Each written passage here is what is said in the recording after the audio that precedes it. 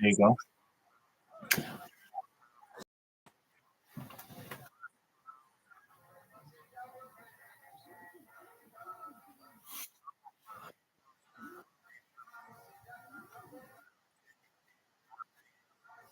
I'm all about all that stuff.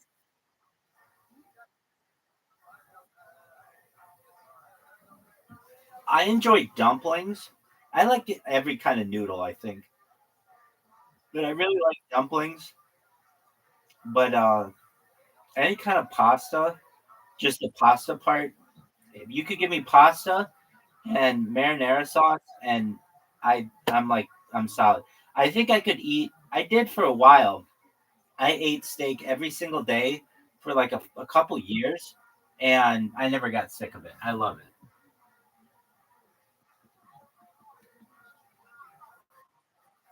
I love cheese. I didn't mention that. I love fondue.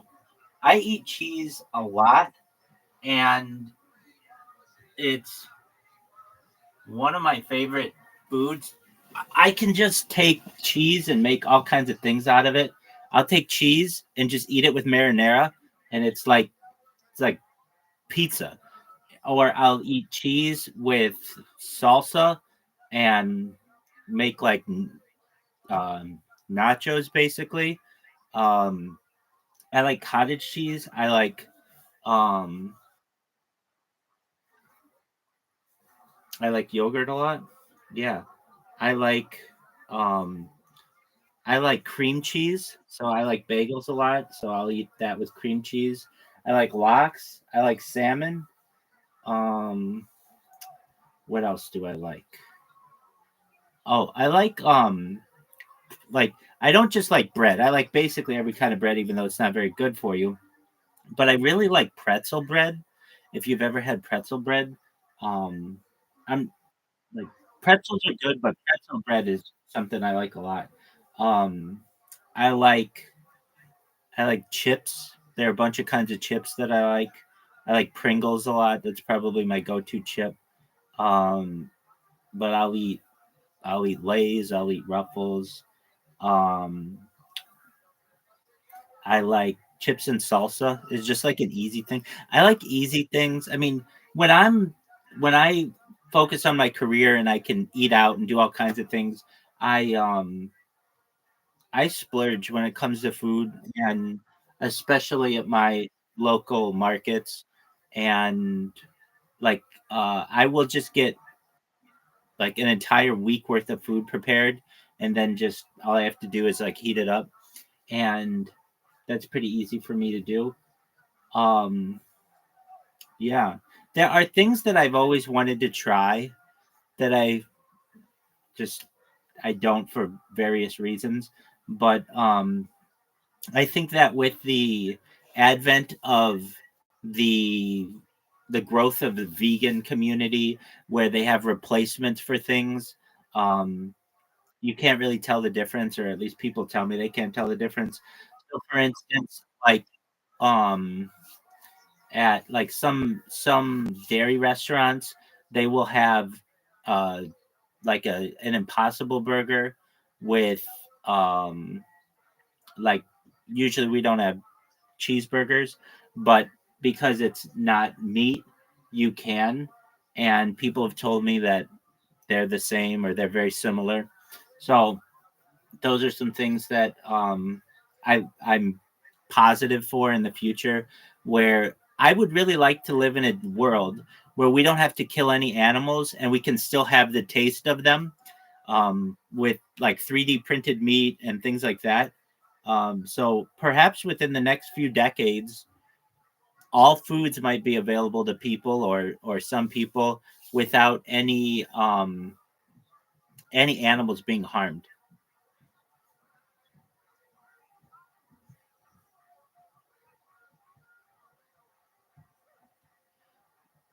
There are some like really exotic animals that I've wanted to try, but like giraffe is technically a kosher animal, but there's always been a question of where it needs to be slaughtered, and it's just hard to get your hands on giraffe.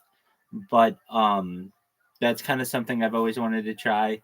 And like reindeer is kosher, but I've never had that. That's a difficult one. They basically have to be farmed. No, I've never tried anything like that. Is it good?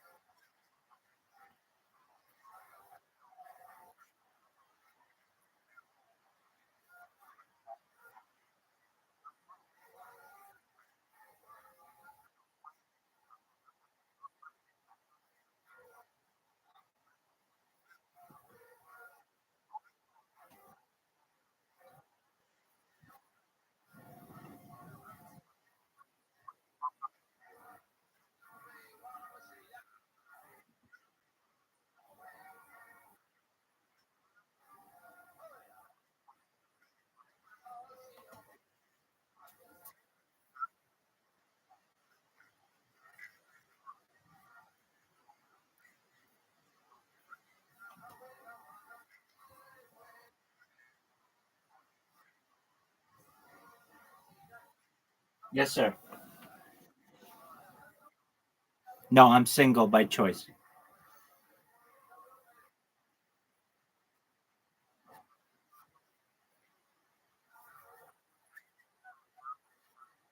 No, no. I've dated a lot.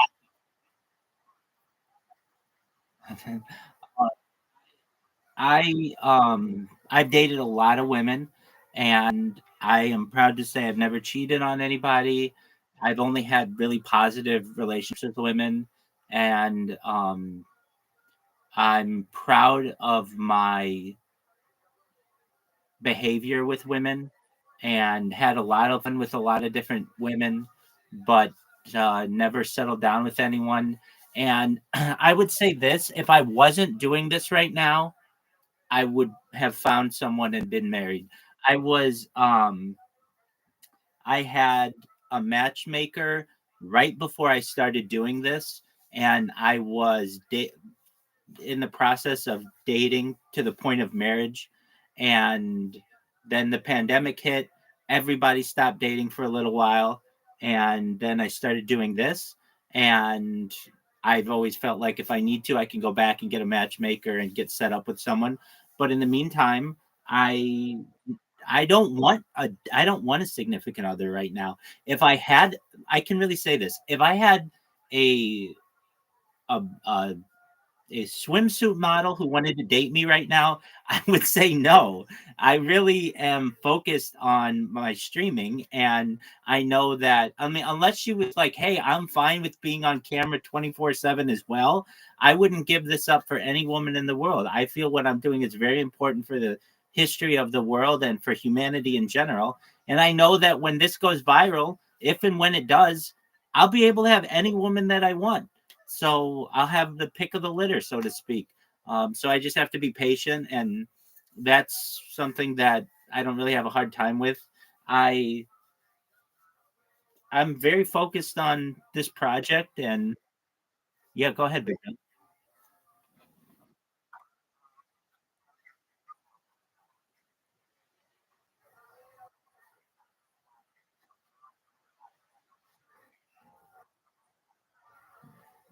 Oh, no, no, I've been on many dates. No, I dated women at length. No, for years, but I at the time didn't want to settle down yet. And but no, do I want to get married?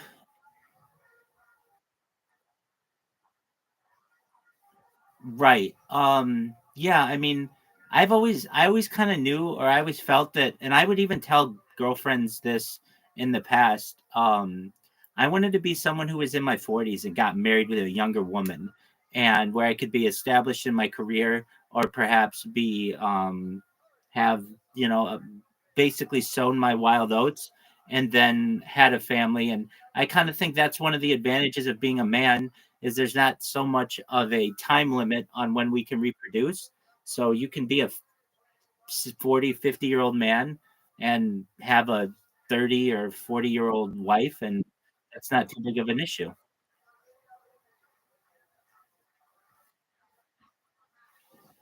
How about you, Kylie? Anybody's taking your heart?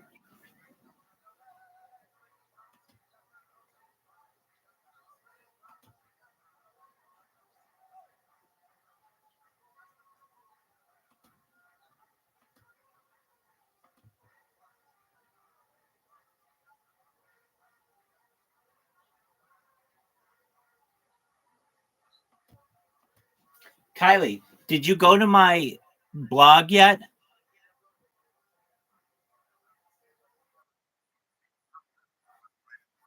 Did you see how big it was? Did you go all the way to the bottom?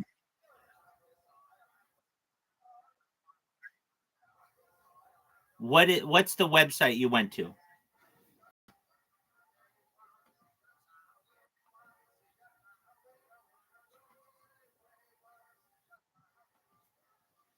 What website did you go to?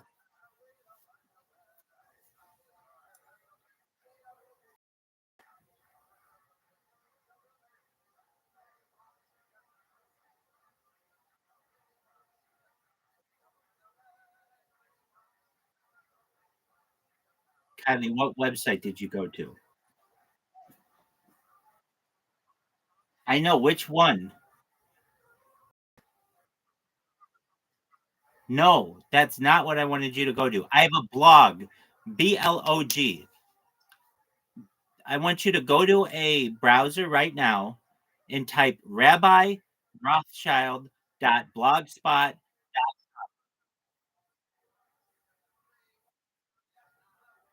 RABBI, Rothschild, ROTHSCHILD dot blogspot, BLOGSPO dot blogspot, BLOGSPOT.com. rabbirothschild.blogspot.com.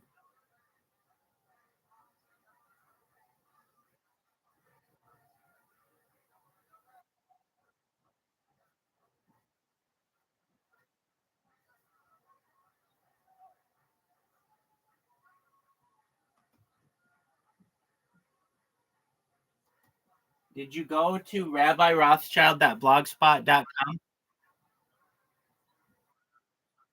Okay, hold on. Now go to click my face. Do you see there's a picture of my face?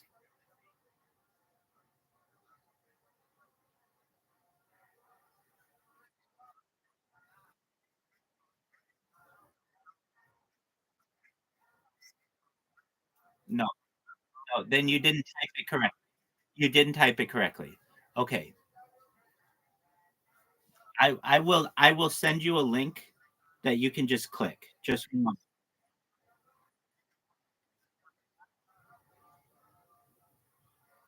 Yeah, it's two B's.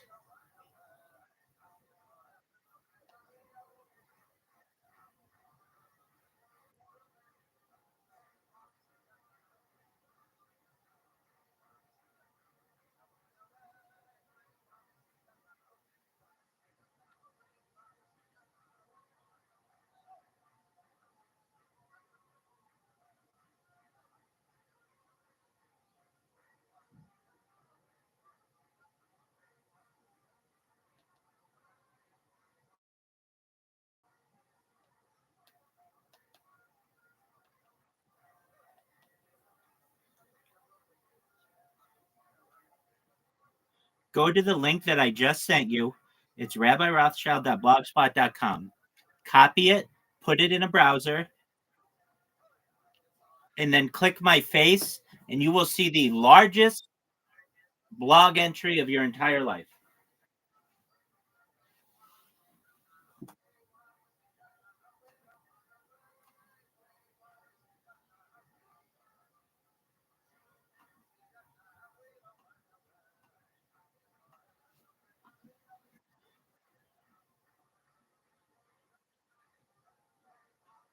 Kylie, do you see that I sent you a link?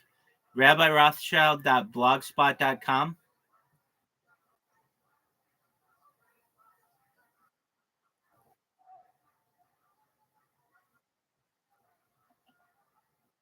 Just take the link that I sent you, copy it, and put it in your browser.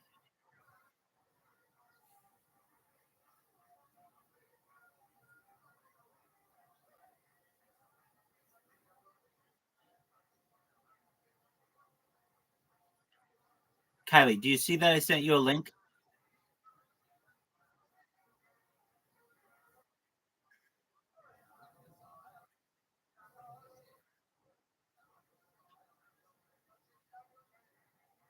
.blogspot.com.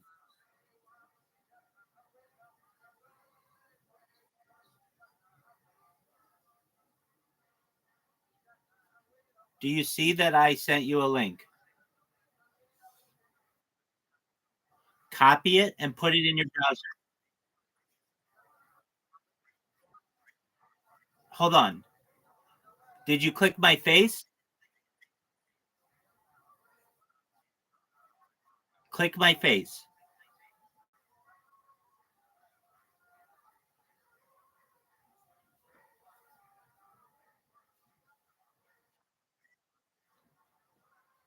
Okay. Do you see how big it is? You have to scroll for pages and pages and pages. Do you see that? No, you don't. The thing that says Guinness World Record, click that. No, you haven't. You haven't. You haven't.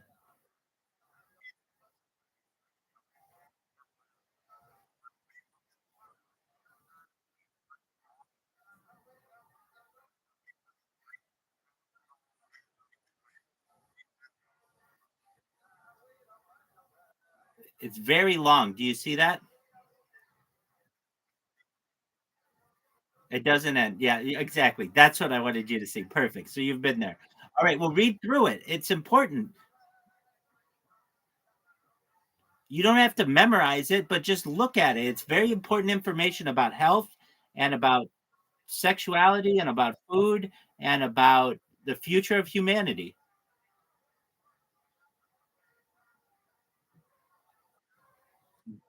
Very interesting topics in there.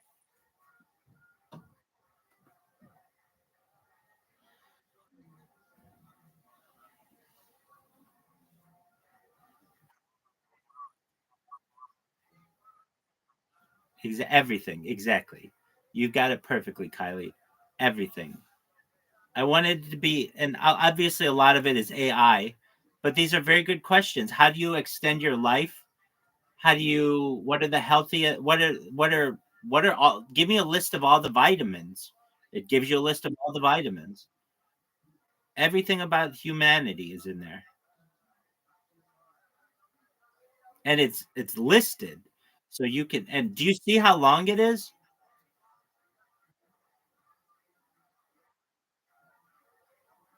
Exactly. I have a challenge for you.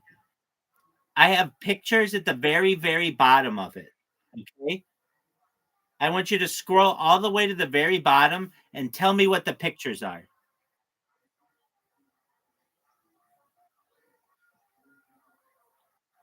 So I'm challenging you.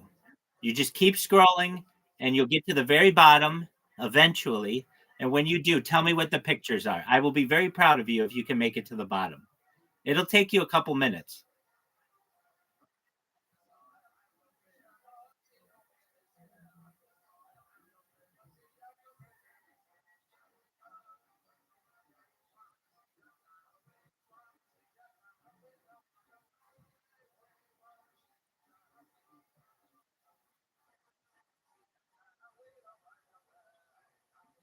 Good man, Kylie. I hear you scrolling.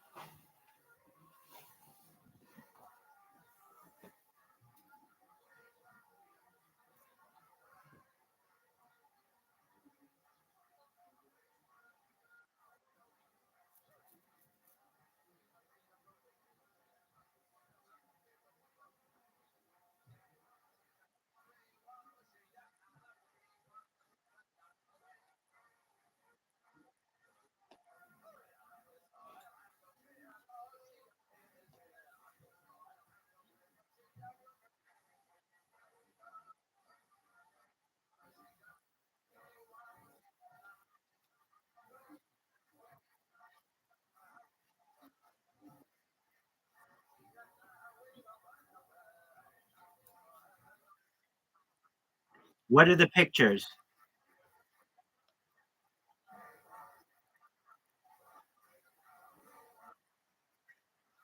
Yeah, what are they?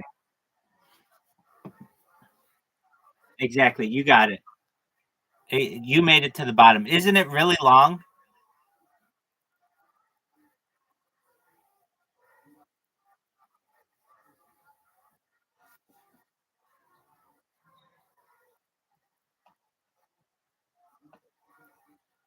Show that to your sister when you have a chance. There's a lot of information on food in there. A lot of information she'll probably think is cool. Oh, I know it's too long. I'm not saying that you have to sit there and memorize it.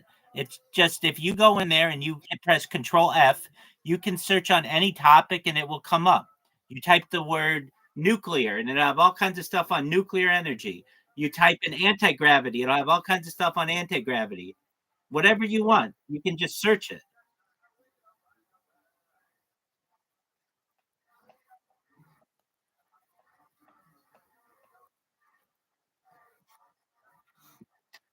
Kylie, I know it's too long. I didn't make it so that some one person would sit there and read it, although some people may. I made it so that it was a compilation of basically my Chat GPT record, and people can take a look at it. And if it's interesting to them, they can read it. If not, they don't have to. But the thing is, and what I think you're seeing, most people don't have as much data or as much content as I do. You've seen I've got TikToks, I've got YouTubes, I've got Discords, I've got Instagrams, I've got a huge blog. You name it, I have it.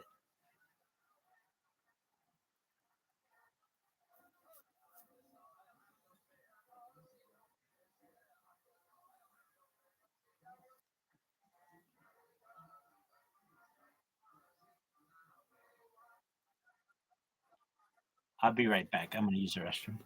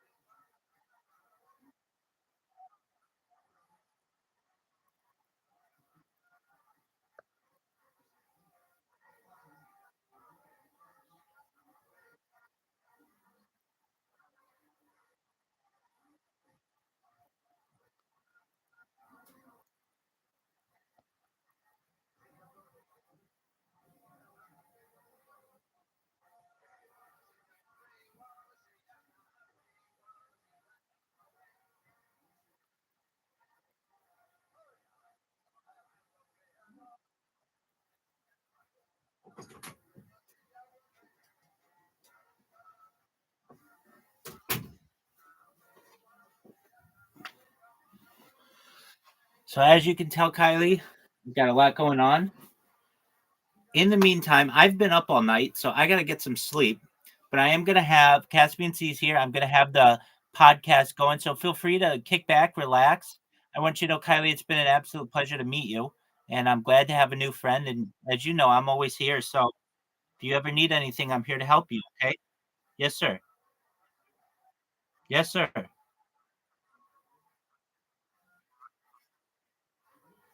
Have I seen my Instagram? You got it, big dog.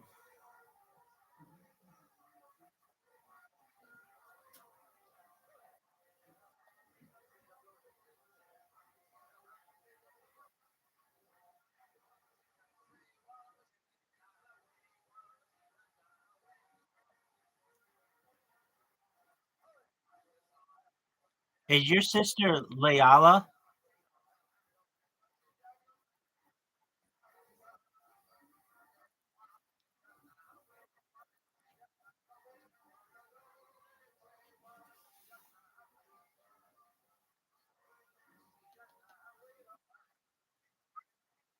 You're amazing.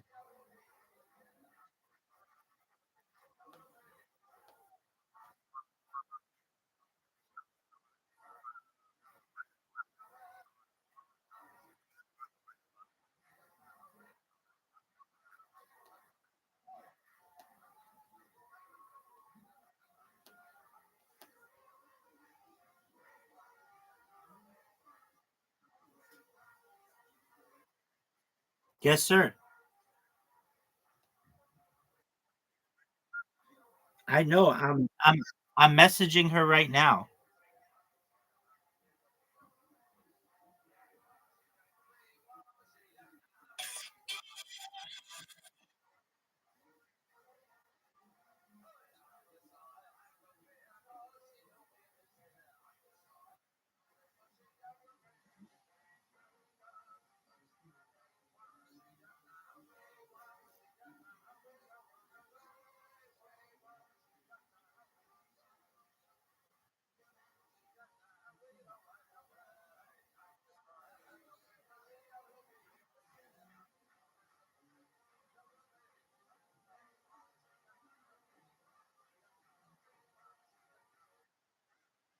Thank you, big dog.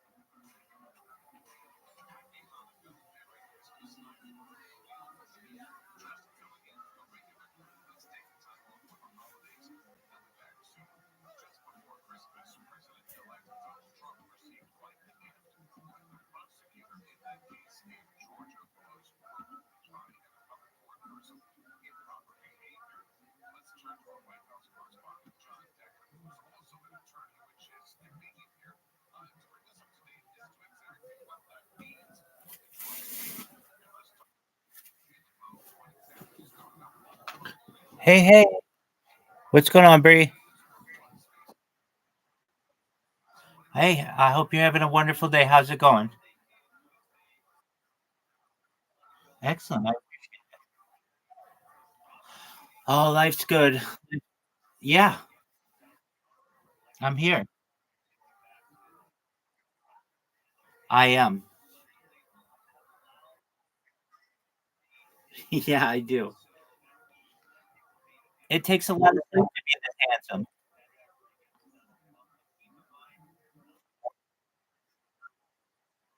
8,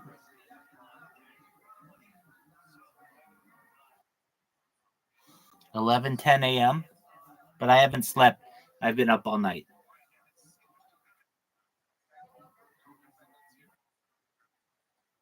I have been recently. It just kind of depends on how popular I get.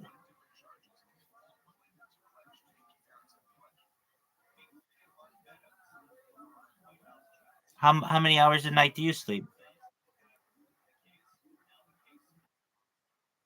There you go.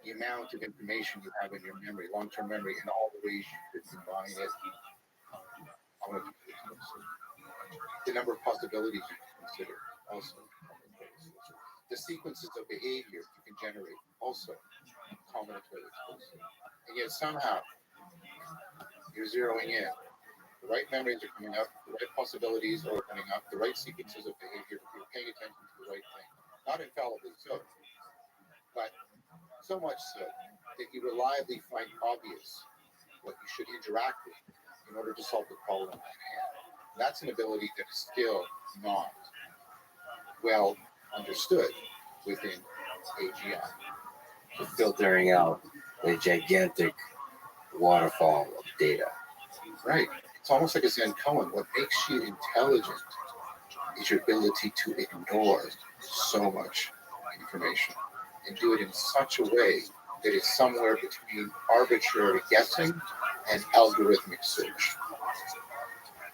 And to a fault sometimes, of course, that you, based on the models you construct, you forget, you ignore things that you probably not ignore.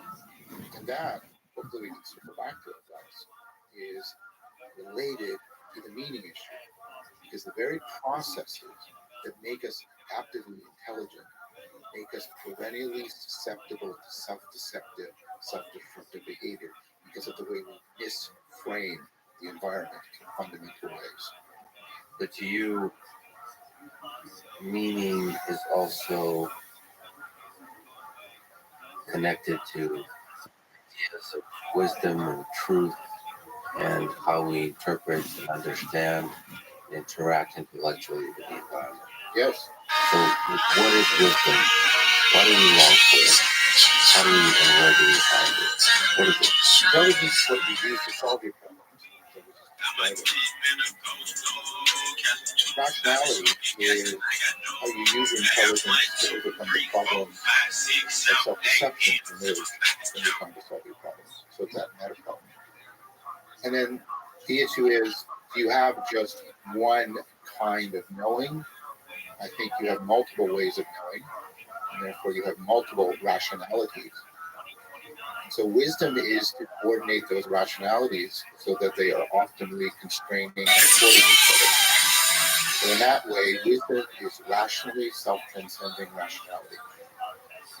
Right. So life is a kind of process where you jump from rationality to rationality and pick up a village of rationalities along the way that then turns into wisdom.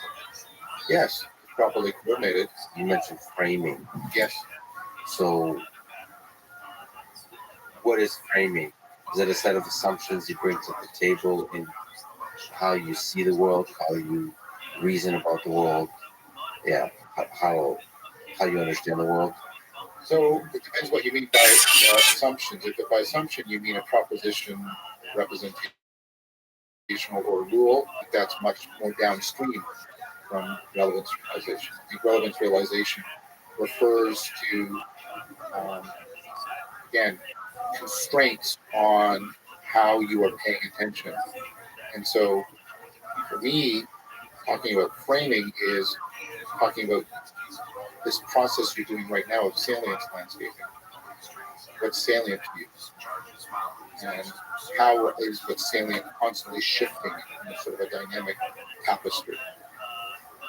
How are you shaping yourself to the way that salience landscaping is aspectualizing the world, shaping it into aspects for interaction? For me, that is a much more primordial process than any sort of a belief we have. And here's why. If we mean by beliefs, a representational proposition, then we're in this very problematic position. Because then we're trying to say that propositions are ultimately responsible for how we do relevance realization. And that's problematic because representations presuppose relevance realization. If I represent this as a cup, the number of properties it actually has, and that I even have epistemic access to, is combinatorial discursive. I select those a subset and how they are relevant to each other insofar as they are relevant to me. This doesn't have to be a cup. I could be using it as a hat. I could use it to stand for the letter D. All kinds of different things. I could say this was the 10th billion object made in North America, right? Representations presuppose relevance realization. They are, right? We are therefore dependent on it, which means relevance realization isn't bound to our representational structures. It can be influenced by them, but they are ultimately dependent on relevance realization. Let's define stuff. Relevance realization. Yes. What are the inputs and the outputs of this thing? What is it? What are we talking about? What we're talking about is how you are doing something very analogous to evolution. So if you think about that activity isn't in the organism or the environment, but in a dynamical relation. And then what does evolution do? It creates variation, and then it puts selective pressure. And what that does is that changes the niche constructions that are available to species. It changes the morphology. You also have a loop. It's your sensory motor loop. And what's constantly happening is there are processes within you that are opening up variation and also processes that are putting selection on it. And you're constantly evolving that sensory motor loop. So you might call it your cognitive fittedness, which is how you're framing the world, is constantly evolving and changing. I can give you two clear examples of that. One, right? The autonomic nervous system, parasympathetic and sympathetic. The sympathetic system is biased to trying to interpret as much of reality as threat or opportunity. The parasympathetic is biased to trying to interpret as much of the environment as safe and relaxing, and they are constantly doing opponent processing. There's no little man in you calculating your level of arousal. There's this dynamic coupling, opponent processing between them that is constantly evolving with arousal. Similarly, your attention, you have the default mode network, task network. The default mode network is putting pressure upon you right now to mind wander, to go off, to drift. Right? And then the task focus network is selecting out of those possibilities the ones that will survive and go into. So you're constantly evolving your attention. Okay, so there's a natural selection of ideas. That's a bunch of systems within you are generating. You use the natural selection. What is the selector? The object that you're interacting with, the glass. Relevance realization. Once again, you just described how it happens. Yes. You didn't describe what the hell it is. So what's the goal? What are we talking about? So relevance realization is how you interact with things in the world to make sense of make sense of why they matter, what they mean to you, to your life. Yes, and that's the language you just used. You're starting to use the meaning life language. Good or bad? That's good. Okay, that's good. So, what does that evolution of your sensory motor do? It gives you, and here I'll use the term from Marvel Monkey, it gives you optimal grip on the world. So let's use your visual attention again. Okay, here's an object. How close should I be to it? Is there light? Exactly. So you have to evolve your sensory motor loop in order to get the optimal grip that actually creates the importance of you getting to a goal that you're trying to get. Yeah, but you're describing physical goals of manipulating objects, but this applies. The task, the process of relevance realization is not just about getting a glass of water and taking a drink. It's about falling in love. Of course. What else is there? Well, there's obvious. Between those two options. I can show you how you're optimally gripping in an abstract cognitive domain. Okay? So a mammal goes by, and most people will say, there's a duck. Now, why don't they say, they might, but typically, probabilistically, they'll say there's a dog. They could say there's a German Shepherd, there's a mammal, there's a living organism, there's a police dog. Why that? Why there? Why did they stop in a rush for basic levels?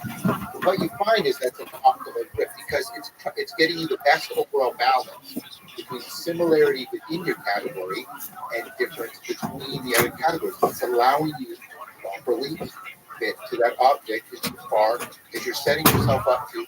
Well, I'm getting as many of the similarities and differences I can on balance because in a trade-off relationship that I need in order to probably interact with this mammal. That's optimal grip, not right. It's at the level of your categorization. You follow these models of the world around you, and on top of them, you do stuff. Like you build representations, like you said. Yes. What's the salience landscape? Salience meaning attention landscape. So salience is what grabs your attention, or what results from you directing it. So I clap my hands, that's salient, it grabs your attention is drawn to it and bottom up. But I can also say your left big toe, and that would salient be because you directed your attention towards it. That's top down. And again, going to processing going on. So whatever stands out to you, what grabs your attention, what arouses you, what triggers at least momentarily some affect towards it, that's how things are salient. What salient, I would argue, is how a lot of unconscious relevance realization makes information relevant to working memory. That's when it now becomes online for direct sensory motor interaction with the world. So you think the salience landscape, the ocean of salience extends into the subconscious mind? I think relevance does, but I think when relevance is recursively processed, relevance realization, such that it passes through sort of this higher filter of working memory and has these properties of being globally accessible and globally broadcast, then it becomes the thing we call salience. But look, that's really good evidence. There's really good evidence from my colleague at UFT, University of Toronto, Lynn Asher, that's what working memory is. It's a higher order relevance filter. That's why things like chunking will get way more information through working memory because it's basically monitoring how much relevance realization has gone into this information. Usually you have to do an additional kind of recursive processing. And that tells you, by the way, when do you need consciousness? When do you need that working memory and that salient landscaping? It's when you're facing situations that are highly novel, highly complex, and very ill-defined that require you to engage with memory. Okay, got it. So relevance realization is in part the thing that constructs that basic level thing of a dog. So when you see a dog, you call it a dog, not a German Shepherd, not a mammal, not a biological meat bag. It's a dog. Wisdom. So what is wisdom? If we return, I think as part of that, we got to relevance realization. And then wisdom is an accumulation of rationalities. We describe the rationality as a kind of starting from intelligence, much of puzzle solving, and then rationality is like the meta problem of puzzle solving, and then what wisdom is the meta problem of puzzle solving. Yes, in the sense that the meta problem you have when you're solving your puzzles is that you can often fall into self-deception. Self-deception, right? Right. So whereas knowledge becomes ignorance, wisdom is about overcoming foolishness. If what we mean by foolishness is self-deceptive, self-destructive behavior, which I think is a good definition of foolishness. And so what you're doing is you're doing this recursive relevance realization. You're using your intelligence to improve the use of your intelligence. And then you're using your rationality to improve the use of your rationality. That's that recursive relevance realization I was talking about a few minutes ago. Think about a wise person. They come into highly, often messy, ill-defined, complex situations, usually where there's some significant novelty. And what can they do? They can zero in on what really matters, what's relevant, and then they can shape themselves, salience landscaping, to intervene most appropriately to that situation as they have framed it. That's what we mean by a wise person, and that's how it falls into the model as it presented to you. When we say self-deception, I mean, part of that implies that it's intentional. Part of the mechanism of cognition, you're modifying what you should know for some purpose. Is that how you see the word self-deception? No, because I belong to a group of people that think the model of self-deception as lying to oneself ultimately makes no sense. Because in order to lie to you, I have to know something you don't, and I have to depend on your commitment to the truth in order to modify your behavior. I don't think that's what we do to ourselves. I think, and I'm going to use it in the technical term, and thank you for making space for that earlier on, I think we can bullshit ourselves, which is a very different thing than lying. So what is bullshit? And how do we bullshit ourselves, technically speaking? Yeah, Frankfurt, and this is inspired by Frankfurt and other people's work based on Frankfurt's work. On bullshit. Yeah, classic essay. It's a pretty good title. I think it's one of the best things he wrote. He wrote a lot of good things. The title or the essay? The essay. That was good too. It's always an icebreaker in certain academic settings. So let's contrast the bullshit artist from the liar. The liar depends on the commitment to the truth. So bullshit artist is actually trying to make you indifferent to the question of truth and modify your behavior by making things salient to you so that they are catchy to you. So, a prototypical example of bullshit is a commercial, television commercial.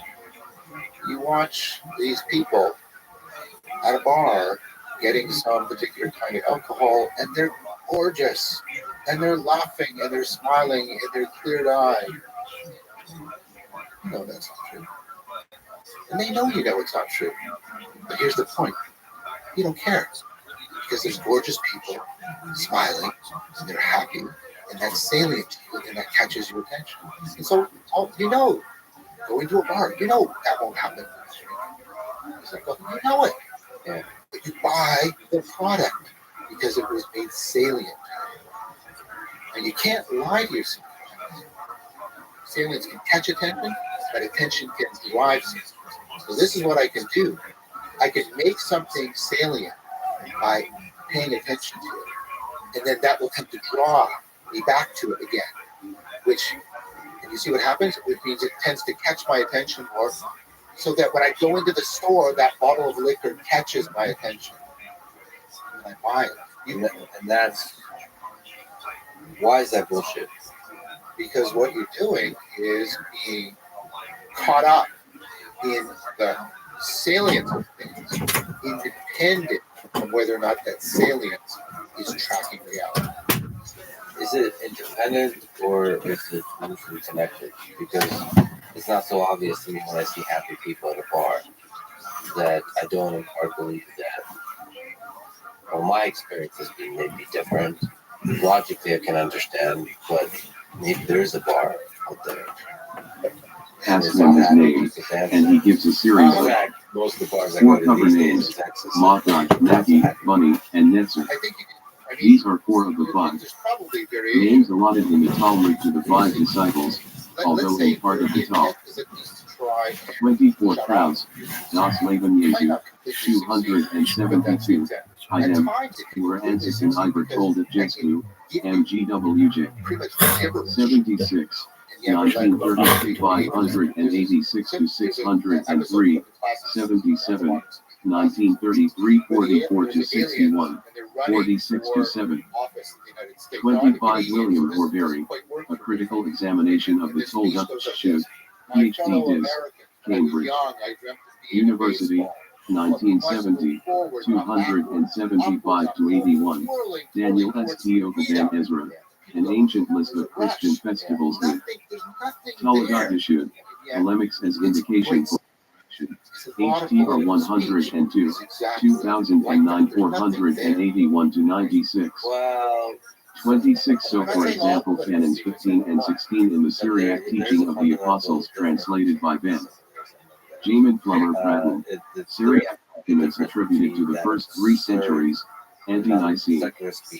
Christian Library 21, Edinburgh, T&T Clark, 1871, 41. 27 Williams were buried. The depiction of Judeo-Christians in the Talmud Shud, in the image of the Judeo-Christians in ancient Jewish and Christian literature. J. Thompson and Doris Lambert Petrie, WUNT 158, Tubingen, Morsi Bet, 2003, 284-85. The Strasbourg text of the Talmud. 57. Munich textual tradition, represented in Haggadah HaTalmud. There are likewise only 4, but they read like names derived from the Christological truth texts, which is Shuden quotes. PS 42:2,24:7, Exodus 4:22, Isa 11:1, only to be rebutted. Ted by other nearby texts on the principle Teshuvah Bezidul. In respect of answers to minimum B Sanhedrin 38b, Bereshit Rabbi 8:9.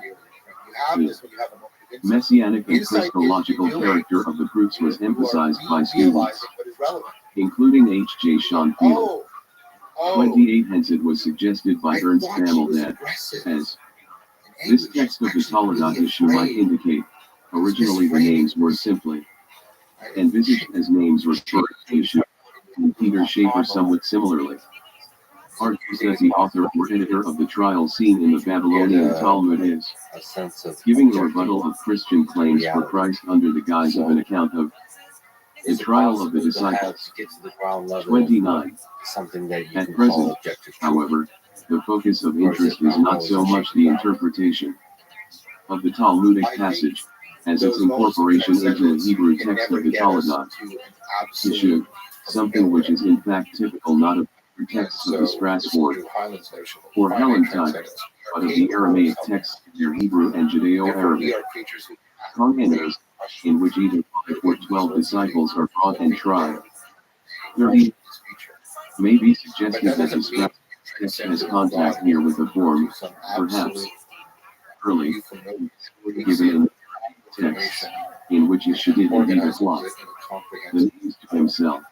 This connection it is at least noteworthy that the Sage on Simeon Sefer in the Strasbourg text, itself probably an addition, gives the Christian authorities' Hebrew equivalents of the titles which in the Aramaic texts we find given to Roman or Jewish ones, Egemen and Yashish Gadol. 31 inches. The Strasbourg text we then have a possible link between the Hebrew text in the Helen Greek form which is the most familiar of all, and the story given typically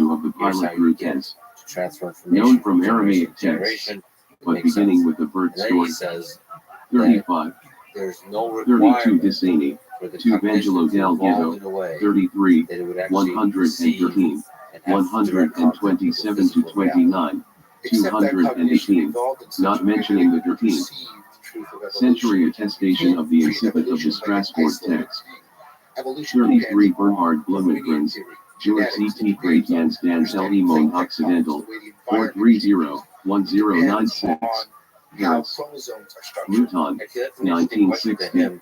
169 to 71,258. Is how do you know 34 evolution? Wage and Sale. Yes. Confutatio Libri Toldos Gestwu. I 12 to think 13. he would be open Kraus. to the idea Das that Leben it Jesu. is part of the 13. illusion that we constructed. That there's some Follow the old attribution of the in book some of Urbanus sense, it Morris. is connected The relevant to passages are reality, reprinted but we don't have a clear from picture Pierre of it. Francaret OIS Gibelet.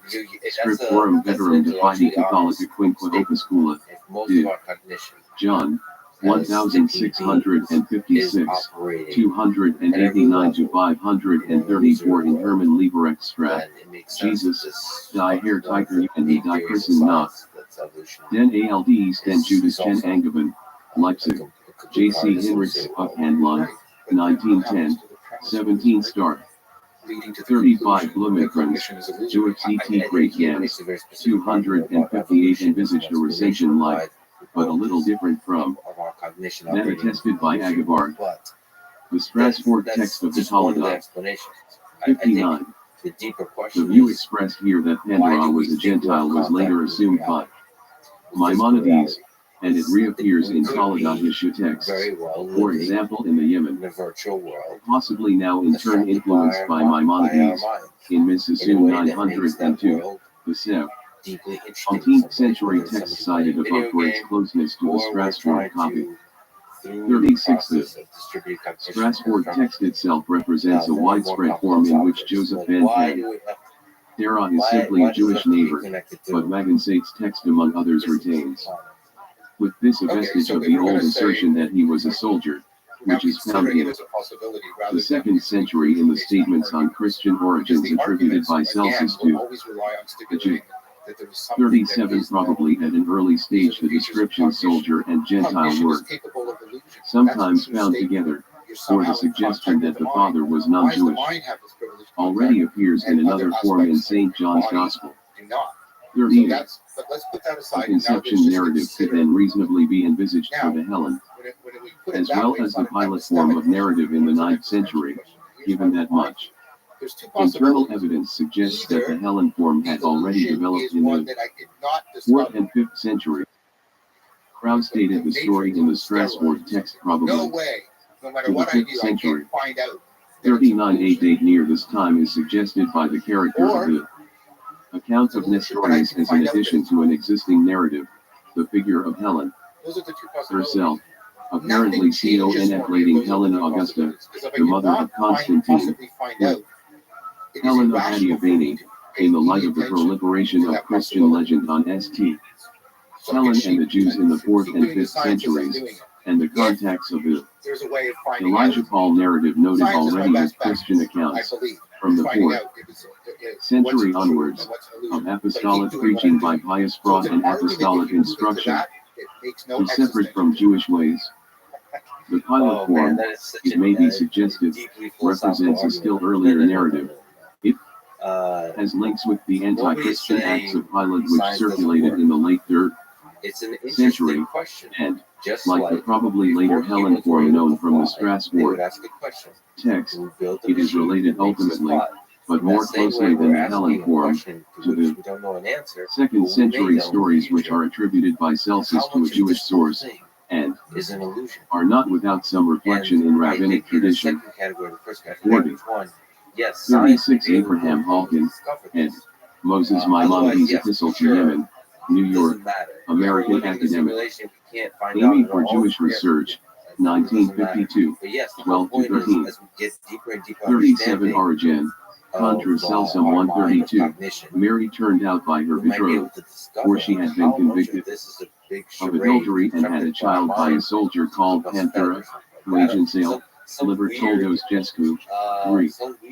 Joseph Panderon Ibrahim discussed with other attestations of soldier and Jen. Tiled by Horbury, a critical examination, 405 to 6. 38 John 848 You are a Samaritan. CF 841 We were not bomb of fornication. 39 Kraus, Das Leben Jesu, 246. 40 for rabbinic passages as suggesting an early form of narrative on Jesus related to the Toledat issue and current in both Judea and the East. See William Horbury, Rabbinic Perceptions of Christianity and the History of Roman Palestine, Proceedings of the British Academy. 165, 2010 353 to 76. Equals Rabbinic Texts and the History of Late Roman Palestine E.D.S. Martin, Goodman and Philip Alexander. Observations on the Rule Breach manuscripts of the Toledat Yeshu asterisk. Whatever the system is going to be the source of These recension give UNS short problem out text with those words. Samuel Kraus, author of the seminal work Das Leben Jesu nach Jix Quellen. 1902, encapsulated the challenges posed by the Rules-Reach version of the Toledat Yeshu. Johann Jacob Ruhl-Reach, a Christian scholar from Zurich, whom little is known, first published a manuscript of the version in 1705, along with the Latin translation and annotations. Two Ruhl-Reach's manuscript differs substantially from earlier manuscripts of the Toledat in both content and style. It combines some of the earliest and some of the latest Toledat traditions, and its origin remains almost completely obscure. Ruhl-Reach said only that a Jew had given it to him. Building on the work of Kraus, his colleague, Eric Bischoff, and scholars recently researching the Toledat, this article closely examines the Ruhl-Reach version, exploring its unique narrative and its rewritings of earlier versions. It also offers some thoughts about dating the manuscripts. Kraus delineates some of the unique features of the Ruhl-Reach version, which this article will discuss in some detail, but, in short, there are many. It is thus surprising, at least at first glance, that the Ruhl-Reach manuscripts have not received more scholarly attention relative to the other versions than they have. There are a number of ways to explain this comparative neglect, including the paucity of manuscripts, the lack of significant differences between the manuscripts, which led Kraus, Ricardo Disani, and others to believe, in my view, correctly, that they are all copies of each other, and the sheer number of dissimilarities. Asterisk this article would not have been possible without the resources of the Toledat Yeshu project. I would like to thank the attendees of the Toledat Yeshu conference, especially Peter Schaefer, who made the conference and the project possible, and Michael Mearson, my colleague on the project, for their thoughtful comments. I am also indebted to Michael for his answers to my questions while I was turning the paper into an article. One appreciate Eve Levy, Feinstein's and Janenstein's help with my last-minute queries. 1 Samuel Kraus, Das Leben Jesu nach Giitis Quellen, Berlin, S. Cavalry, 1902, Repair. Hildesheim, Holmes, 1977, 16. To Johann Jacob Ruhl-Reach, Ruhl-Reach, Sefer Toledat Yeshua Hanatsri / Historia Jescu, Nazarini, Judatis Blaspheme Corruptus / X Manuscript Ilhakunus and Edigo Nukimum Editus. AC Ver Ioni Et Natus, Quibus Judaeorum Ni Cushii Proprius de Gunter, Et Autoris Asserta in FGEAC Implicatus Convincuntur, Illustrata Joe. JAC. Let me dance around. Ulrico, Leiden, J. Duvey, 1705. 62. Adina M. Rabbi. Between the Ruhl-Reach version and all the others, which makes it very difficult for the scholar to put it in context. 3. This article aims to situate the ruled reach manuscripts in their historical and geographical contexts, in light of the manuscript's unique features. The parts of the ruled reach that reference earlier versions often echo the earliest extant Hebrew manuscripts, at least one of which is a translation of an even earlier Aramaic manuscript, but there are much later elements in the ruled reach as well. The ruled reach's description of Mary's grave is nearly identical to that in the Yiddish manuscript. Another account about Jesus playing ball is similar to a story common in the latest Slavic versions of the Talmud. Since the author or authors of the ruled reach were familiar with some of the earliest and some of the latest manuscript traditions, the ruled reach version may be dated to the 15th or 16th century, if not even later.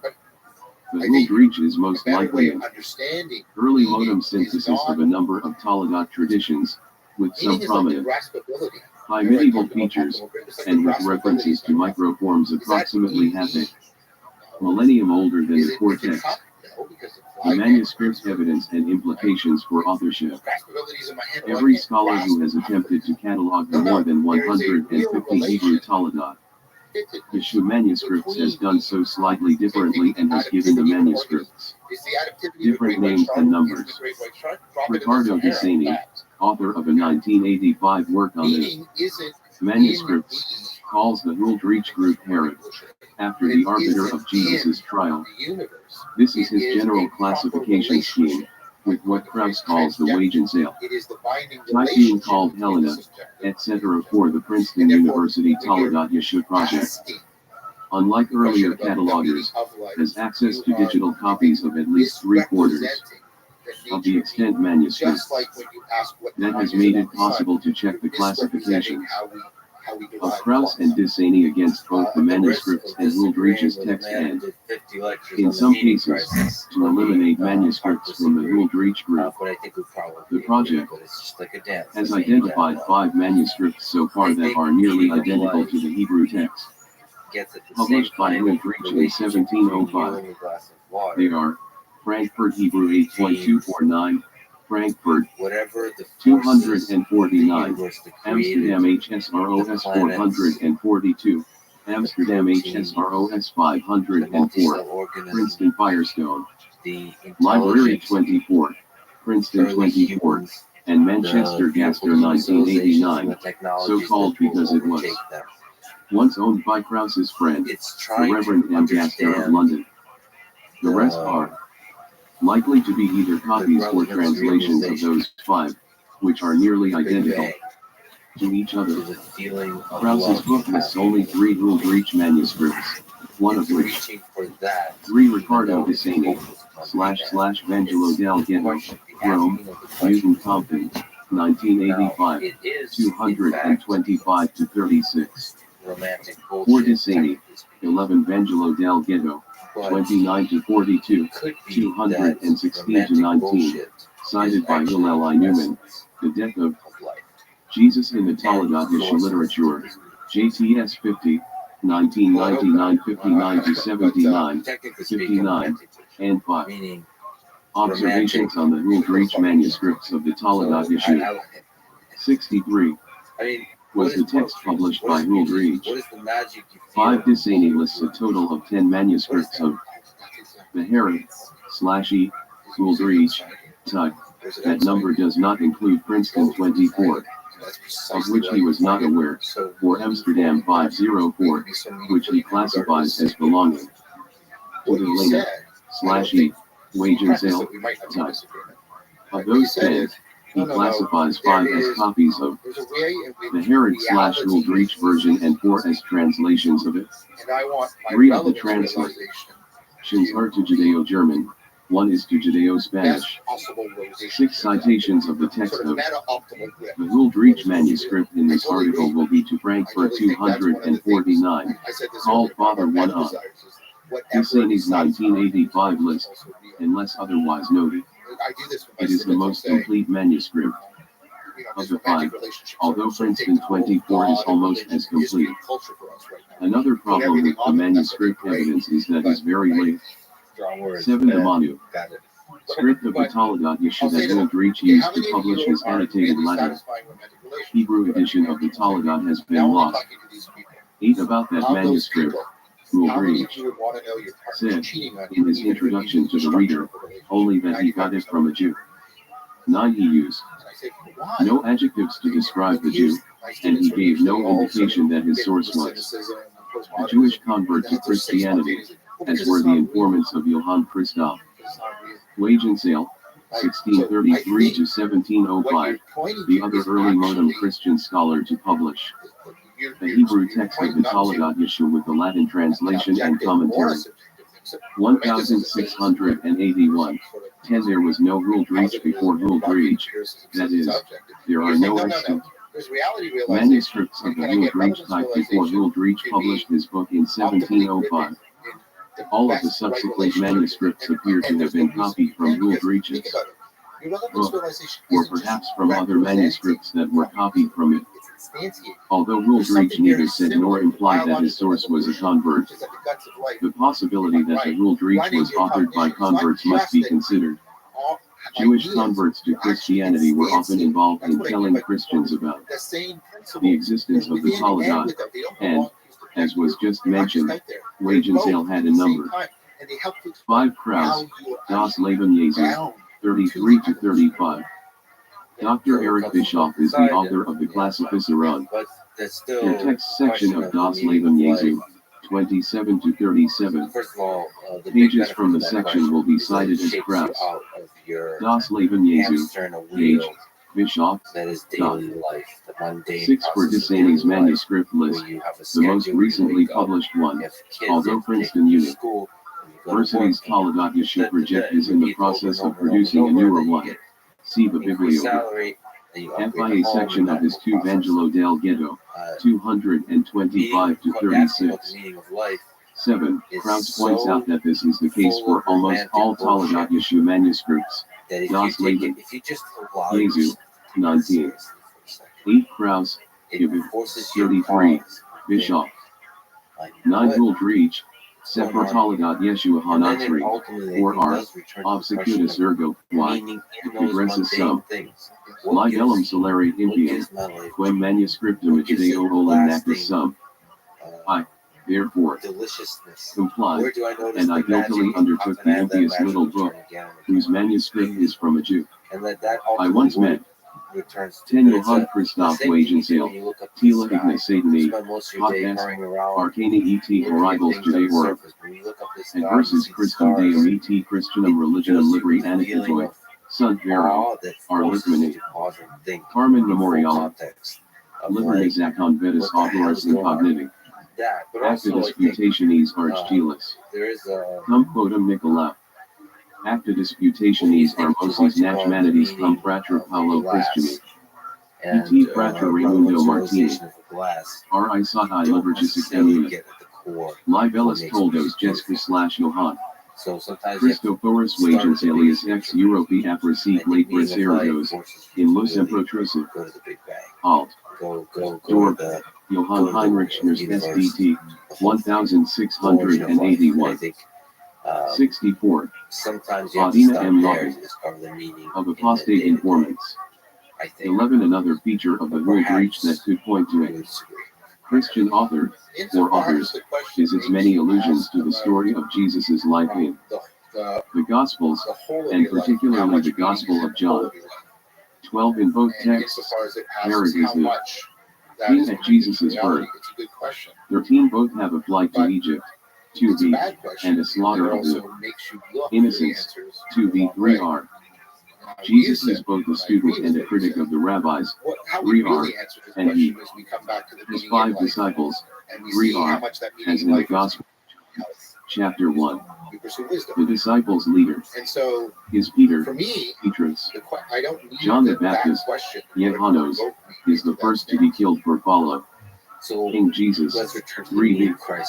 In most of the versions in which John is mentioned, primarily fragments and the early Hebrew manuscripts, he is killed together with Jesus, After the disciples were Various executed, processes that make us adaptively 14 intelligent, Jesus wanders in the subject us desert, to perennial out, problems of self-deception, though with the disciples, self-destruction, meets fake worship people, of and ourselves makes or pretty other remarks people, to them. all of that, 3b. and that can cause The ruler, in this case, anxiety, Herod, agrees existential to anxiety, execute Jesus after despair, some delay. it 4b. can cause His executing a is sense by of hanging, absurdity. with no stoning, although are his perennial disciples problems. are stoned. And 4b. across In a cultures marked and departure from many across other versions, historical and from the periods, Talmud. human beings 15. have come up with ecologies of practices. Perhaps the most famous 17th century convert connected with the Toledat is Samuel Friedrich Franz of Bavaria. In his Beidester of Gestriaker, Schlangenball, Serpent S. skin strip, That's in 614, Franz wrote that how I can Christmas show you Eve, one the clear Jews read a instance book called of Lost Ola, Tale of the any Hag, crisis. It's one of the no wisdom alternative family. titles for the Toledat. I do this 16 in that book, Jesus is called. 11 crowds believe that many Toledat manuscripts were written by converts, Das Leben Jesu. 17, on account of what he considered to be their poor Hebrew, 1617, and their utter hostility to Christianity. He cited Johann Wiehofer's idea that converts manufacture the entire Toledat in incite Christians to harm the Jews. Krauss thought that Wiehofer went a bit too far, but did not dismiss his argument. 17. I think that Krauss went too far in crediting Wiehofer's claims. While converts were involved in the transmission, and likely to some degree in the composition, of some manuscripts of the Toledat Yeshu, there is no reason not to see the Toledat as an internal Jewish response to the Gospels and to Christianity. 12 in the Hul Breach, Jesus is called Yeshua at his birth and then Yesh after his excom. Communication. In the other Hebrew Toledat Yeshu manuscripts, he is usually called Yeshu, or Yeshai, which is probably the result of a transcription error after his excommunication. While at birth he may be called Yeshua, Yehoshua, or Yeshu. For the sake of clarity, and for ease of comparing with other manuscripts and with the New Testament, this article always refers to him as Jesus. 13 Toledat Yeshu, Ms. Frankfurt 249, 2b. For the remainder of this article, pages from there. Hul Breach, Ms. Frankfurt 249, will be cited in internal citations in the body of the text. 14 for a transcription of, an introduction to, one of the most complete Aramaic manuscripts. Cambridge 35.87, see Yaakov Deutsch, New Evidence of Early Versions of Toledat Yeshu. Tarvis 69, 2177-97 in Hebrew. 15 on the execution of Jesus in the Hul Breach. See also Krauss, Das Leben Jesu, 34, Bischoff. On Jesus' execution by stoning in the Talmud, see Mishnah, and Sanhedrin 6:1 and Babylonian. Talmud Sanhedrin, B. Sanhedrin, 43a, quoted in Peter Schaefer, Jesus in the Talmud, Princeton.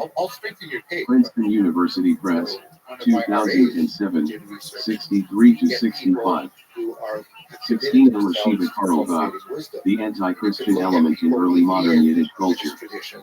Braun Lecture in the History of the Jews in Prussia 10, Ramat Dan, Bar Ilan University, 2002.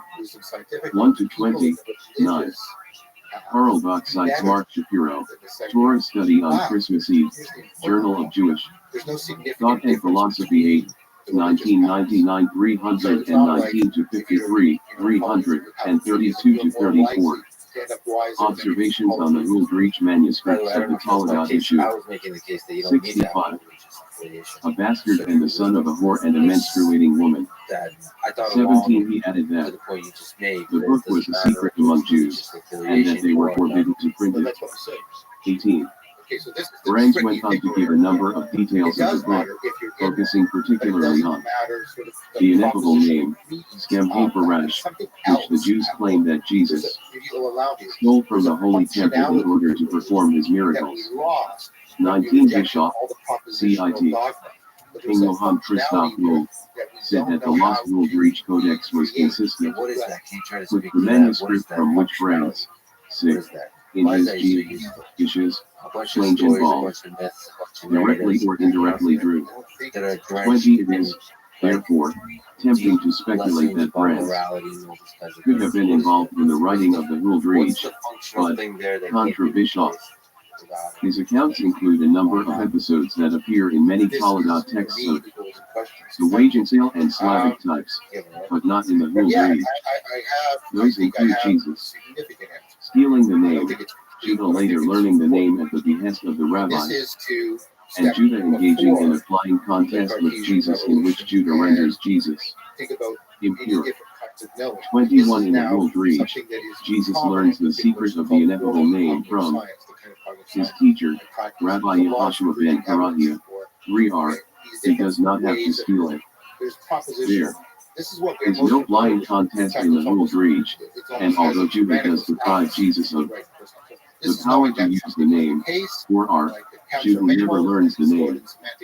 So Brands is not a credible candidate for the authorship of the World Reach. 4. Perhaps another convert, or a group of converts, wrote it, but there is another, more tantalizing possibility, slash, that World Reach wrote it himself. He would not be the first publisher of a found manuscript who was actually its author. World Reach's annotations to the manuscript, however, suggest that he could not have written it. There is no evidence from his book that World Reach had regular contact with living Jews or Jewish converts, as Wage and Sale did. When World Reach discusses Jewish customs, he cites Wage and Sale or Johannes Buxter the Elder, 1564 to 1629, professor of Hebrew at Basel and author of Judah Shul, 1603, rather than his own observations of, or conversations with, Jews. 22. Then there is the question of World Reach's knowledge of Hebrew. He is a capable translator, but the author of the World Reach was also a talented writer of Hebrew who likely had read a number of different versions of the Toledot before, synthesizing and rewriting them to create the final manuscript. World Reach's notations do not appear to be the work of a talented Hebraist. There is very little.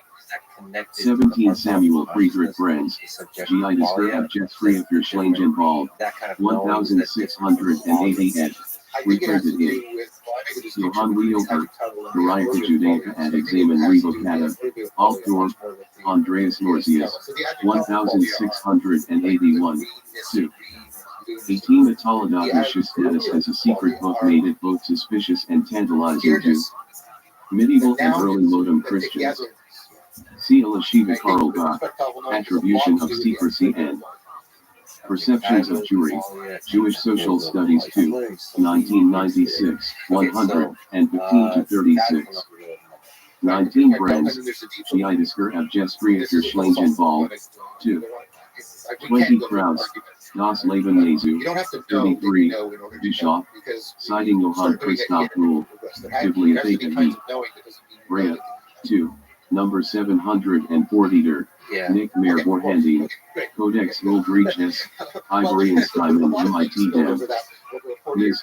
AUS Dam Brands Lisanum Gia, Schlangen Ball Direct Oder and Direct Scope, 21 Brands, G.I. Disger ab Jeffrey für Schlangen Ball, 2 to 3, 22 C, Example World Reach, Sefer Toledot Yeshua Hanatzri, 3.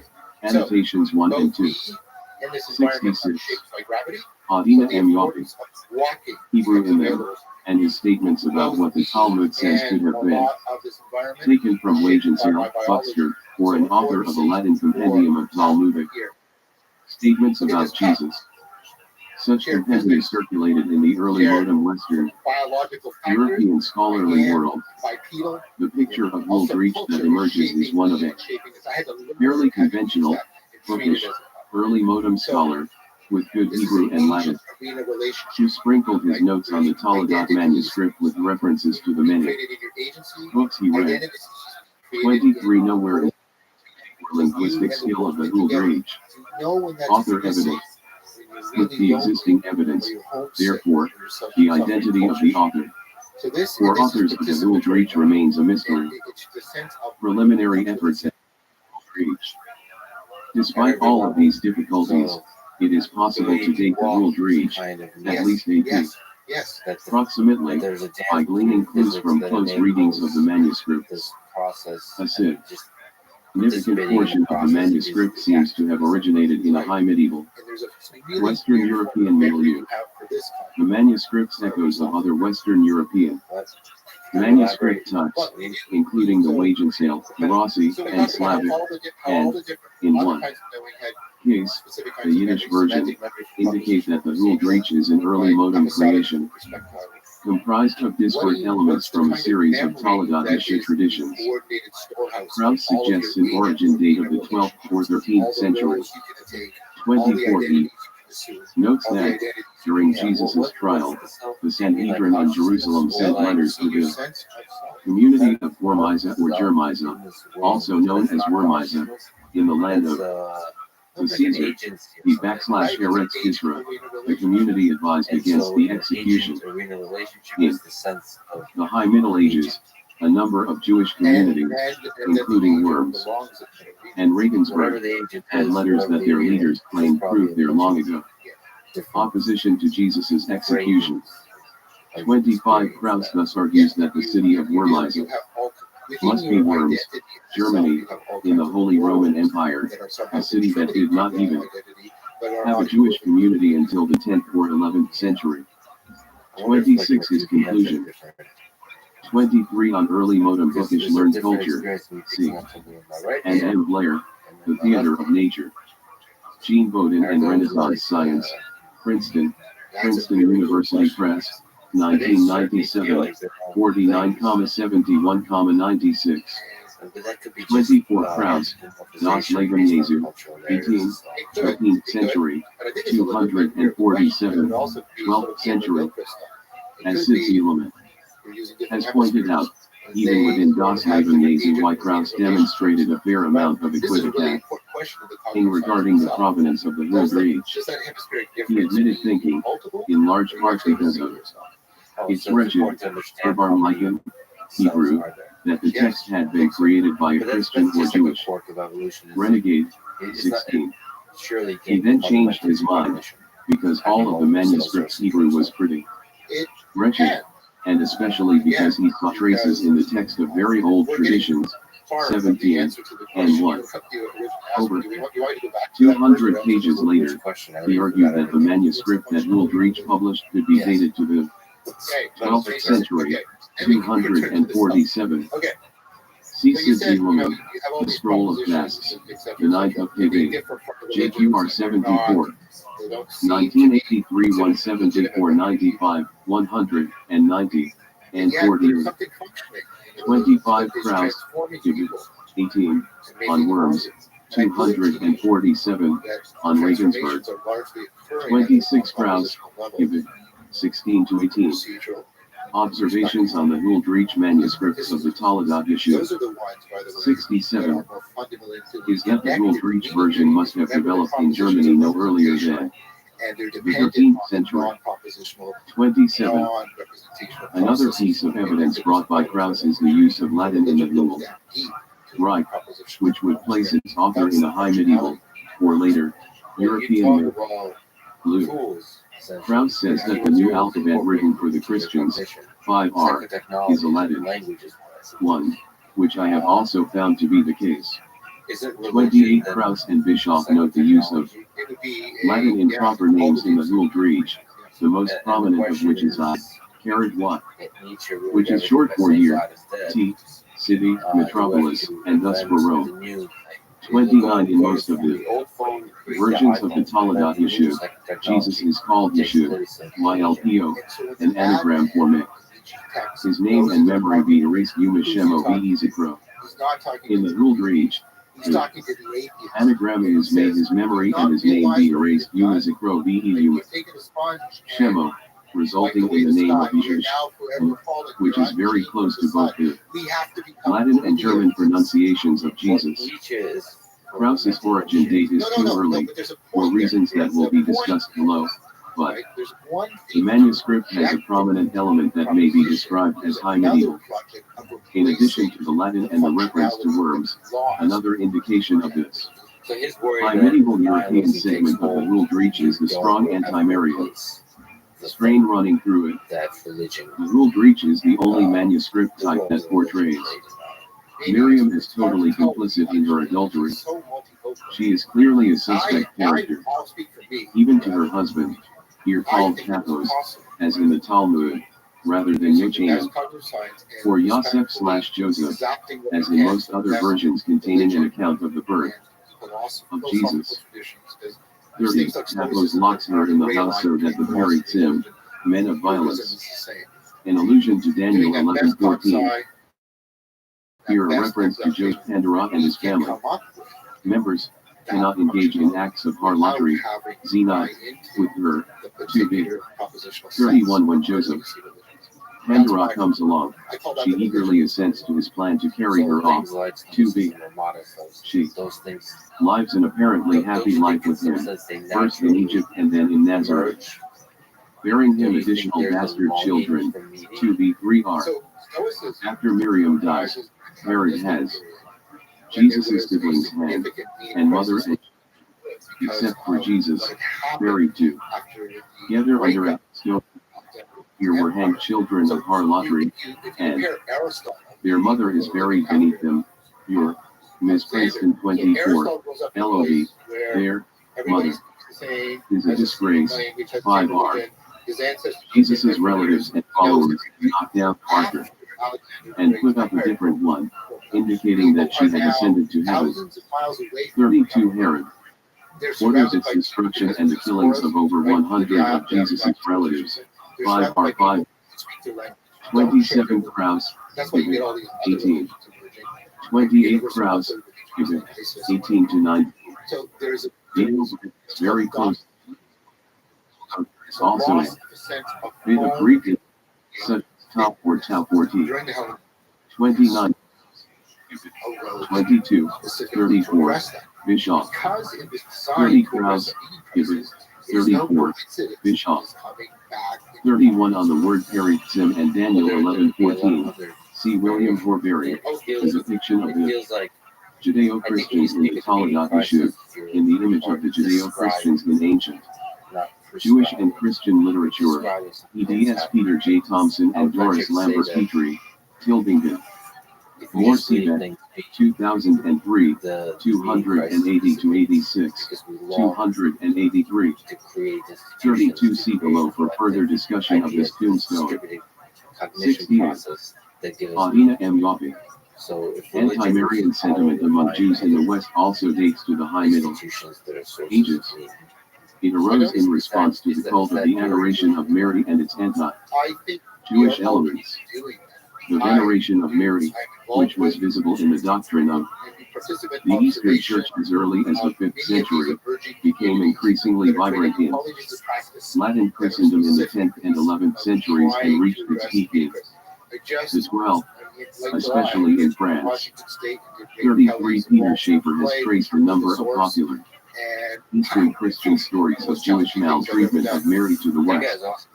While the stories were initially the province of monks and lay Christians with the means to buy illustrated books of ours, they soon reached a wider audience by being represented in church windows. One account of the Jews attempting to disrupt Mary's funeral and knock her body to the ground was depicted in stained glass. In the second half of the 13th century in southwest Germany.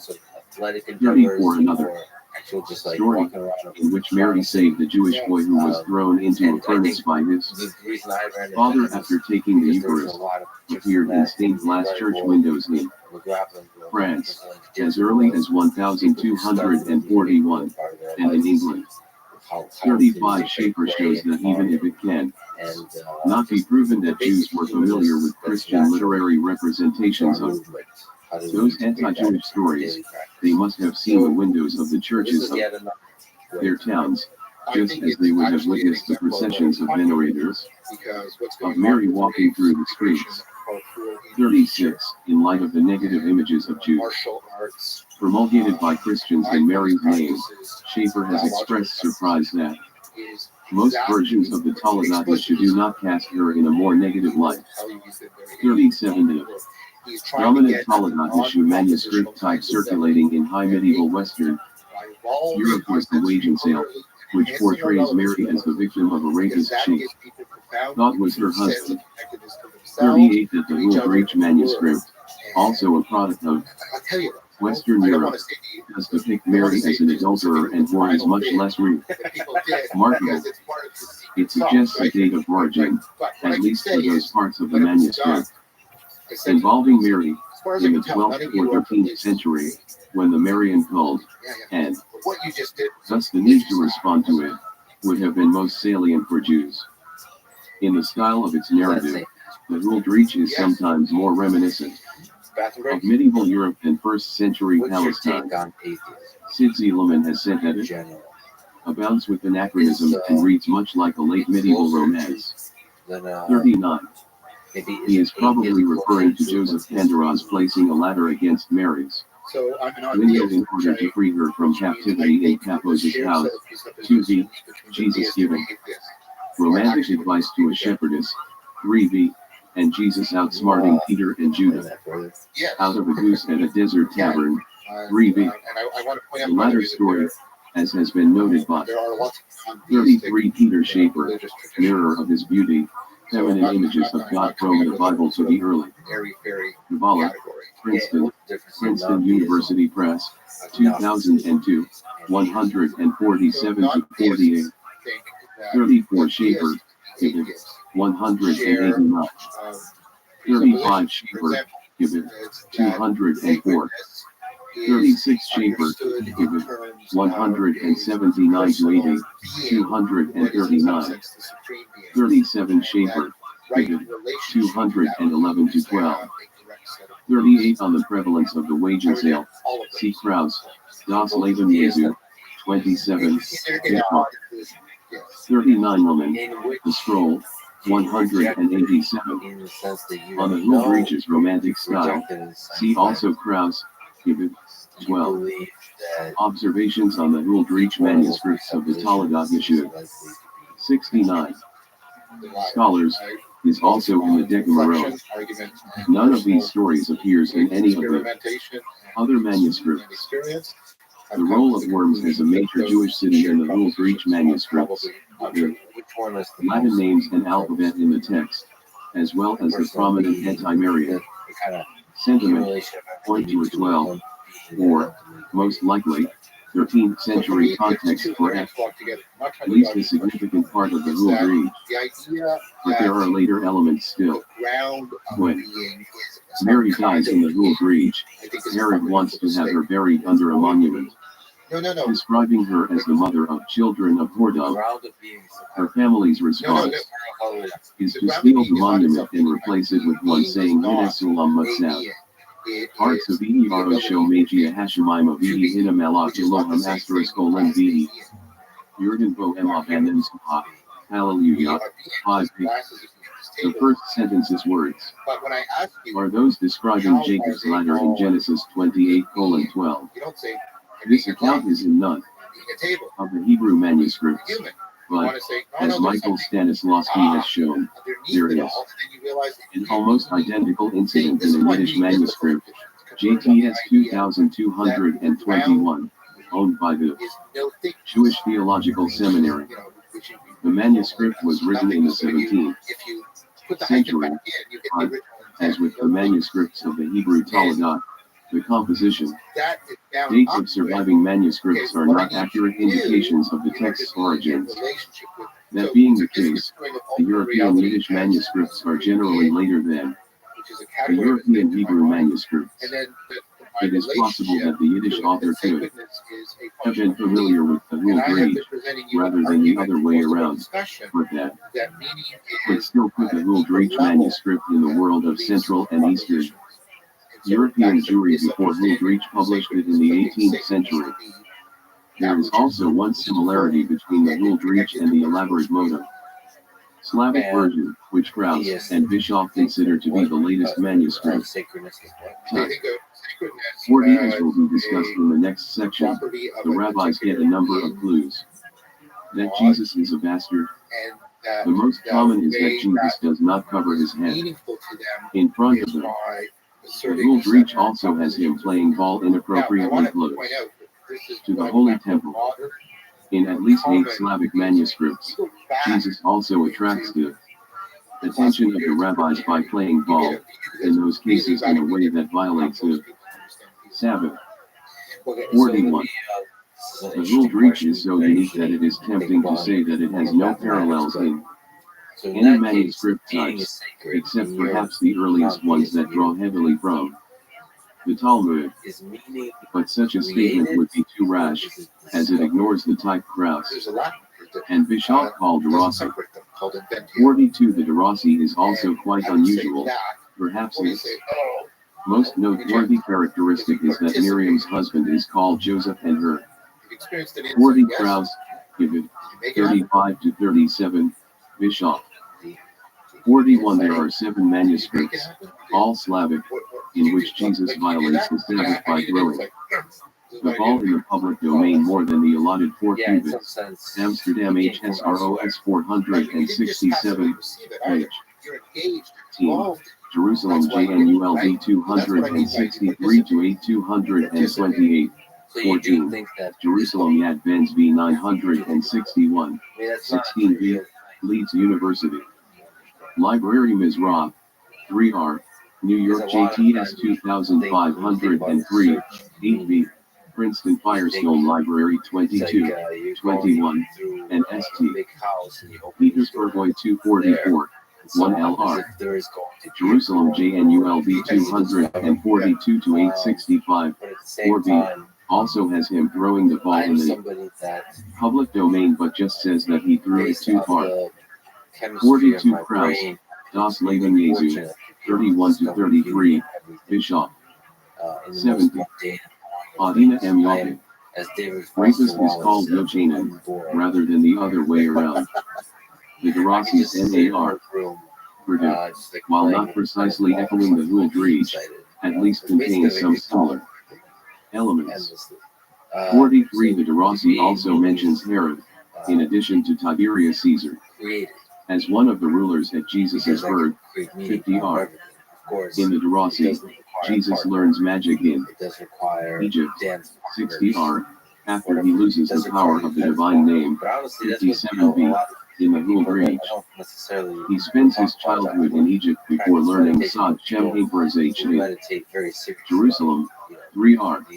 The figure attempting to split the Judeo-Christians from the Jews, called Elijah/Eliyahu in the Derasi, aims to separate the two peoples. Linguistically as well as religiously, the main thing that Jesus wants from you is for you to separate from the Jews, in Torah, in language Bilashon / in from you. 90. In Sabbaths, and in festivals. 65b. Eliyahu does not specify how this should be done and does not offer an entirely novel alphabet, as Shimon Hakkelfus does. In the Huldreich, 5R, with the theme of linguistic separation appears in both her Zions. Stating the Derasi is beyond the scope of this paper, although Krauss considers it Huldreich, but no earlier than the 10th century. 44. Some scholars before Krauss dated the Huldreich to the Reformation or later. 45.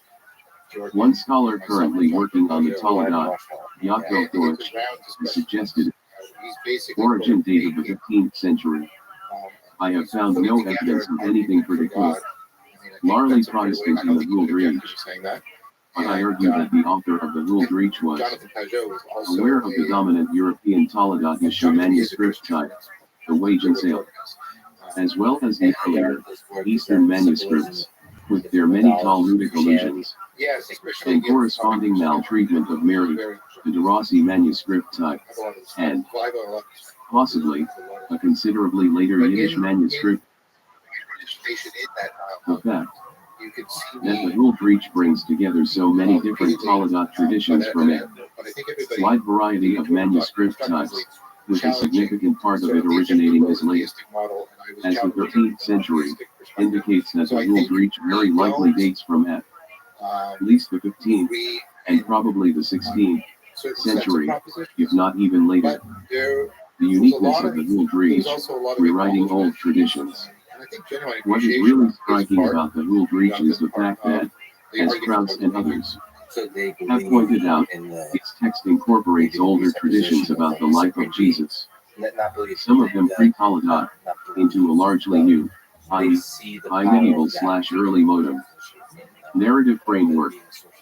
Krauss says, the content of the Aldrich turns back. 43 in this article, I will cite pages from one particular de Rossi manuscript, Harmad 2083, Rossi 96, and I will use internal citations in the body of the article. 44 Krauss, Das Leben Jesu, 31, Bischoff, 247. 45 Lumen, the scroll, 189 to 90, and 190, and 48. Lumen mentions J. Basnich's History of the Jews, London, 1708, 375 to 81, Sabina Baring Gould, Lost and Hostile Gospels, London, Will. Liams and Norgate, 1874, 115, and William Henry Burke, Revelations of Antichrist Concerning Christ and Christianity, New York, Amo Press, 1879, 394 to 407. Observations on the Hul Breach manuscripts of the Taladat Yeshua. 71. To old sources, Hul Breach has in common with the Cairo, the individually older version, for example, that a Caesar is arbiter, as in the Acts of Peter, etc.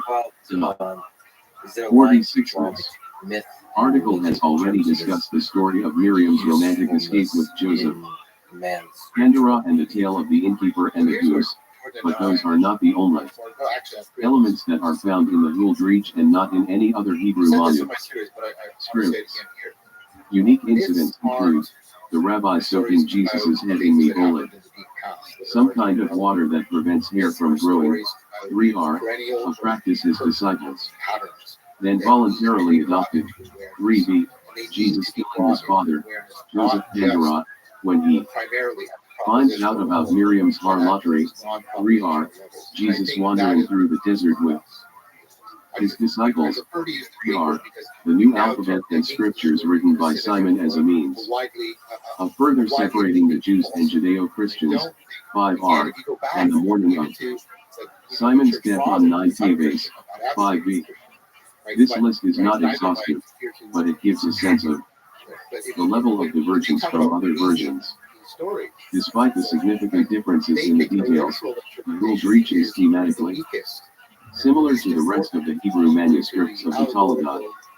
All of the Hebrew Taladat Yeshua manuscripts follow the same general storyline, except for the fact that the earliest ones do not have the story of Jesus' birth.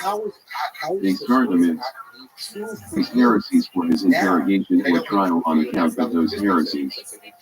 In all of the manuscripts with the birth story, Jesus is conceived through some kind of forbidden sexual contact between Mary, who is menstruating, and a man not her husband or fiancé. After Jesus is bombed, Mary sends him to be educated in the Jewish community, where his strange and impudent behavior leads the rabbis to suspect he is a bastard. Mary admits to the rabbis that Jesus is a bastard, and he is excommunicated. Jesus gains disciples by performing various miracles, which are made possible because of his mastery of sorcery and or the ineffable divine name. The Jews, upon hearing of Jesus' exploits, seek cooperation. from the authorities to put Jesus on trial for sorcery and heresy. Jesus claims that he is the Son of God and / or the Messiah, using proof texts from the Hebrew Bible. After one or more trials, Jesus is executed by the Jews according to Jewish law.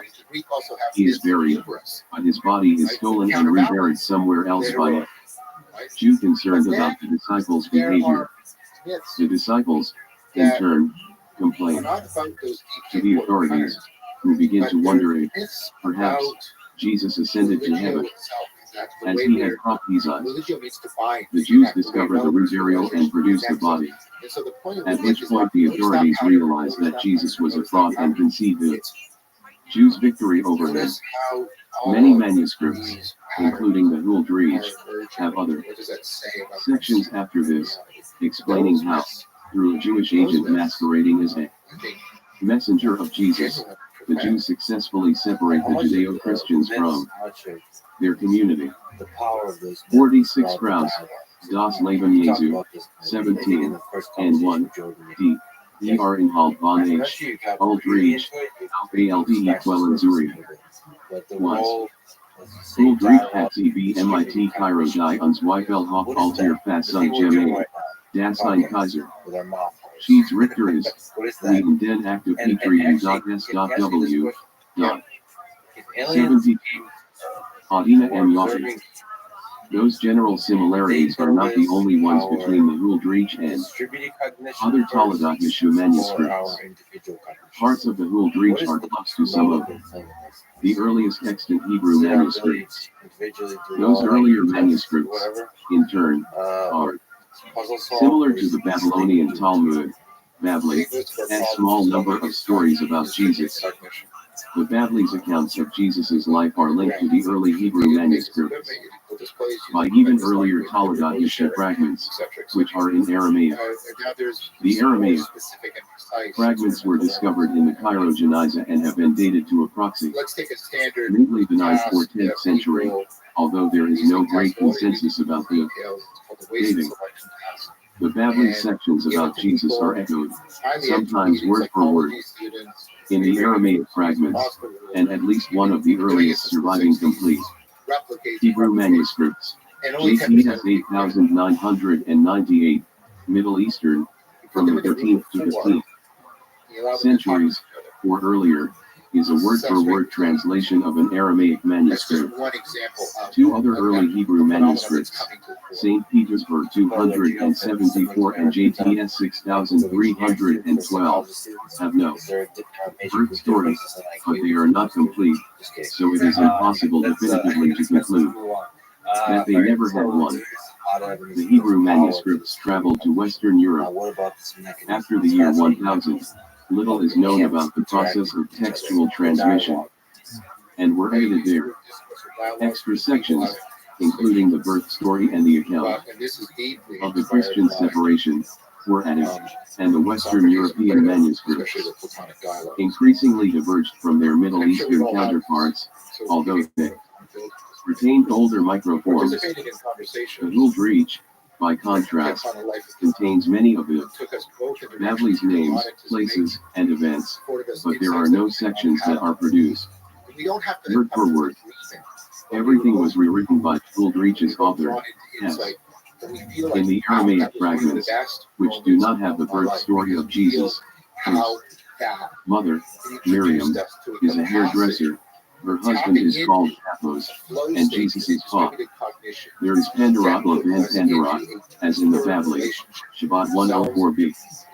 Jesus performs miracles using sorcery, and he has 5 disciples, who are executed soon before he is.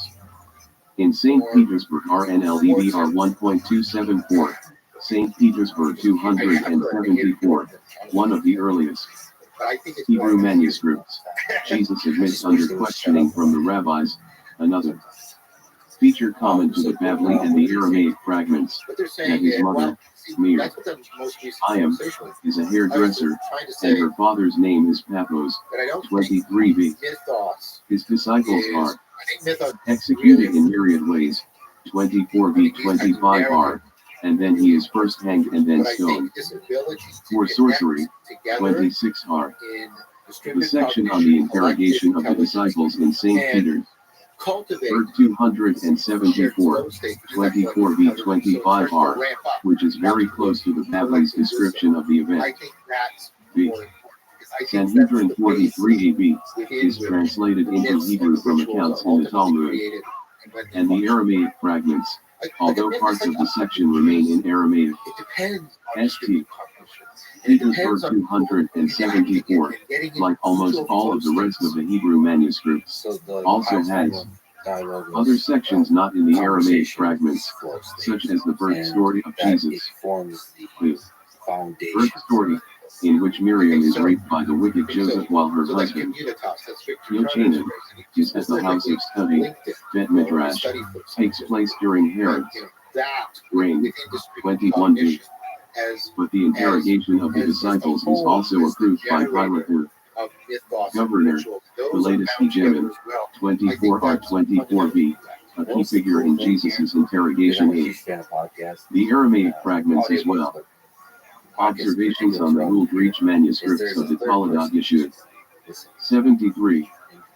The two different rulers in St. Petersburg 274 and the text switched from Hebrew to Aramaic and back again both reveal that St. Petersburg 274 is a transitional text between the Eastern and Western versions of the Talmud. By the 12th century in Western Europe, the dominant version of the Talmud Yeshua was the so-called Wagenseil or Hellenate type, in which the seam between the Hebrew and the Aramaic had become almost invisible. There is much less Aramaic, although words and phrases remain. The birth story, with Yochanan the husband and Joseph the rapist, in the Darasi manuscripts, as noted above, the names are reversed, is in every manuscript of that version. Miriam is described as a beautiful, modest woman who refuses Joseph's advances until he pretends that he is her husband/fiancé, and even then most manuscripts have him forcing himself upon her, since she is menstruating and will not violate the rules against sexual contact. There is only one ruler, Queen Helena, often further described as the wife of Constantine. Jesus' disciples are called Teritzim, in allusion to Daniel 11:14, but they are only very rarely named, and they are not executed as a group. It is a bit surprising, then, that the Ruled Reach, a Western European manuscript, in a form that is later than at least most of the Wagenseil, would be more similar to the Talmud stories of Jesus than the Wagenseil is. There are, however, a number of similarities between the Ruled Reach and the Babbling. Miriam is a hairdresser. In both the Babbling, Shabbat 104b, and in the Ruled Reach, 2b, the profession is, for some reason, disreputable.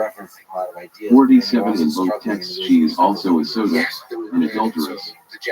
Woman, b. Shabbat 104b. The story in the Ruled Reach of Rabbi Akiva coming to her Nazareth house to ask about the circumstances surrounding Jesus' birth, 3r, appears to be based on Masekhet Kala 15b16a. 48 Although the Kala version names neither mother nor child, the story later, according to Louis Ginsburg and others, came to be associated with Jesus.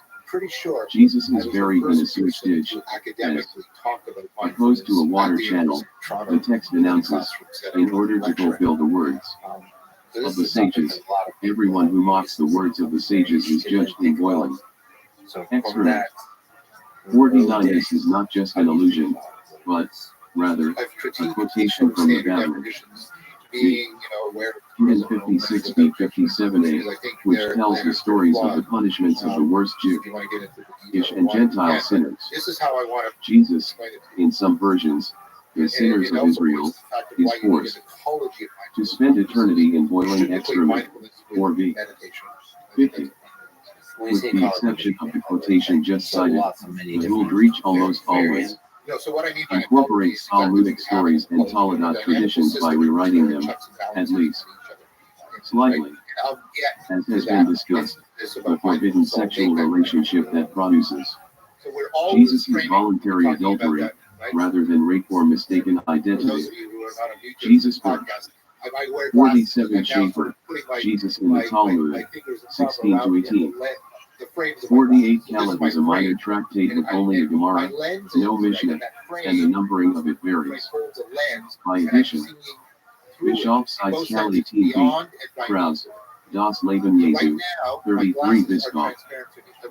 49 milliseconds Princeton 24 has razor instead of Hakamim, 8R.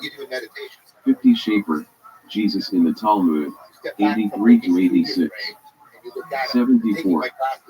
Adina M. Yakin forms miracles using the ineffable name, 2R3B, but he does not steal it from the temple, which is by far the dominant story in the other manuscript types. Instead, he learns Maaseh Merkava and Sod Shem Imperish from Rabbi Yehoshua ben Parahi, his teacher, 3R. The rabbis capture him not by depriving him of the name, but by tricking him into drinking the waters of forgetfulness. Mishaki Ha, 4R, not by ritually contaminating him or cutting the parchment, taking the name out of his body. In addition to assigning Jesus' followers new holidays, the post-Jesus prophet in the Huldreich takes the unusual step of writing an entirely new alphabet and scriptures for them, not content merely. To separate them from the Jewish people, he murders a group of them by preferring to give them a ride on his flying cloud and then throwing them from it in mid-air, 5R. In order to show how the Huldreich rewrites texts and traditions, 2 briefs, adjacent sections of the Huldreich will be analyzed. Of all the sections in the Huldreich, these two are closest, in terms of wording, to comparable sections in the other versions. Jesus uncovers his head, and the rabbis declare him a bastard. In nearly every Western European Toledat issue manuscript, from the Wage and Sale onward, one of the ways in which Jesus reveals that he is a bastard is by ignoring the custom to cover his head in the presence of the sages of Israel. He does this not by accident, but rather purposely and arrogantly. In a fairly typical way.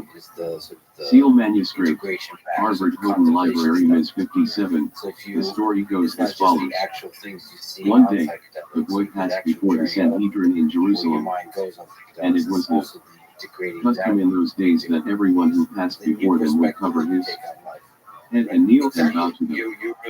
And this boy, when he passed before them, uncovered his head and insolently bowed to his rabbi alone.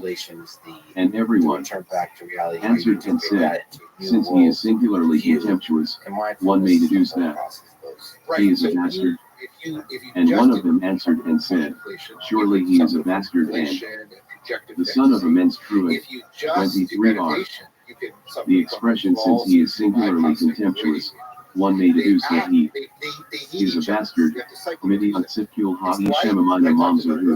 Is a slight modification of a sentence that appears in the Bavli /Bavamitzia 83b. Since he is singularly contemptuous, one may deduce that he is a wicked man. The motif of the rabbis concluding that a young boy is a bastard and the son of a menstruant based on whether he covers his head is in the CK Callus, 15a16b. The Momser version of the quote, with or without the H80, is in nearly every Wage and Sale manuscript, as well as in the Slavic manuscripts. 51. 51 Krause, Das Liber Jesu, 35 to 36, Bischoff. Observations on the Huldreich manuscripts of the Toledat issue. 75. The analogous Huldreich passage is slightly different. Jesus does two things to convince the rabbis that his legal status in the community must be suspect. First, he plays ball near the temple.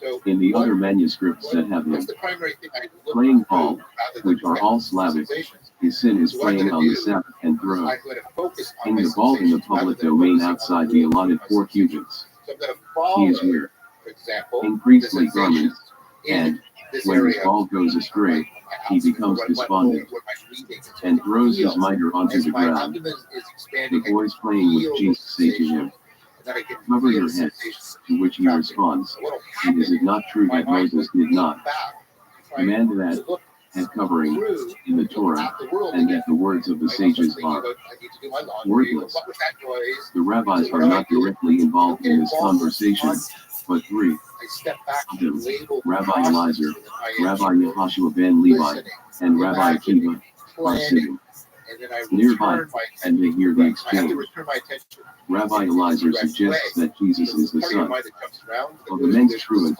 Midi it's like a Hutzit Kol monkey. Sig Thinking Hadishem the Amina ben chatter, Nidahu asterisk right? 2, If I was trying to which train Rabbi that- Joshua responds that he is the son of a prostitute. Rabbi Akiva says that he is a bastard. 3R. In order to capture the root reaches melding of different texts, it is necessary to take a close look at the Masikate Kala text. In the Kala passage, the primary sin of the young boy, later identified with Jesus, is, as in most of the Talmud, the shetex, but not in the ruled reach, failing to cover his head in front of great rabbis. In the ruled reach, but not in the other versions of the Talmud, the rabbis in question are the same three named in the Kala text. In the Kala passage, Rabbi Eliezer suggests that the boy is a bastard. Rabbi Yehoshua ben Levi says that he is the son of a men's truant, and Rabbi Akiva, bringing their charges together, concludes that he is a bastard and the son of a men's truant. In the rule 3, however, the charges are that Jesus is the son of a men's truant, the son of a prostitute, and a bastard, with the result that the symmetry of the Kala text is lost. There is no clear narrative reason for this change, and the change is even stranger in view of the fact that the whole reach, unlike the rest of the Talmud verse, Zion's continues with the story, as the Kala passage does. In both the whole reach and the Kala, Rabbi Akiva approaches the boy's mother for confirmation of the manner of her son's conception. He swears to her that if she tells him the truth, she will be granted a share in the world to come. But Rabbi Akiva, we are told, did not mean his vow. He swore with his lips / mouth and nullified the vow in his heart. 52. The mother admits the truth to him. In Masikate Kala, it is that, without her knowledge, her husband's friend slept with her on her wedding night while she was menstruating. In the ruled reach, Miriam admits sleeping. 52. The ruled reach reads, and, behold, I put you under oath, Mishpah by God, the Lord of the heavens, tell me what your deeds have been, and I am assured thee, Arab, for you for the world to come. And Rabbi Akiva swore with his mouth and nullified in his heart. 3R. Kala reads, my daughter, if you tell me the thing I am asking you, I will bring you to the life of the world to come. Olam Haba. Rabbi Akiva swore with his lips and nullified. In his heart, 15a16b. 76. Adina M. Yafi. With another man without divorcing her husband. The whole breach text is more elaborate than the short Kala passage. Rabbi Akiva goes to Nazareth and talks to Miriam, who has changed her name to Karahah, a play on the word for ball, which Jesus soon will be, because of the Mibolit. 53. After he swears falsely to her, and she admits that Jesus is a bastard, he excoriates her. 3R. For this section, then, the ruled reach weaves together three texts. The passage from the Babli, Bava Metzia 83b, which appears with the substitution of bastard for wicked one, In most Talmudot manuscripts, the account of Jesus not covering his head in front of the sages, leading them to conclude that he is a bastard, which is in the Sikate Kala and also in most Talmudot manuscripts, and the longer Kala narrative of Rabbi Akiva securing confirmation of the fact that the boy is a bastard from his mother. It also adds new material, Jesus dressing in priestly clothes and the story of Rabbi Akiva's visit to Nazareth. The result is an account of the discovering of Jesus' status that is similar to, yet also noticeably different from, the dominant one in the Talmudot Yeshu manuscripts. 2. The words of the sages are worthless, Jesus and Moses. After being urged by his peers to cover his head, Jesus replies, and is it not true that Moses did not command that head covering in the Torah, and that the words of the sages are worthless? 3 are, this statement, one of the strongest POS. Simon critiques of rabbinic authority, and the final confirmation the rabbis need. That Jesus is a bastard is a simple one in comparison to the speech attributed to Jesus in many of the manuscripts. In most Iraqi and Slavic manuscripts, Jesus critiques the rabbi's claim to having the ultimate authority over sacred texts. With a clever midrashic analysis of the comparative intelligences of Moses and Jethro. Here is a fairly typical text from Parma 2083, the Darasi manuscript, from which I cited above. Afterwards, his rabbi went to his study house and was teaching his students from Trav, Nezikin, and the bastard came to the house of study and began to teach law to the students. One of them answered and said to him, did you not learn that everyone who teaches law in the presence of his teacher is liable for death? Me, Spirit hot 3 pounds. And you are teaching law in the presence of your rabbi like a bastard and the son of a menstruant. The wicked one answered insolently, you are the wicked ones, offspring of falsehood, children of whoredom. Hosea 2:6. You see a book and do not know a thing about it, not who is the rabbi and who is the student, who is righteous and who is wicked, who is the scholar and who is the ignoramus.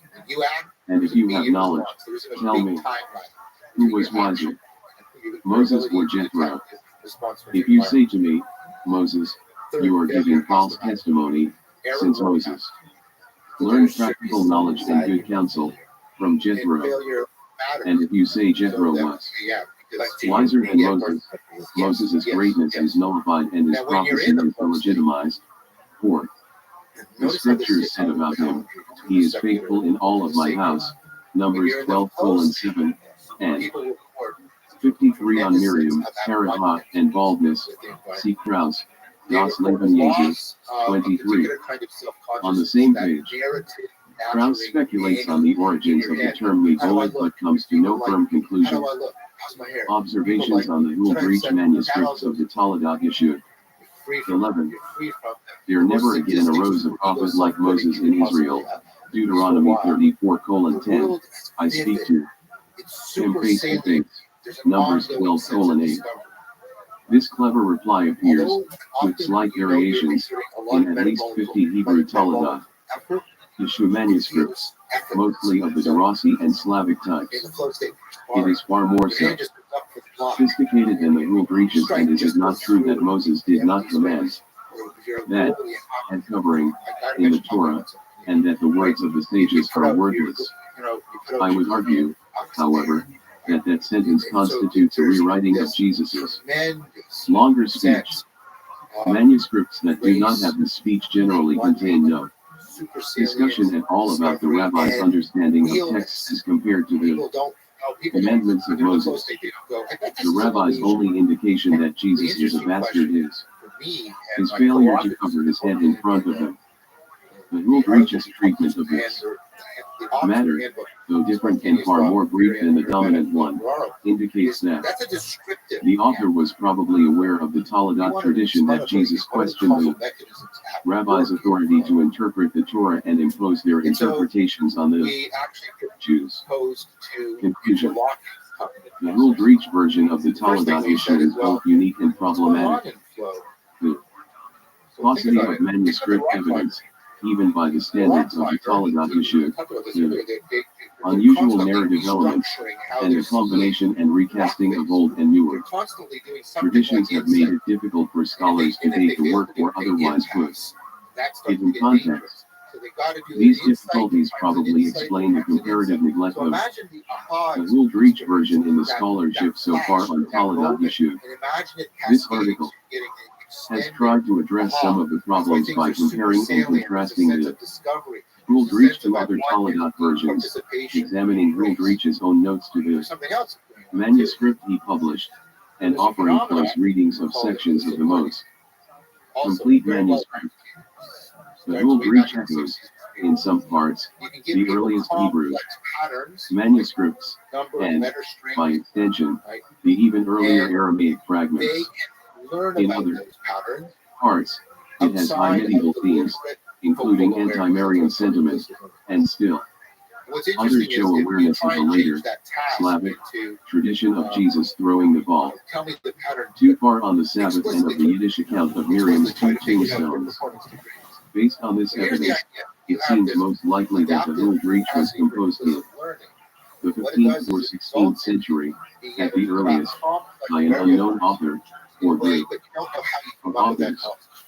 The authors knew many Toledot Yeshua traditions and combined and rewrote them, thus creating a recognizable, but unique, Toledot version. A preliminary study of the Yiddish life of Jesus. Toledot Yeshua JTS Ms. 2211. Michael Stanislavski. My research into the Yiddish versions of the Toledot Yeshua stems from my continuing fascination with the popular religion of early modern Ashkenazic Jewry, especially as reflected in the plethora of unstudied Yiddish texts from this period. In previous studies, one have focused on Yiddish translations of Hebrew originals, teasing out of them what one have semi-playfully termed their Ashkenazation, i.e., the conscious and unconscious inclusion of cultural markers which clearly reveal their implication in the religious universe of early modern Central and Eastern European Jewry, and the transformation both by commission and omis. Zion of aspects of the Hebrew original seemed unsuitable for the audience of Yiddish translations, presumed to be meant for, as the texts themselves claim, women and unlearned men. In this study, I will attempt to adapt this approach to the early modem Yiddish manuscripts of the Toledot Yeshua, taking my cue from my colleague Elishiva Karl Brock, who so aptly argued that deep within its structure, early modem Ashkenazic Jewish culture had built-in strategies of internal resistance to the religious narrative of Christian society, friendship, polemic in the guise of folklore. 2. My analysis, I must emphasize from the start, is not only preliminary, but beset by several fundamental problems. First, we do not possess an accurate list of extant Yiddish manuscripts of the Toledot Yeshua, something I hope to redress in a tentative manner below. Secondly, until we have a reliable bibliography and analysis of all the extant Hebrew versions of the text, it is impossible to discern to what extent the Yiddish manuscripts differ from their presumptive Hebrew sources. Thirdly, despite all the scholarship that has been produced on the Jew, one see why the Yiddish Shabbat Yehuda, a study in the Ashkenazation of a Spanish Jewish classic in Jewish history and Jewish memory, essays in honor of Yosef Chaim Yerushalmi, E.D.S. Elishiva Karl Brock, John M. Efren, David N. Myers, Hanover, New Hampshire, University Press of New England, 1998, 134 to 149, and Toward the Popular Religion A.F. Ashkenazic Jews, Yiddish, Hebrew texts on sex and circumcision, and in the real mediating power pattern modernity, challenges and trends in the and physiology Jewish encounter with the they modern will world. follow. Essays in honor of Michael A. Meyer, E.D.S. Lauren B. Strauss and Michael Brenner, Detroit, Wayne State University Press, 2008, 93 to 106. Juel Shiva Karl Rock, The Anti-Christian Element in Early Modem Yiddish Culture, I think Ron. part of knowledge Lectures in the History of the Jews in Prussia 10, Ramat that Gan, what's happening Bar-Ilan is University, that dynamic 2003, 9. non-propositional Three connectedness. only two of the So extant central Yiddish to meaning manuscripts that I know of, that in the Talmudic collect.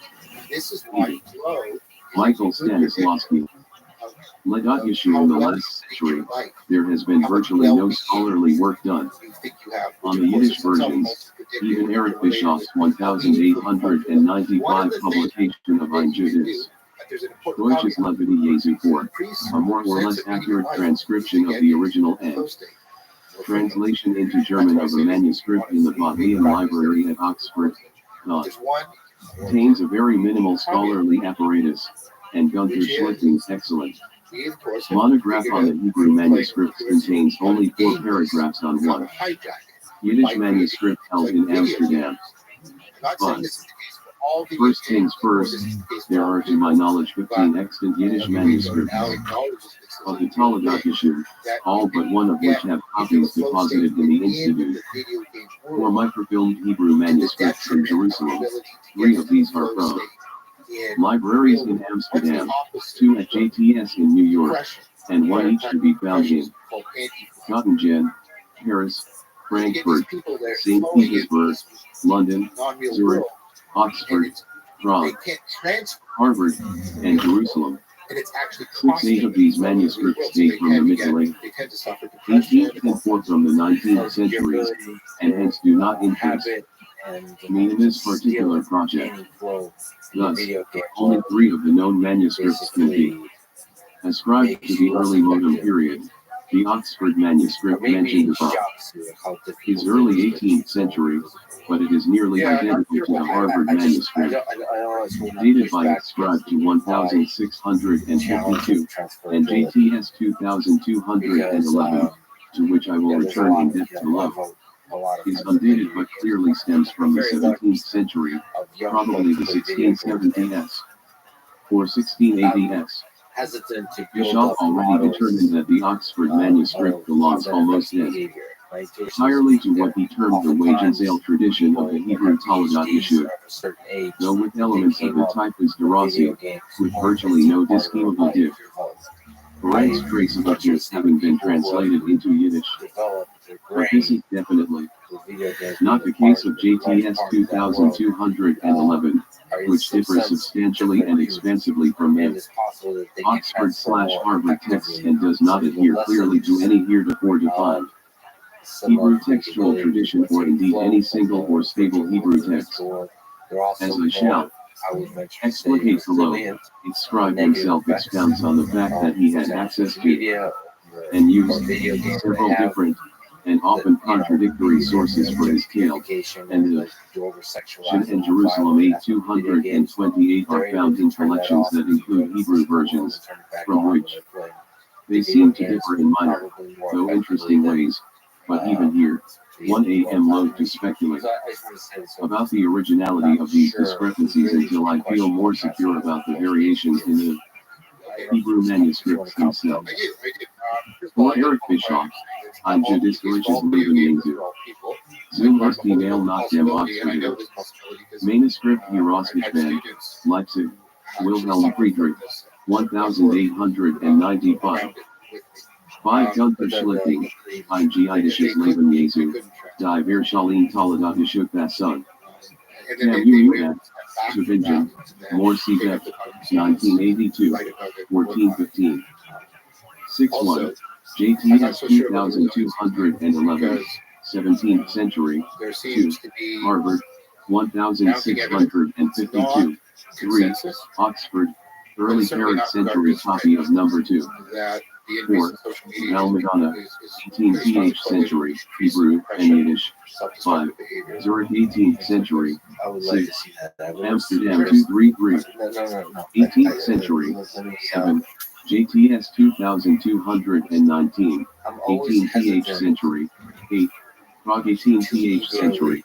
9. St. Petersburg, 1756. 10. Amsterdam ATS game, 1764. 11. Frankfurt AM, 1771. 12. Amsterdam 467, 19th century. Yiddish and Hebrew, 13. Jerusalem 8228, 19th century. 14. Paris, 1838. 15. Go ahead and Jeb. 1892. A preliminary study of the Yiddish life of Jesus. 81. Result displays ample examples of Ashkenazation and other deviations from the other Yiddish and Hebrew texts I have studied. Before proceeding to this textual analysis, a few words are necessary about this manuscript as a whole. First, it is far longer than any of the others I have examined. 152 pages. The Oxford/Bodleian manuscript, in contrast, is 48 pages long, i.e. 3 times shorter, the length directly related to the already mentioned citation of different versions of the same tale, and the scribe's constant and self-conscious editorial hand at play throughout the work, in which he speaks to his readers in the first person. In this chapter 1 shall recount the tale of, and enumerating, often inaccurately, which version of the Miriam or Yeshua's story will follow. My very tentative hypothesis is that this narrative intervention is if not unique to, then certainly redolent of, its specific cultural context.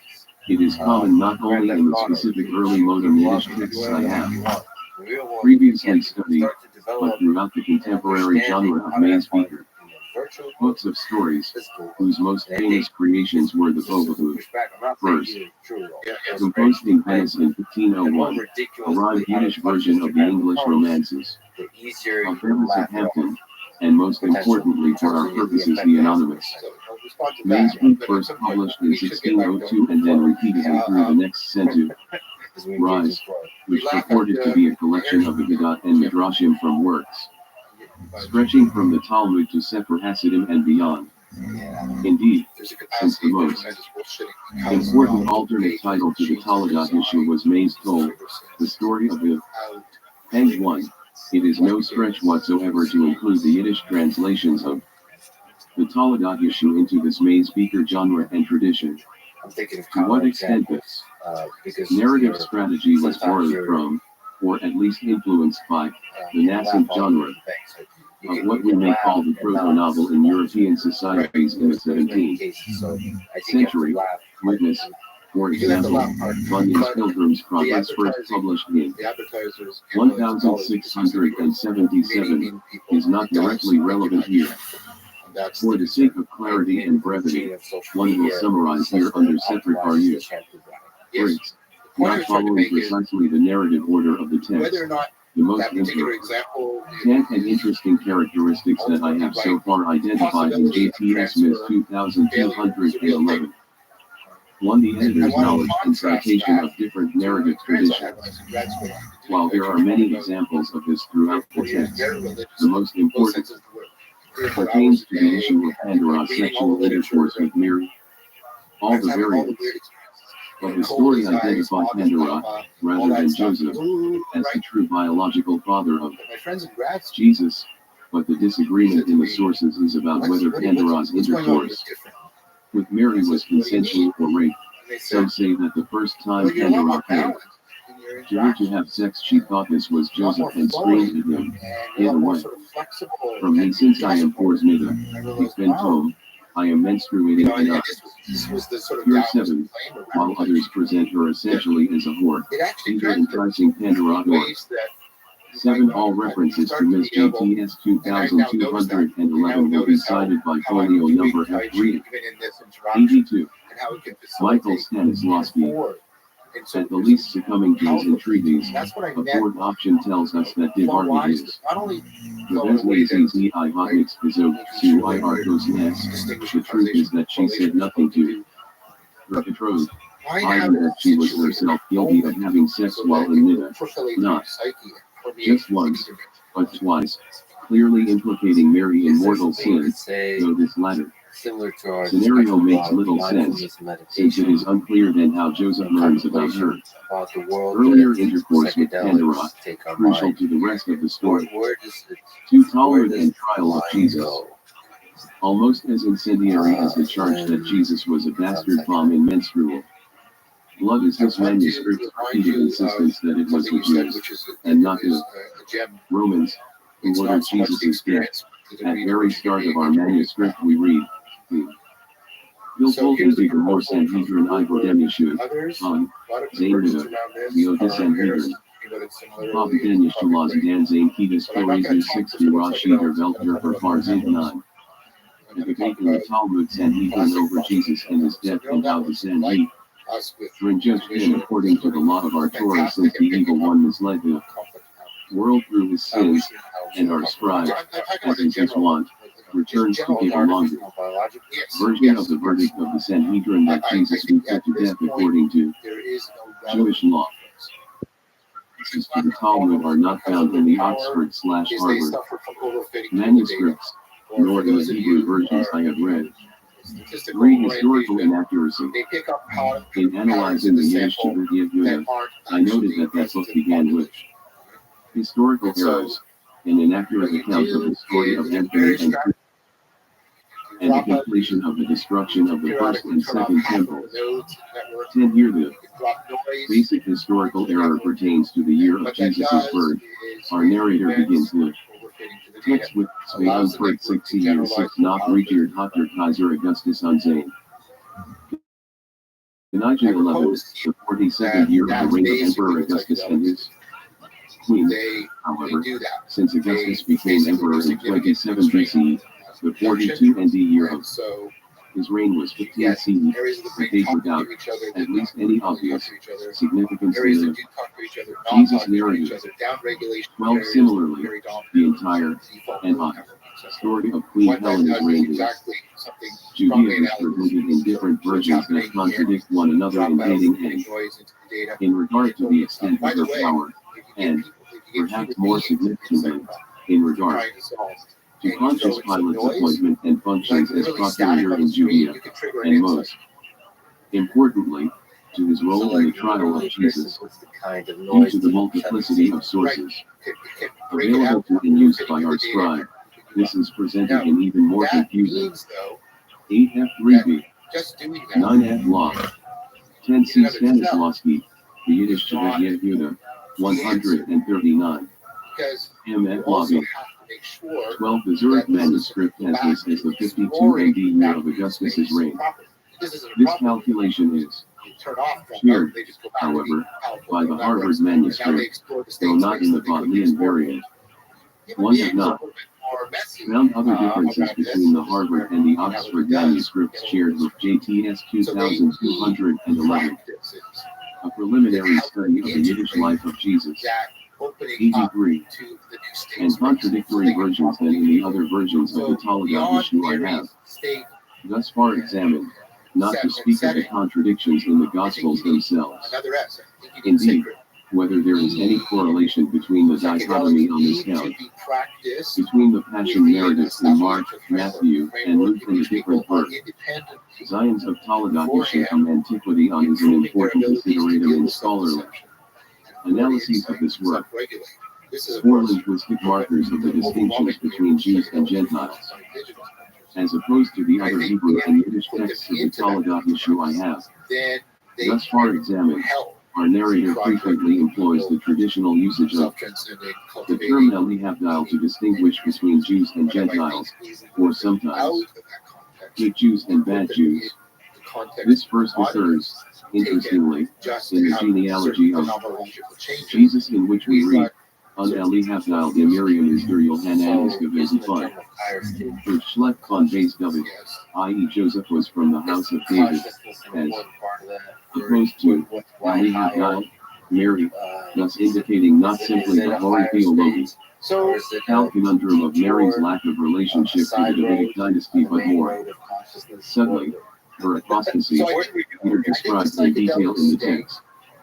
13 later, Jesus himself is distinguished from other Jews by the term Elihavdil, as are, quite naturally, his followers after they are termed Nodrim, i.e. Christians, and thus we often read variations on the Ephraim on Lehavdil Nodrim, and our text reads 44, the latest union.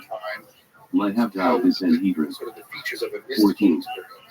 In the same faith, when Jesus himself decides that he could no longer learn anything more from the rabbis and so begins to act derisively towards them, he describes his acting 16:5, like a Gentile, and a strange story is told that one of his derisive acts was playing with the ball in the presence of the Sanhedrin, and throwing it up and down in the air, an act characterized 16:6, kind like a Gentile child.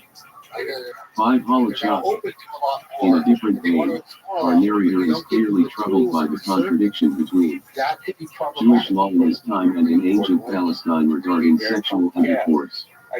Between Arison and Kiddushin, on the one hand, he writes, at that time the rule was in all of Israel that when a virgin became betrothed to a man they could have sex like a husband and wife. 16 While, on the other hand, in a passage again not present in the Oxford/Harvard version, Mary immediately realized that it was Penderot and not Joseph who was attempting to, and then succeeding in, having.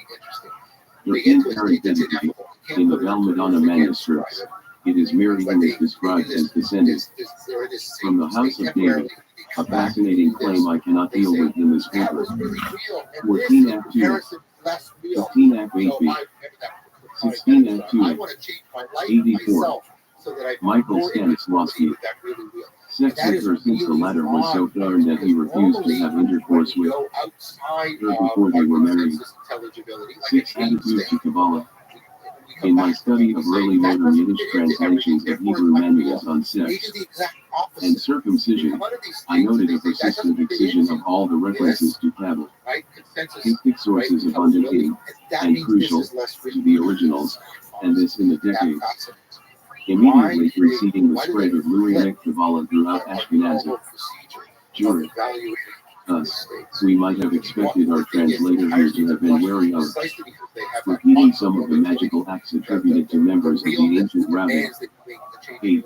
Including most provocatively the astonishing scene in which Judas defeats Jesus in their celestial battle by rendering him impaired through anal sex. But this scene is preserved in our manuscript and the other Yiddish texts I have thus far examined. Indeed, our text refers to the magical acts performed by the rabbis as Rois Partum di Kabbalah 17, Great Wisdom and Kabbalah, and goes so far as to state that Jesus was Boki in Kol Hatmar Kulon in Kabbalah 18, an expert in the entire Torah and in Kabbalah. This claim is not made in the other Yiddish manuals. Scripts I have examined. On the other hand, there is a hint, I think, of a negative attitude to some aspects of early modern Kabbalistic practices disapproved of by the rabbis, attributed to the Sabbaton heresy and its later offshoots already in the late 17th century, and then again a century later in regard to the emergence of East European Hasidism. Jesus and his followers are described in clearly derogatory terms as engaging in Springmousin 19, jump, sing up and down, singing and dancing during prayers, customs associated with what the popularization of Kabbalah and its antinomian potential. 7 Ashkenazation. Far more abundant in our manuscript are examples of the transposition of the story as a whole from 1st century Judaism early modern Central/Eastern EU. Wrote.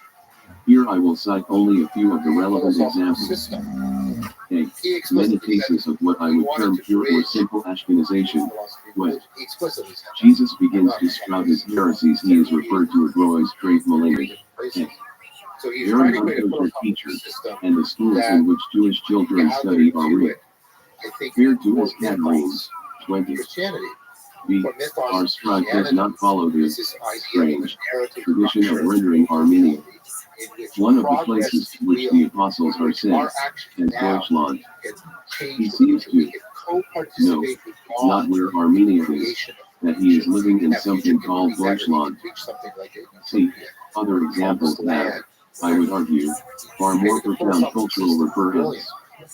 17F, But 15F, basically what it did was it 18F, took 7F, that religious vision 19F, and 7B, gave it the air of 20 philosophical a preliminary study intelligibility of the Yiddish and life of respect. Jesus.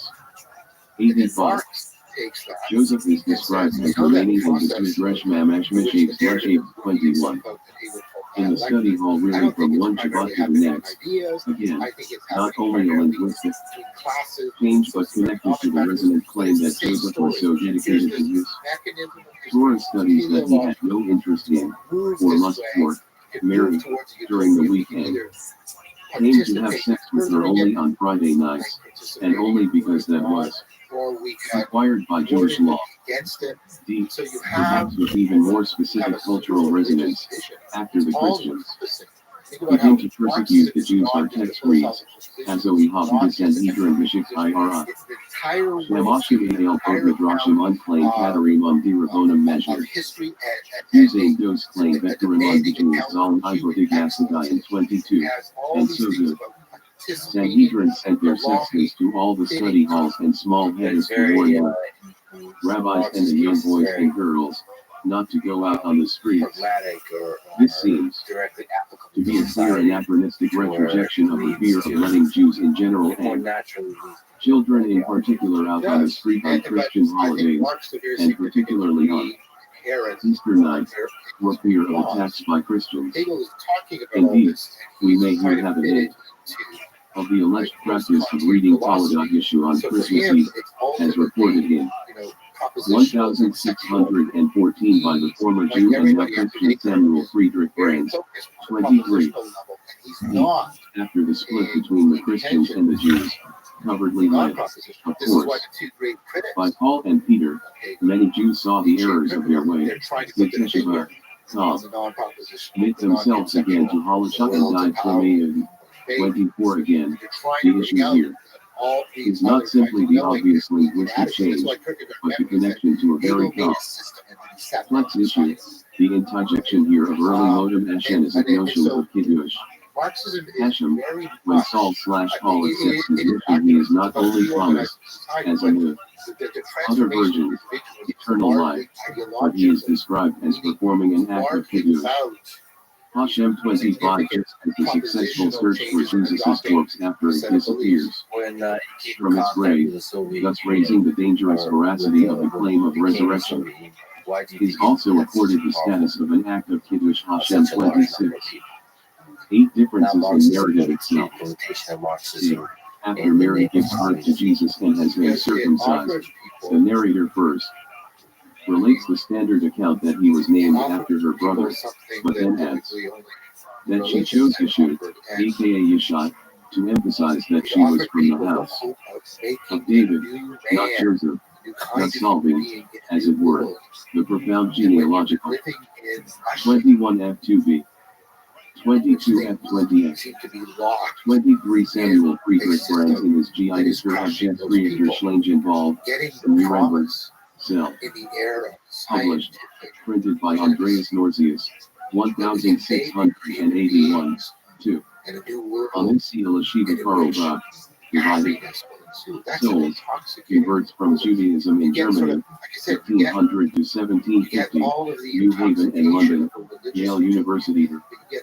Sahi Press, 2001, 213 to 214, and Mark Shapiro, Torah Study on Christmas Eve, the Journal of Jewish Thought and Philosophy 8, 1999, 319 to 53, 24 F39b, 25 F30b, Dick 26F59V. with the implementation of Marxism Michael and communism Stanislavski. resulted in the 20th Conundrum that century. led to so I'm not many sure reams of Christian I'm smart exegesis. enough to make that Moreover, prediction. that in Because at the core so of the doing, ideas she wanted to protect him, since she knew in advance that he would die a mice mission, a horrible death since he would be termed a momser ben. Nida. Thus, in our manuscript, it is Mary, not the rabbis, who raised this claim.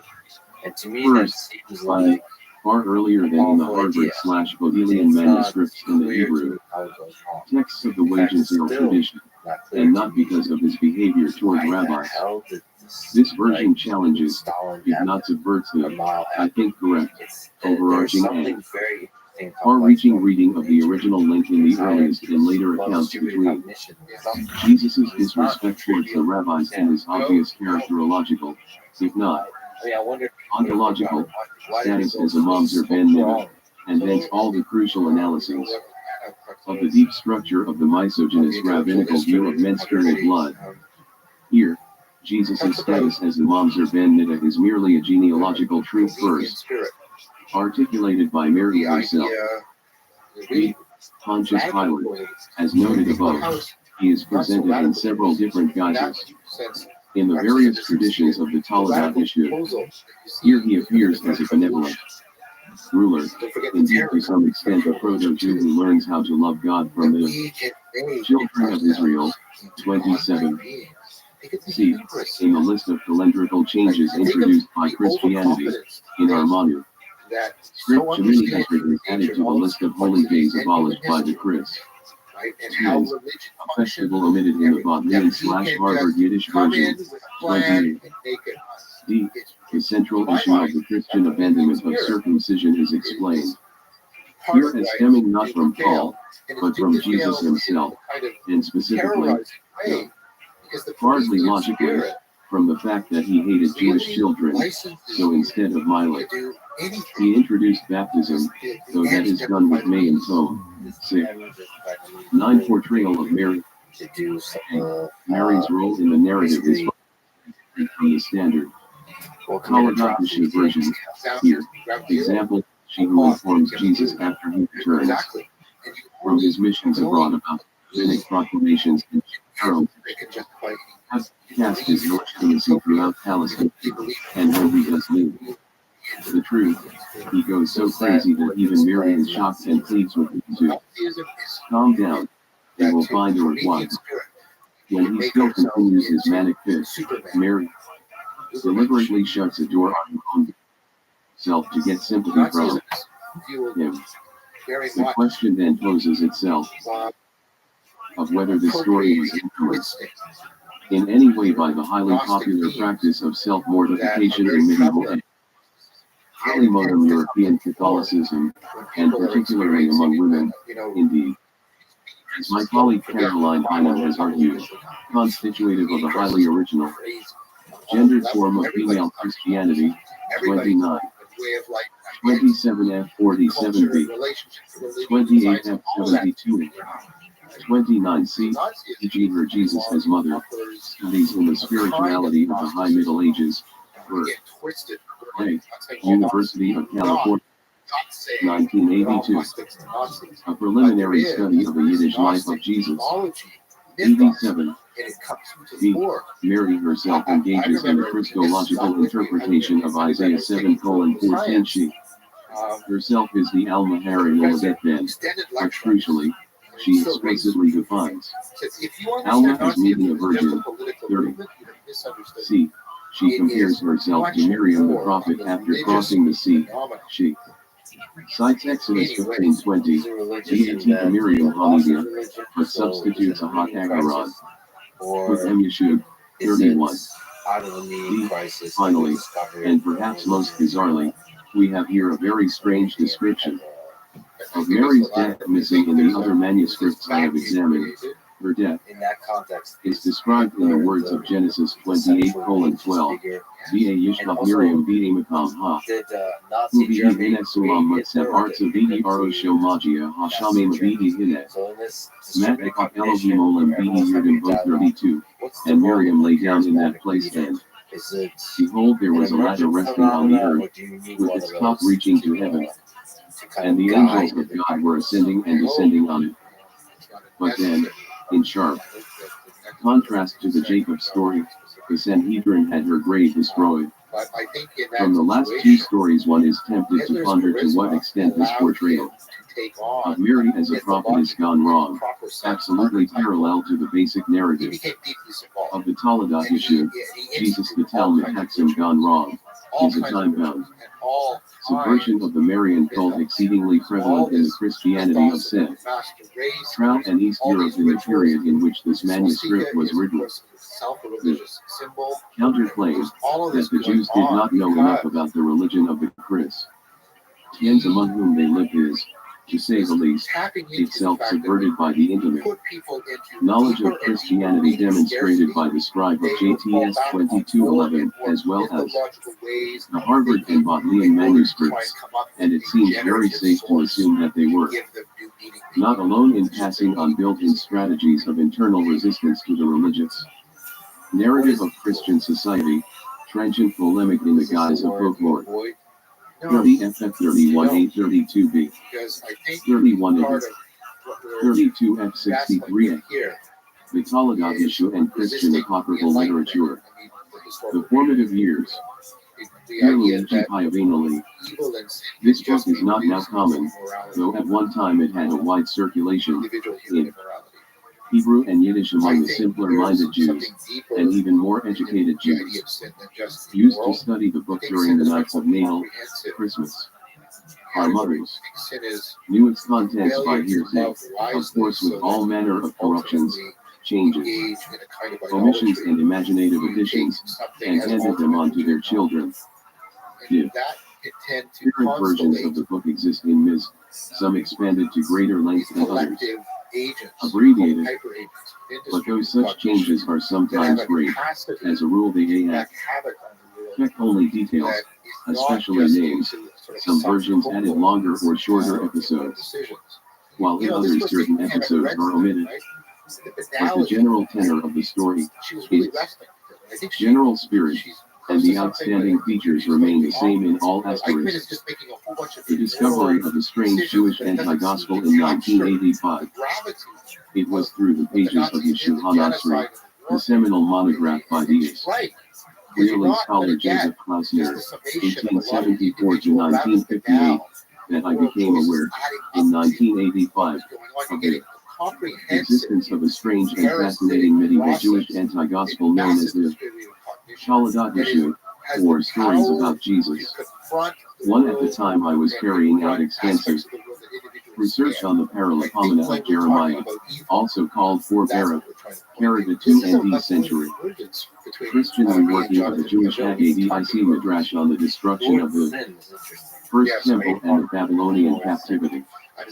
In particular, I was preparing a new critical edition of the Ethiopic version of the Paralipomena of Jeremiah, which was initially published in 1866 by August Gilman, and subsequently translated into modern Hebrew in 1901, within the pages of the Hod Hayam's periodical Ha. Asterisk Joseph Klausner, Jesus of Nazareth, His Life, Times, and Teaching, trans. Herbert Danby, New York, Locke, 1989 first edition, 1925, original Hebrew edition, 1922, 48.1 would like to thank Peter Schaefer and Yaakov Deutsch for inviting me to participate in an intellectual venture as stimulating as the first international conference ever organized on the Toledo issue. One Klausner, Jesus, 47 to 54, provides an accurate summary of the evidence available in this day, mainly on the basis of Samuel Krause's admirable edition and commentary, Das Leben Jesu, Nach Judy Chen Quellen, Berlin, S. Calvary, 1902, Repair, Hildesheim, Holmes, 1977.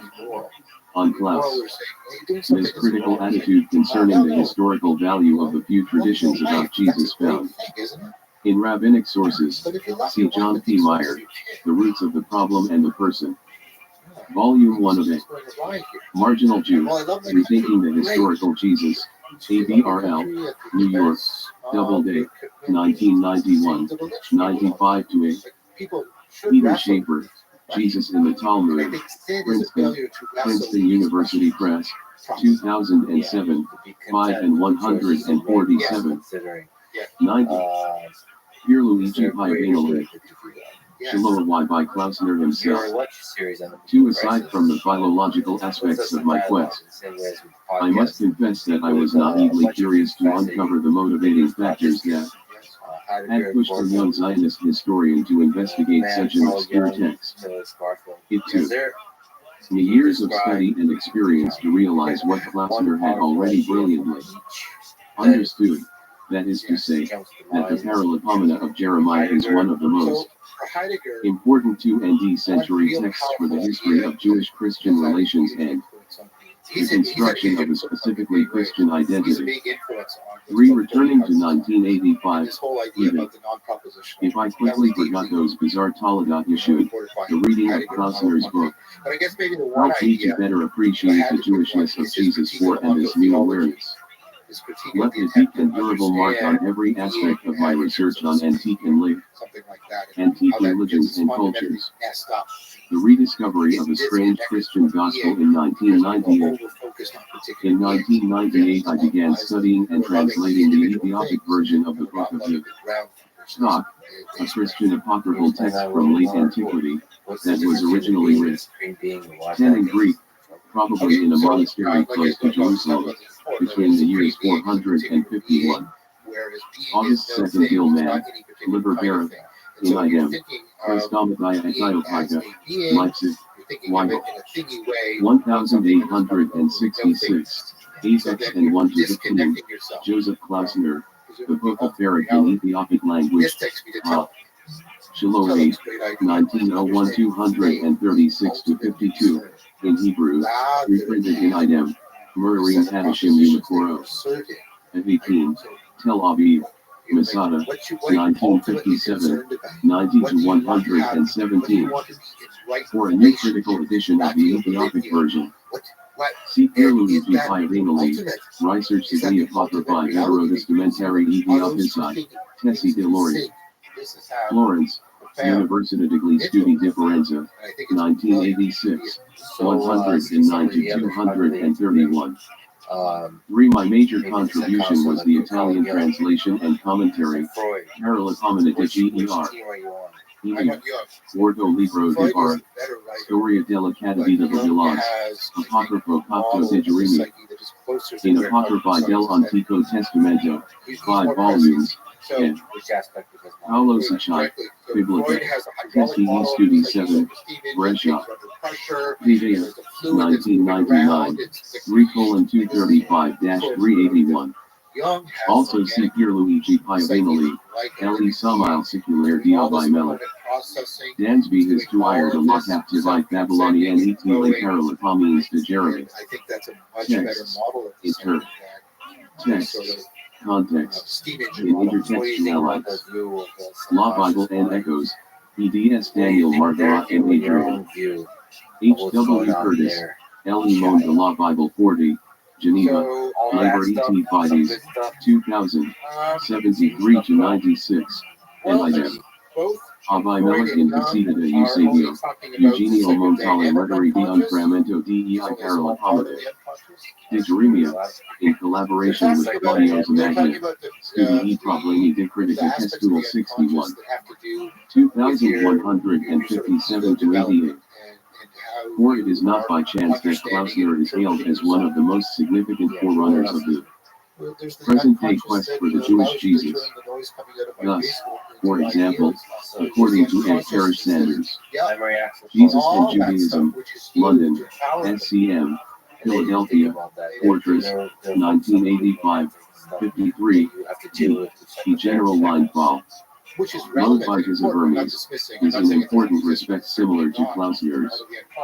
Concerning Klaus, in his perspective on Jesus, special attention should be given to Donald A. Hayner, the Jewish Reclamation of Jesus, an analysis and critique of modern Jewish study of Jesus, Eugene. 4, nevertheless, Wicks and Stock, 1997 first edition, I like the term 1984, unconscious. And Jung Hassim, continually Clinton reminded Bennett, people that the In Search unconscious of is Jesus, unconscious.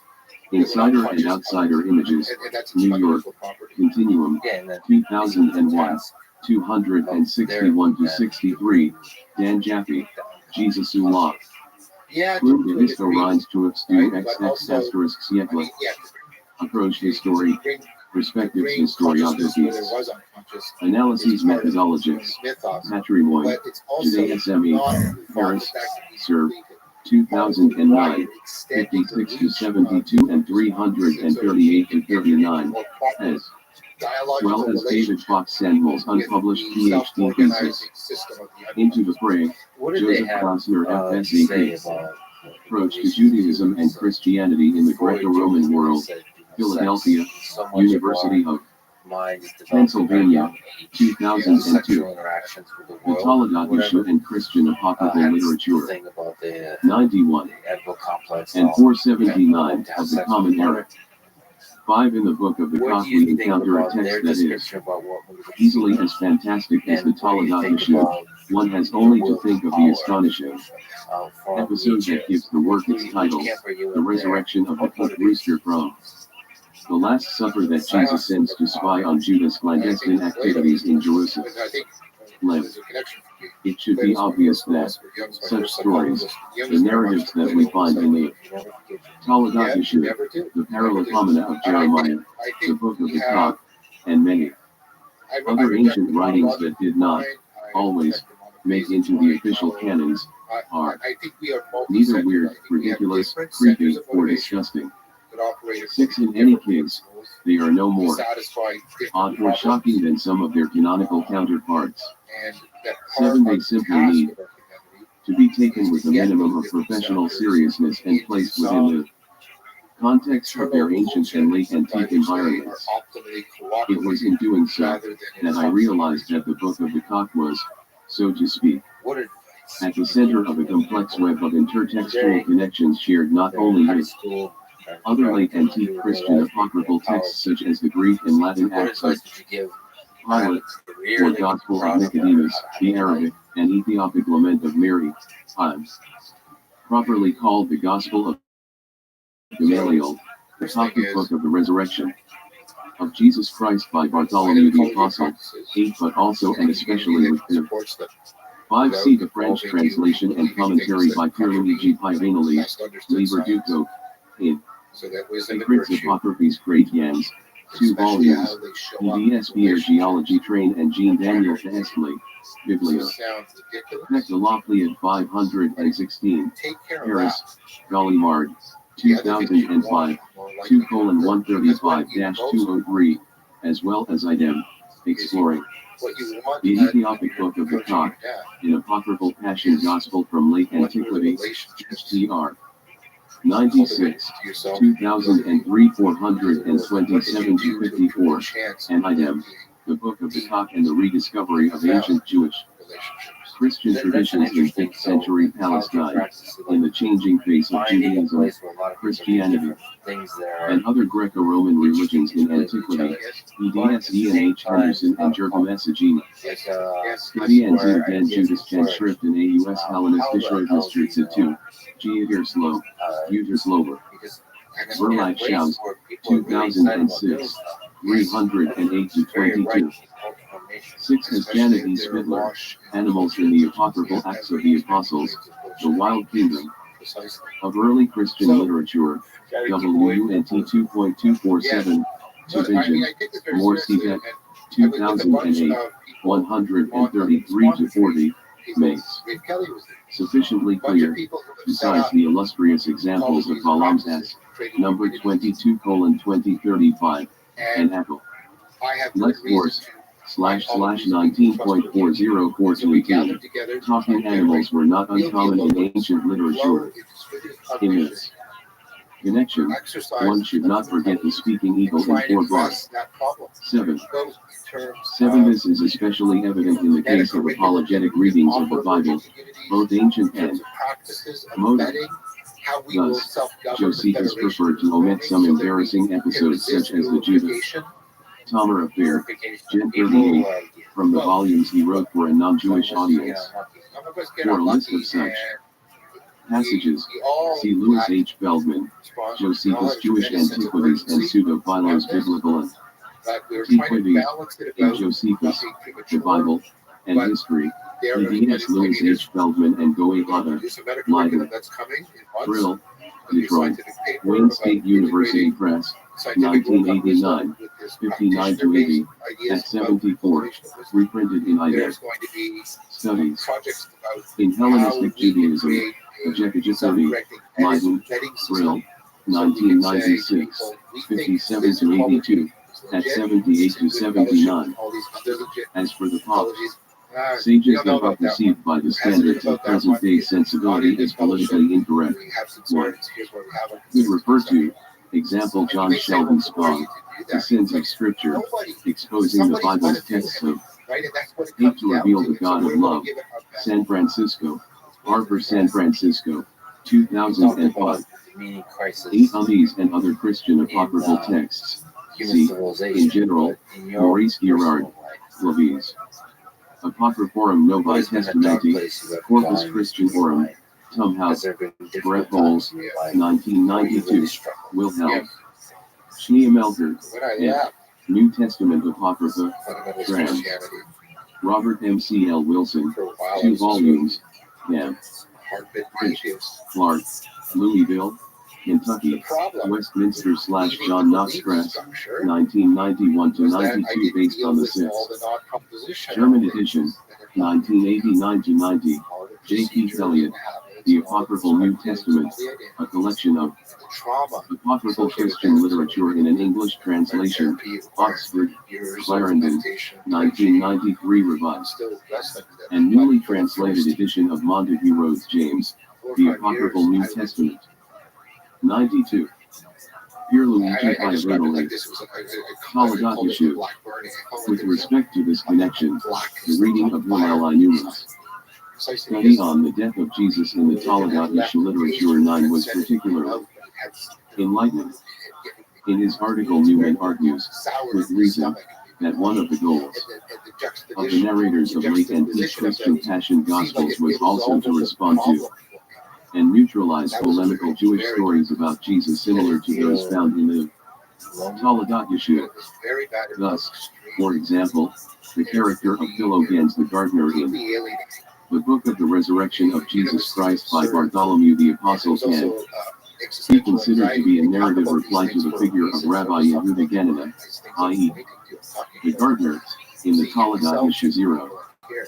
A few examples taken from the Book of the Cock will help to confirm the soundness of Newman's judgment. In the Book of the Cock as in the Talmud issue, and here I will be referring primarily to the Old Tyrogenisa fragments. In Aramaic 11, Jesus' adversaries explain his extraordinary powers as the result. Oxford, Clarendon, 1924, Hans Joseph Klaup, Apocryphal Gospels, an Introduction, Trans. Brian McNeil, London and New York, T.N.T. Clark, 2003 Original German Edition, 2002. 9 Hillel I. Newman, The Death of Jesus in the Talmud issue literature, JTS 50, 1999. 59 to 79 other useful readings include Stephen Jarrow, The Nestorius Legend in the Tolda issue, or CHR 59, 1975 108 to 20, idem, Jewish polemic on the Martyrium Pioneer and Jesus. Passage from the Talmud, JJS 29, 1978 164 to 68, idem, the stem master and his wayward disciple, a Jesus story in the Talmud and in Christian hagiography, JSJ 25, 1994 287 to 311. Clemens Thomas, Jesus stands Lakalemi Jugda El Antiquite Tarda VT du Moyen Age, in Jesus the Nazareth, Nouvelles APPROX du Enigme, EDS Daniel Margarat, Enrico Morelli, and Jean-Marie Toffitt, El Imon de la Bible 38, Geneva, Labor et Fides, 1998, 477 to 87, Rob. R.T. Evangelist, Jesus Outside the New Testament, An Introduction to the Ancient Evidence. Grand Rapids, Michigan, Eerdmans, 2000, 104 to 29. Ken Newman, The Death of Jesus, 67 to 68, who concludes, Bartholomew reads like a Christian rejoinder to the antagonistic claims of Talmud Yeshua, after the Jews turned the gospel of John on his head. Bartholomew tries to write him again, though not quite as he was before. 68. Such a connection was originally made by Hugh J. Schonfield, according to the Hebrews. A new translation of the Jewish life of Jesus, the Talmud, with an inquiry into the nature of its sources and special relationship to the lost gospel according to the Hebrews. London, Duckworth, 1937, 127 to 28. 11. For the extremely complex textual history of the Talmud Yeshua, see the classification through. Most by Riccardo Di Sani, Materializzazione Testual del Talmud Yeshua, Manuscritti, Ihaziana. Estampa, Classification, La Racina Mensal de Israel 50, 1984-83 to 100, who singles out a pilot, comprising the Aramaic fragments and Agabart of Lyons' testimony, in the 19th sent to Helene, including the large majority of medieval versions, and a Herod group, consisting of the single rule Greek manuscript, edited in 1705. The Aramaic fragments have been translated by William Horbury, a critical examination of the Talmud Yeshua, PhD Dis. Cambridge University, 1970, 75 to 151, Jean-Pierre Auger, El Evangile du Ghetto. Law. Legends of the Jesus du IP and J.P. Siegler, L.O. Turai, Paris, Berg International, 1999 first edition, 1984, 121 to 28, Riccardo Di Sani, to Angelo Del Ghetto, Rome, Newton Compton, 1985, 45 to 50, Herbert W. Vassar, The Acts of Jesus, in the Frank Talmadge Memorial Vault, EME, 2 volumes, and Barry Malfish, Haifa University Press, 1993, 1:273-82, an extremely late representative of the Helene Group, originally published in Breslau in 1824, has been edited by G. and Trischlichting, ein Jidisches Leben Jesu. Die Virschalin Taladacheski. Das Suntam Umuad. Einleitung, Text, Übersetzen, Kommentar, Motives Synops, Bibliography. WUNT 1.24, Tübingen, Morsebeck, 1982, and summarized by Clout. Apocryphal Gospels, 2:11 to 20. The English translations of the Wagensale text and the Strasbourg manuscript. The Talmud Yeshua in Christian apocryphal literature. 93. Of the practice of black magic. 12. Thus, when Jesus has Judas' felony denounced by a flying and speaking stone pillar, Judas accuses him of being a magician. 1:19-20. At the moment of Jesus' interrogation in the palace of the high priest, the servant Palisida, daughter of the Levi, identifies Peter as one of the followers of the Galilean magician. 5:26. Finally, the Jewish leaders attribute the benevolence that Procla, Pilate's wife, shows toward Jesus to the action of Jesus. Magic, 8:11.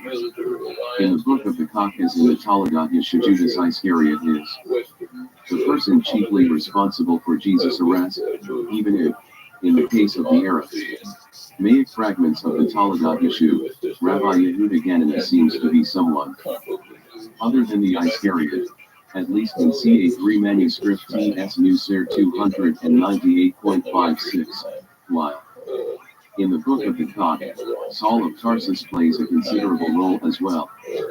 13 in the Book of the Cock, as in the Talmudah Yeshu, Jesus escapes from his persecutors for a short time and runs into the temple, as in the Strasbourg manuscript, under the portico of Solomon, before once again being captured by Rabbi Yehuda in the Talmudah Yeshu, while in the Book of the Cock, 6:8-14, he is betrayed by a relative of Judas that he immediately transforms into a rock.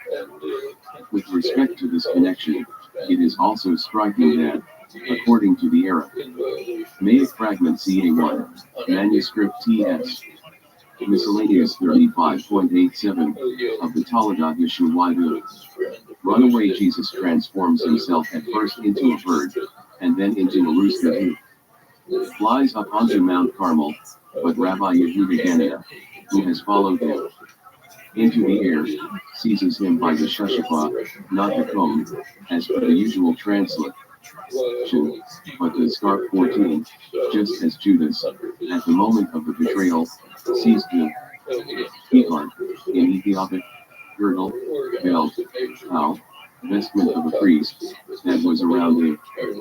Two other witnesses of the Hellene group, originally published in 1885 and 1903, have been reprinted as Appendix A and B in Frank R. Zindler, The Jesus the Jews Never Knew, Sefer, Told of Yeshua and the Quest of the Historical Jesus in Jewish Sources, Cranford, and J. American Atheist Press, 2003, 347-450. 12 on this accusation, see Graham and Stanton, Jesus of Nazareth, a magician and a false prophet who deceived God's people, in Jesus of Nazareth, Lord and Christ. Essays on the Historical Jesus and New Testament Christology, PDS Joel B. Green and Max Turner, Carlisle. Paternoster Press, Grand Rapids, Michigan, Eerdmans, 1994, 164-80. 13 C5 Anally, Exploring the Ethiopic Book of the Cock, 445-46, Idem, Ancient Jewish Christian Traditions, 311-13, Idem, Elenimi S. Parmi News. Presences Rhetoric CTNAR. Produced the Fall Dansley Pseudo Clementines Etiotricrix Appearance, in Nouvelles Intrigues. Pseudo Clementines, plots in the Pseudo-Cementine Romance, Acts du Colloque. International sur la littérature apocryphe Creation, Los Angeles, 30-2 September 2006. EDS Frederick Amsler, Albert Frey, Charlotte Twaydock, and Renee Girardet. Publications The Institute of Romantic Sciences Biblik 6.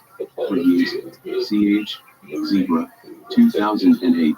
241-48. 14 Following the advice of Louis Ginsberg, the first editor of CA1 in Ginzey Schechter. Genizah Studies in Memory of Dr. Solomon Schechter.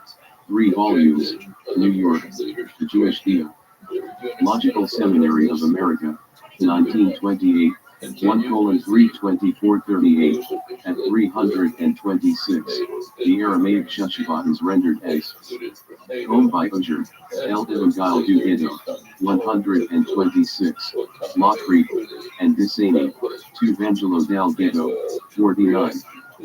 La Cresta, as cropped by Vassar, The Acts of Jesus, 279, is cropped, but correctly is cloaked. By Samuel Krause, who were Hansik the New told of Jesku, MGWJ 16, 1932-586-603, 77. 1933-44-61, at 48-49 Mantle, and Horbury, A Critical Examination, 85, is cloaked. Even if the latter acknowledges that a translation with Cresp is also possible by analogy with 94. Pierluigi Piavanelli, Neck of Our Savior in the Book of the Cock, 414, 5:11-12. 15 then, CA1 carries. on with Rabbi Yehuda, who brings Jesus back to Rabbi Joshua ben Uriah in order to have him hung up and crucified, reading with William Horbury Garuda. As in CA2 manuscript TS. Miscellaneous 35.88, and not Barosha, on a cabbage. Stop. 16. Needless to say, the speaking rooster of the Book of the Cock is more the Christian antithesis of the Jewish Ziz, Psalm 50:11, or Tarnagal Barak, the wild rooster of the Jewish legendary traditions, and Jesus' alter ego. 17. However, is this kind of reasoning that is presupposed in the Talmud issue, that is, Jesus, the deceiver who claimed that he would ascend to heaven, has been caught and killed like vulgar poultry, or, as Jean-Pierre Auger maliciously puts it, the one who would like to fly as an eagle, but who is not an eagle, will end his flight as the chicken 18, and it is exactly this type of reasoning that is at the origin of the beautiful story found in the Book of the Cock and the parallel versions of the Book of the Resurrection of Jesus Christ by Bartholomew the Apostle, Manu. Script A, 1:1-3, and the Greek B recension, forms B2 and B3, of the Gospel of Nicodemus, 1:3, 19. Thus, it seems to me that the new evidence provided by the Book of the Cock serves to demonstrate that a more or less well-developed first edition of the Jew Ledakishu was already circulating at the end of the 4th or the beginning of the 5th century. Since the publication of CA1 in 1928 by Louis Ginsberg, 20 it has the two meanings of Parvalda, and 1. Also see Willem Epsmalik, the Aramaic dialect, S. of the Toldakishu fragments, Aramaic Studies 7, 2009 39-73, at 67. 15. One would like to thank Michael Sokolov for pointing out the exact meaning, in this context, of the Aramaic Shushabat. This made possible the discovery of such a new and extraordinary parallel between the Talmud issue and the Book of the Cock, the detail, the seizing of Jesus by his own stole, cloak, or kapia, that is completely unattested elsewhere. 16. Horbury, a critical examination, 86 and 90. Also see Smolik, the Aramaic dialect, S. 68-69. 17. Both birds are similar to, or even identified with, the Sikwi, the rooster endowed with foreknowledge according to Job 38:36, a verse that is traditionally repeated among the Greeks. Rothschild at the beginning of the Shaharit morning service.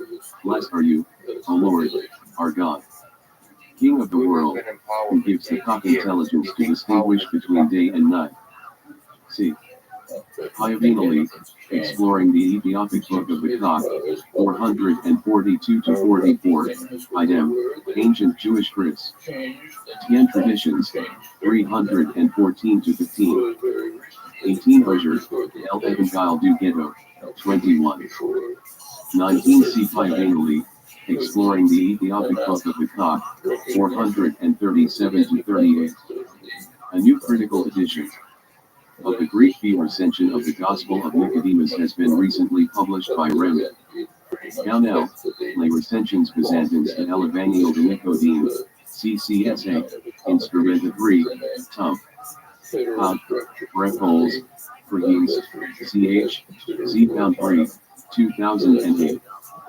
20 C above, and 14. CA1 was edited anew by William Horbury, The Trial of Jesus in Jewish Tradition, in the Trial of Jesus, Cambridge Studies in honor of C.F.D. Moule, and Ernst. Bammel, Naperville, Allenson, 1970, 103-21. Other fragments have been published by Aubrey Hamhar Kabul, Laban Yezu, Hebraic Bibliographic 15, 1875-15, Elkin Nathan Adler, Fragment Arameen du Toldot Yesko, Reg 61, 1910 126-30, Samuel Krauss, Fragments. Aramees du Toldat Yesko, Reg 62, 1911-28-37, new edition of the fragments previously. Published by Adler and Krauss himself, Das Leben Jesu, 36-37 and 143-46, ZW Fock. A new fragment of the Jewish life of Jesus Asterisk Tarbis 46, 1977 319-22, in Hebrew, Ida. The Taladat Yeshu and Christian Apocryphal Literature. 95. Become clear that the Geniza Aramaic fragments are the best witnesses to such an urtext, even if I am not entirely certain that they have faithfully preserved all the details of the original cycle of stories. The plural is to recur here, the Taladat Yeshu being anything but a fixed and crystallized text. 21. For example, does the narrator of CA1 explain why and how Rabbi Yehuda, not to mention Jesus, has learned the exact pronunciation of the explicit name that he uses to fly after Jesus? 4. What are the reasons given for the extraordinary use of it? Cabbage stock is the support for Jesus' body, but if the loss of some episodes and the omission of others make the recovery of that late antique first edition fairly difficult, what could we say, then, about a hypothetical prehistory of the Taladat Yeshu in the 2 ND and 3 RD centuries of the Common Era? 22. The rediscovery of a strange Gnostic gospel in 2006-07.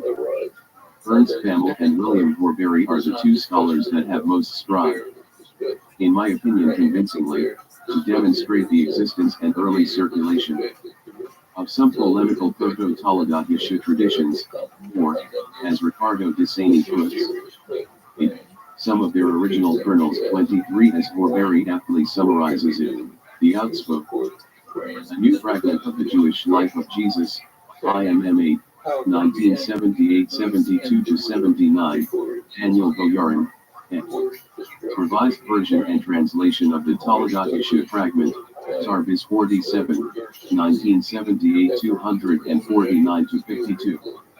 New edition of the previous fragment in Hebrew. 21. Additional evidence about the missing sections of the Aramaic Taladat Yeshu can be found in the report of the apostate Avner Alfonso, summarized by Shem Tov ben Isaac Ibn Shaprat in his polemical treatise Even Bohem, written at the end of the 14th century. On this Spanish rabbi, his work, and the sources he used, see George Howard, A Primitive Hebrew Gospel of Matthew and the Toldot Yeshu, NTS 34, 1988 60-70, Basker, The Acts of Jesus, 273-74, and 280, Libby Garshowitz, Shem Tov ben Isaac Ibn Shaprat's Gospel of Matthew, in the Frank Talmadge Memorial Volume, 1:297-322, Jose Vicente Niclos, Shem Tov Ibn Shaprat, La Pedra de Tov, Evan Bohem. Luego brought a controversia judeo-cristiana. Introduction. Edition Critica, Traductioni Notas al Libro I, Biblioteca Hispana Biblica 16, Madrid, Constio. Superior de Investigation y Científicas, 1997. Moreover, Jacob Deutsch, new evidence of early versions of Toldot Yeshu, Tarbis 69, 2177-97, in Hebrew, as published in Hebrew. Version of the Taladat Yeshu from the manuscript EDR. By 274 of the Perkavich collection in St. Petersburg, which is particularly close to the text of the Aramaic fragments. 22. As Newman, The Death of Jesus, 61, insightfully reminds us, and addressing the slip current question of the provenance of the pilot group, we must remember to distinguish between related but distinct problems, the pre-literary history of the narrative, a putative original leader, theory creation, and the version or versions found in extant manuscripts. 23. See especially Ernst Pamel, Christian origins in Jewish tradition, NTS 13, 1966-67, 317-35, reprinted in item, Judaism. Kleinschriften, 2 volumes, WUNT 37, Tübingen, more. Seebeck, 1986, 1:22038, item, Origin contra Celsum I-41 in the Jewish tradition, JTS.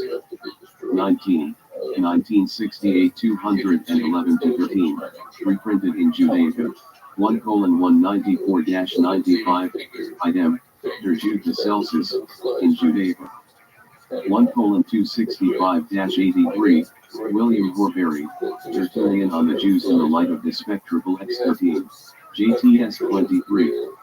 1972 455-59, reprinted in item, Jews and Christians in Contact and Controversy, and the Birth. T.N.T. Clark, 1998, 176-79, item, Christ as brigand in ancient anti-Christian polemic. In Jesus and the Politics of His Day, EDS M. Spammel and Charles F. D. Moore, Cambridge. 96. Pierluigi Piavanoli. Can Jewish polemic in the Toldoth issue appears to presuppose the importance gained by Tiberius under the Jewish patriarchs, i.e., in late antiquity, from the 3 RD century onwards, but its agreements with the speeches of the Jew of Celsus. In Origen, with Tertullian on Jewish claims, and with passages in the probably 3rd century Collodion, indicate the currency of Jewish anti-Christian traditions in the 2nd century and later. 24. But can we have at least an approximate idea of their contents? I would like to suggest that one of their main features, even at this early stage, was the extremely positive depiction of Judas as the Jewish hero of the story. Such a hypothesis is indirectly corroborated by 2 facts. The first is that many of the traditions found in the 5th century Book of the Cock, including those about Judas, seem to be, or actually are, much older, and of Jewish Christian origin, as is certainly the case for the description of Paul as the most ruthless persecutor of Jesus.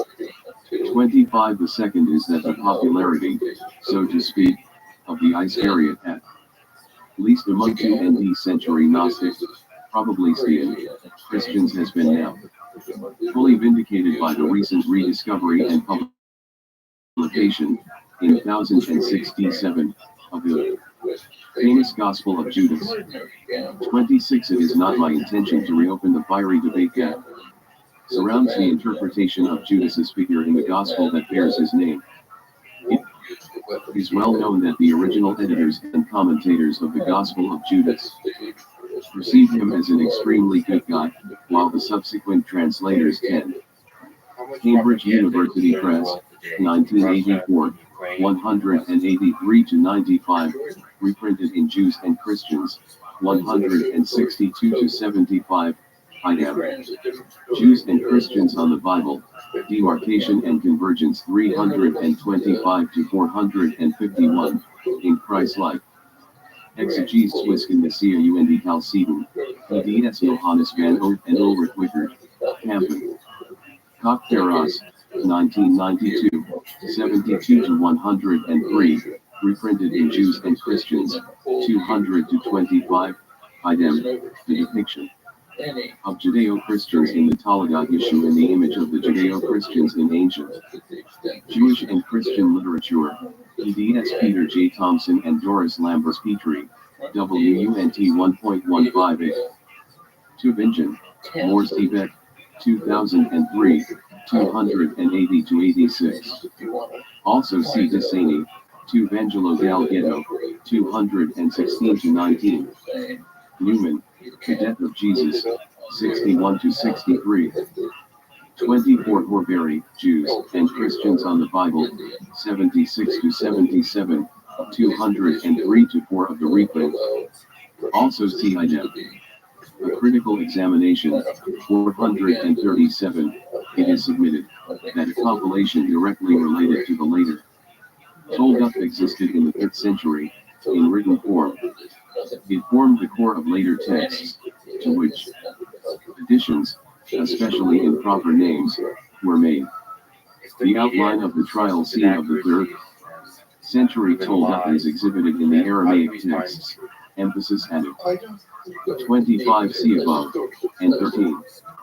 In this connection, one should note that Marvin Meyer's useful anthology, Judas, the definitive collection of Gospels and legends about the infamous apostle of Jesus, New York, Harper 1, 2007, is far from being either exhaustive or definitive.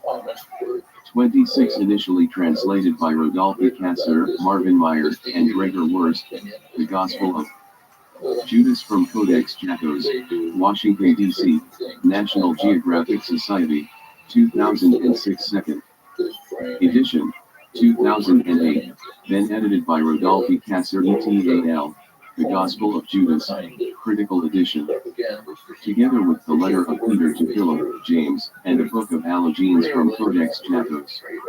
Washington, D.C., National Geographic Society, 2007, 177 to 252 and 341 to 70. Wurst's preliminary transcription of some new, unpublished fragments, together with Meyer's English translation, is available online. http://wurst/post_theol/nui_fragment_4.pdf #nui fragment The Toledat Yeshu and Christian Apocryphal Literature. 97. To see him as being, in April D. DeConnick's words, as evil as ever. 27 As far as I am concerned, I will simply say that the protagonist of the Gospel of Judas is neither Dr. Judas nor Mr. Iscariot. On the contrary, he is a more well-rounded figure, the only disciple who is initiated by Jesus to the mysteries of the kingdom, whose final and dramatic destiny will be to sacrifice his master, without being allowed to ascend to the holy generation. 28 The only compensation for the terrible task he has to accomplish will be perhaps, in DeConnick's opinion, to finally join Eel Davioth in his cloud, becoming assimilated with Eel Davioth in some way. 29 The only ascent to heaven that the narrator of the Gospel of Judas could eventually grant to the wayward disciple. Be that as it may, the triangular reading of the Gospel of Judas, before 180 CE, the Book of the Cock, 3/4 of the 5th century, and the Aramaic fragments of the Toledat Yeshu, at least before the beginning of the 9th century, seems to confirm that some elements of the Judas traditions embedded in texts as late as the Toledat Yeshu and the Book of the Cock are, in fact, much earlier, even datable to the 2nd century.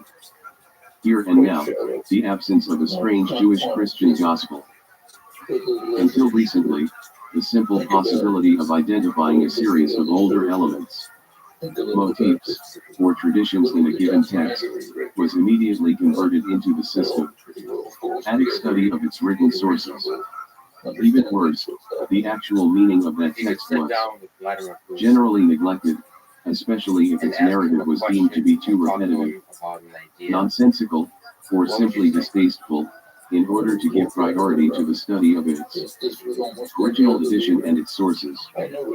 30 Now, we do not need to go back to Roland Barthes and French structuralism in order to acknowledge the basic fact that every text is, up to a certain extent, a tapestry of linguistic and literary echoes, or that biblical and parabiblical memorial traditions, to borrow Jean-Claude April 27th D. Dacona, the 13th Apostle, what the Gospel of Judas really says, Lod. Don and New York, Continuum, 2009 First edition, 2007, 45 to 61 and 185 to 87. One can have an idea of the wide spectrum of interpretations from a reading of the different contributions. Published by Madeline Scopolo, ed. The Gospel of Judas in Context, Proceedings of the First International Egypt, the Conference people on who the led us, Gospel of the Judas, war in Vietnam, Paris, Sorbonne, the war in October Afghanistan 2nd, and 7 Iraq, carat 2 ATH, the war in Ukraine 2006, NHMS are 62, evil. Leiden, Brill, 2008, and April D. Dacona, and the Codex Judas Papers. Proceedings of the International Congress on the Chacos Codex held at Rice University, Houston, Texas, March 13 to 16, 2008, NHMS 71, Leiden, Brill, 2009. 28 Sefer Luigi Piavanelli, Rabbi Yehuda versus Judas Iscariot, The Gospel of Judas and Apocryphal Passion Stories, Will there in be a Dacona, war and between the U.S. the and Codex China Judas in the Paper, 21st century? 223 to 39. 29 Dacona, the 13th Apostle, 119. 30 A simple survey of the literature on, example the Paralipomena of Jeremiah, the Pseudo Clementine homilies and recognitions, for the Orthodox Apocalypse of Paul will reveal many examples of such a scholarly proclivity to identify pre-existing editions and sources at the expenses of the understanding of the available texts. 98. Here Luigi Piavanelli regards categories, especially when they are open and subject to endless variations, as in the case of many Christian apocryphal stories and the Talmudic issues, constantly reperforming and rewriting themselves. 31. 80 years ago, however, it was only natural to expect that the publication of the Aramaic fragments CA1 and CA2 would encourage some specialists to engage in a new quest for other parallels in ancient literature in order to identify the sources or to understand the genesis of the Talmudic issue. Thus, in 1932 to 33, the great Samuel Krauss was able to compare the newly discovered episode of Jesus, the rooster that Rabbi Yehuda Ganina seizes by the Shushaba 32 to 1 quotation of the presently lost gospel according to the Hebrews found in the works of Origen, twice, and Jerome, 3 times, in the gospel according to the Hebrews. The Savior himself says, a moment ago, my mother, the Holy Spirit, took me by one of my hairs and brought me to the great mountain Tabor, Origen, com. 2.12, 33. According to Krauss, this episode was modeled after the description of Ezekiel's vision of the abominations in the sanctuary.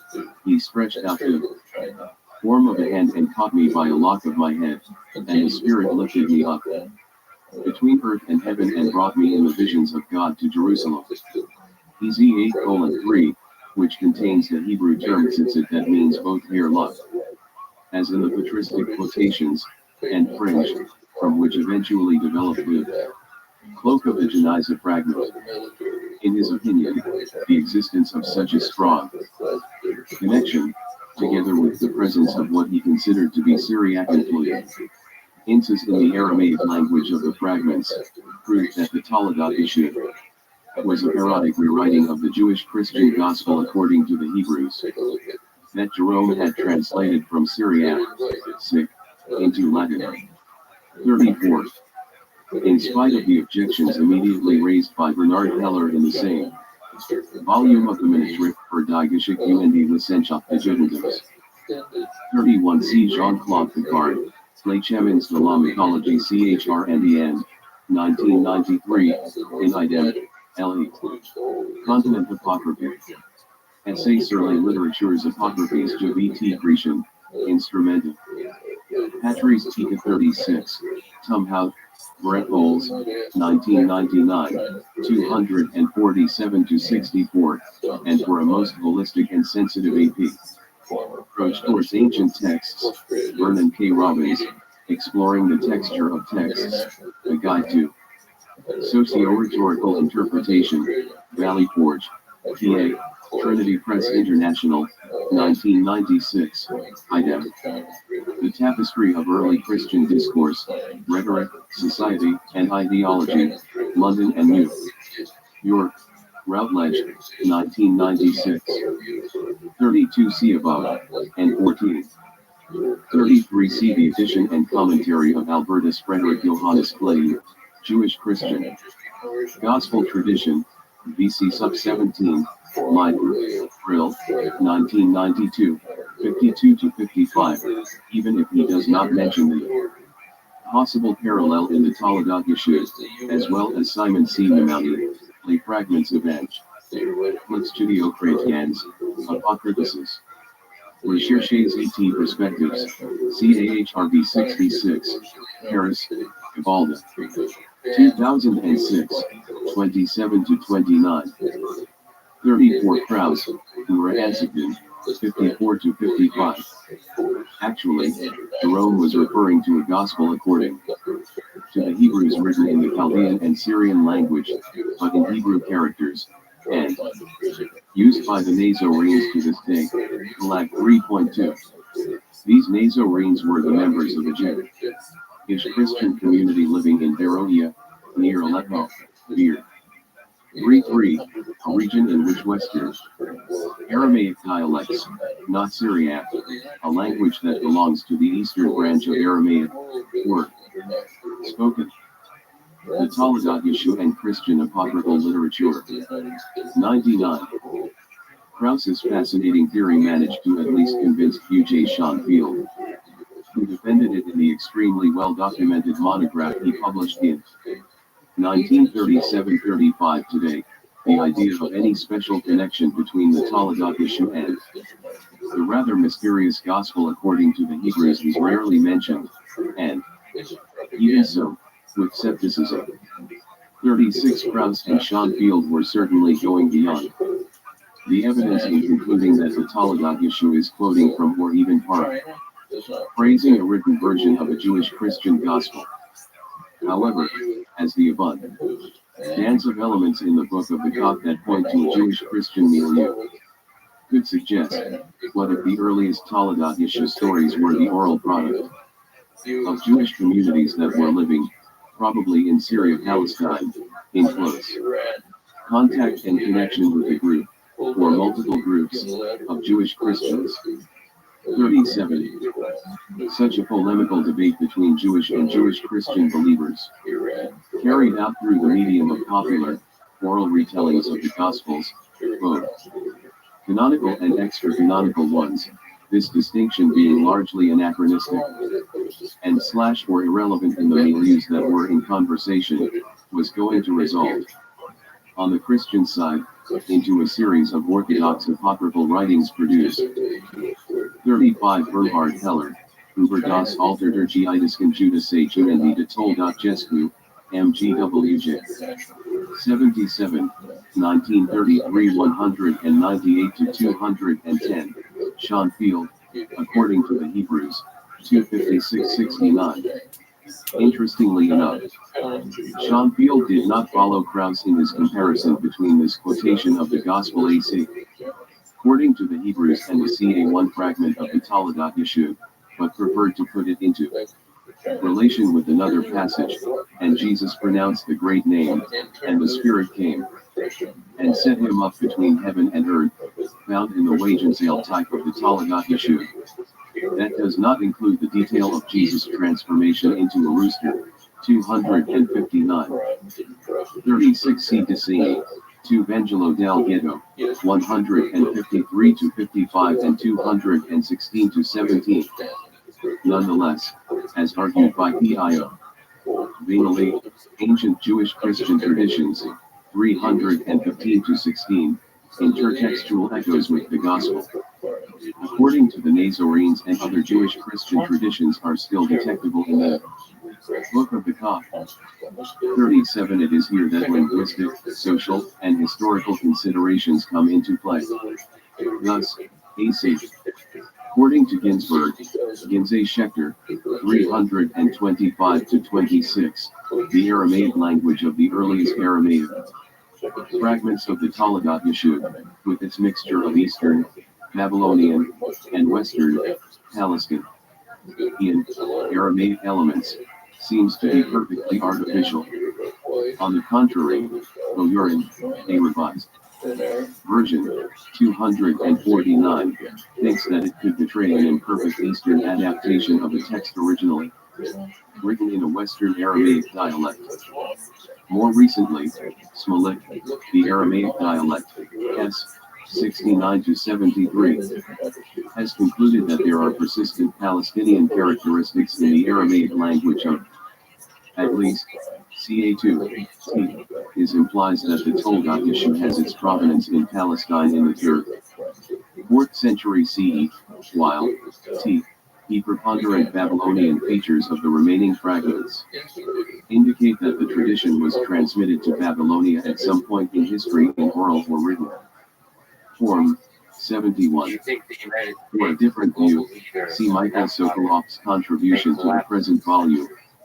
In any case, the fact observed by Schaeffer, Jesus in the Talmud, 113 to 22 and 181 to 85, that the large majority of the rabbinic traditions about Jesus are preserved in documents that are, as in the case of the Babylonian Talmud, of Eastern origins, does not exclude the possibility that many other oral and / or written stories have been circulating in Syria, Palestine, and elsewhere among more popular milieux. As for the interconnectedness of Jews and Jewish Christians in those regions until, at least, the end of the 4th century, one can refer to the evidence highlighted in e.g., the volume edited by Adrian H. Becker and Annette Y. Reed, The Ways That Never Parted. Jews and Christians in Late Antiquity and the Early Middle Ages, Minneapolis, Fortress, 2007. First edition, 2003, or the monograph of Daniel Goyarin, Borderlines, The Partition of Judeo-Christianity, Philadelphia, University of Pennsylvania Press, 2004. 100. Pierluigi Piavanoli. In the 4th, 5th, and 6th centuries, during the period that I define elsewhere as the small globalization of late antiquity. 38 At the sudden explosion of Christian apocryphal texts such as the Acts of Pilate, the Lament of Mary, or the Book of the Resurrection of Jesus Christ by Bartholomew the Apostle, to which we can now add the highly instructive Book of the Cock, has any special meaning and any polemical raison d'etre to what kind of Jewish oral traditions, stories, and / or written texts were they responding. 38 C. Pierluigi Piavanoli, L.E. Recyclage de textes apocryphes allure de la petite monde. Dialyzation de l'antiquité tardive, ca 325 to 451. Quelques perspectives littéraires et histo. Greeks, imposeurs de christianisme et de Jedi antiques. Études réunies en Europe. De Jean Daniel Benesley et Eric Junet, eds Remy Cownell and Albert Craig, Publications Institut Roman de Sciences Bibliques 5, Pergines, ch. Zebra, 2007, 277 to 95, idem. Reception of early Christian texts and traditions in late antiquity apocryphal literature, in the reception and interpretation of the Bible in late antiquity, Proceedings of the Montreal Colloquium in honor of Charles Canongiuser, 11 to 13 October 2006, eds. Lorenzo di Tom, Masso and Lucian Tersescu, Bible in Ancient Christianity 6, Leiden, Brill, 2008, 429 to 39. Toledo issue, both narrative, as polemics and self-criticism. Eliasson. Few Hebrew narratives from the Middle Ages have been the subject of such extensive and diverse research efforts as Toledo issued. There are many reasons for enormous interest in this work, not least of which is the mystery surrounding it in terms of time and place of origin. Moreover, the fact that more versions have been found for Toledo issue than for any similar text has led to philological studies comparing the different versions, analyzing their language, and attempt to identify the period of their composition. The connection between Toledo, Yeshua and the New Testament, as well as the responses to the text in medieval Christian society, has also attracted considerable research attention, as has the book as counter-history in Jewish historical memory and in the copious Jewish polemical literature against Christianity. One yet, despite the large body of research devoted to the work, its basic character as a Hebrew narrative from the Middle Ages has been largely ignored. Before being a polemic against Christianity, a parody of Christian myth, or a subject of philological study, Toledo Yeshua is first and foremost a long narrative, written in Hebrew, that was produced in the Middle Ages. This definition of its essential nature generates different questions than those raised thus far in the research literature, and the attempt to answer them may lead our investigation in new and unexpected directions, helping us to better understand the meaning of this fascinating work and its place in medieval Jewish society. 1. A detailed description of research until 1970 and William Horbury, a critical examination of the Toledo Yeshua, PhD Dis, Cambridge University, 1970, 1-37.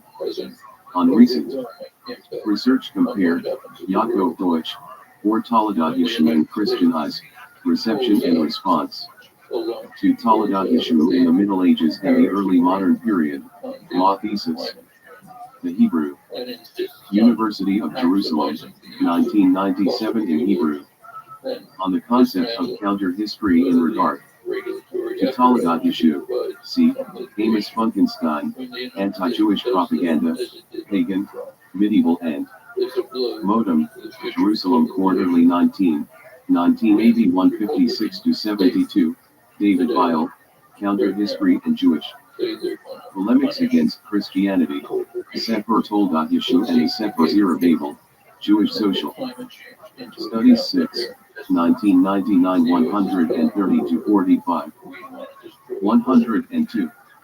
Eliasif, Origins. Before we can even speak of the literary character and structure of Toledo Yeshua, we must first address the complex and controversial issue of the time and place in which it was created.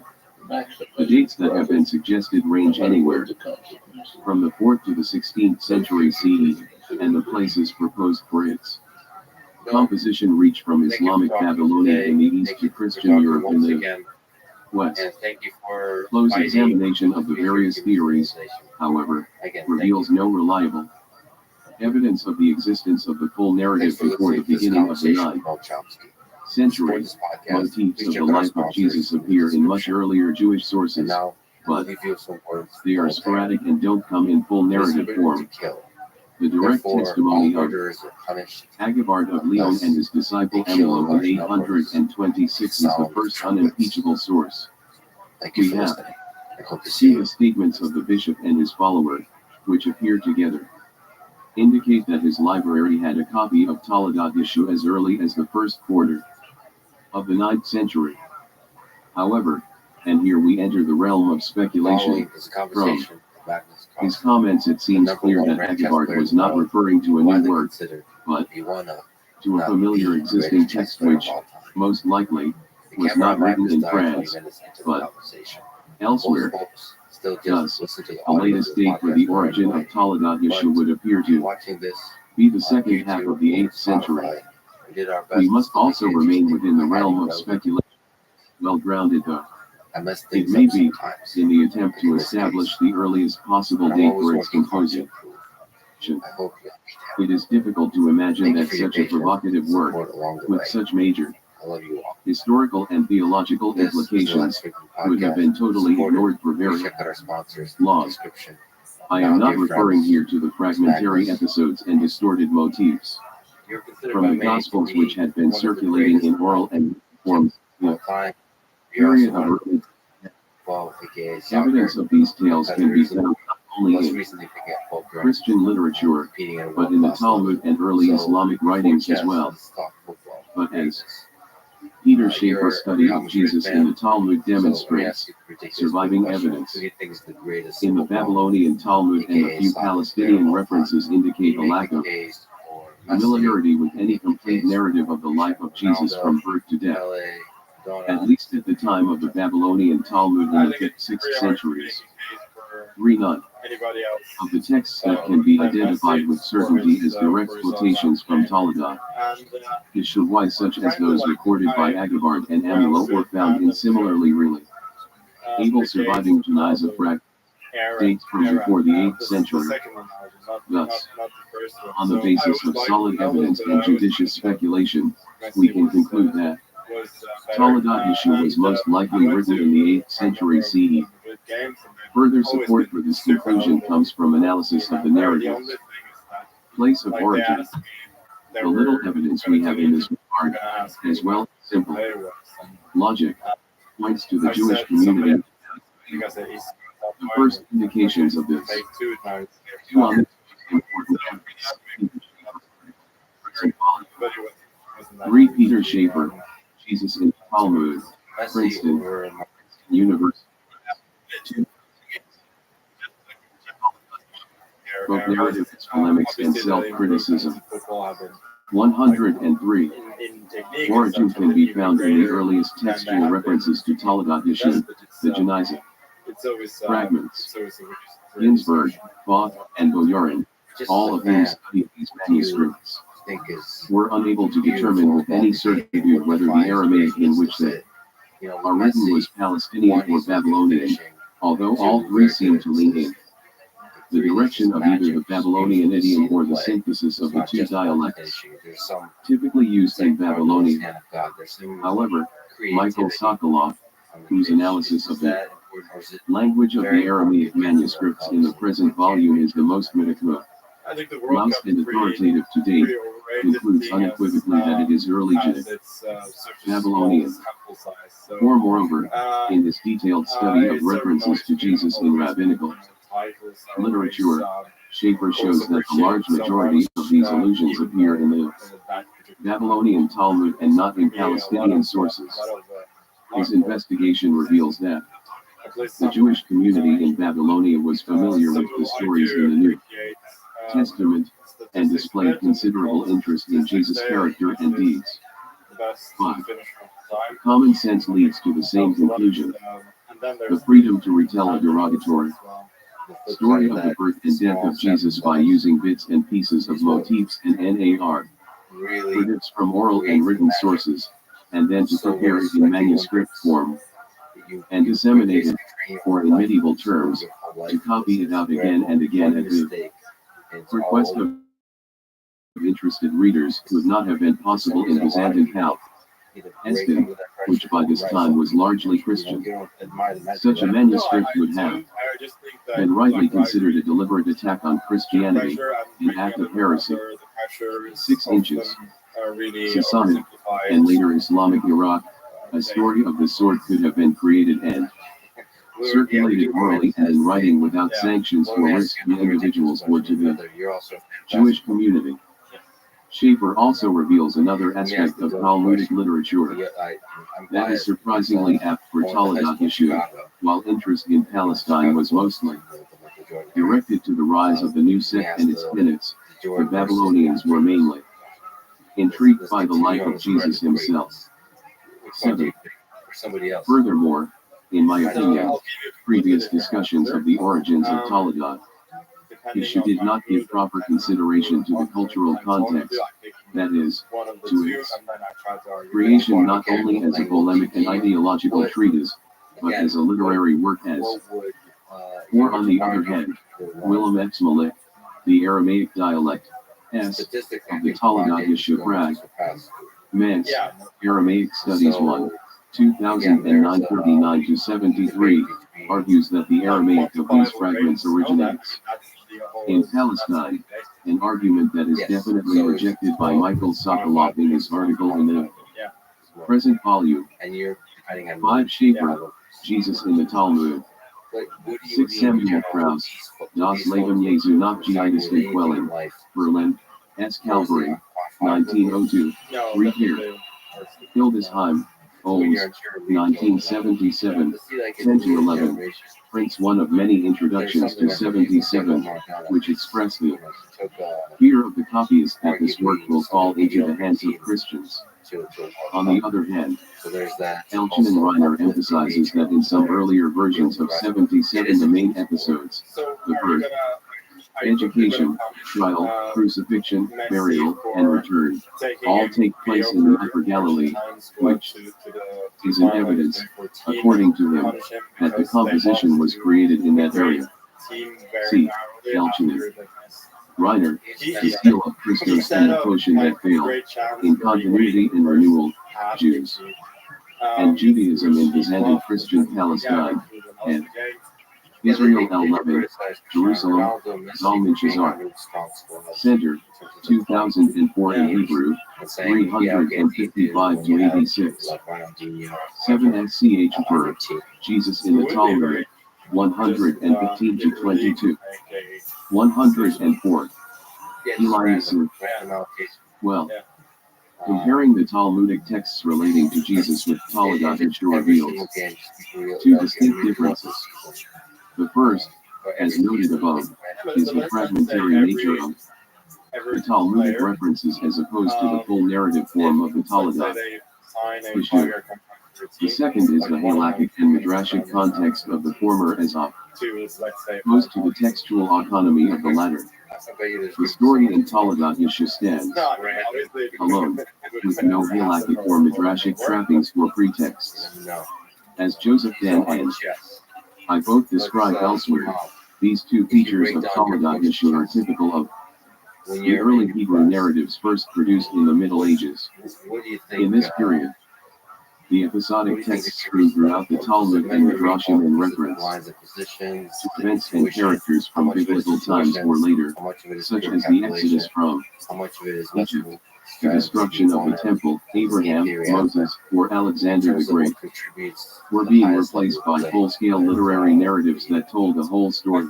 They incorporated both the fragments in rabbinical literature and narrative motifs and episodes whose source was in medieval society.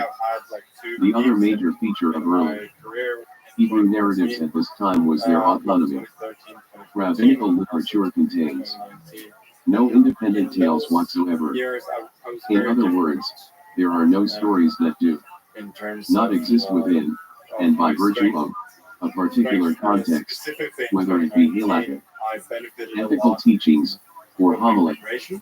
In contrast, from the very beginning medieval NAR critics sought to remain free of any such restraints, to constitute independent stories that existed in and of themselves rather than to serve the purposes of one context or another.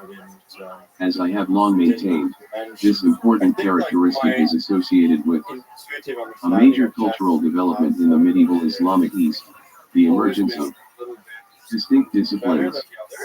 Thus, starting in the 8th century we find works devoted to specific disciplines, including prayer and liturgy, history, linguistics, philosophy, phy, and commentary. The first autonomous narratives, such as Midrashi series, Hadibrat and the alphabet of Ben-Sira, belong to this category, and the same can be said for Talmudot Yeshud. I therefore believe that it originated in Islamic Babylonia in the 8th century, not only because of its language and the lack of any credible earlier evidence of it, but because the cultural genre to which it belongs, a full autonomous story independent of any literary context, did not exist prior to this place and time. Support for this contention can be found in evidence portraying the cultural milieu in Iraq in the Rabbinic period, particularly the Majlis, convocations of scholars, some of which were closed while others were open to the public. Later, testimony to this custom and spirit comes from a 10th century Muslim traveler from Spain. Describing a visit to Baghdad, he relates, I twice attended there, the philosophers' assemblies. At the first session there were present not only Muslims of all sects, but also agnostics, Parsi, materialists, atheists, Jews and Christians, in short, infidels of all kinds. Each of these sects had its spokesman, who had to defend its views. As soon as one of these spokesmen entered, the audience stood up reverently, and no one sat down until the spokesman took his seat. Taladat issue, both narrative as polemics and self-criticism. 105. Earlier evidence of the Majlis dates from the 9th century. 8. These public vocations would undoubtedly have been a fitting opportunity for a Christian scholar to present the story of the birth and death of Jesus, and as the traveler suggests, he would most probably have had to defend its views before the other participants, perhaps the Jews in particular, in respect to issues such as the virgin birth, the identity of Jesus as the Son of God and Messiah, and the resurrection. In other words, it may very well have been at cultural events like the Majlis that exposition of the Christian doctrine gave birth to the sporadic motifs that were later brought together in what we know as Taladat issue. Viewing it as a narrative that took shape largely in oral form in the course of debate with agents of the Christian narrative and Muslim scholars, rather than as the work of a Jewish writer taking one of the Gospels and deliberately distorting it to CRE. 8. The counter-history may better explain the existence of such a wide variety of different versions of Taladat issue, a fact that is apparent even from the earliest references to it. It is interesting to note the connection between Taladat issue and another narrative created in the same cultural milieu, the earliest work attributed to Ben Sira in the Middle Ages. Quite some time ago, in 1975, I dubbed this book Taladat Ben Sira, perhaps due to some as yet unarticulated sense of a link to the Taladat issue. 9 others before me have noted the similarity between the two, particularly in respect to the opening episode in Taladat Ben Sira. Ben Sira is said to have been bombed to the prophet Jeremiah's daughter through impregnation in a bathhouse by her father's semen, which had earlier been emitted into the water. Clearly, this tale might have suggested an explanation, and one that could. 8. The quotation is from Salo W. Barron, The Social and Religious History of the Jews, New York, Columbia University Press, 1959 b. 83. Further evidences and additional bibliography. In Rena Drori, The Emergence of Jewish Arabic Literary Contacts at the Beginning of the 10th Century, Tel Aviv, The Porter Institute, 1988 in Hebrew, 122, brings another example to a similar event from the 19th century. Other supporting evidences to these type of events are brought by Stephen M. Wasserstrom, Between Muslim and Jew, The Problem of Symbiosis under Early Islam, Princeton University Press, 1995, 167-9, Wadi had it, entitled ITY and Change in Religious Adherence, 19th Century Baghdad, in Conversion and Continuity. Indigenous Christian Communities in Islamic Lands #H to 18th centuries, EDS Michael Gervers, and Ramsey Gibranti Hazer, Toronto, Pontifical Institute of Medieval Studies, 1990, 33-54. And his clear conclusion in this matter, contact between the Christian and Muslim community ties by the 9th century appears to have become widespread. Internal evidence from these writings reveals that intimate discussion concerning matters of faith were engaged in on several levels, both official with clergy as well as on the street level by youth gangs, radical groups and others of the rabble. P49. In the 9th century, Ibn and Marwan al-Muhammad, who was intimately integrated into the Christian Arab milieu of Iran, produced the first Jewish work of Kalam theology, the Ishran Makala, which was considered a major work in its field at least until the 13th century.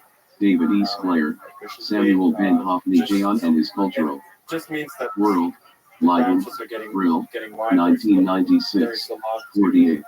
On the Majlis, Convocation for Debate or Study, see Ibid. 73 to 74, 99 to 104.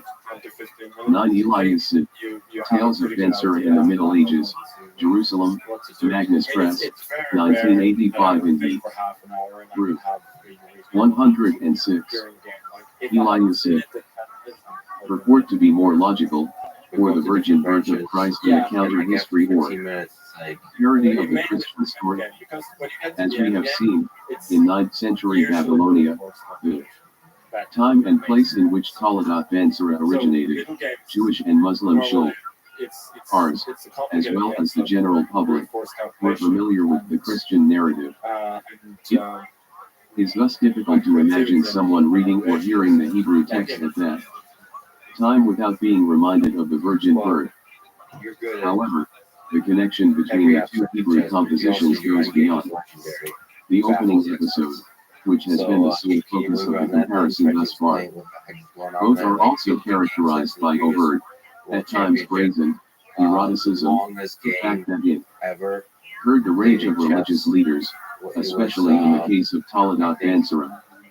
Both describe homosexual encounters between the evil descendants of Ephraim in a bathhouse in Ben Sira. Judah defiling Jesus in this manner in several verses. Zions of Toledat issued, the spilling of semen in vain, Jeremiah in the bathhouse, Judah spraying it on Jesus as he chases him in the sky, and adultery and illegitimate relations, Lilith, the queen of Sheba, and the animals in the ark in Ben Sira, the impregnation of Mary by a lustful adulterer and later her own acts of adultery in Toledat Yeshuv. Furthermore, like Ben Sira, Jesus is discovered to be a child prodigy as soon as he is brought before his teacher, and like him, he treats his teachers with arrogance and disdain. 10. The similarity between these two works and yet a good composition lends further support to my contentions regarding the origins of Toledat Yeshuv. In the early studies of Toledat Ben Sira, Moritz Steinschneider, Israel Levi, and Louis Ginsburg 11 already noted its resemblance to an apocryphal work known as the Arabic Gospel of the Infancy of the Savior, particularly in an episode that features prominently in Trope, the hero's first introduction to his teacher. This is the description in the Arabic Gospel. There was, moreover, at Jerusalem, a certain man named Zacchaeus, who taught boys. He said to Joseph, "Why, O Joseph, dost thou not bring Jesus to learn his letters?" Joseph agreed to do so, and reported the matter to the Lady Mary. They therefore took him to the master, and he, as soon as he saw him, wrote out the alphabet for him, and told him to say Aleph. And when he had said Aleph, the master ordered him to pronounce Bet. And the Lord Jesus said to him, "Tell me first the meaning of the letter Aleph, and then I shall pronounce Bet." And when the master threatened to flog him, the Lord Jesus explained to him the meanings of the letters Aleph and Bet, also which figures of the letter were straight, which crooked, which drawn round into a spiral, which marked with points, which without them, why one letter went before another, and many other things he began to recount and to elucidate, which the master himself had never either heard or read in any book. The Lord Jesus, moreover, said to the master, "Listen, and I shall say them to thee." 10 in the Strasbourg manuscript, Krauss, Das Leben Jesu, 39, the name of Jesus is Yehosh. UA after his uncle, and right after his birth, his mother seated him in from a primary school teacher, Melamed, and he was very clever, learned in the Torah and Talmud. He behaved rudely to his teachers, exactly as did Ben Sira. 11 C. Yosef, Ben Sira, 34-36, and especially 19. Toledat Yeshuv, both narrative as polemics and self-criticism. 107.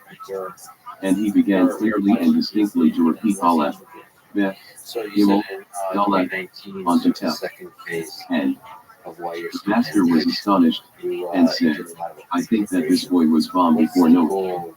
And turned into Joseph, he said, Thou hast brought to me to be taught a boy more learned than all the masters. To the Lady Mary also he said, This son of thine has no need of instruction. 12.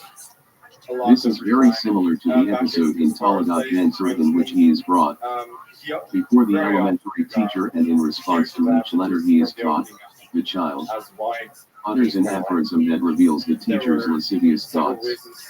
Most scholars agree that reliable evidence of the existence of the Arabic Gospel dates from the 9th century, although it was probably based on earlier traditions which it brought together in a single volume in Arabic for Eastern Christian believers. The two Hebrew compositions also show similarities to another classic Arabic text, the Quran. In the Surah Mary, number 19, Mary is accused of adultery and prostitution as a result of her pregnancy and the birth of Jesus, and it is the child who explains how he was conceived and that he is the Son of God. The very same scene appears in both Taladat Yashi and Taladat Ben-Sura. A further connection between the two Hebrew texts can be found in relation to a subject of central importance to both Jewish and Christian culture, the Messiah. According to the story of Ben-Sura, Jeremiah impregnates his daughter in Jerusalem, that is, before the destruction of the temple, when Ben-Sura is bombed, and immediately afterwards when Nebuchadnezzar sends his soldiers for him. Jeremiah is no longer mentioned and Palestine is already under the rule of the Babylonian king. In other words, these events take place after the fall of Jerusalem. Ben-Sura was therefore bombed at the time of the destruction of the temple, when according to Jewish tradition, the Messiah would be bombed. 13. If we add the divine wisdom of Ben-Sura, which is apparent throughout the book, we cannot ignore the possibility that its author regarded him as a parody of the Messiah, similar to the figure of Jesus in Taladat Yeshua. Furthermore, Ben-Sura's name was Shua or Shi, as is the name of the hero of Taladat Yeshua. 14. And this might even explain the choice of the ancient poet Ben-Sura, Ecclesiasticus, as the subject of the latter text. And there is more.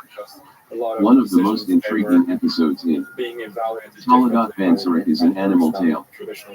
And he, Nebuchadnezzar, asked him, Ben-Sura, horse and mule, and asked, Why do they this where others do and sniff their dung?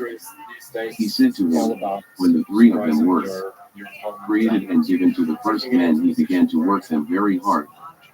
The mule said to him, 12. The Arabic Gospel of the Infancy of the Savior, trans. Alexander Roberts and James Donaldson, The Ante-Nicene Fathers Date, 404 to 15, PAR 48. See also, James K. Elliott, The Apocryphal New Testament, a collection of apocryphal Christian literature in an English translation, Oxford University Press, 1993. 13. Midrash on Lamentations 1:16, and to variants and discussion see, Galid Hassan Roka, Web of Life, Folklore and Midrash in Rabbinic Literature, Stanford University Press, 2146 to 90. 14. On the names/names of Jesus see, David Blusser, Jesus, Jerusalem, Magnus Press, 1997. 2425. 108. Elias says, Horse and the ass, all the animals rest from their labor and we have no rest from our labor. Let us ask God when our toil will end, and if our seed will not vanish from the world. They answered him, Well said. Right away they went to the Holy One, blessed be he, and said to him, Lord of the universe, when will our toil be lifted from us? He said to them, when your waters turn the grindstones and your dung has the fragrance of perfume, at that time will I end your toil.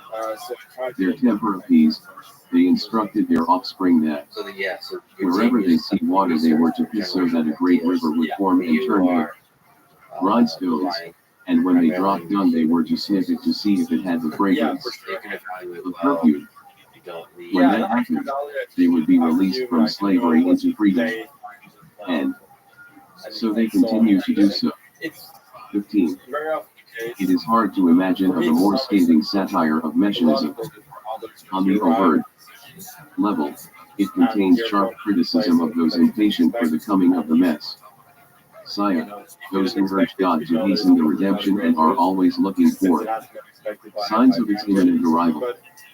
But it is also no less critical of those who believe the Messiah has already come, those who see the water and perfume that herald his arrival, but do not realize that they are deluded fools, that what they see is only piss and dung. The public, familiar with Christian rites, would not have missed this far from subtle allusion to the baptismal font and incense of the church. Thus, according to the text, what was perceived as tokens of the Messiah was only filth.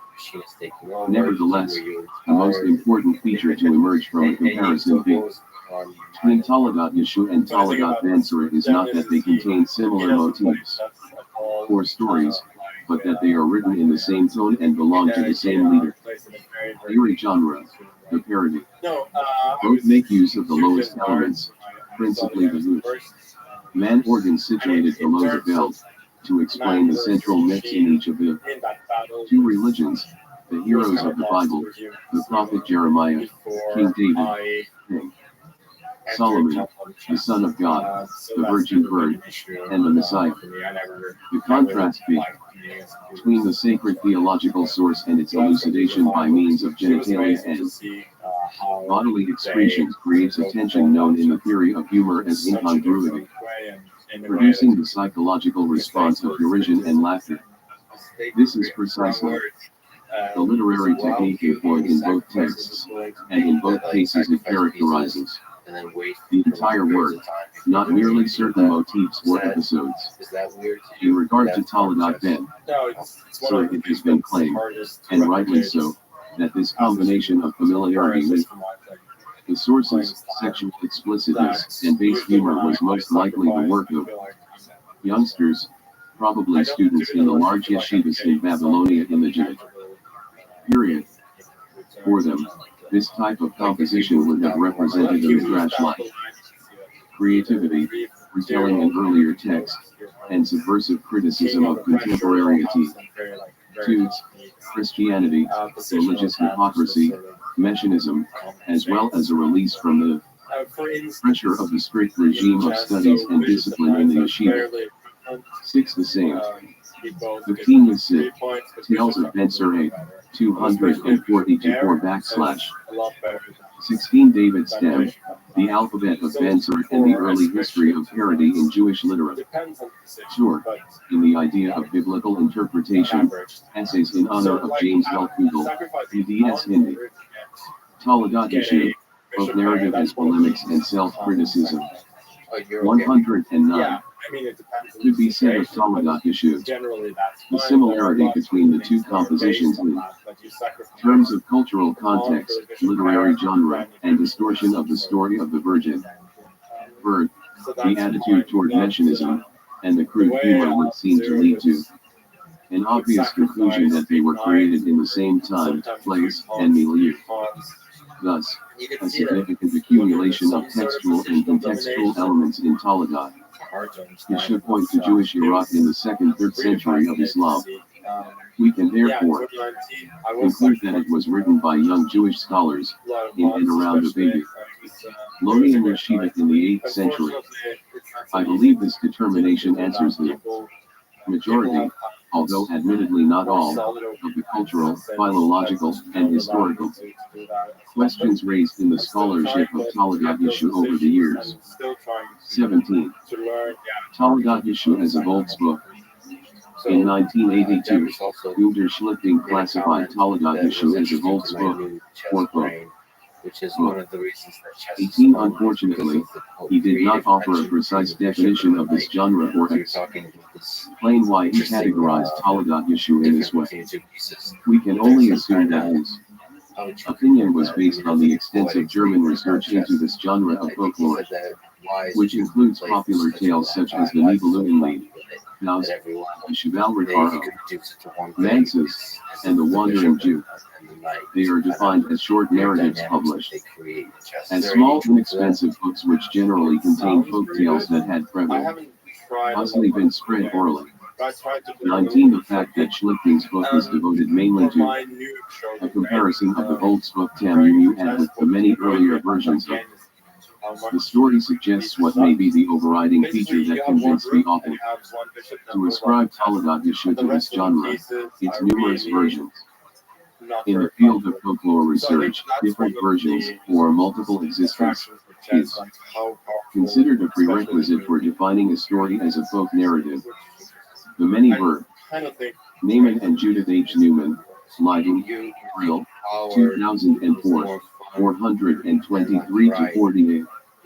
An earlier perspective on 7 Watt, as a parody was suggested by Morris Goldstein, Jesus in the Jewish Tradition, New York, McMillan Company, 1950, 163. 17. The strongest objection to this conclusion is that of Elchin and Reiner, who suggest tales /the Upper Galilee in the early Byzantine period as the origin of the word. Compare Reiner. The seal. As explained earlier, I cannot accept this proposition, as there are two strong arguments against it. 18. Gunter Schlifting, ein Jiidisches Leben Jesu, die Viralrabbi Taladat Jesu Passon. Tamu ad, Tübingen, Morsiebeck, 1982, 1-2. Both Kraus, Das Leben Jesu, and Hort. Very, a critical examination, although not using directly the term Volksbuch, treated large portions of their studies of time. The work is such. 19. Lutz Mackensen, Die Deutschen Volksbücher, Leipzig, Kell and Meyer, 1927, Hans. Joachim Kreutzer, Der Mythos vom Volksbuch. Study and zur Wirkungsgeschichte zu prevent. Deutschen Roman Sefer Romantic, Stuttgart, Metzler, 1977. Many periods, some traces of lost medieval storybooks, in humaniora, essays in literature, folklore, bibliography. Honoring Archer Taylor, E.D.S. Wayland D. and Gustavo Arlt, Locust Valley, N.Y., J.J. Augustine, 1960, 150-60, describes the route that folk books written in the East made, through southern Italy and Spain, into Europe. One similar route made by Thai as well. 110. Eliasif. Zions of Taladat Yeshu, along with the fact that it is anonymous, indicate that it was regarded by the society that told the story as part of its cultural property, and its members therefore gave themselves permission to change it and adapt it to their own life and beliefs. In the early period of folklore research, this approach was applied only to stories told orally. However, it later became clear that folk literature was disseminated no less by written texts, with the same principles remaining valid. 20. This gave rise to the critical term Volksbuch, which contribution to our understanding of the nature of folklore in literate societies from the Middle Ages onward. Taladat Yeshu indeed fulfills the criteria for its definition as a Volksbuch, and most conspicuously the basic requirement of multiple existence. 21. This aspect of the work is not merely a matter of critical jargon, but is of central importance in comprehending the text and its social significance. Thus far, the countless words, Zions of the book, appearing from the early Middle Ages on in nearly every Jewish community, have been treated in research as a philological hurdle that must be overcome by tedious comparisons and detailed diagrams. While this approach may provide work for scholars, it does little to advance our understanding of the text. Defining it as a bold spoke, however, may change our perception entirely. As noted above, in folklore theory, multiple existence is not simply a challenge for scholars, but a cultural marker. It indicates that for the society or community, which has introduced changes into a text it received from written or oral sources, that text has become part of its cultural legacy. The nature of the changes reveals the way the society perceives itself and its values. Thus, the different versions of Toledat Yeshu should not be seen as textual mutations of some urtext, but as the products of cultural interactions, whether with the Gospels, among the various versions themselves, intertextuality, or between the texts and diverse historic, social, and cultural realities. Each version of the story should therefore be regarded as an autonomous composition that arrived in a particular community, and underwent the process of acceptance and adaptation to its worldview and the issues on its cultural agenda, boycottification. Consequently, here too, as we consider the major differences between the versions regarding the character and childhood of Jesus, the sources of his miraculous powers and charisma, his complex relationship with the Jewish community, his battle with Judas Iscariot, and the separation of Judaism from Christianity, we will relate to them not as deviations from an early authoritative version, but as independent negotiations. 20 on the history of research and the contribution of Albert Wesselski in general folkloristics. And Moses Gaspar to the Jewish field. See Eli Yosef, the folk writer, in the Golem of Prague, and other tales of wonder, and Eli Yosef, Jerusalem, Bialik Institute, 1991 in Hebrew. 7-72, Idem, Moses Gaspar, pioneer in folklore and Jewish studies, PEM 100, 2004. 113-24, in Hebrew. 21 on the concept and its implications. See Eli Yosef, the Hebrew folk tale, history, genre, meaning, Jerusalem, the Bialik Institute, 1994 in Hebrew, 5-6, 565. Note 6. Toledat Yeshu, folk narrative as polemics and self-criticism, through which medieval Jewish communities express their attitudes toward issues central to their lives and toward the dominance of Christianity. Defining Toledat Yeshu as a bold spoke has other important implications as well. Studies have pointed to the main difference between this book and the Gospels, not in respect to specific episodes, but in terms of the composition as a whole, the exclusion of any non-narrative textual elements, such as homilies, moral lessons, parables, instruction, or aphorisms. Toledat Yeshu ignores these components entirely, confining itself solely to the narrative elements. Research generally refers to this as omitting parts or pruning the lush text of the goes. Well, however, classifying it as a bold spoke may provide a different explanation. The early Bertavish version 22 bears the subtitle, A Book of Fables, about Jesus Christ, and concludes with the words, and thus ends this book with the fable of Jesus Christ. This version makes explicit use of the genre label fable in its medieval sense of the narrative, fabula, thus indicating that its author, and other scribes, did not Toledat Yeshu as a moral or polemic work, but as a story. Indeed, one of the defining principles of folk literature is the law of the epic plot, 23, whereby non-narrative forms of expression, such as description or reflection, are absent and the focus is mainly on the narrative plot. This is not to say that folk tales contain no descriptions or ideas, but that these are expressed primarily through the plot. Based on this principle of folk narrative, the different Instances between the Gospels of the New Testament and Toledat Yeshua can be seen, not as an attempt to omit or ignore the tenets of Christianity, but as a deliberate choice of storytelling over religious homily, that is, as the decision to narrate the Christian gospel as a folk tale. The fact that this principle is maintained in every one of the dozens of versions of the book indicates that the writers/tellers AP applied it instinctively, as did storytellers of folk tales throughout the ages.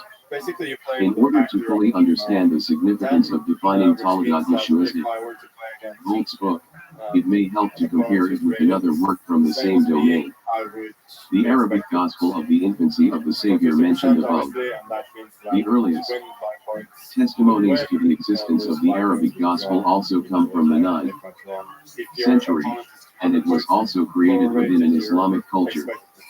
Moreover, it too AP appears in a multitude of versions, and was apparently popular, in both oral and written form, among Eastern Christians.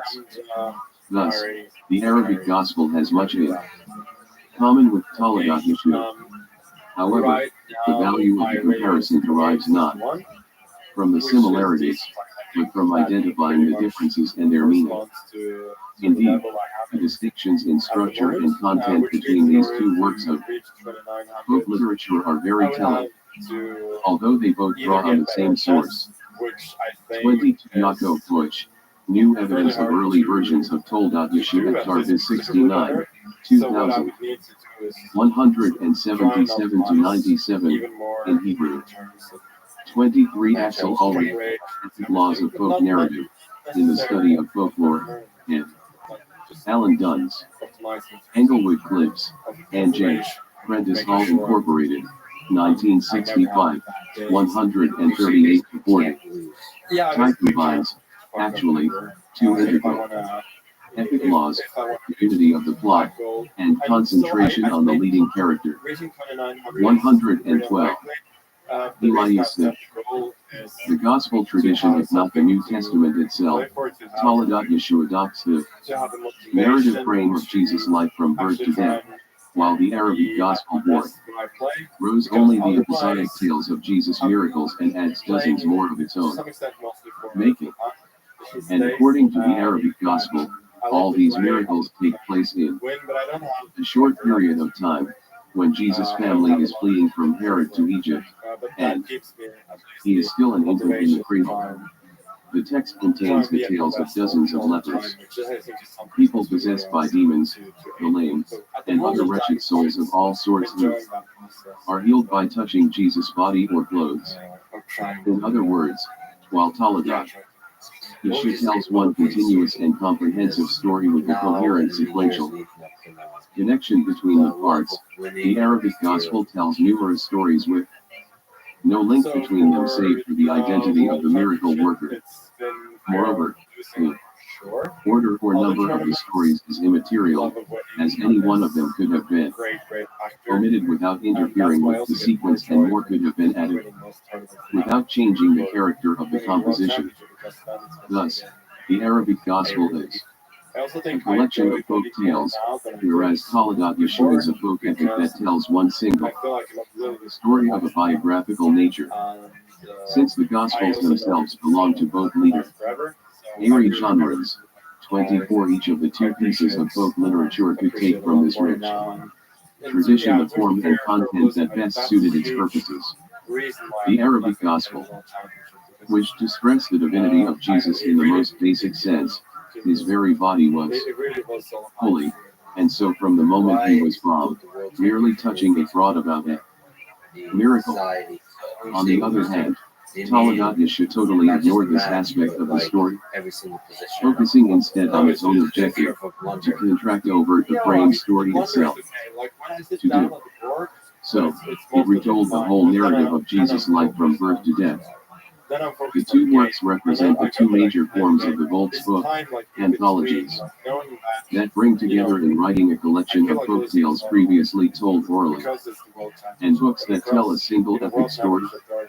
Both categories were designed for a large audience, Consequently, in our case, both books deliberately ignored the non-narrative portions of the gospel tradition, homilies, moral lessons, parables, prophecies, and focused solely on the plot in accordance with the poetics of book literature. Each opted for the narrative technique that best promoted its objectives, whether a series of tales each of which added to the wonders of the Savior, or an audience of his worshippers, or an epic chronology of his life written as a subversive parody for the enjoyment of his veneers. 24 Already the form criticism approach to the New Testament considered large portions of it as independent novellen, and thus compared it to narrative tendencies of the pagan culture and rabbinic literature. Here Martin Dibelius, Diform Gestic Evangelions, to Vinci. More Seebeck, 1961, 66-100, and David B. Dowler, The Christ, and the Historical Jesus. In context, EDS Amy Jill Loving ETAL, Princeton University Press, 2006, 132-48. Who sees in the evangelical miracle tales short anecdotes similar to the Greek Christ. On the other hand, other scholars emphasize the epic, unified narrative of the New Testament, dead. NISR MacDonald, Imitations of Greek Epic in the Gospels, in Loving, and the Historical. Jesus Y 372-84, IDEM. Does the New Testament imitate Homer? 4 cases from the Acts of the Apostles, New Haven, Yale University Press, 2003. Taladat Yeshu, of narrative as polemics and self-criticism. 113. This comparison between the two works demonstrates that Taladat Yeshu clearly belongs to the category of folk literature. Like other medieval Hebrew books, such as Midrash / Asirit Hadabrod, the Midrash of the Ten Tom, MAND Mens, the alphabet of Ben Surim, and Hibber Yapemi Hanushu / elegant composition concerning relief after adversity, which omitted the halachic or homiletic context of Talmudic tales. Taladat Yeshu omitted the religious context of the New Testament narrative. This fact has considerable social significance, indicating that it was aimed at large sectors of society who had no interest in the theological debate. Just as the humorous tales in Midrash Epic, Rabbi, the Midrash on Lamentations, reveal how the general public, as opposed to scholars, dealt with the threat of Hellenism. 25 So Taladat Yeshu presents a convincing answer to one of the questions that has occupied research into medieval Jewish culture since its inception. How is it that Jews in the Middle Ages seem to have contended with rising Christianity initially through stories, rather than theological polemics? Understanding that the writers and tellers of Taladat Yeshu created a folk narrative or folk book in accordance with the epic conventions of that genre sheds new light on this phenomenon. First and foremost, they wish to tell a story, not to write a polemical essay. 26 The story could be widely disseminated both orally and in writing, providing the general public with answers to their questions about the powerful religious adversary that had emerged out of Judaism itself. The choice of the genre of Holt's book thus had both literary and social ramifications, from victim to villain. As we are relating here to Taladat Yeshu as a literary text, it is only proper that we consider one of the most basic features of any work of literature, characterization, and most particularly, the characterization of the protagonist. From this perspective, the different versions of the book can be divided into 2 distinct categories. In the first, which contains what appear to be the older versions, Jesus is presented in the early stages of his life as a positive, complex, and even tragic figure. He is bombed, at no fault of his own, into a hapless reality as the illegitimate child of a menstruate woman. The first time his mother brings him to a teacher, we are told, the wicked one was an exceptionally bright and studious pupil. For that reason he was well loved. 27 Similarly, the St. Petersburg version, 1. 25 Elias, the Hebrew folk tale, history, genre, meaning, trans. Jacqueline Teitelbaum, Bloomington, IND, Indiana University Press 1999, 177 to 79. 26 On this characteristic C.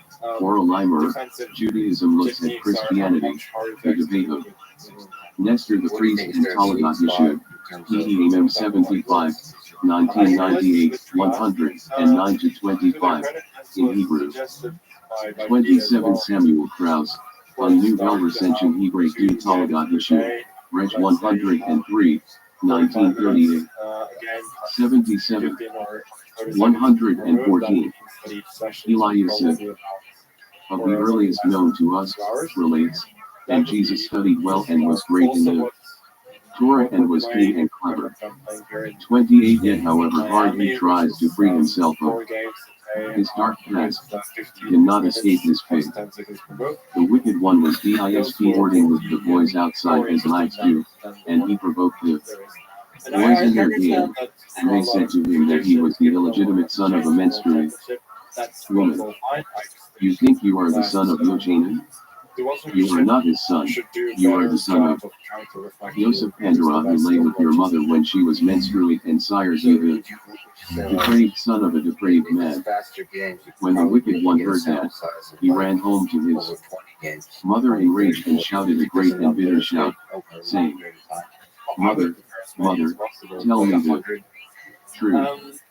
When I was a young boy, the children said to me that I am the illegitimate son of a menstruate woman, and I thought it was an idle taunt, and now the lads yell at me every day, all of them as one, illegitimate son of a menstruate woman, and they say I am the son of Joseph Pandora, who came to you when you were menstruate. 29. Where could the children have heard this malicious gossip about Jesus' birth? From their parents, of course. According to the story, the boy had to cope with these ugly rumors from the time he was a little child and until he was a young man. His dash home to his mother, his bitter cry in search of truth, and the need to contend with his dark past are nothing less than tragic. 30. We must remember that this is a work of literature, not a historical document.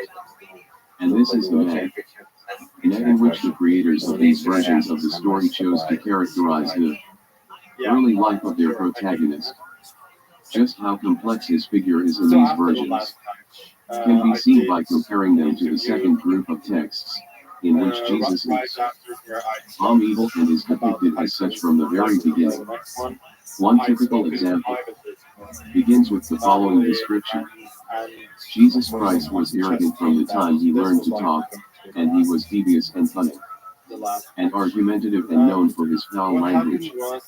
He spoke of the prophets and Torah. Scholars displaying envy and greed and conceit, and sought tribute, and was disdainful of the Torah and Moses. And when the rabbis heard of it, they said, because he was so disrespectful, he was scrutinized. 31. In all the versions in the second group, Jesus' status as illegitimate manifests itself in his personality. When the boy grew older, his mother took him to the Bet Midrash to learn Torah. And the illegitimate one was clever and would learn in one day what others could not learn in a year. And of this the rabbis said, bastards are clever, and especially this one who was the illegitimate son of a menstruate woman, and he spoke with such conceit that showed contempt for his rabbi and for the sages of Israel. 32. 28 Deutsch, New Evidence, 183. 29 Krauss, on Nouvelle, 78. 30 So argue already or a Limer, Judaism looks at Christianity, 120. 31 Michael Higgert, The Story of Jesus, Chorev 3, 1936/7 144. 32 Krause, Anuvel, 66. Holodotishu, both narrative as polemics and self-criticism. 115. Even when the authors of these versions laud Jesus' intelligence and study skills, they present these qualities as deviations deriving from the sin of his birth as the illegitimate son of a menstruate woman. In other words, whereas the first group describes him as an innocent child, attributing his hostility to Jewish society to the cruelty he suffered at its hands, the second group depicts his villainy and hatred for the Jews as inborn traits resulting from his conception in sin. Indeed, the narrative development in the two categories is utterly reversed. In the first group of versions, Jesus is accused from early childhood of being a bastard and the son of a menstruate woman, although he himself is blameless. While in the second group, because he was so disrespectful, he was scrutinized. It was only after his villainy became apparent, when he was still a child, that the rabbis looked into his past and discovered what there was to discover, so that Jewish society was in no way responsible for his fate and actions. The complex characterization in the earlier versions is even more impressive at the point of the story when Jesus' family returns from Egypt. And it happened in those days that the Bethlehem rabbinic court of law in that place presided over trials of the people, and their judgments were influenced by bribery and favoritism. And Jesus Christ would sit with them and lecture them on the justice, and they were menaced by him for it, and he prevailed over them in the arguments. And they loaded him for it and sought a pretext to remove him from among them. And between the hearings the judges called for his mother Mary after the death of her husband Joseph, and made her swear in the name of the Lord, "Tell us from where this man Jesus came to you.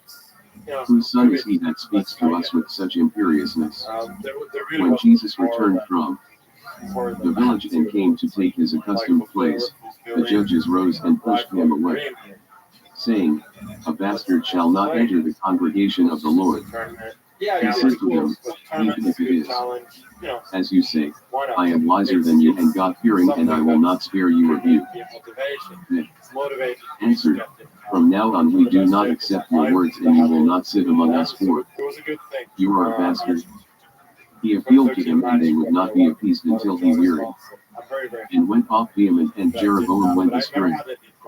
33. This episode, which appears in one form or another in all the versions in the first group, is an indication of their literary and ideological complexity. In a manner not very different from the gospel narrative, the events are recounted from the point of view of Jesus. He sees deep-rooted corruption in Jewish society, not among the people, but among the judges and rabbis who are meant to be his moral compass. He tries to rise up against it, admonishing, arguing, but his foes fight back with the basest means, gossip and the exposure of the dark past of his family in which he had no part.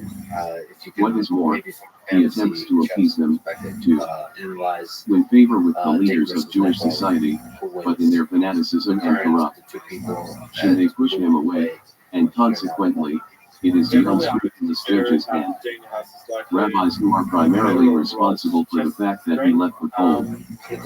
33 Deutsch, New Evidence, 184, Miss St. Petersburg 274, 116. Eliasim.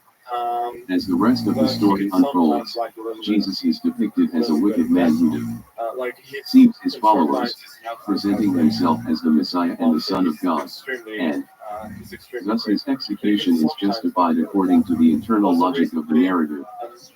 However, this does not detract from the literary and ideological complexity of these versions. Jesus is characterized as a person who develops, not as a negative character from the beginning as in the second group of versions. His fate is not determined by the sinful circumstances of his birth, but by the decisions and actions of the society in which he lives, and the Jesus of the start of the story is not the Jesus of its end. It might be said that the first group of versions of Toledot, which took from the Gospels not only the frame narrative of Jesus' early public activities, but also the tone, criticism of the moral conduct of Jewish society, J.E. his fight against corruption, and his being expelled from the Jewish community, rather than making a personal decision to withdraw from it. Naturally, the theme of the insults hurled at Jesus for being the son of an adulteress, presented as the underlying cause of his suffering and tragic fate, does not appear in the Gospels. Since any mention of it could give credence to rumors of this nature that were already circulating in the period of early Christianity. 34 These versions of Toledot issue employ the theme as an effective and sophisticated literary means of delineating the protagonist as a round character, in contrast to the flat character that features in the second group, a man who struggles in his youth with the bitter fate he cannot escape, just like every tragic hero in world literature. The turning point. Toledot issue also displays a connection to the genre of the novella, the long, short story which relates unusual events in a person's life and is generally of an erotic nature. 35 This comes to bear as early as the introductory episode, the seduction of Mary. To judge by the early versions of Toledot issue, example St. Petersburg, Strasbourg, etc., in all of which it appears in one form or another. This novella-like opening episode was most likely an integral part of the text. From the very beginning, the various elements of the story, the adulterer, lusting after a beautiful wife, appealing to her elderly mother to help him in his scheme, laying in wait until her husband, or betrothed, has left the house, sneaking into the house, disguising himself as her husband and fornicating with her throughout the night, in which her husband learns of the sinful deed. All sound as if they came straight out of a story by Boccaccio. 34 See among others, Jesus in the Jewish 147 to 66. 35 From the rich research on the novella C. Robert J. Clements and Joseph Gibbeldy, eds. Anatomy of the Novella, New York University Press, 1977, CORR Adina Caprello. Sigmund. Kocchian Novella, The Creation and Waning of a Genre, New York, Peter. 1990, and the rich bibliography in each. See also below, Note 37. Toledot issue, both narrative as polemics and self-criticism. 117. And are equally typical of the tales in the classic Persian Arabic anthology 1. Nights and the popular tales of Sendevar, or Seven Sages. Persian and Arabic or Persian in the same time and place where Toledot issue originated.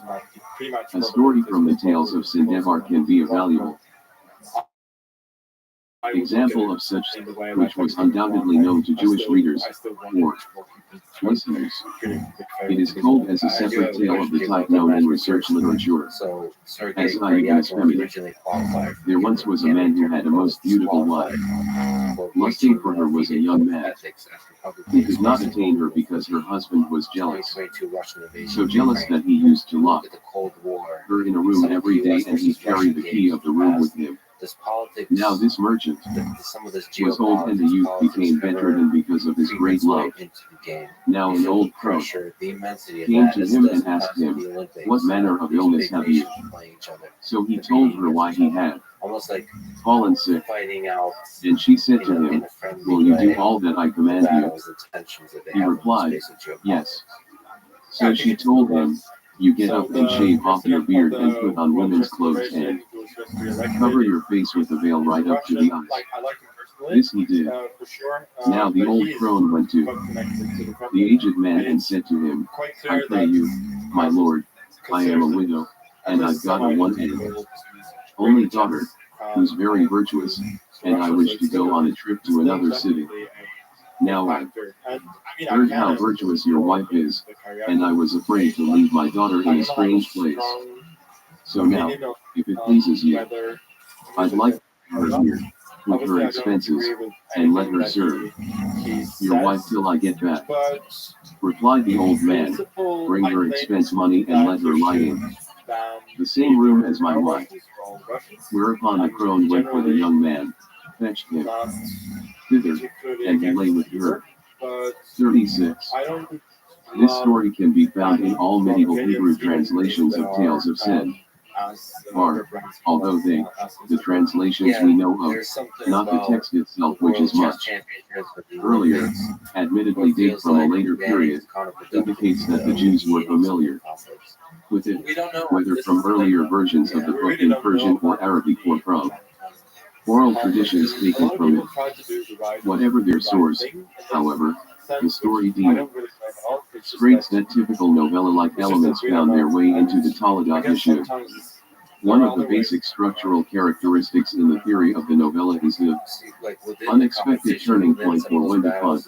37. This refers to an imposing, striking, erotic, tragic event that changes the life of the protagonist and shifts the direction of the plot.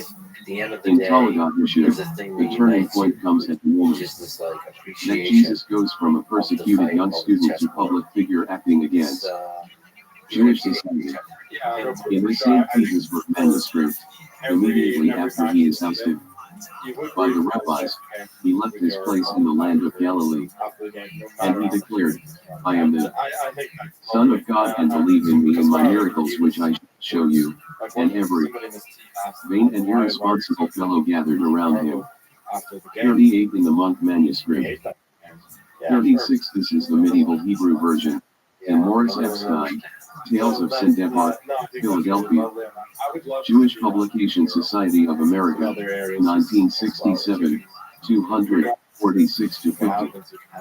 37. On this concept in the theory of the novella, see Benno von Wees, Novelli, Stuttgart, Itzler, 1963.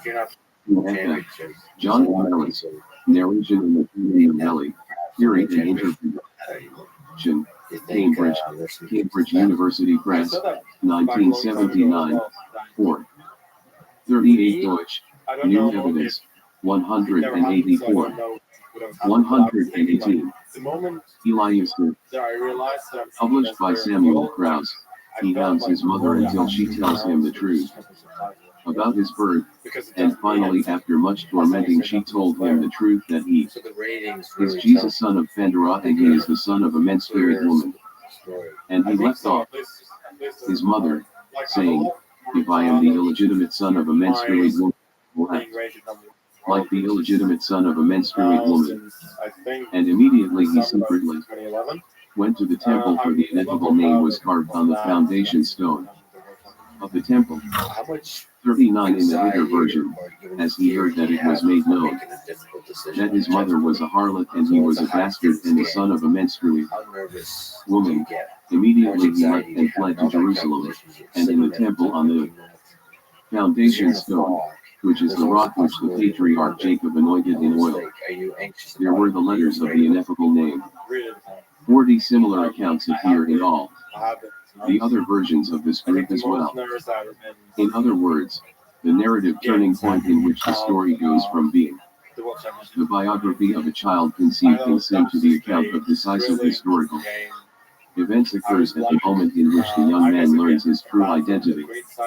This is the cause, the motive, for his very next act, stealing the ineffable name from the temple and using it for illicit and subversive purposes against the Jews. At this precise point, the protagonist is transformed from an innocent child into the ultimate villain who changed the face of Jewish history. In this sense, when the Hunt of Toledo issue is not merely a narrative turning point typical of a novella, but a historical turning point as well, and the authors of all the versions of the text were very well aware of its weighty significance. The hypothetical question of how a different turning point would alter the plot is one of the fundamental issues in the theory of the novella. If the protagonist had acted differently, if he hadn't decided to slaughter his favorite hawk to prepare a meal for his beloved who loved him only for his hawk, how would the story and his life be different? If he had not raised his eyes to the top of the tower and seen the young wife of the rich old man imprisoned there, would his life have taken a totally different course? The alternative narrative or course of events creating itself in the mind of the reader or listener of the story is a major aesthetic component in the theory of the novella. This issue is especially pertinent in respect to the turning point in Talagat Yeshu. How would the story have unfolded if Jewish society, the schoolboys, the rabbis in the Beit Midrash, had not taunted the young man as they did? After all, he removes the ineffable name of God from Judaism, from the temple, because they expelled him from the Jewish collective. He flees to the Upper Galilee after being shamed in public as the illegitimate son of a menstruate woman, and only then when the word that Jesus was a bastard was made known, he left the Upper Galilee, and stole to Jerusalem, and entered the temple and learned there the holy letters and wrote down the 39 Kraus, on Nouvelle, 8. 40 Hitter, the story of Jesus. 144. Talagat Yeshu, self-narrative as polemics and self-criticism. 119. Name. 41. Any such hypothetical question always contains an element of criticism. Here it implies that if the Jews had treated Jesus better, not only the plot of the story but perhaps the entire course of Jewish history might have been different. Charisma and polemics. The direct outcome of the turning point that drives the plot of the story is thus the theft of the ineffable name. With this act, Jesus goes from a wretched, taunted child to a powerful, charismatic leader. According to the theory of the novella, this crucial point of the narrative also holds the meaning of the tale. Indeed, interpreting a novella often relies on the definition of the turning point. In our case, however, the importance of the theft of the holy name carved on the foundation stone of the temple does not derive solely from its function in terms of plot development. It can also be said to be the most original episode in Talagat Yeshu, and nearly the only one that does not have a source in the Gospel narrative. The only other episode that meets this description is the battle in the sky between Jesus and Judas Iscariot, but the two scenes are linked by the role of the ineffable name, a subject discussed at greater length below. Whereas all the other episodes in the book, the virgin birth, Jesus' wanderings, the miracle, Mark's acts of healing, recruitment of the disciples, persecution by the Pharisees, Jesus being brought before Pontius Pilate or Queen Helena, the crucifixion, and the resurrection, drawn in one way or another from the Gospels, there is no mention, or even hint, of the theft or use of the ineffable name in the New Testament. It is therefore the most creative and imaginative episode in Talagat Yeshu, fashioned virtually out of whole plot. 42. As both its role in the plot and its originality indicate the importance of the episode, it must be key to any interpretation of the text. In order to understand its meaning, let us look at the two early versions of the story from which it is absent, the Genesis fragments and the St. Petersburg manuscript. In one of the Genesis fragments, John the Baptist is brought before Joshua ben Parachia and Marianus the elder to be questioned. 41. The wage and sale version, in oral line or as Jews and Christians in Western Europe, in Counter Between Cultures in the Middle Ages and the Renaissance, 5 volumes, Tel Aviv, The Open University, 1997 in Hebrew, 4:394. 42. Almost because of the fragmental story in the Talmud, Shabbat 104b, JK Shabbat 12:4. He who cuts upon his flesh. It is a tradition that Rabbi Eliezer said to the wise, did not Ben did not bring witchcraft from Egypt in a cut which was upon his flesh. They said to him, he was a fool, and we do not bring proof from a fool. On this, and full analysis of the text see Schaeffer. Jesus in the Talmud, 15-21, as well as the important evidence on this by Celsus, having been brought up in obscurity, he, Jesus, went as a hired laborer to Egypt and there acquired experience of some magical powers. Thence he returned, proclaiming himself a god on account of these powers. Morton Smith, Jesus the Magician, San Francisco, Harper and Row, 1978, 81. 120. Eliasif. And he said to John, these are the books of witchcraft that were found in the hands of your disciple Jesus. If you tell us the truth, we will let you go, and if not, you and Jesus will be executed with a double-edged sword. John replied, saying, Masters, Jesus wrote these books. I have been a prisoner since the days of Tiberius Caesar, and I have never seen these books, but he and his 11 disciples wrote them and used them to deceive people. 43. In another fragment, it is Jesus who is questioned. They said, the sorcerer's books in your hands, are they new or old and belong to Balaam?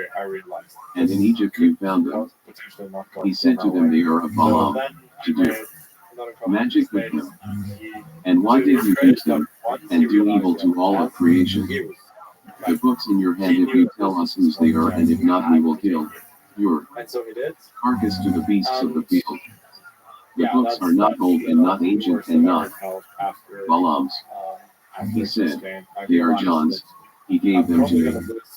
44. In the fuller text preserved in the St. Petersburg manuscript, the scene is described thus.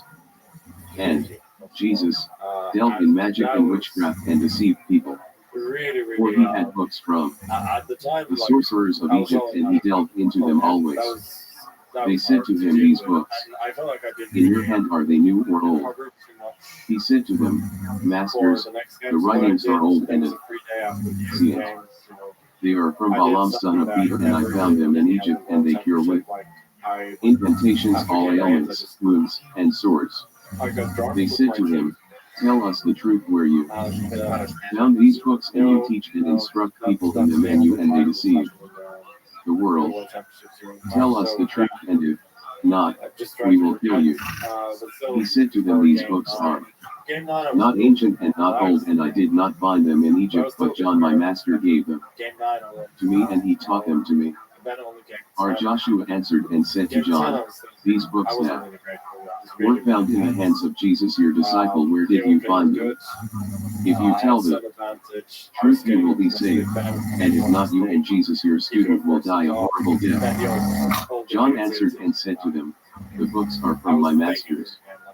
Jesus wrote them and copied them, for I was imprisoned, and the Emperor Caesar imprisoned me, and he copied them and did not show them to me, and he and his 12 disciples know them and rose up and deceived the world. 45. From the fragmentary texts in the Geniza documents, and even more from the early St. Petersburg manuscript, his mere obsessive preoccupation with the sources of Jesus' magical powers. The rabbis Joshua ben Urachia and Marianus John the Baptist with the death penalty for himself and Jesus, not because of anything they have done, but if they do not tell the truth about the source of the books from which Jesus learned to do witchcraft.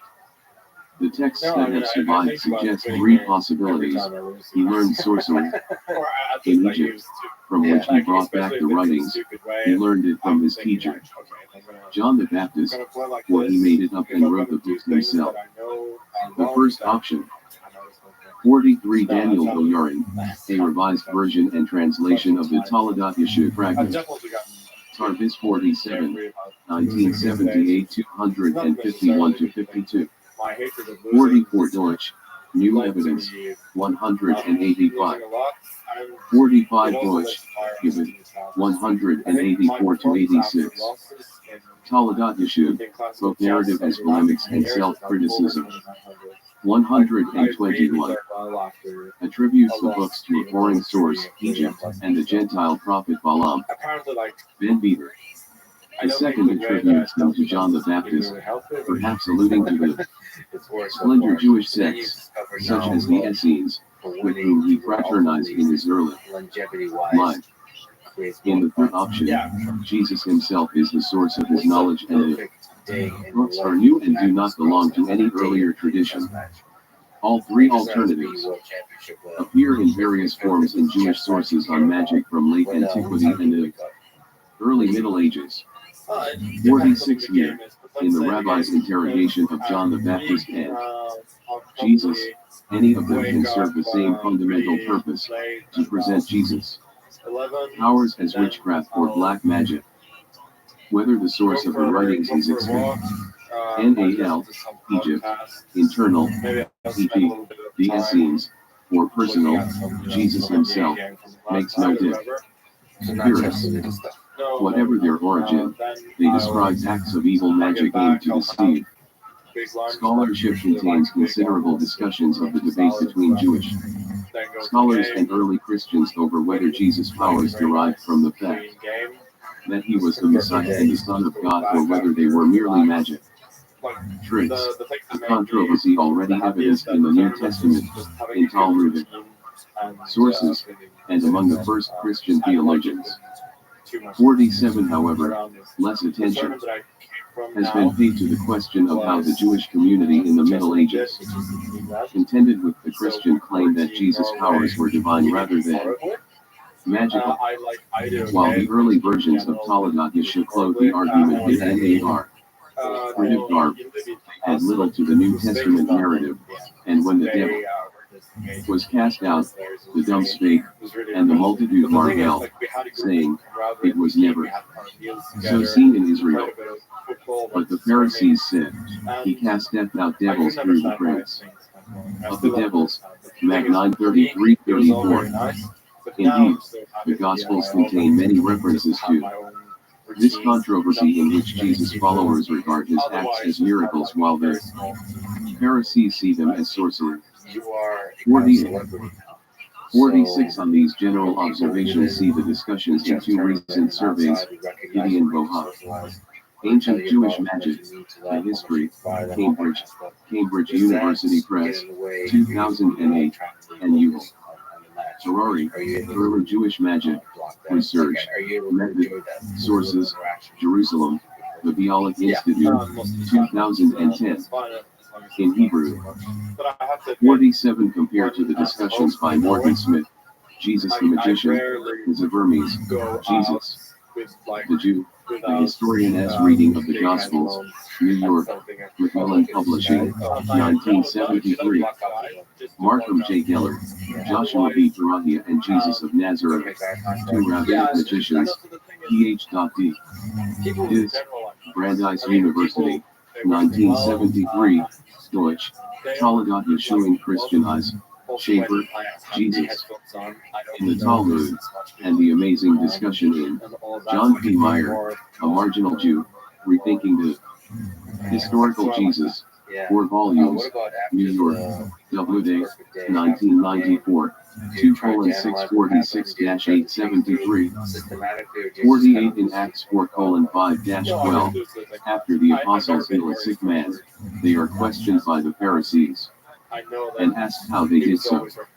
They answered, by the name of Jesus Christ of Nazareth, whom ye crucified, whom God raised from the dead, even by him doth this man stand here before you.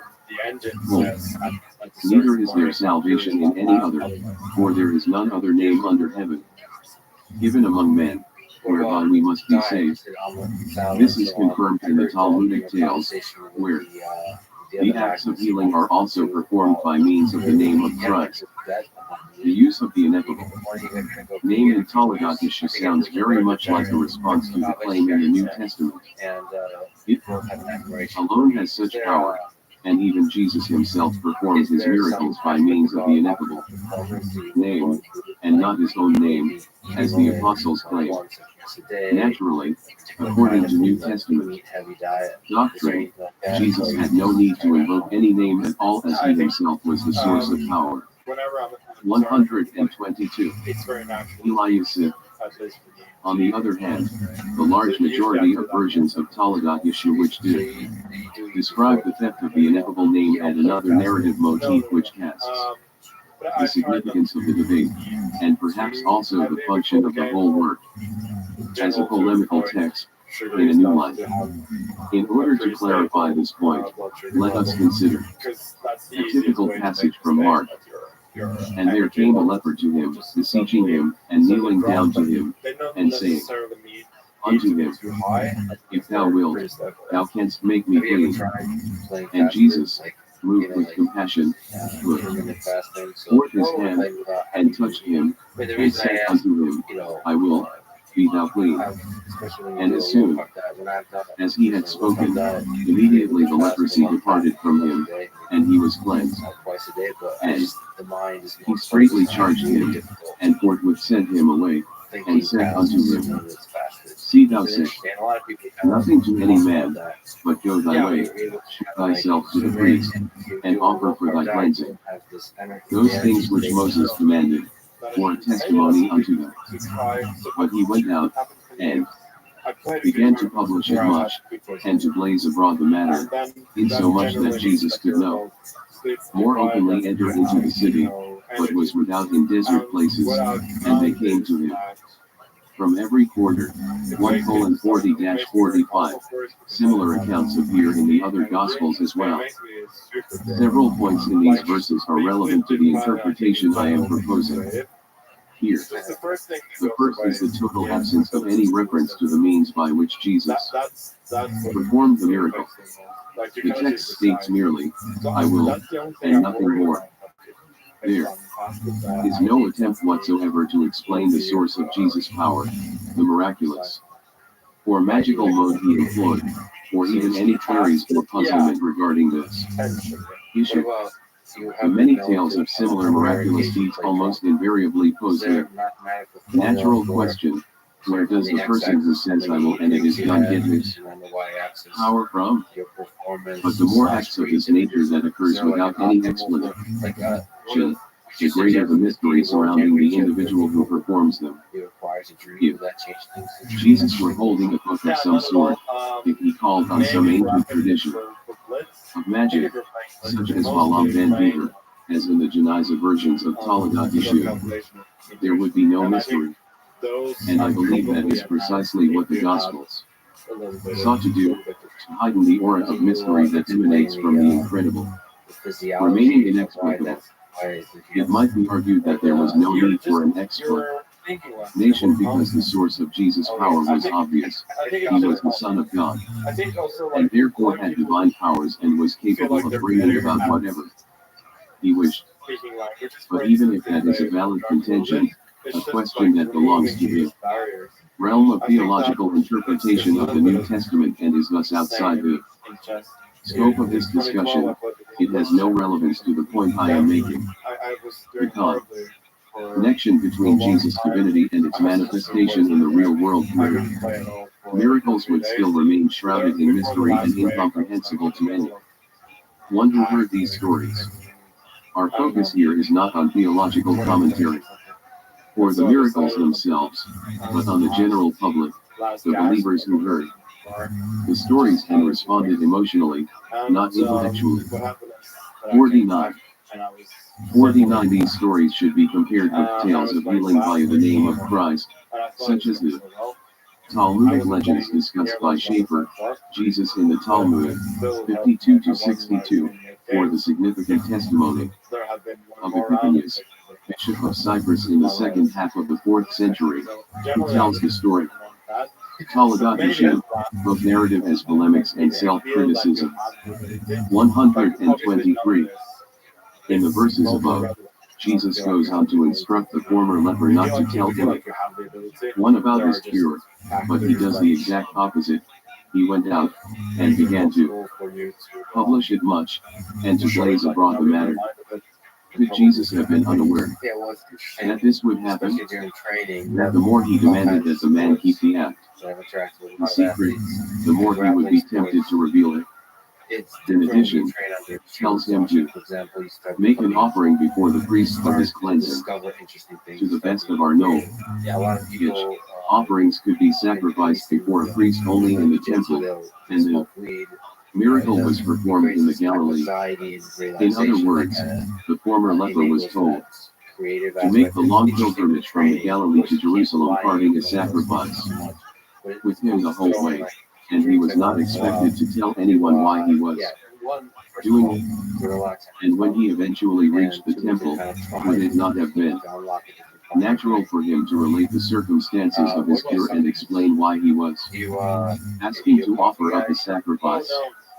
Jesus must have been fully aware of what would happen, and therefore deliberately gave these instructions to the leper so that his deed would be known not only in the Galilee, in the provinces, but in the religious and administrative center of Jerusalem as well. In this manner, Jesus emerged as a charismatic figure.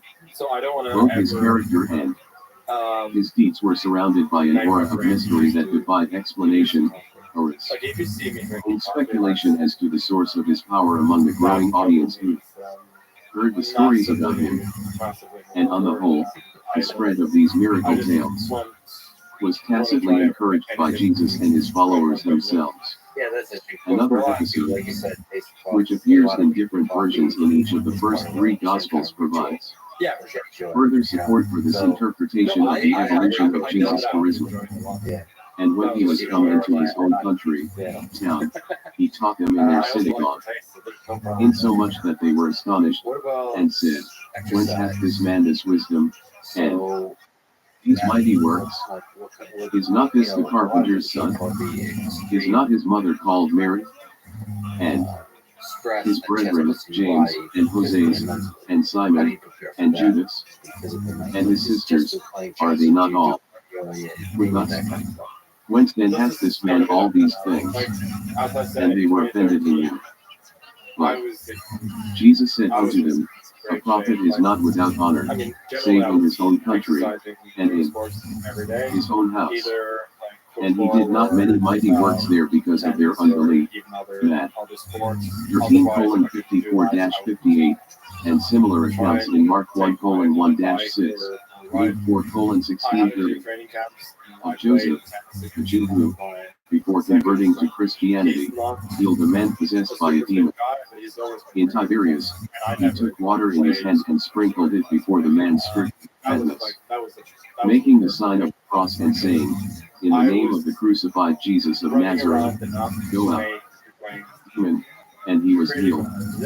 And because he returned to his senses and his right mind, he often thanked the man and God, for he understood that he had brought him. See Reuben, Joseph becomes and the attempts to convert the Galilee to Christianity in the 4th century CE, Cap entered 26, 1982-110, in Hebrew. Such stories provide clear evidence of the distinction between the miracles in the Gospels and those performed by means of the name of Jesus. The stories of Jesus' own miracles are cloaked in a heavy of religious mystery. This mystery is virtually absent from the tales of the later miracles where the source of power is explicit. 124. Eliasif.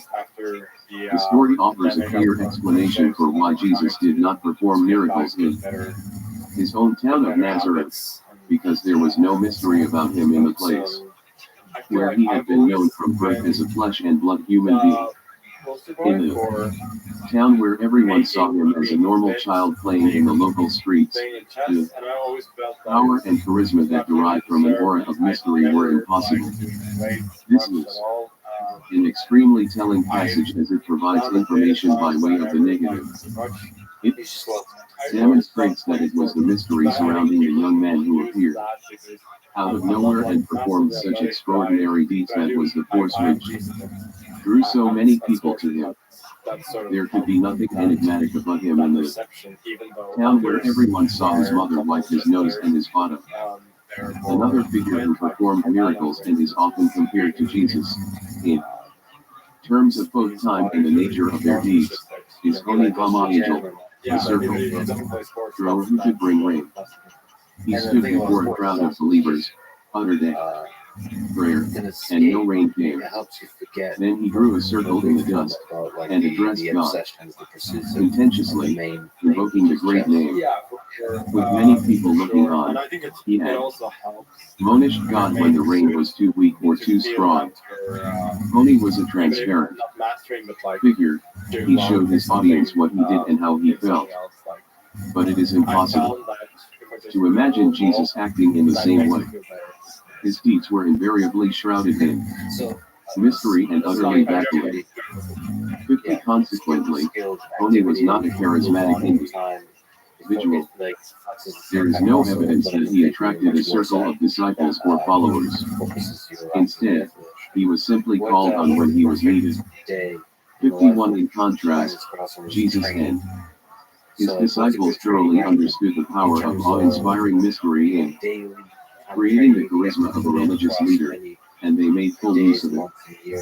It was this charisma with which the medieval Jewish society was forced to contend. The rabbis could not ignore the hundreds of written and oral sources that documented Jesus' miracles, nor the fact that he succeeded in drawing hordes of Jews and Gentiles to him, exposing the magic powers behind Jesus.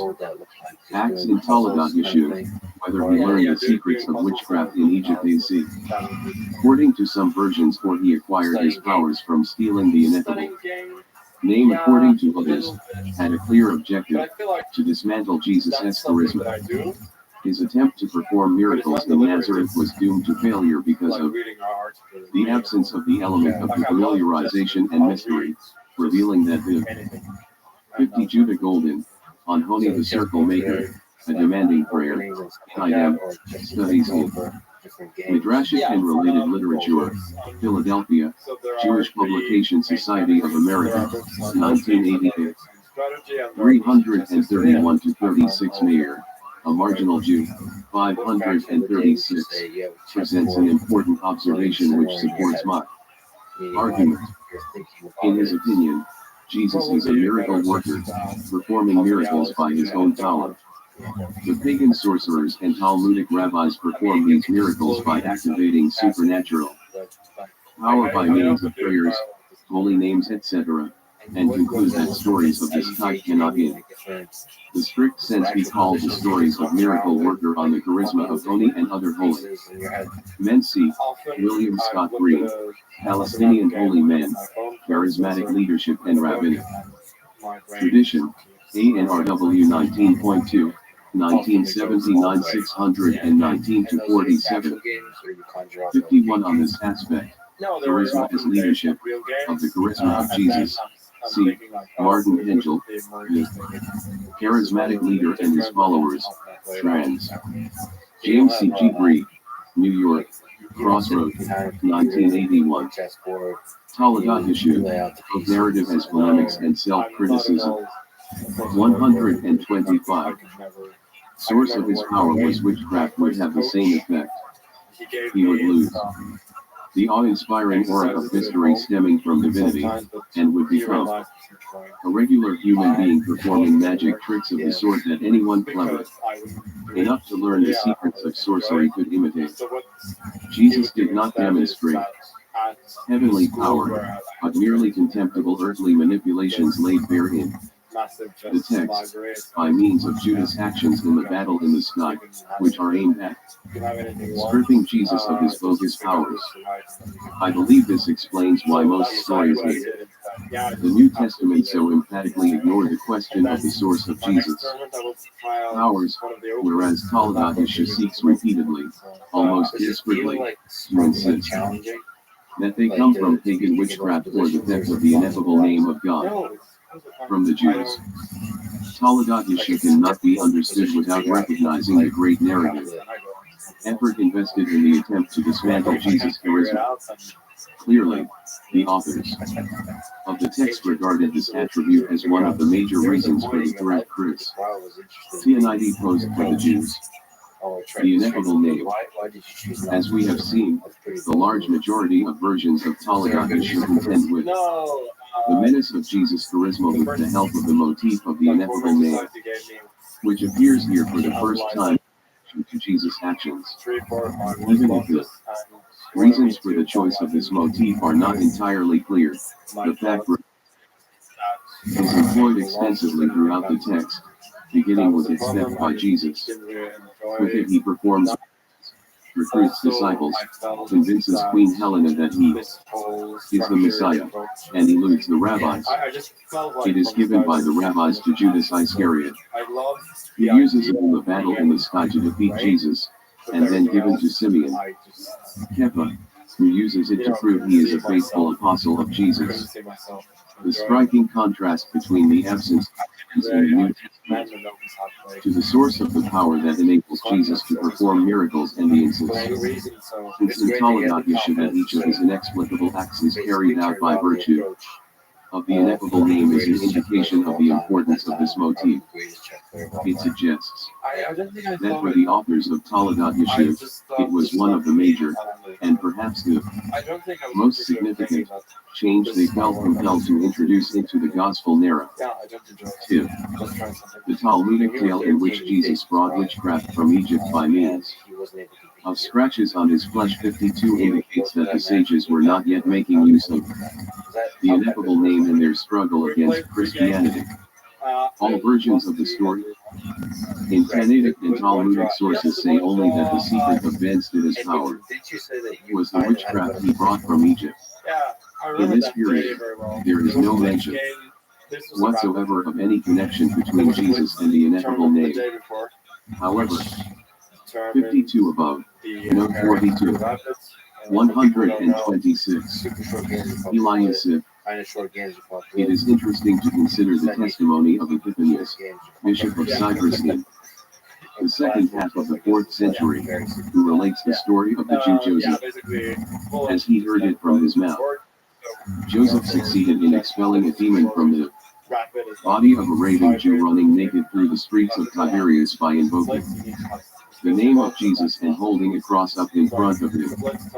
Afterwards, because the possessed Jew returned to his senses, he often thanked the man, Joseph, and God, for he understood that he had brought him redemption. He published the name of Joseph in the city, and so his name was known to the Jews for this miracle. A rumor spread throughout the city saying that Joseph opened the Geniza book's treasury, found the ineffable name written there, read it, and performed great miracles with its aid. And indeed it was true, but not as they believed. He found copies of the Gospels translated into Hebrew in the secret archives, and they were the real source of his power. 53 in other words, as early as the second half of the 4th century, the Jews accused the Christians of performing miracles by means of the ineffable name they stole. Nevertheless, we can assume that neither Epiphanius nor Joseph, from whom he heard the story, had any inkling that the same accusation was Jesus. Had this been the case, they would not have hesitated to report this falsehood as well. Thus, both early rabbinical literature and the story of the events in Tiberias AP appear to demonstrate that the use of the ineffable name was only attributed to Jesus in a later period. It would, in fact, appear to have been a synthesis of two traditions alluded to in these earlier sources. Jesus stole a device of witchcraft by hiding it in his flesh, the Talmudic tradition, and that device, which he used to perform miracles with, was the ineffable name, the Tiberian tradition. Like other narrative motifs in Talmud Yeshu, the key theme of the ineffable name therefore had its roots in the late antiquity, but took shape and became central to the epic biography of Jesus only in the Middle Ages. It is not surprising to find the ineffable name in Jewish folklore and mystic Cal literature in late antiquity and early Middle Ages. It appears frequently in Jewish traditions as a magical device employed to perform supernatural acts. In sources from as early as the Second Temple, in Talmudic and Midrashic literature, and in the Jinnic period. 54 It was used to bring rain, to heal the sick, to stave off enemies, and to cross large geographical distances. Almost invariably, these were acts performed by culture heroes in a given society, people who were considered holy, righteous, or wise, and were done for the good of the community. That is to say, they were acts of what is known as white magic. 53 The quotation and its source, in note 26, above. 54 Ephraim Leiterbach, the sages, their concepts and beliefs, Cambridge, Massachusetts, Harvard, University Press, 1987 124-34, Herman Lieber Extract and Paul Villerbeck, Kommentar. Zoom New Testament A U.S. Talmud and Midrash, 6 volumes, Munich, Beck, 1922-1961, 4:5 2735. Joshua Trachtenberg, Jewish Magic and Superstition, New York, Jewish Publication Society of America, 1939, 78-103. Taladat Yeshuv, both narrative as polemics and self-criticism. 127. The only problem with applying this definition to the miracles in Taladat Yeshuv is that Jesus was not a legitimate figure in Judaism, and he obtained the ineffable name by stealing it. Nonetheless, he performed his miracles by making use of the legitimate device of the ineffable name, and the acts themselves were of a positive nature. He healed the sick, made the barren conceive, and brought the dead back to life. However, his primary objective in doing these things was to establish himself as the Messiah and the Son of God, which is by definition a negative goal. This ambiguity regarding the classification of Jesus' acts as black or white magic raises a fundamental question. Why did the authors/tellers of Taladat Yeshuv choose to present the ineffable name as the source of Jesus' power instead of retaining the original depiction of him as a sorcerer utilizing the witchcraft he brought from Egypt? The earlier explanation makes it much easier to present him as no more than a magician calling on demons and black magic for his own purposes. Consequently, the decision to alter this aspect of the story could not have been trivial. Attributing the power of the ineffable name to Jesus has enormous literary and ideological significance. The illegitimate use of magical techniques, particularly the ineffable name, was a subject of considerable interest in Jewish folklore as early as the Rabbinic period, 55, but drew greater attention throughout the Jewish community in Babylonia in the Jinnic period, the very time and place in which I contend that Taladat Yeshuv was produced.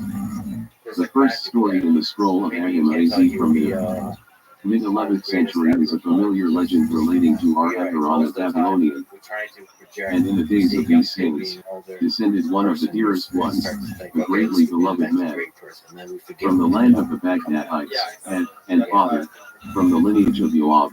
His name was Agaron. Before his departure from the land of his birth, his father owned a grindstone for his subsistence, and the mule which turned it, the lion came and devoured it. At that time Agaron was away. When he returned to the place, he could not find the mule. In place of his mule, he brought in the lion and subdued it, forcing it to turn the grindstone for him. When his father became aware of this, he approached him, screamed at him, raised his voice, and said unto him, "What have you done? You brought in the lion. You sought to subdue its strength, and the Lord made him a king, to walk erect. You have deployed him in your labors, to serve you. Now, I swear, you will not stand before me, you shall go out into exile, and for 3 years you shall make amends for your silly acts. 56. According to the calculations of Agamezi, the author of the scroll, Ar-Aharon, left Baghdad for southern Italy shortly before the time of his family ancestor, Ar-Shabbatai, who lived during the reign of the Byzantine Emperor Basilite, 867 to 886 CE, that is, around the year 800. Again, this is the time and place to which I ascribe Talagat Yeshua. Here too, Ar-Aharon refers to a magical technique which 55 Rabbi, the sages, 112 to 13. 56 The recent edition and translation of the scroll of Agamezi in Robert von Pfeil, History and Folklore in a Medieval Jewish Chronicle, the Family Chronicle of Agamezi van Paltayel. Leiden, Brill, 2009, 238 to the power of 11. 128. Eliasif. Immediately afterward is revealed to be the ineffable name. In a famous spot. Some, the later Babylonian scholar Ar-Hizion, early 11th century, relates to the power of the ineffable name, providing further evidence that the Jewish community in Babylonia period was concerned with the issue of its legitimate and illegitimate use. 57 Talagat Yeshua, like the scroll of Agamezi, unreservedly recognizes the power of the ineffable name to perform miracles, and even speaks of the severe punishment incurred by its illegitimate use. The difference between the texts lies in the person invoking this power. In the scroll, Agama /AZ is a revered religious leader he heard in his youth and subsequently went on a journey of repentance. In Talagat Yeshua is Judaism's great Espo who was seeking to undermine the very foundations of Jewish religion. This comparison with the legend of Ar-Aharon the Babylonian may help us understand why Talagat Yeshua chose to attribute Jesus' power to perform miracles to the ineffable name.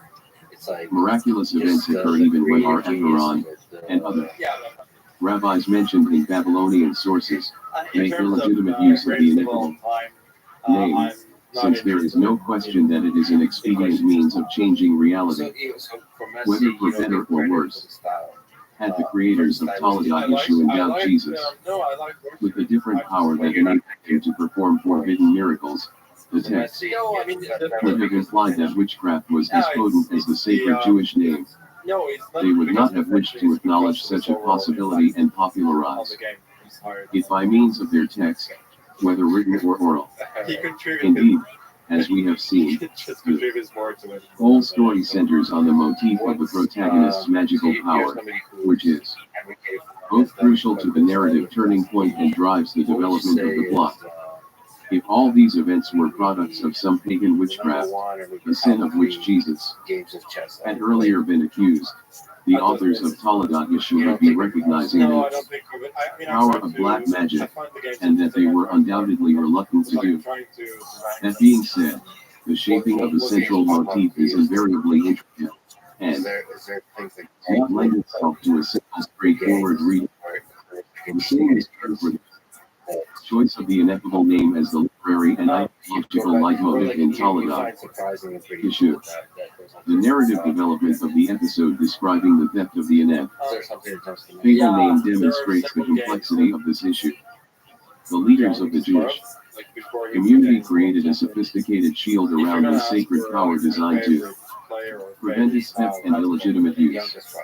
Nonetheless, Jesus managed to break the secret code of Judaism, to put his hands on the only sacred force whose epic Naki was not in doubt, and to employ it for his own purposes. In order to achieve his objective, he hid the ineffable name in his flesh. That is, for the short time between the theft and the removal of the parchment from the cut in his gut. It was part of his body. Thus, only by suffering the obligatory agony could he penetrate the protected area, holiest and most sacred of Jewish. 57 example, And you Robert have Brody, beautiful animals and the Shaping of Medieval and stuff that Jewish pops out there. Culture, New Haven and London, Stuff Yale we look back University and Press, small. 1998, No, so I'll tell you about 144-45. most satisfying Talmudic issue, tournament both victory of narrative my as career. polemics and self-criticism. So that was the Norwegian 129. tournament number 11 in 2000. Forces. Before In that this manner, he tournament, I was succeeded in super removing the anxious. ineffable name Because I started Temple like from the bastion of Judaism. I played my first In other tournament words, when I was 8 the and a half, text is and a lot saying of that my friends, Christianity took its power from what it stole from for Judaism. couple of years, It has no validity of and its own, the first time but is I merely started the illicit use of the sacred the principles of Judaism. I was like a The little low. argument that Christianity is versus Israel is thus important as it is.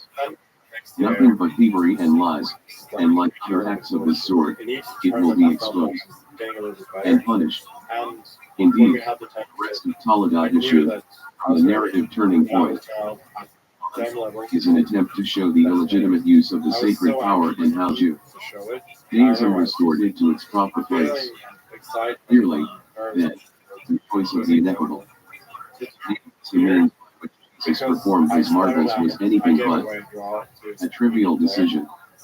In Talmudic issue, the ineffable name is a metonym for the I drew it Jewish perception of Christianity. Its source is pure Judaism, but its actions are at tainted. that point, I felt Nothing could represent this contradiction better than the ineffable name. The message is clear. The Christians make use of the most sacred power, the rest of the the tournament name of God, was just for the I was basis always of purposes, playing my game. worshipping a false Messiah and We both won the rest of our establishing a games. new religion that strips Judaism of its values. Like the feeling It exploits when I Judaism to realized I was going to win. achieve material goals, to That spread was itself among the so nations, amazing. It was the way like Jesus first gained time that I believers. was On the nice other for my hand, age. Judaism only calls on the ineffable name And when at that point, its survival is threatened, yeah, when at it that is point given I to Judas realized, Iscariot.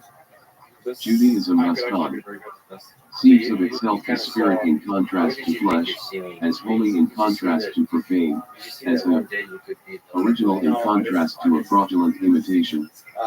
This might be a narrative response I thought I could be to the classic Christian argument that the Christians are Israel in spirit while because the like, Jews I are started Israel playing in flesh. and The use of also, the ineffable name as a narrative device is fundamental I and sin. knew that I studied a lot more than the It others. is a strong ideological contention presented not in the form of polemic, cow debate, but in the form of narrative.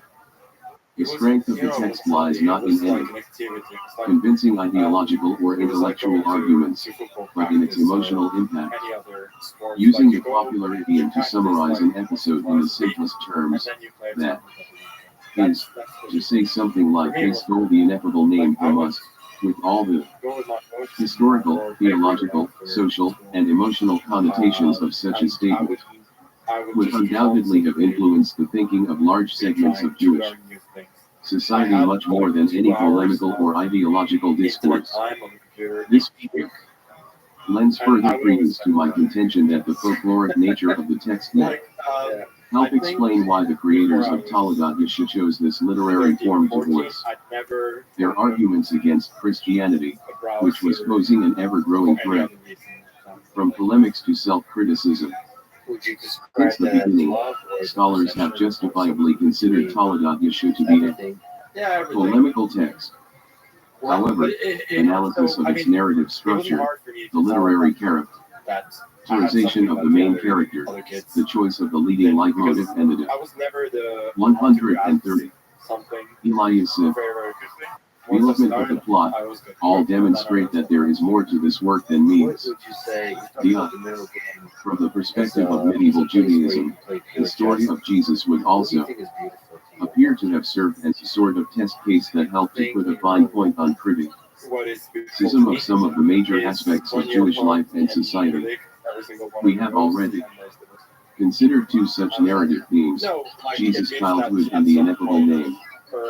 As we have seen, according to the text, Jesus' experiences in his childhood and youth and his going astray as a young man were not necessarily the result of the sinfulness he was bombed with, How do you think about but the that? product of the odious social cloud. Basically narrowed down this He was under gigantic from tree birth as line an illegitimate son of a where your menstruated opponent woman. has less and less and less options.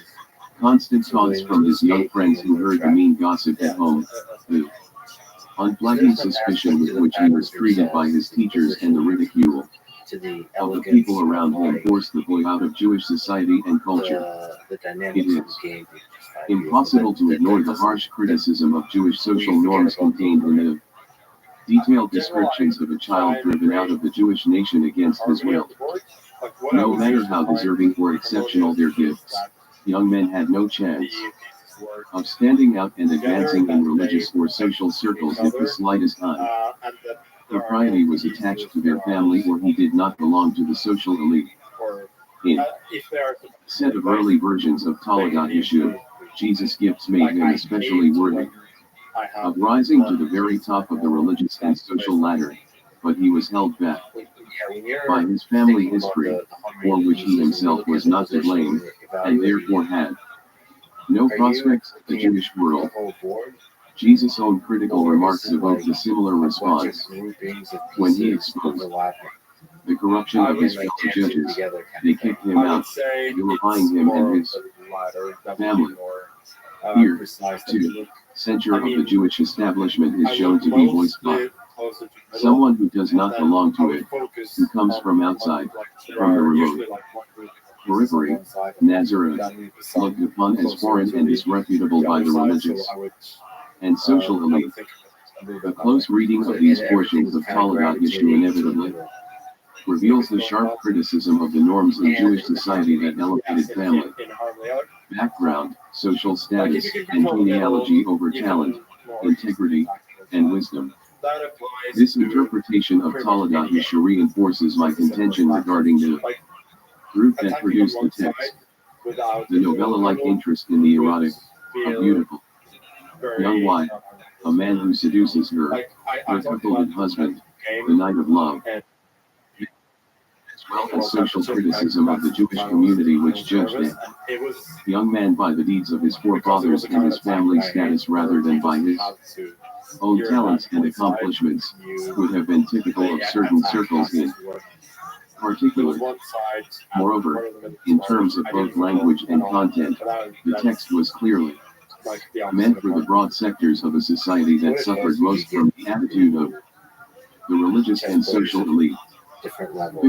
All these features lead directly to the students in 58. So describes Salome Baron the historical social reality in the Babylonian juridical system. In the 9th-10th century, here the top-heavy, self-governmental structure itself had serious drawbacks. Some judges abused their power, conniving the rich and oppressing the poor under jurisdiction. We also Fosse's response on by Hygiene in which he cursed, with characteristic Talagat Yeshua, both narrative as polemics and self-criticism. 131. The Babylonian yeshiva, like youngsters in any closed male society, they were charged with sexual energy. In addition, many of them came from the poorer and weaker sectors of Jewish society and from the periphery, and were therefore treated as inferior to their peers from wealthy, prestigious families. And like people everywhere, they would have been critical of their teachers and social leaders. Thus, the narrative structure, social criticism, and appeal to the general public all suggest that Talagat Yeshua was the work of in or out the circles. Boy, Shiva students in Babylonia. We have already discussed at length the most name as the element that drives the plot of Talagat Yeshua. However, if we consider it not as part of the narrative plot, but from an external, critical perspective, it may lead us to perceive the text not as a story about the past but, as proposed above, as an example meant to hold a mirror up to basic beliefs of Judaism. In both his personality and his actions, Jesus displayed what were thought to be the identifying signs of the Messiah. He was bound to a family that traced its lineage back to the house of David, In his birth and youth he fulfilled many of the biblical prophecies about the Messiah, as the text of Talagat Yeshua demonstrates repeatedly, and he performed the miracles expected of the Messiah, healing the sick, making the barren conceive, resurrecting the dead, exorcising demons, turning inanimate objects into living creatures, and flying in the air. It was for these reasons that he attracted so many believers, as we learn from messianic traditions. But all of these signs were bogus. Granted, he was descended from the house of David, but he was found in sin, the illegitimate son of a menstruate woman. And while he had magical powers, he acquired them illicitly by stealing the ineffable name. However, these facts were unknown to the public, and consequently multitudes followed him, believing the signs to be genuine. Here, too, the religious criticism is conspicuous. The text is saying to its read, "PRS for listeners, let us consider the story of Jesus as a test case. Suppose someone obtains the signifiers of the Messiah through deceit or by some other illegitimate means, convincing whole Jewish communities to believe in him. How can we tell if he is the real Messiah or a false one? How can we, common folk, know if the charismatic man standing before us and exhibiting all the signs of the Messiah was really sent by God, or is a charlatan and a fraud?" Indeed, questions of this sort were actually raised in this very period of time. 59. The case of Jesus. Vigor. Those judges of Sodom, highwaymen, and robbers who help wealthy creditors seize the household furnishings of poor debtors. In an enthusiastically religious age, using mainly religious nomenclature, such discrepant social and political forces often resulted in sectarian division. See Baron, A Social and Religious History, 5:178. 59. Baron, 192-94, tells of Severus, a Syrian who in the year 720 abused a Jewish girl in Samaria, was caught by the Jewish crowd, given to the authorities, and they returned him to the Jews for trial and crucifixion. He claimed that he is the Messiah, and thousands of Jews believed in him. His followers were considered by the rabbis as mamzerim, and thus were not allowed to return to Judaism. He also describes in detail the messianic fervor in that time, and 132.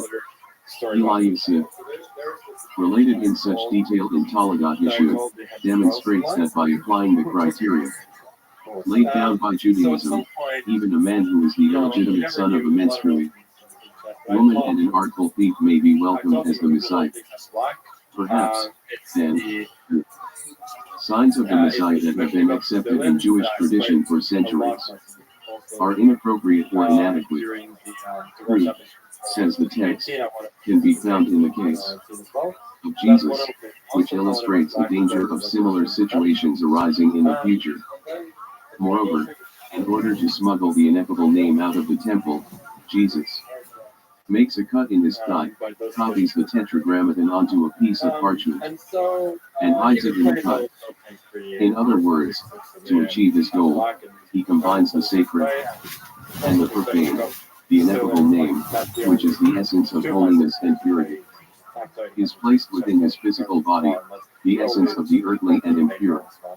When he seeks to become the leader of the nation by presenting himself as the Messiah, he uses the ineffable name to heal the sick, the lame, the possessed. This, too, he does not for their benefit but for his own purposes, again the holiest and first of means is employed to achieve the basis of material, egotistic objectives.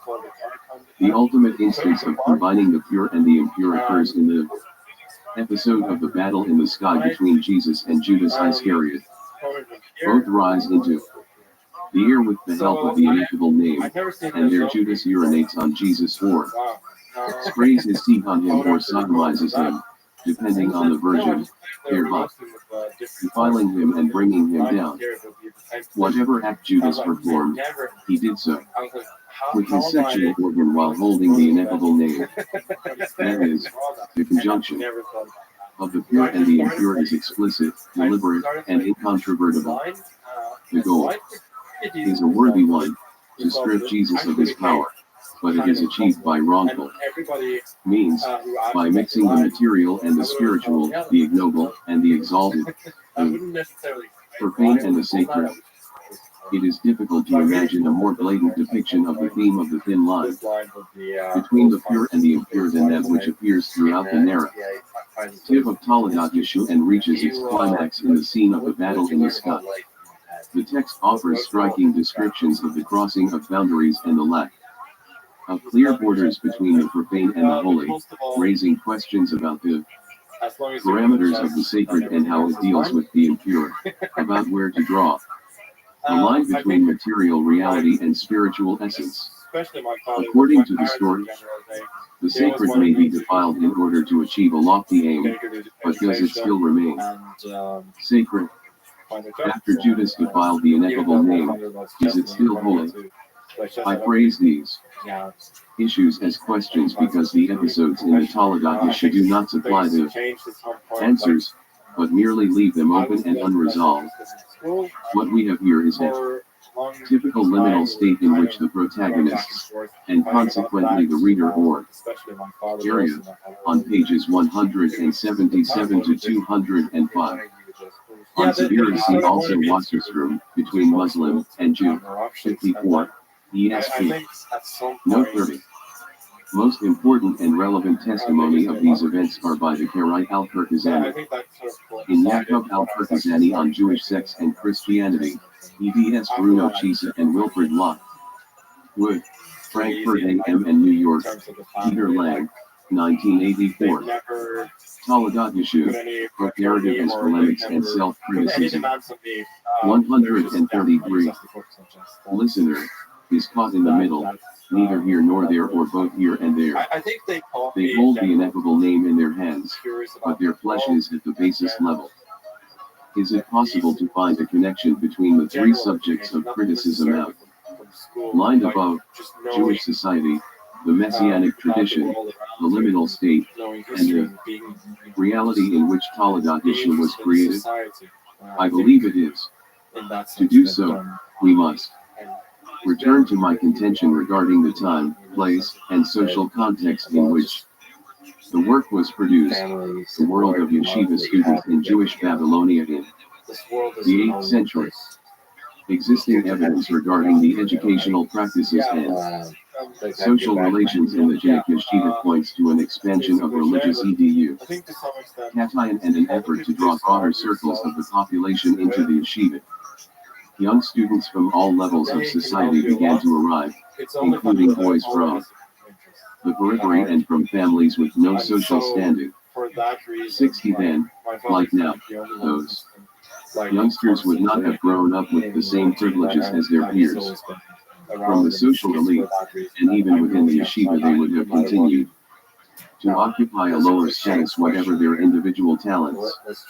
61 is confusing and discriminatory condition appears to resonate clearly in the description of Jesus' painful experiences as a child in his school.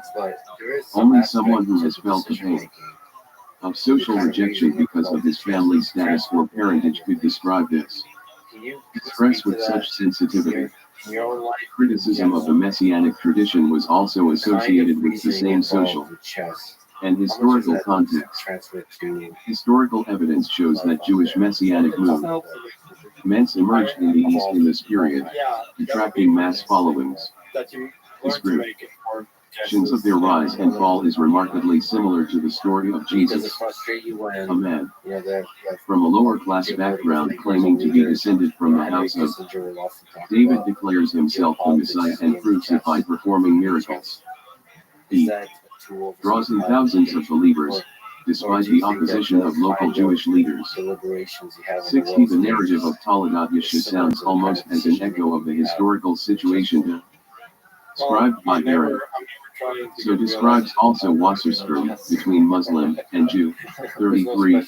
The social situation in the Jewish community in Babylon in that time, though few solid conclusions can be established concerning the precise profile of the Jewish community in the 8th century. Its occupational and class-differentiated pluralism seems beyond dispute. 61. In the history of the people of Israel in the Middle Ages, Tel Aviv, birth, 1969 AD. Ruth, Haim Hillel ben Sasson describes the social structure in the Babylonian yeshiva in this period.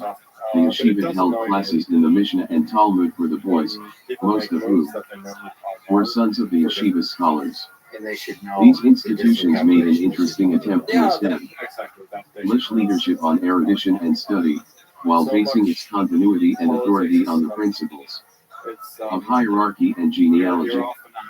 In other words, the yeshiva students were seen to occupy an ascending ladder of rank and title, with lineage determining one's place on the ladder. In Egypt, the yeshiva status was passed down within the scholars' families. The father bequeathed his fixed status in the yeshiva to the son or close relative deemed most worthy of being his heir in terms of ability and degree of family relationship. Whenever Rav Sherer Jayan, a member of one of the Jinnik families, referred to a Jayan was not from the he employed a derisive phrase, such as not from these scholars but from the merchants, 49 to 50. For the level of studies and income of the many students from the periphery, see Brody, the Janine of Babylonia, 43 to the power of 48. 134. Eliasib, who pronounce him to be a false messiah and do everything in their power to stop him. Finally, he is tortured to death. There can be no doubt that word of such events in the periphery reached the Jewish community in the Babylonian capital and aroused considerable concern.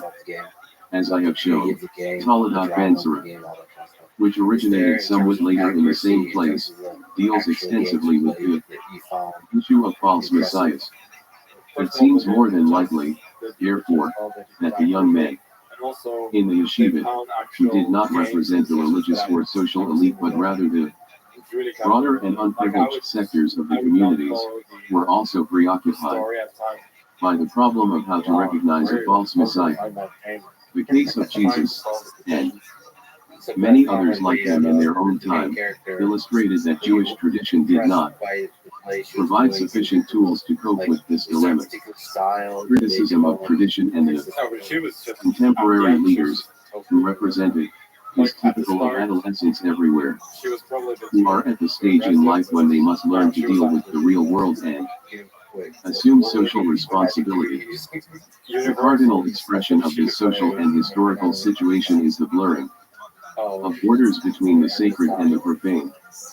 Transitioning between the two domains is a universal feature of human society, and is especially salient for a young yeshiva student. Holding the Holy Scriptures in one hand, he satisfies his natural urges with the other. Indeed, masturbation and homosexual relations are common in any isolated male society. It is hard to imagine a young Torah scholar whose sleep was not disturbed by this liminal state. In this context, the specific historical milieu is particularly relevant. As noted at the beginning of this article, the time and place in which I contend that Taladat issue originated was characterized by rare social and religious openness, with a free exchange of ideas between the different religions and sects, public debates, and forthright criticism and controversy. It seems unlikely that this discourse stopped at the door of the yeshiva, that the young students did not take an active part in it, at least to some extent. Such an atmosphere of openness, the recognition that other truths may also be valid, that the leaders and worshippers of other faiths are not sorcerers or frauds but intelligent people, would have been a difficult test for these youngsters, as young people always tend to be fervent and extreme in their beliefs. This, again, would typically produce a liminal state of confusion, of seeking one's way, of seeing the virtues in more than one opinion, or belief without the capacity to choose between them. The sense of uncertainty, aroused by the complexity and diversity of reality, inevitably places a heavy burden on young people on the personal, social, and religious level. It blurs the borders between right and wrong, between pure and impure, between good and evil. I believe the overriding significance of Taladat Yeshu lies in this confusion. In this liminal state, most versions conclude with the episode of Simeon Kephas, the learned Jew sent by the rabbis to stand at the head of the Christian hierarchy, and institute new rules to separate it once and for all from Judaism.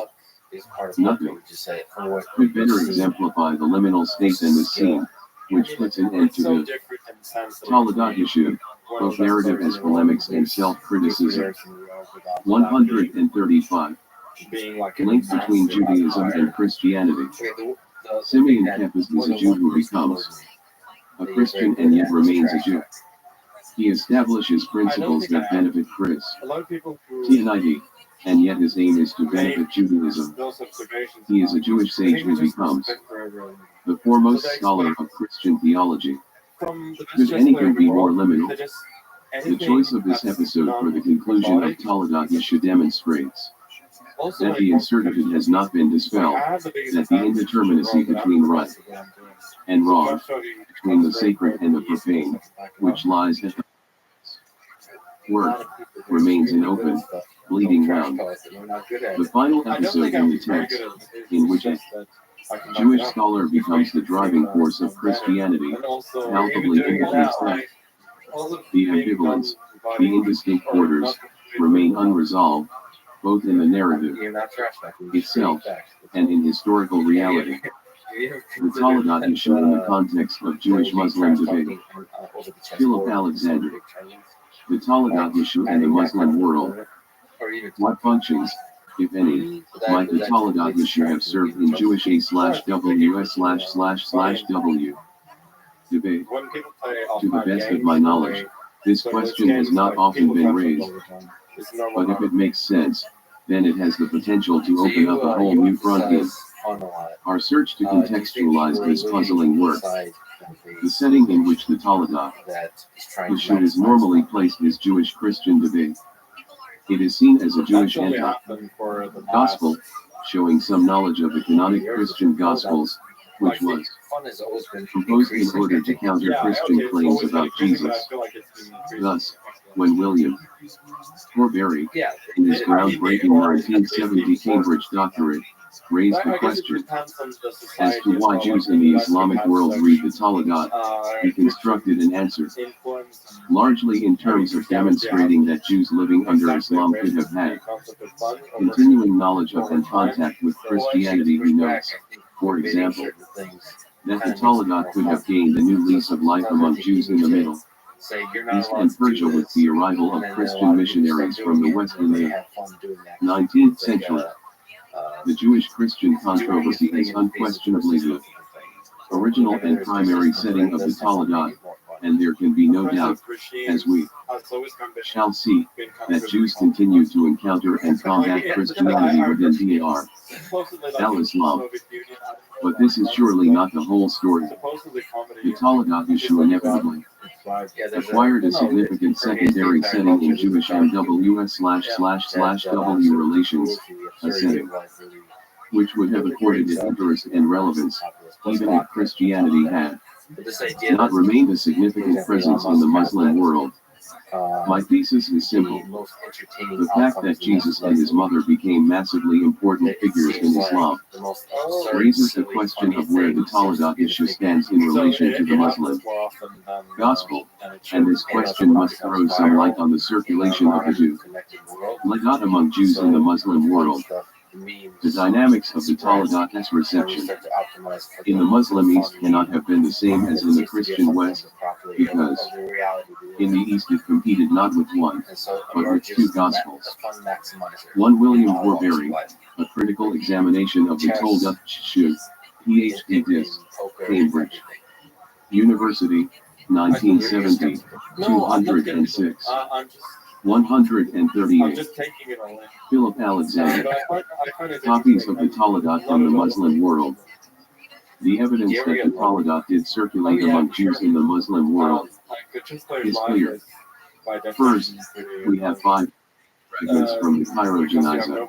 Now, Bridge, T.S. Miscellaneous 35.87, T.S. Miscellaneous 25.88, T.S.N.S. 298.56, Jewish Theological Seminary, New York, 2529, Edler 2102.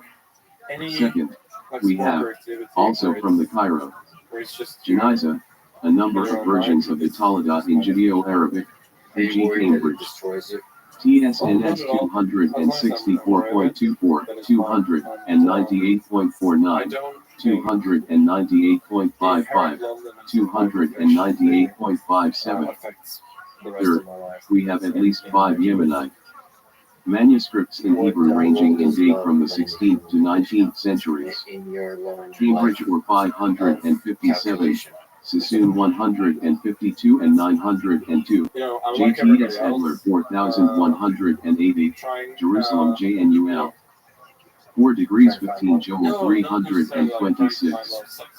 Fourth, we have a group of texts from Iraq and Persia. One of these is a Hebrew version of the Talmud completed in Baghdad in 1846, Sassoon 793, 2 others are in Judeo-Persian, both probably dating to the 19th century, one a JTS fragment from Bukhara, published by Krauss, the other a manuscript described by Fischel. 2.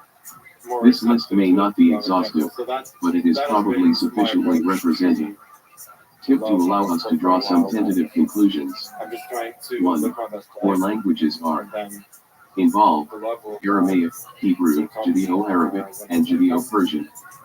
The Aramaic is easily explained since it is by common consent the original language in which the Talmud was composed. It is interesting to note, however, that Aramaic Zions continued to circulate until quite late. The Janaza copies are all medieval. Aramaic texts would have been readily accessible in the Middle Ages only to scholars, as would, to a lesser degree, those in Hebrew as well. The rendering of the Talmud into the vernaculars, Judeo-Arabic and Judeo-Persian, testifies to this, and shows a desire to disseminate the work more widely. 2. 3 distinct geographical regions are involved: Egypt, Yemen, and Iraq/Persia, which shows that the propagation of the Talmud in the Muslim world was widespread. 3. Knowledge of the Talmud persisted over a long period of time. The dates of the extant manuscripts range from the early Middle Ages to the 19th century. Indeed, it seems fair to conclude that, although its popularity may have waxed and waned, the Talmud in one form or another would have been available to Jews in the Muslim world from the rise of Islam to the present day. 4. The number of copies of the Talmud from the Islamic world is quite impressive. 3. When we compare the numbers of Eastern and Western manuscripts, the Western heavily predominate, though chance always plays a part in what survives. The ratio probably reflects accurately enough the greater relevance of the Talmud in Christendom.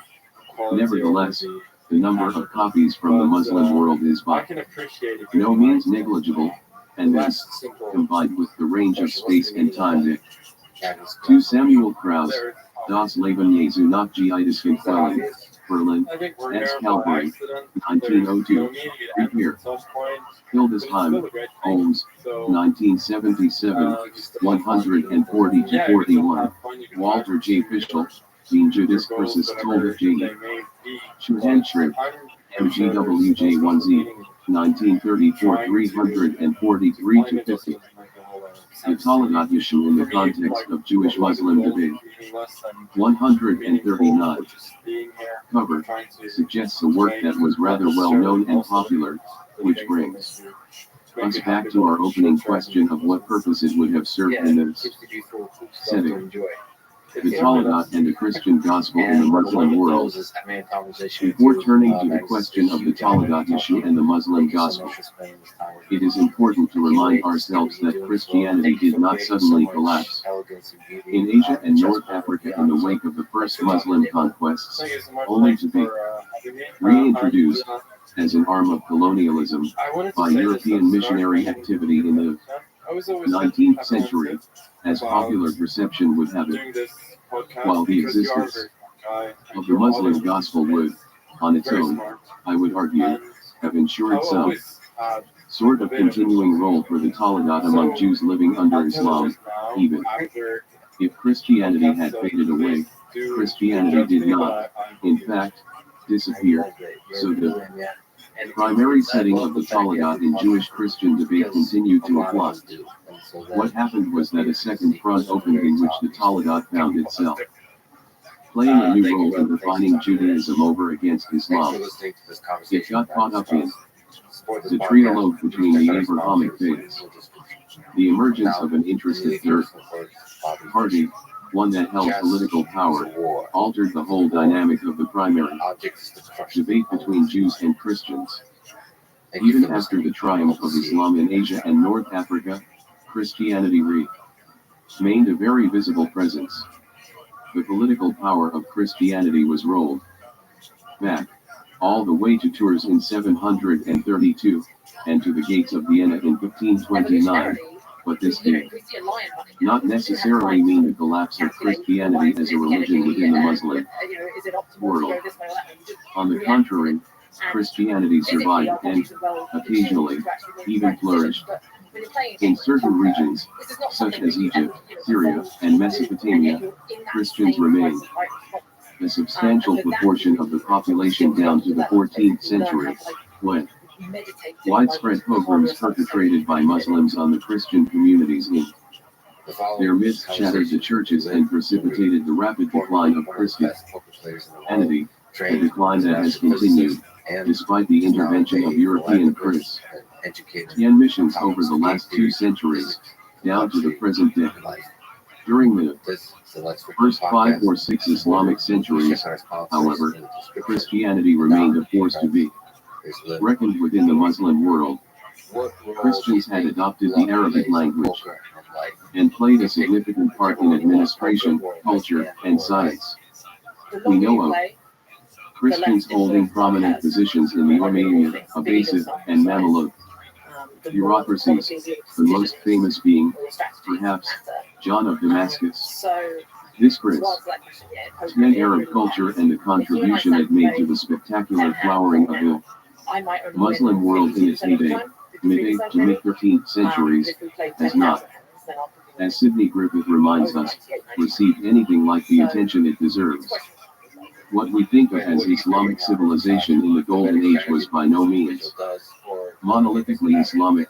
Many streams fed into it: Indian, Persian, Jewish, and 140.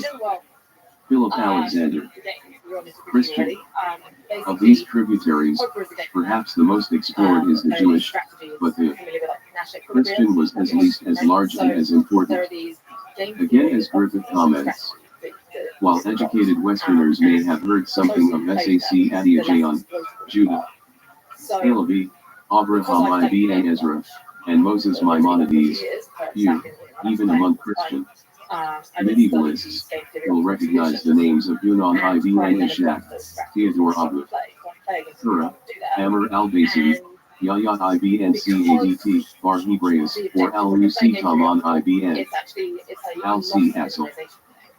So Jews living under Islam would have remained all too aware of Christianity, which in some regions in the early period would have still been, numerically speaking, the dominant faith. Continued preoccupation of Judaism with Christianity, even after the rise of Islam manifests itself in various ways, but perhaps none is more striking than Jewish eschatology. The rise of Islam led to a revival of apocalyptic speculation. In the East Mediterranean and the Middle East, the Findus cycle moved again. 270 before Islam emerged, but it undoubtedly received a boost when the new faith burst onto the scene. Apocalypticism swept across the region affect in Christianity, Judaism, Zoroastrianism, and eventually Islam itself. For from our point of view, the curious fact to note is that while Christian apocalypticism registered the rise of Islam and was inclined to identify the new Arabian prophet with the Antichrist, Jewish apocalypticism on the whole did not. The most important Jewish apocalyptic scenario seems still to have seen Christianity as the main eschatological foe of the Jewish people, whom the Messiah would have to defeat. The Antichrist remained Armilus, the king of Edom. This is what we find in S.A.C. Adia's influential 8th book of his beliefs and opinions, in Sefer, Zerubbabel, in Tefillat Shimsi on Ben Yohe, and other works.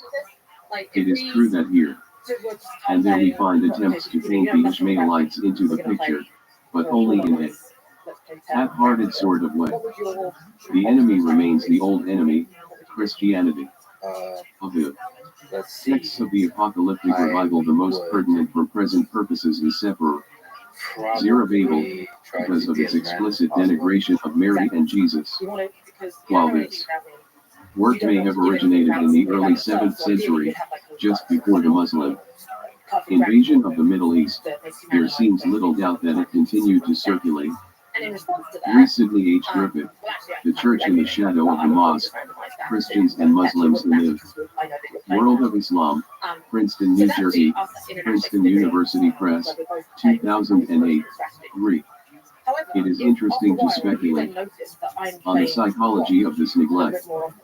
There was undoubtedly an element of shame at the loss of the heartlands of the Christian faith, a shame which Christendom violently attempted to expunge with the Crusades. But there were also more practical reasons. While great Judeo-Arabic texts were translated into Hebrew and so made available to Jews in the West, few Christian Arabic texts found their way into Western languages, and so remained locked out of the intellectual development of the politically dominant form of Christianity. For on this apocalyptic movement around the time of the rise of Islam, see John C. Reeves, Trajectories in Near Eastern Apocalyptic, Leiden, Brill, 2006, Paul J. Alexander, The Byzantine Apocalyptic Tradition, and Dorothy Death, Abrahams, Berkeley, University of California Press, 1985, St. Amir Ajman, Islamic Apocalypticism in the Classical Period, in the Continuum History of Apocalypticism, eds. Bernard J. McGinn, John J. Collins and Stephen J. Stein, New York, Continuum, 2003, 380-413. The Talagat issue in the context of Jewish-Muslim debate. 141. And undergo reworking for some time after the Muslim conquest. This continued fixation with Christianity even after it had lost political power is curious. Does it suggest that the new religion of Islam was regarded as more benign? Does it imply that Jews expected that Islam's reign would be temporary, that Christianity would recover lost ground, and that Jewish-Christian hostilities would recommence as before? It is hard to say. One thing is, however, clear: the continued presence of Christianity in the Muslim world, and Judaism's continued concern as to its intentions, make Jewish interest in the Talagat issue in principle not hard to explain. It would be wrong, however, to think that absolutely nothing had changed. Though Judaism remained, as before, in dispute with Christianity, the rise of Islam profoundly altered the dynamics of this debate. It did this in two ways. First, Jews in Muslim lands were no longer under the constant, grinding press, Have you seen sure to limit the public expression of their faith. Well, what do you The think field about of the engagement age population of between Jews and Christians was suddenly level. you remember like Both sides the way found they them, illustrated it is selves holding the trying to same pick up a status as girl al-Hima. multiple Christianity girls, must suddenly like a friend group, and you're have trying lost to its attractiveness to I don't socially remember the aspiring details, Jews, but I remember, and Christian attempts to yeah, coerce Jews into the church must have stopped. yeah. The odd thing is And that they the were new trying to correlate freedom that to towards how Christianity which the Jews gained under Islam does not seem game theory. to have led to indifference but rather to a fresh appetite for I debate. don't think I remember. As Daniel Lasker points out, the earliest systematic Jewish anti-Christian treatises that we have were written in Arabic in the first few centuries of Islam. Optimal stopping. 5. Lasker may So where it's mistake the position if he means to imply that there was no Jewish Christian debate before the Islamic period. That is manifestly not the case. It has become abundantly clear that there was an intense Jewish-Christian dialogue going on right throughout the Talmudic period, the impact of which on the formation of rabbinic theology and on rabbinic literature, Midrash and Talmud, was profound. We're gonna fact check that. 6. And, of course, if the Talmud issue originated in some shape or form in late antiquity, as many would argue it did, then it is relevant to the Then you just question because it has clear anti-Christian intent. The debate in late antiquity was curiously asymmetrical. On the Christian side it was open and noisy. The Jews are identified as the opponents and directly attacked. On the rabbinic side it is much more muted, and often seems to be at its most intense where Christianity is not explicitly named. This silence, I have argued, was basically a loud silence, an apologetic chord that allowed the rabbis to assert prior. They were the older faith, the true heirs of Moses. They had no need to take. 5. Daniel J. Lasker, The Jewish Critique of Christianity Under Islam in the Middle Ages. Power 57, 1991 121-53. 6. See the essays in the exegetical encounter between Christians and Jews in late antiquity. The DSM on Al-Agripia and Helen Sperling, Leiden, Brill, 2009. 142. Philip Alexander, Cognizance of the Younger, Upstart. 7. This silence may, however, have been reinforced by a fear of speaking out too strongly and explicitly in a Christian world. Where Islam made the difference was that Jews felt they could now go public with their objections to Christianity and compose formal, anti-Christian treatises that could be put, so to speak, into the public domain. There was a second way in which the rise of Islam changed the dynamics of the Jewish-Christian debate. Islam was not simply a referee, it was itself deeply interested in the points at issue, and took a distinctive view of them, sometimes agreeing with one side, sometimes with the other. This raised the possibility of theological alliances between two of the parties against the third. It was, then, not only Islam's leveling of the playing field but also its own direct engagement with the issues that changed the modalities of the Jewish-Christian controversy, and ensured that it did not go cold. The Quran itself set the tone. It constantly and directly disputes both Judaism and Christianity. It is endlessly putting both Jews and Christians right. It set up a trialogue which was to continue right through the Middle Ages. Subsequent Muslim rulers, in the spirit of the Quran, show considerable appetite for disputation, sometimes within the social set. Seeing of the Majlis. 8. This manifest Muslim interest seems to have sparked off competition between Christian and Jewish intellectuals to impress their Muslim overlords, a competition resembling the rivalry between siblings to gain the attention of a parent. 9. At the same time, we should not overestimate how outward-looking this debate be able to Was. fake reason. I mean, the thing Religious about what's apologetics very and polemics have a complex and subtle dynamic, which is not always well understood. The default scenario is that they are addressed to the members of the other faith.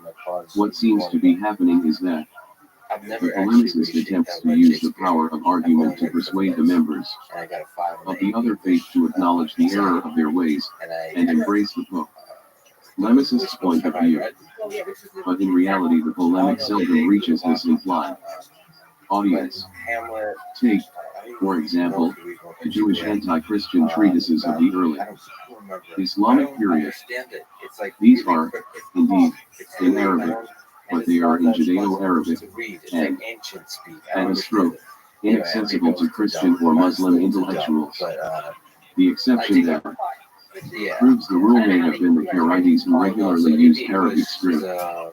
That may be simply an index of the fact that they, on the whole, at least in the early Middle Ages, engaged more directly than rabbinites with the dominant Islamic culture, and were more outward-looking. But why compose elaborate? 7. See my essay, The Parting of the Ways from the Perspective of Rabbinic Judaism, in Jews and Christians, The Parting of the Ways, AD 70 to 135, and James D. G. Gunn, Tübingen. More Seebeck, 1992 1-25. 8 of Lazarus Yafet, Mark R. Cohen, Sasson Sumi, and Sidney H. Griffith, PDFs. 2. Majlis, Interreligious Encounters in Medieval Islam, Wiesbaden, Erasowitz, 1999, especially. Article by Cohen and Sasson, Interreligious Majlis in Early Fatimid Egypt, on pages 128 to 37. 9. A vivid image suggested to me by Earl Limer. The Talagat issue in the context of Jewish-Muslim debate. 143. Polemics in such a way that it would hard for the other side to read them.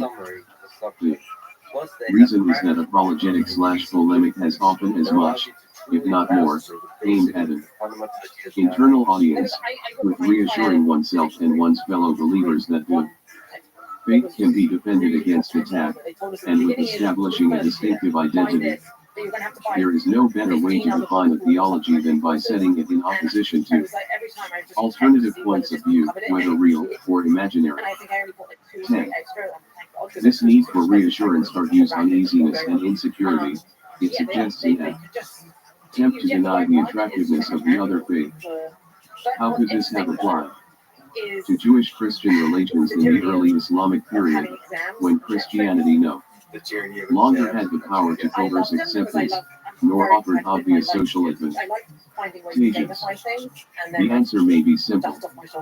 In the relatively benign conditions which existed under early Islam, open and free conversion to another faith once again became a real-life choice.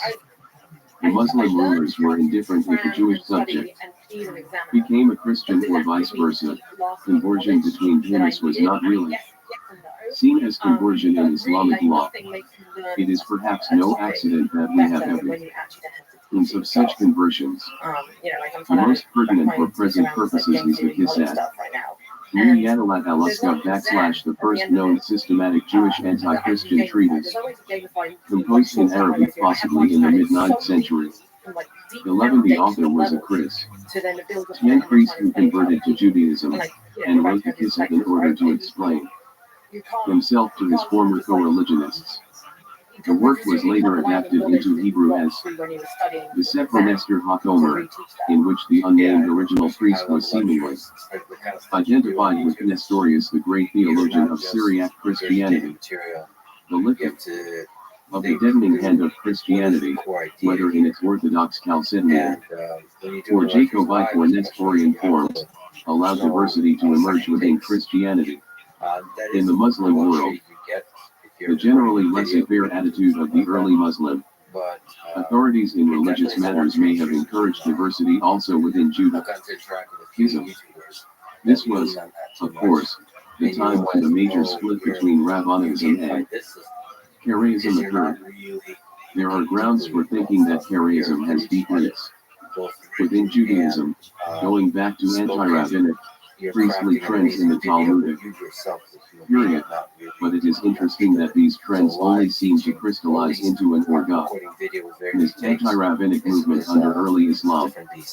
Linguistic evidence suggests that the first Arabic versions of the Talmudot Yeshua were done in the 9th century.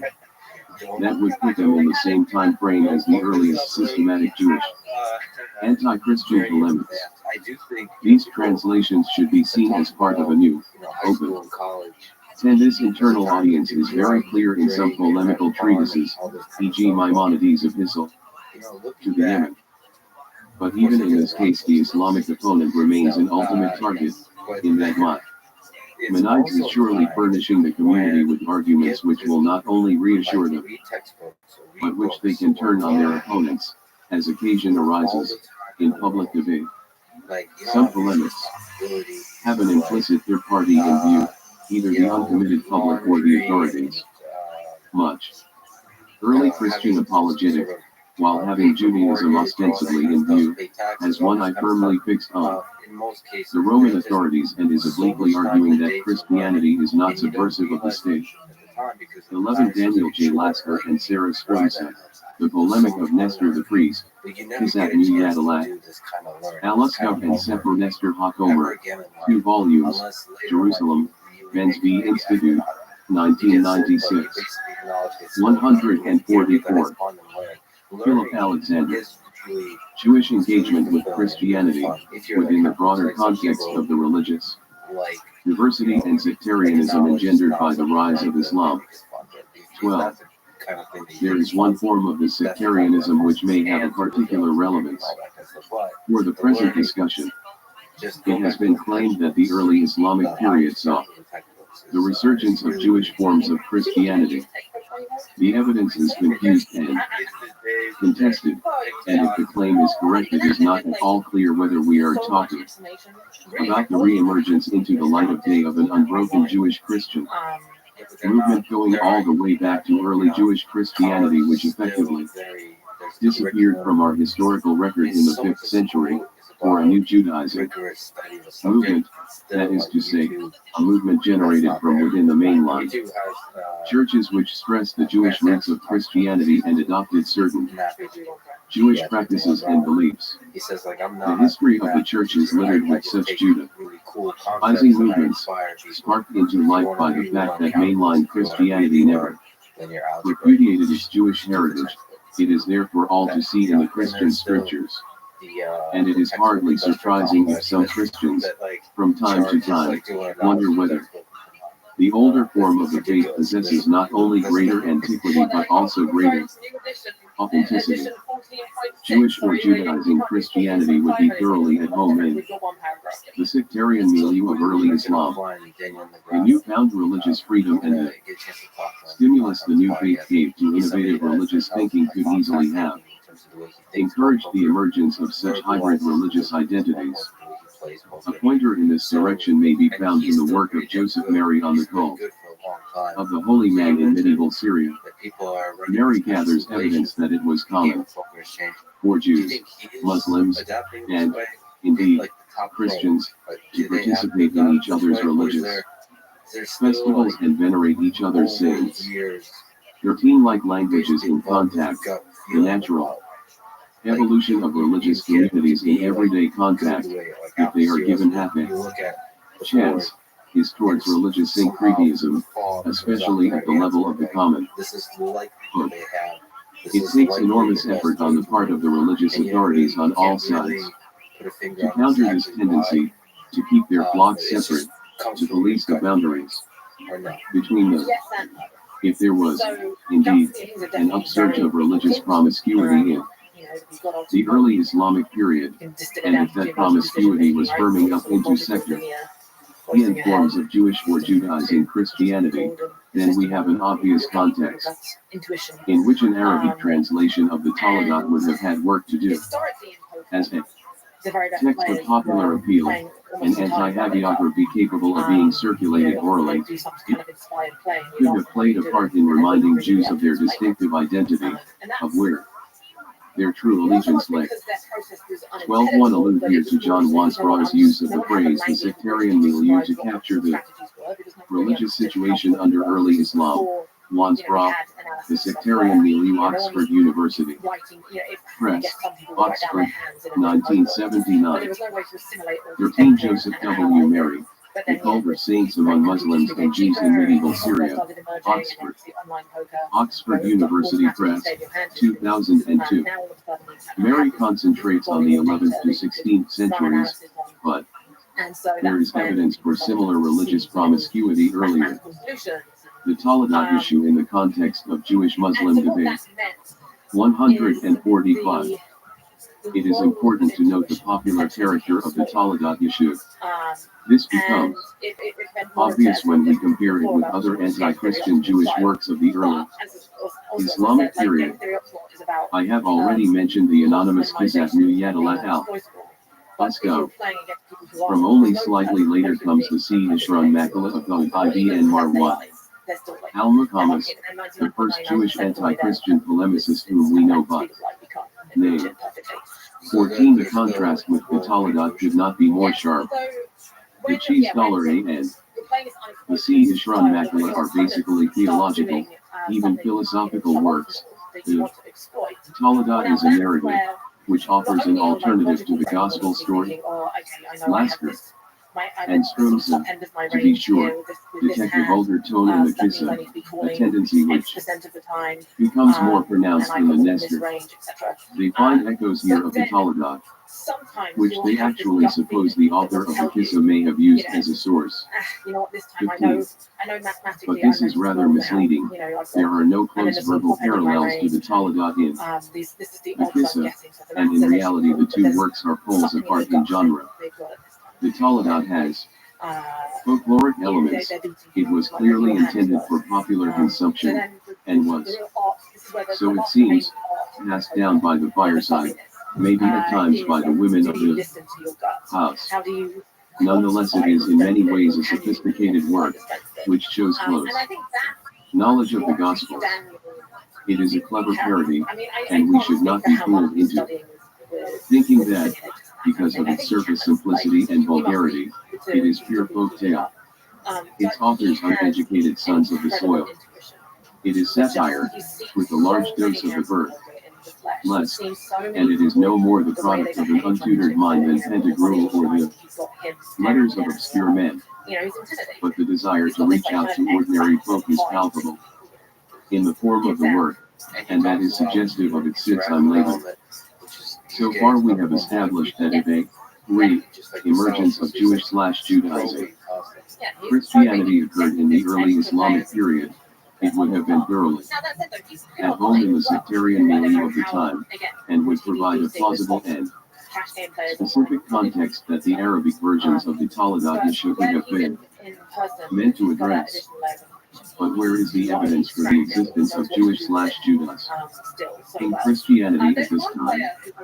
The debate has raged around Shlomo Pines' claim that the long and unusually detailed critique of Christianity in the Tufit Dalahim al-Mubawwat of the Mutazilite Islamic scholar, C.A.B.D. al-Jabbar, C935-1025, who spent the latter part of his life in Riyadh, a few miles southeast of present Tehran, relies on Jewish-Christian sources. Hines' attempt to establish that Jewish Christianity lies behind the anti-Christian polemics of the Tufit extends over several detailed articles, though he never produced a final, definitive thesis before he died. 16. He argued that C.A.B.D. al-Jabbar's critique of Christianity is unusual within the context of early Muslim anti-Christian polemic.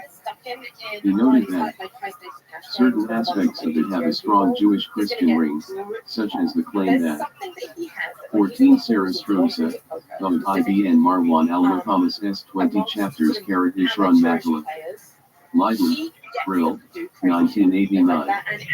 15 Lasker and Strumse, The Polemic of Nestor the Priest, 14 and 21. 16. The articles are conveniently collected by Guy Strumse in the collected works of S.H. Lomo Pines Volume 4, Studies in the History of Religion, Jerusalem, Magnus Press, 1996. 146. Philip Alexander.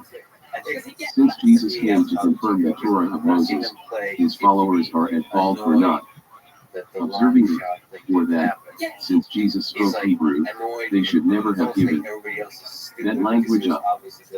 He analyzes the gospel quotations in the Tanakh and shows that while some of them conform to the Peshitta and some to the Old Syriac Gospels, others do not. Some of the non-aligned quotations may betray the include hints of the Diatsaron, while others may reflect the Hebrew Gospel, i.e. the Gospel according to the Hebrews or some similar Judeo-Christian scripture. Hines argues that these diverse aspects of CABD Al-Jabbar's critique of Christianity can be neatly unified by the single hypothesis that he has brought on a Jewish-Christian source, probably originally composed in Syriac. If this is the case, then the implications are clear. The most plausible way that this source could have reached CABD Al-Jabbar was in Arabic translation, probably transmitted directly to him by members of a Jewish Christian group. But this means that these Jewish Christians must have been around in his time. Hines finds a refer in suggest such a group in CABD Al-Jabbar's statement that a sect of them, the Christians, who are the elite, believe that their Lord is a Jew, the son of a Jew, born from a Jew, and that his mother is a Jewish woman. The wording here is suggestive. It seems to deny the divinity of Christ, and possibly also the virgin birth. Hines is clear that his Jewish Christian group not only believed that the Mosaic commandments were still binding on Christians, but that, though they accept him as a prophet, they denied his divinity. He notes that SAC Antioch appears to know of a Christian sect which equally did not believe in the divinity of Jesus, but regarded him simply as a prophet, though SAC Antioch's group also, apparently, believed in the abrogation of Torah. A further implication of Hines' hypothesis is that since his putative Jewish Christian community had access to early Christian, including Jewish Christian sources, it was probably not, on the balance of the probabilities, a spontaneous Judaizing movement, but rather, somehow, a lineal descendant of early Jewish Christianity. Samuel Stem strongly attacked Hines.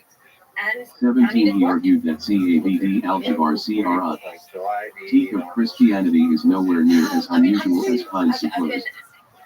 Hines had missed significant Islamic parallels, and several of the elements which he identified as Jewish Christian are widespread in Islamic tradition.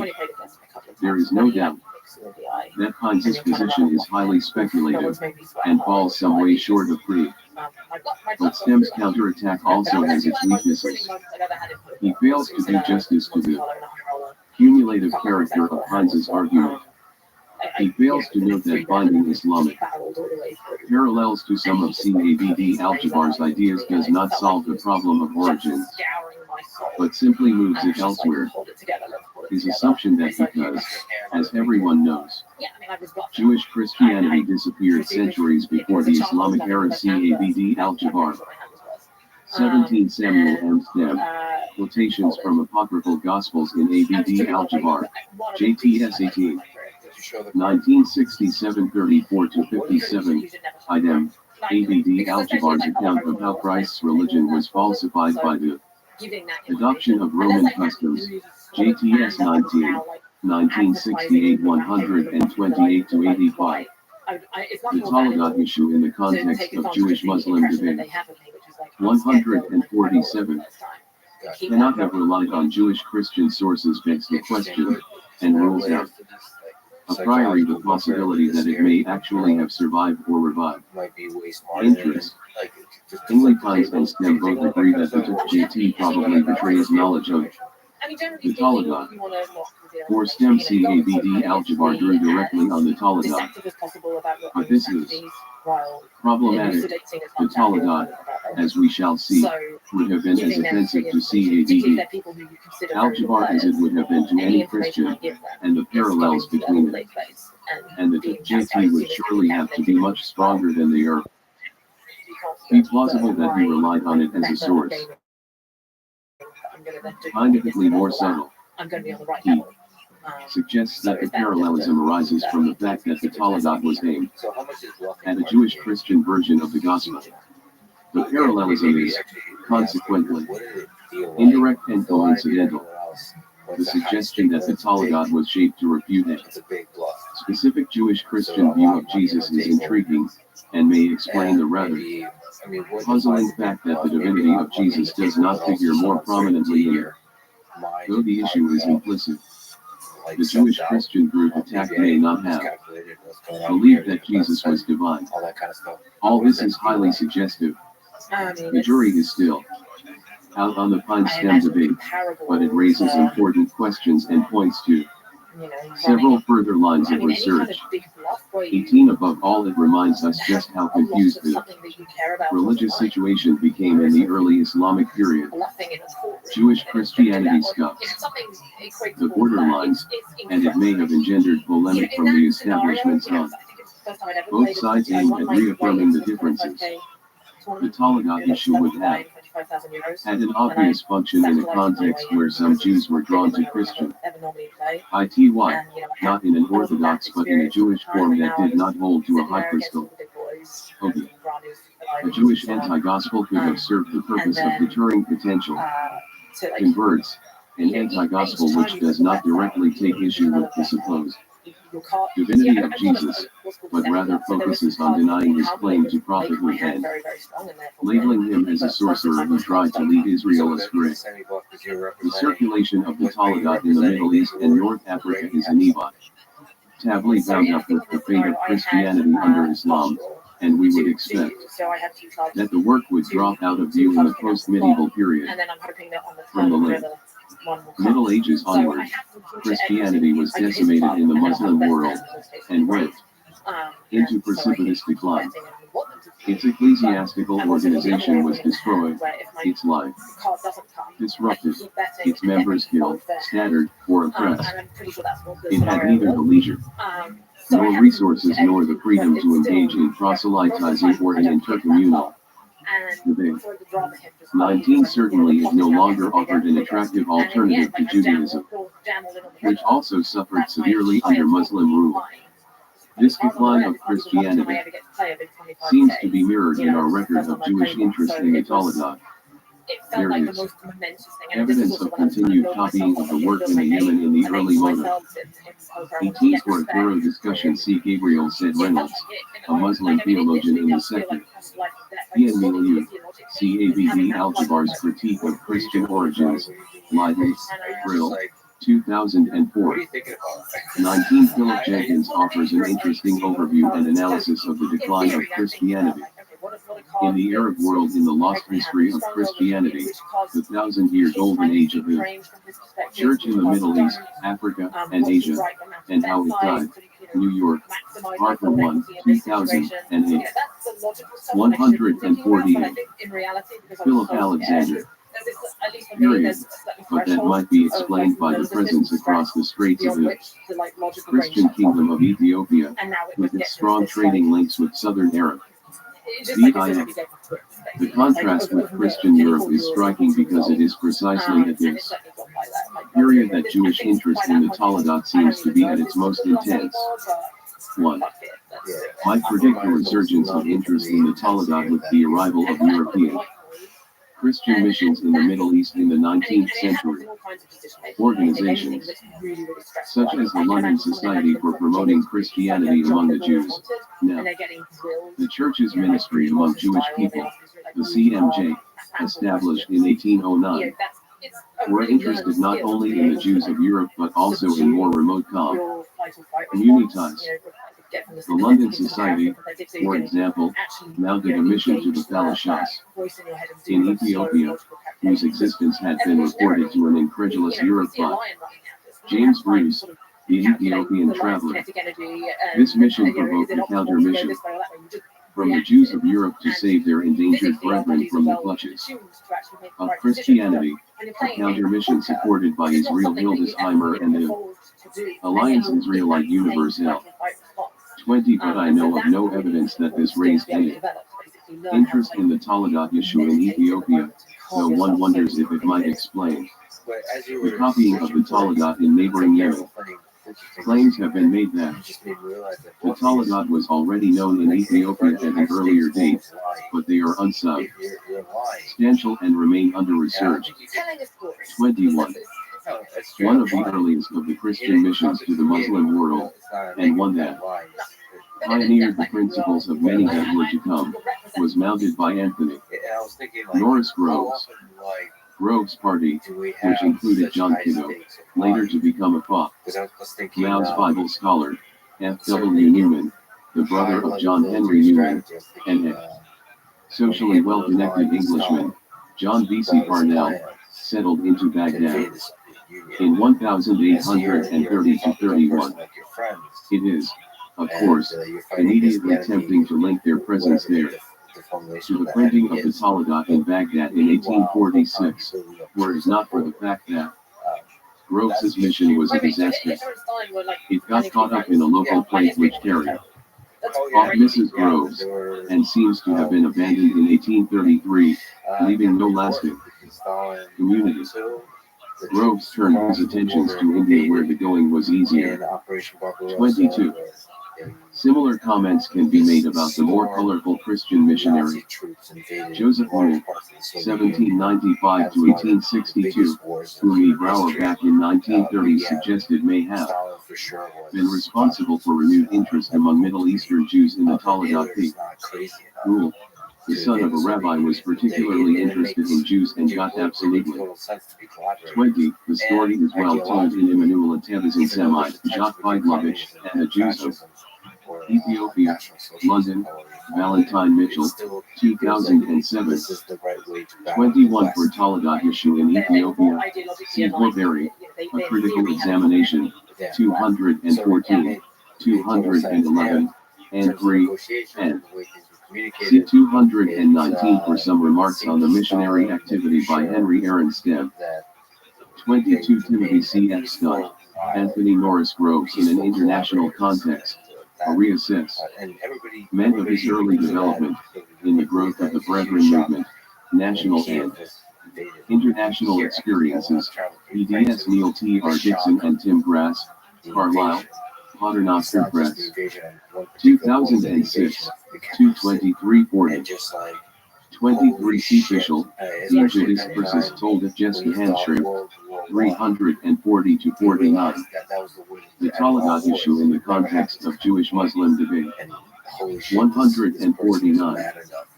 Everywhere, from Ethiopia and the Yemen to Bukhara, he mounted a one-man crusade against the Islamic world, but he was no more successful than Groves. It is a well-known feature of missionary literature in the 19th century that colorful tales and much piety often conceal the fact that few converts were being made.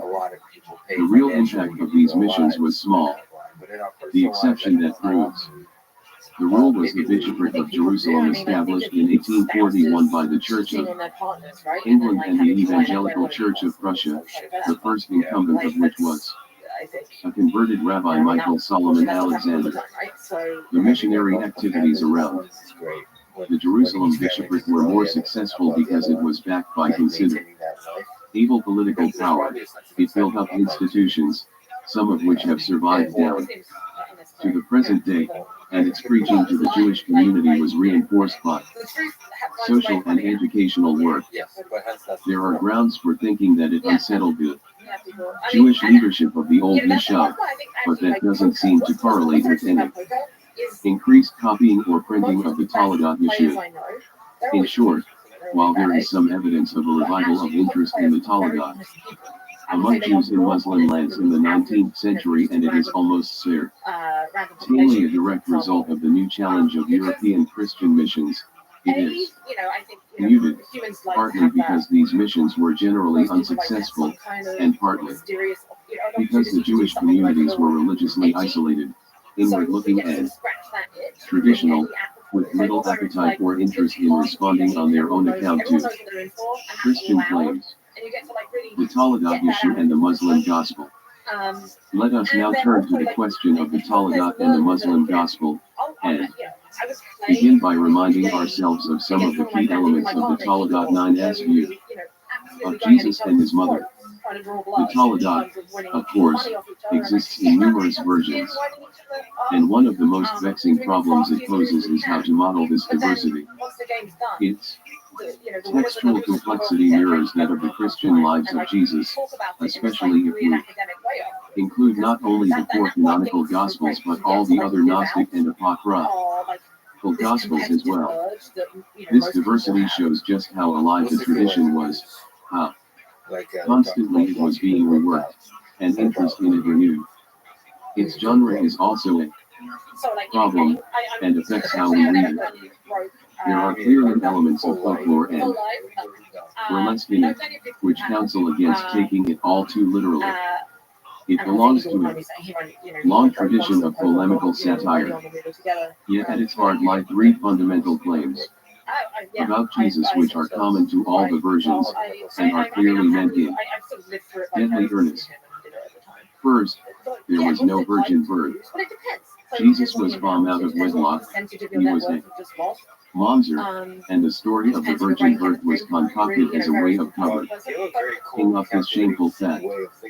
The versions differ considerably as to the degree to which Mary was culpable.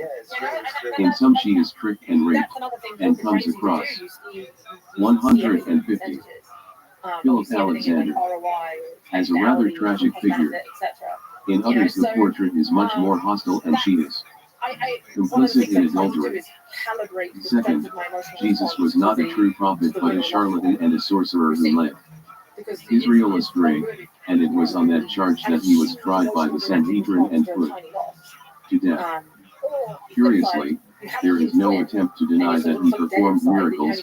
He healed the lame and raised the dead. The explanation of this is that he achieved these genuine miracles through the power of the ineffable name, the secret of which he managed to steal from the heathen Shediyah, the foundation stone of the world. The implicit charge here seems to be that Jesus was a sorcerer, though that does not sit easily with his use of the ineffable name. Sorcery is more commonly associated with the use of demonic powers, Shedim, but this nicety does not seem to trouble the authors of the Talagat. 24.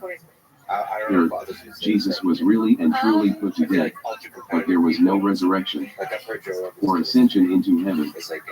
The missing body in the tomb is explained by a story about someone removing it and burying it elsewhere, where it was discovered 3 days later, and ignominiously displayed in public. There is, to be sure, much more than this in the Talagat, even in its most minimal forms. Some versions carry the story down to the history of the early church, to the parting of the ways between Christianity and Judaism, but these three claims form the core message of the text. Let us now compare this with the Muslim Jesus. This needs to be done with care, because Jesus is a highly complex figure in Islam who is used, as in Christianity, to illuminate and validate many different points of view. Different pictures emerge depending on whether we look at the Quran, or the Hadith, or the Qisas, Al-Anbiya / or Sufi, or Adab literature, or the theological writings of heterodox sects such as the Nasiris. Of all the prophets before Muhammad, Jesus is the one who receives by far the most attention.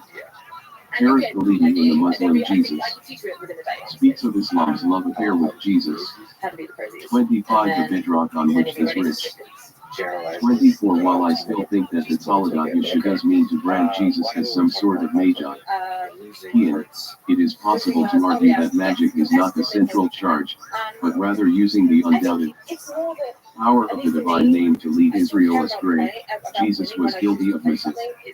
It is not clear whether the mere pronunciation and use of the tetragram was in itself seen as a capital offense. Imminent. Discussion of magic in Babli Sanhedrin. The conclusion seems to be that a magician is one who does miracles through the power of Shaddai. See Philip S. Alexander. The Talmudic concept of conjuring is a synonym, and the problem of the definition of magic, Yeshav, in creation and recreation in Jewish thought. Fest trip in honor of Joseph Dan on the occasion of his 70th birthday. EDS Rachel Elliott and Peter Schaefer, Tübingen, Morsiebeck, 2005. 7 to 20, and it is interesting that this is not the Talmud's view of the miracles of Jesus. Its position is all the more remarkable because already in the canonic Gospels Jesus is accused of invoking the power of demons to do his miracles. Luke 11:14-23. It was a very ancient charge. Morton Smith, Jesus the Magician, London, College, 1978, sees the Talmud as continuing this accusation, but the parallelism is not as clear-cut as he supposes. 25 Tarek Khalidi, the Muslim Jesus, Sayings and Stories in Islamic Literature, Cambridge, Massachusetts, Harvard University Press, 2001. This is, to date, the largest collection of Jesus stories. The Talmud issue in the context of Jewish-Muslim debate. 151. Tradition rests is, however, the current.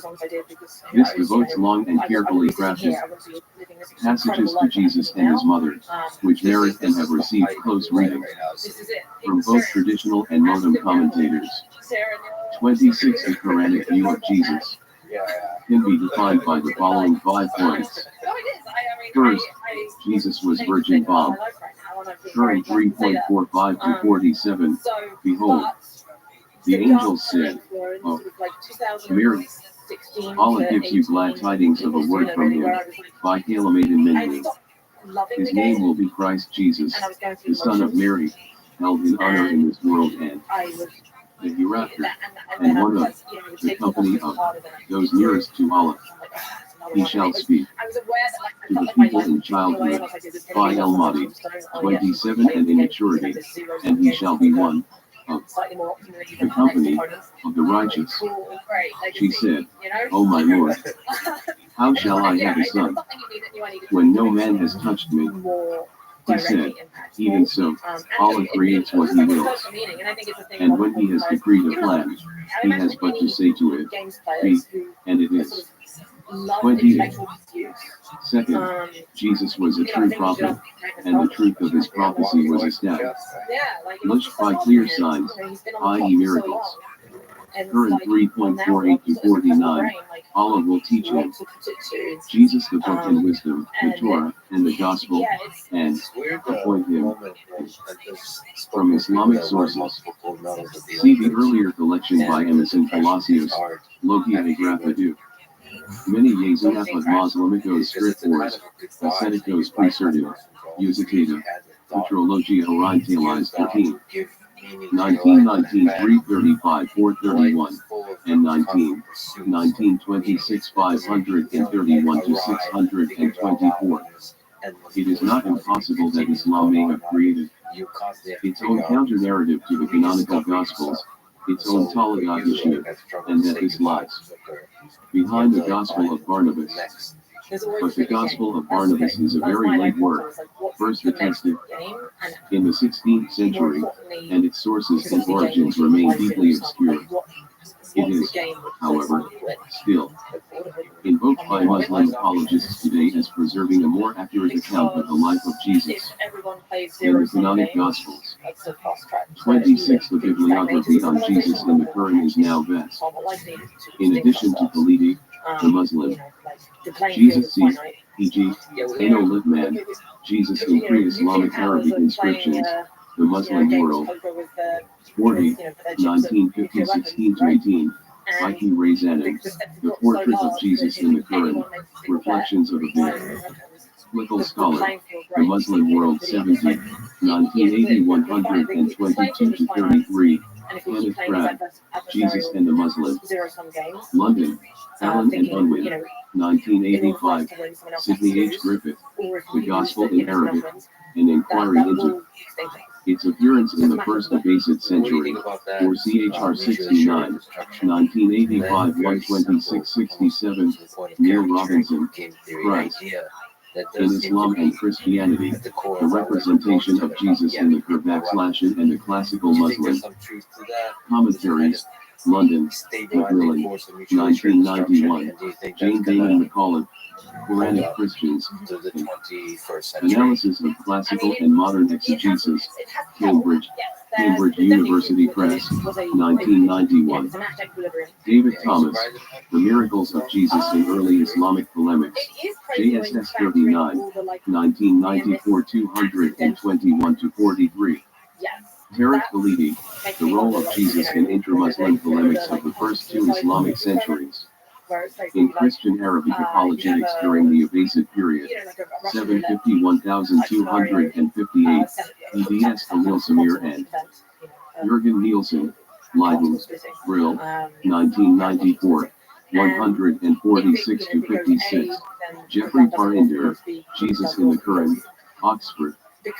One World, 1995. 27 Literally in the Cradle. Yusuf Hall, The Meaning of the Holy Quran, Beltsville, MD. Amana Publications, 1989. 139 no 388, takes this metaphorically for childhood and sees an allusion to the gospel story of Jesus teaching in the temple, Luke 2, a story which may also be alluded to in the Talmud Yeshua, but it is more likely that the reference is to the infant. Jesus in his cradle miraculously speaking to the people. CQ 19.29-30, but she, Mary, pointed to the babe. Then, the people said, how can we talk to one who is a child in the cradle? Put Elmai. He, the infant Jesus, said, I am indeed a servant of Allah. He has given me revelation and made me a prophet. Some of the infancy gospels also represent Jesus speaking from the cradle. 28 see also Q 19.16-26.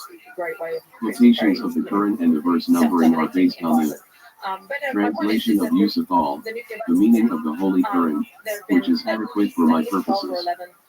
152.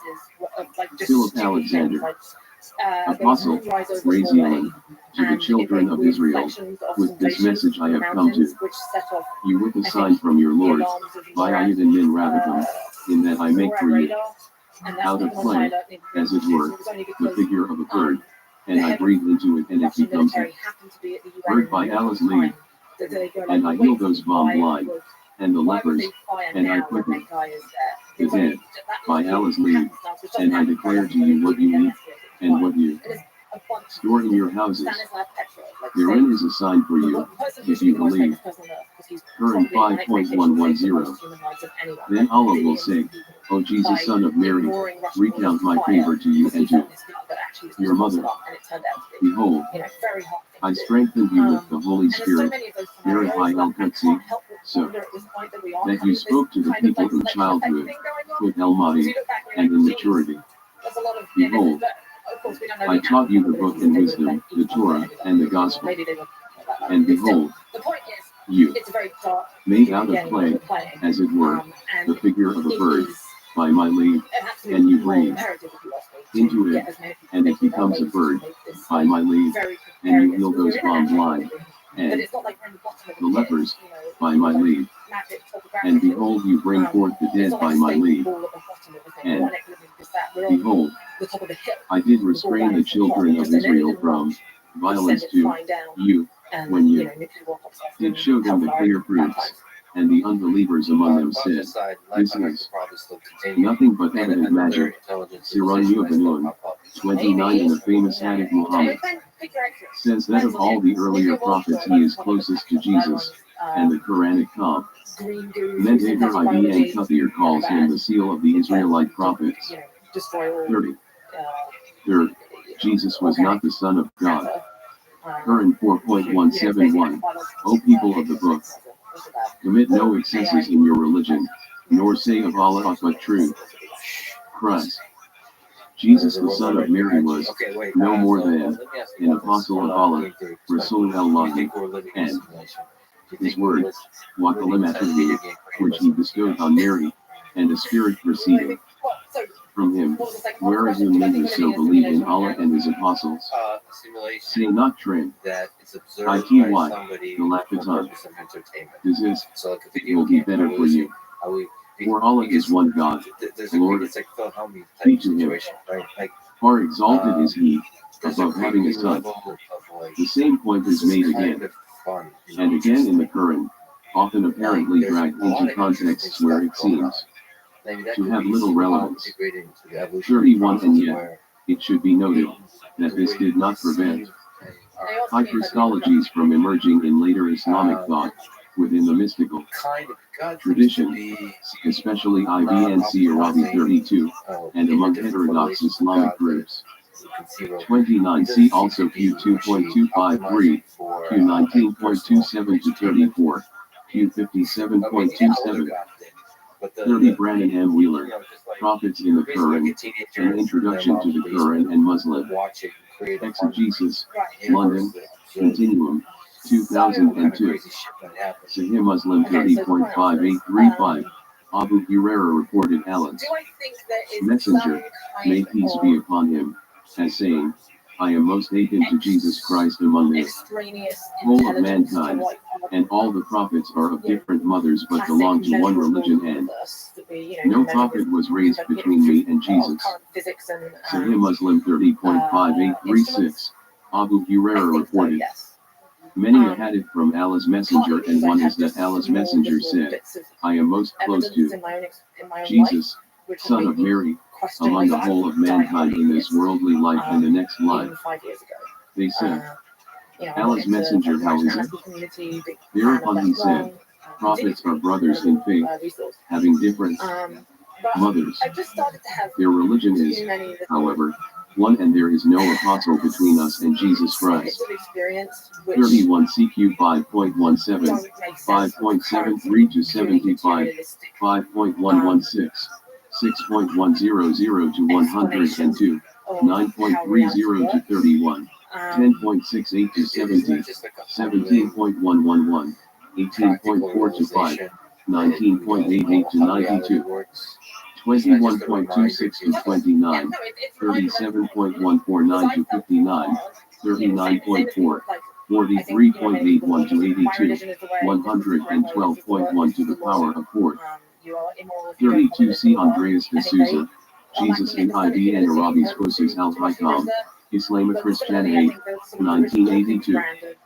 185 to 200 further, Marque, later on Al-Safa ETLE Christianism, Islamic Christianity, 1982 129 to 58. The Talagat issue in the context of Jewish-Muslim debate, 153. Such as the Nasiris. A good example of this can be found in the Trinitarian Ism of the Nasiri theological treatise, the Kitab al-Usus, Book of Foundations, composed no later than the 13th century, but extant now in an 18th century MS. In the Bibliothèque Nationale, Fonds Arabe 1449, Vols 1 to 179. The influence of Christian ideas on this text are obvious. It offers a veritable fusion of Christian and Islamic theology, and it reminds us just how porous the theological boundaries between Islam and Christianity could be. 33. The seeds of this high Islamic Christology are found in the Quran itself in the highly suggestive references to Jesus as the Word and Spirit of God. 34. 4. Jesus did not really die, nor was he buried, but he ascended direct into heaven. Current 4.156 to 159. They, the Jews, rejected faith. They uttered Against Mary a grave slander. What all him see alla Mariam Putanen see as a man. They said, in verse 6 we killed Christ Jesus the son of Mary, the apostle of Al. Lot, but they killed him not, nor crucified him, but so it was made to appear to them. Waylot and Shubi Halahum, and those who differ therein are full of doubts, with no certain knowledge, but only conjecture to follow, or of a surety they killed him not. Nay, Allah raised him up, Rakasi unto himself, and Allah is exalted in power, and wise, and there is none of the people of the blood must believe in him before his death, and on the day of resurrection he will be a witness against him. There has been much debate whether Muhammad is here embracing a Docetic view of the death of Jesus. Certainly one way of understanding his words is to suppose that at the last moment God substituted for Jesus some sort of simulacrum which was crucified in Jesus' place, but there can be no question of Muhammad being a full-blown Docetus. His Jesus is a fully human, flesh and blood Jesus. 35 What Muhammad may be doing here is quite deliberately cutting out the central claim of the Christian gospel. If there was no death, then there was no atonement. This was not an inevitable move. He 33 Medir and Bar Asher and Aryakovsky, The Nasiri Salahi Religion, Leiden, Brill, 2002. The presence of Christian ideas in later Islamic theology is hardly surprising. Many Christians converted to Islam, either out of conviction or under pressure. Conversion is a complex PhD phenomenon. Some converts mark their conversion by exaggerated rejection of their former faith and public hostility to it. Others seek an accommodation with their former faith and attempt to retain elements of it fused with their new faith. Much of what is commonly called heterodox Islam in the Middle East represents a significant fusion of Christian and Islam ideas. For once, vast Christian presence in the Middle East did not totally vanish. Its spirit lived on in heterodox Islam. 34 As Khalidi rightly remarks, if some modern Western Christian scholars warn us against attaching overdue importance to the Quranic epithets of Jesus as Word and Spirit of God. In the Sufi texts these two epithets are absolutely central to the structure of his image. Indeed, the great Sufi master ID and Arabi, D638/1240, invents a new honorific for him, the seal of the saints, Adam al-Awliya, the Muslim Jesus, 4142. 35 Muhammad Shayub, towards an Islamic Christology. 2. The death of Jesus, reality or illusion. The Muslim World 10, 1980 91 to 121. 154. Philip Alexander could have accepted the death of Jesus, but portrayed him as a righteous martyr, like some of the other prophets. 5th, like Enoch and Elijah in earlier Judaism, Jesus escaped from death is bound up with the role assigned to him by God at the Eshadu. This second column, King of Jesus, is possibly alluded to in the Quran at 43.61, and Jesus shall be a sign for the coming of the hour of judgment. Therefore have no doubt about the hour, but follow me, this is a straight way. 36 But under the direct influence of Christian eschatology, this role was elaborated in Hadith. Jesus will descend to the white minaret on the east side of Damascus and join the Mahdi in the wars against the Antichrist, Al-Masih. He will kill the Antichrist and lead both Jews and Christians to accept Islam. 37. The sources of the Jesus traditions in the Quran have been much debated. I am inclined to take the traditional view of the origin of the Quran, and to see it as indeed the work of Muhammad, as against the more radical theories. Surely I can't do those 38 things. Musk. I mean, one of the things Principal reason for this is the strong discontinuity I perceive between the Quran itself and the earliest tafsir tradition. The Quran is famously elusive, and much of this elusiveness seems to have been as puzzling to the early Mufassirin as it is to us today. I find this very hard to explain, as my late colleague Norman Calder argued, the Quran and tafsir grew side by side. So, for the sake of the present argument, I am assuming that the sayings in the Quran were indeed composed by Muhammad in the Hijaz in the early 7th century, and the text we now have reasonably faithfully represents that early work. The surahs about Jesus and Mary include those traditionally assigned to both the Meccan and the Medinan periods of his life. If this is the setting of these Jesus traditions, then the question arises as to where Muhammad got them from.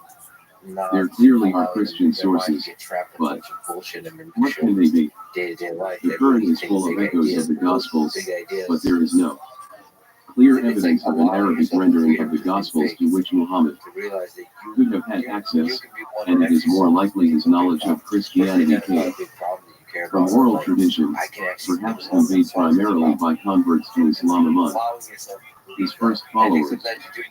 The famous miracles of the animation of the clay birds and Jesus speaking from the cradle show that Muhammad knew apocryphal traditions about the life of Jesus. These stories are paralleled in the Arabic infancy Gospel, which probably goes back to a pre-Islamic Christian Arabic source, a term derived from Syriac. 39. There is also a question as to the form or forms of Christianity Muhammad would have encountered in the Hijaz. Mecca was both. 36. So Yusuf Ali translates, but the Arabic at the beginning of the verse is highly elusive and obscure. W.A. 37c. Example Sahih Muslim. Kitab al-Fitr.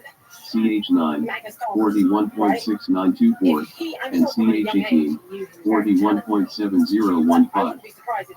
38 C. John Wandsbrough, Quranic Studies, Sources and Methods of Scriptural Interpretation. Oxford University Press, 1977. 39 Arabic Infancy Gospel 36 and 46. CF Infancy Gospel of Thomas II. The Talmud issue in the context of Jewish-Muslim debate. 155. A center of pilgrimage and an important caravan city, on a trade route that ran from the Yemen up to Syria.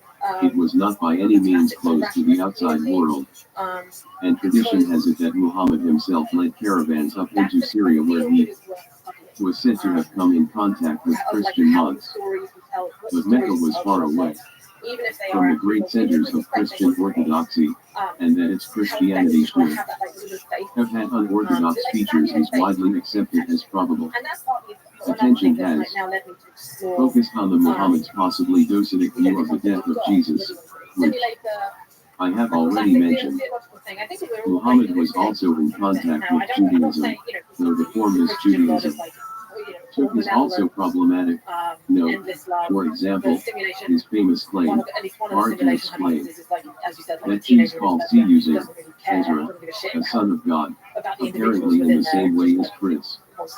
Jens called Christ son of God, Q 9.30. It is obvious from a close reading of the Quran that Muhammad was fully aware of Jewish rejection of Jesus, and was carefully positioning himself over against that as much as he was positioning himself against Christianity. Some references are deeply suggestive. As we saw, when Jesus presented to the Jews clear signs of his prophethood, they reject him, saying, "This is nothing but evident magic." Siran Mudamuri, Q 5.110. Exactly. The same phrase is used again in the same context at Q 61.6. Mary is treated with a reverence and delicacy worthy of the most pious Christian. There is clearly an attempt to defend her honor against those who would impugn Obviously, the Jews who are accused of uttering against her are grave false slander. Q 4.156. The charge is not specified, but it takes little imagination to see it as the claim that Mary had been unchanged cast, and that Jesus was born out of wedlock. Now, I'm not suggesting that these are direct allusions to the Talagat issue. The possibility cannot be ruled out that later Muslim commentators in elaborating these passages do know some version of the work the accusation of sorcery is, as I have already noted, alluded to the Gospels themselves. The Ujas Kudu of Mary is implicit in the Talmud, b. Shabbat 104b, but it cannot be denied that these Quranic references constitute the framework within which Muslims see the Talagat down to the present day, and they are the reason why it is as offensive to them as it is to Christians. Muhammad's views on Jesus illustrate graphically how carefully he poses. Should himself crusaded both Judaism and Christianity. He entered with gusto into the Jewish-Christian debate, but he did so in a way that avoided Rodesi, simply taking sides. Instead, he steered a middle course, zigzagging, so to speak, between the other two faiths, and negotiating a distinctive Muslim identity. It is a measure of his success that many within the two older traditions were inclined to see Islam as a heretical version of their own faith. My point can be graphically, if rather simplistically, represented by the following grid, in which Judaism is represented by the Talagat. 156. Philip Alexander. Jesus in Christianity, Judaism, and Islam. Jesus was Christianity, Judaism, Islam, Virgin Rome. Yes. No. Yes. Son of God. Yes. No. No. A true prophet. Yes. No. Yes. A worker of miracles. Yes. Yes. Yes. Truly died on the cross. Yes. Yes. No. Very. Yes. Yes. No. Raised from the dead.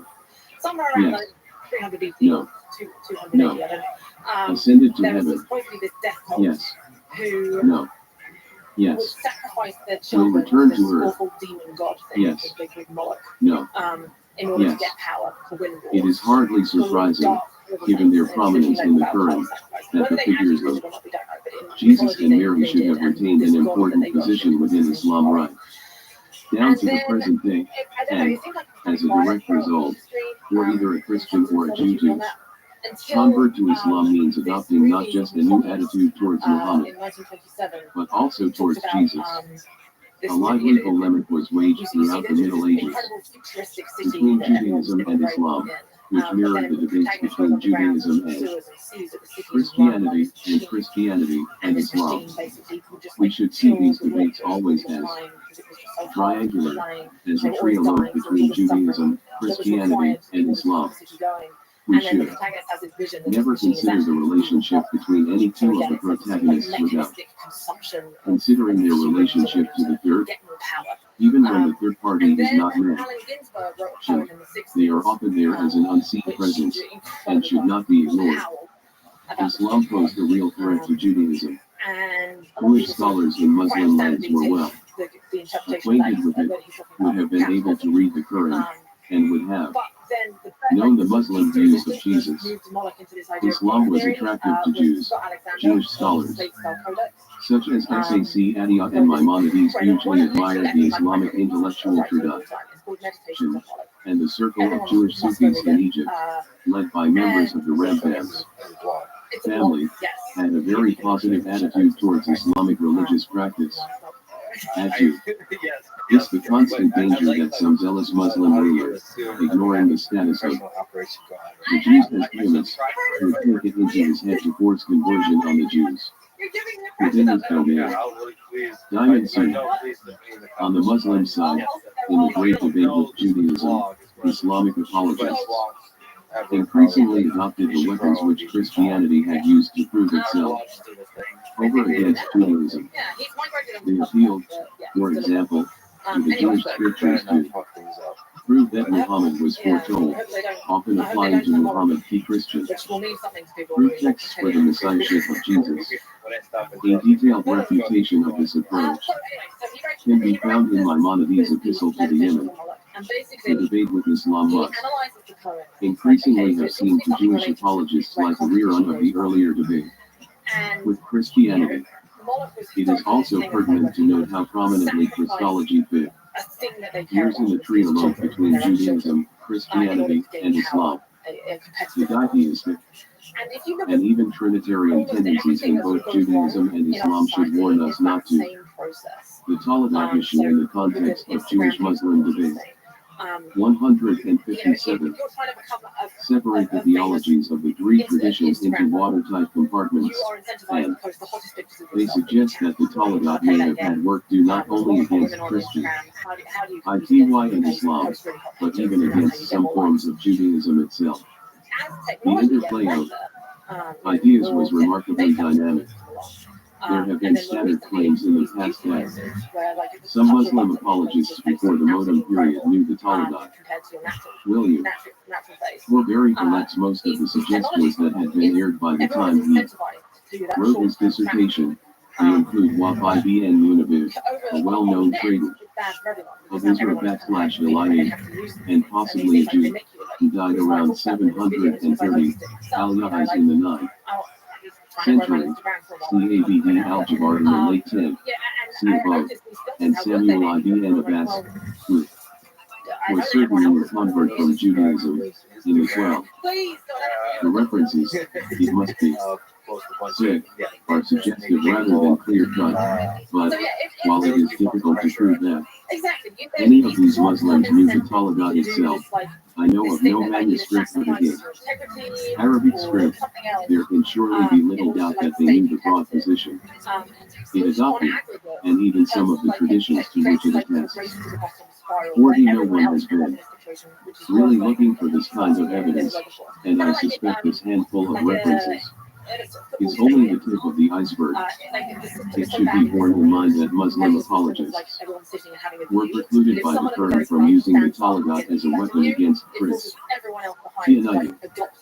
Here an interesting contrast can be drawn with early pagan anti-Christian polemics. In the early centuries of the church, pagans used Jewish rejection of Jesus as an argument against the truth of Christianity, and Celsus seems to have known some of the traditions incorporated into the Taladat. But this line of attack was not open to Muslim apologists, because the Quran had chosen to adopt a conspicuously respectful attitude towards Jesus. Summary and conclusions. Texts like the Taladat issue, with its sharp, polemical tone, arise in situations where a community is under pressure and fighting for its identity, striving to draw boundaries and to resolve confusion. Jews in the Arab world found themselves in just such a situation in the first few centuries after the rise of Islam. The emergence of the new order shook the old certainties, social and religious, blurred the boundaries between the faiths, and provoked religious controversy. The fight against the old enemy, Christianity, had to be renewed, but there was now a new enemy to be confronted in the shape of Islam.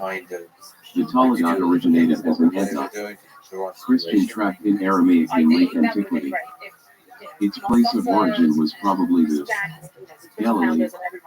The circles in which it originated may not have been rabbinic. No. Traditions similar to those it contained were known to the rabbis. 41 it gathered. 40 Forbury, a critical examination, 206-19. 41 it has, perhaps, not been emphasized enough that the lack of correlation between the Taladat issue and the Talmudic traditions about Jesus is as important as the overlap it raises. The possibility that the Taladat may not be in origin a rabbinic text. There are Jesus traditions. 158. Philip Alexander. Together stories about Jesus, Mary, and the early disciples that had been circulating among Jews, some from at least the 2nd century, and, with one eye on the Christian Gospels, wove them into a Jewish anti-gospel. A version of this text was taken east where it was heavily reworked, and where it doubtless played a role in Jewish Christian debate in late Sasanian Babylonia. The rise of Islam, far from making it redundant, gave it a new lease of life. It was translated into Judeo-Arabic, possibly in Egypt, and, along with more philosophical polemics, served once again to buttress a distinctive Jewish religious identity, not only against Christianity, but now also against Islam. With the precipitous decline of Christianity in the Muslim world from the 14th century onwards, it would inevitably have lost some of its appeal. Its usefulness in dialogue exclusively between Judaism and Islam is nowhere near as great as its usefulness in trialogue between the Abrahamic faiths, but it was sparked back into life in the 19th century with the arrival from the west of aggressive Christian missions bent on making Jews in the Middle East followers of Jesus. In this short paper I would claim to have done no more than outline an hypothesis.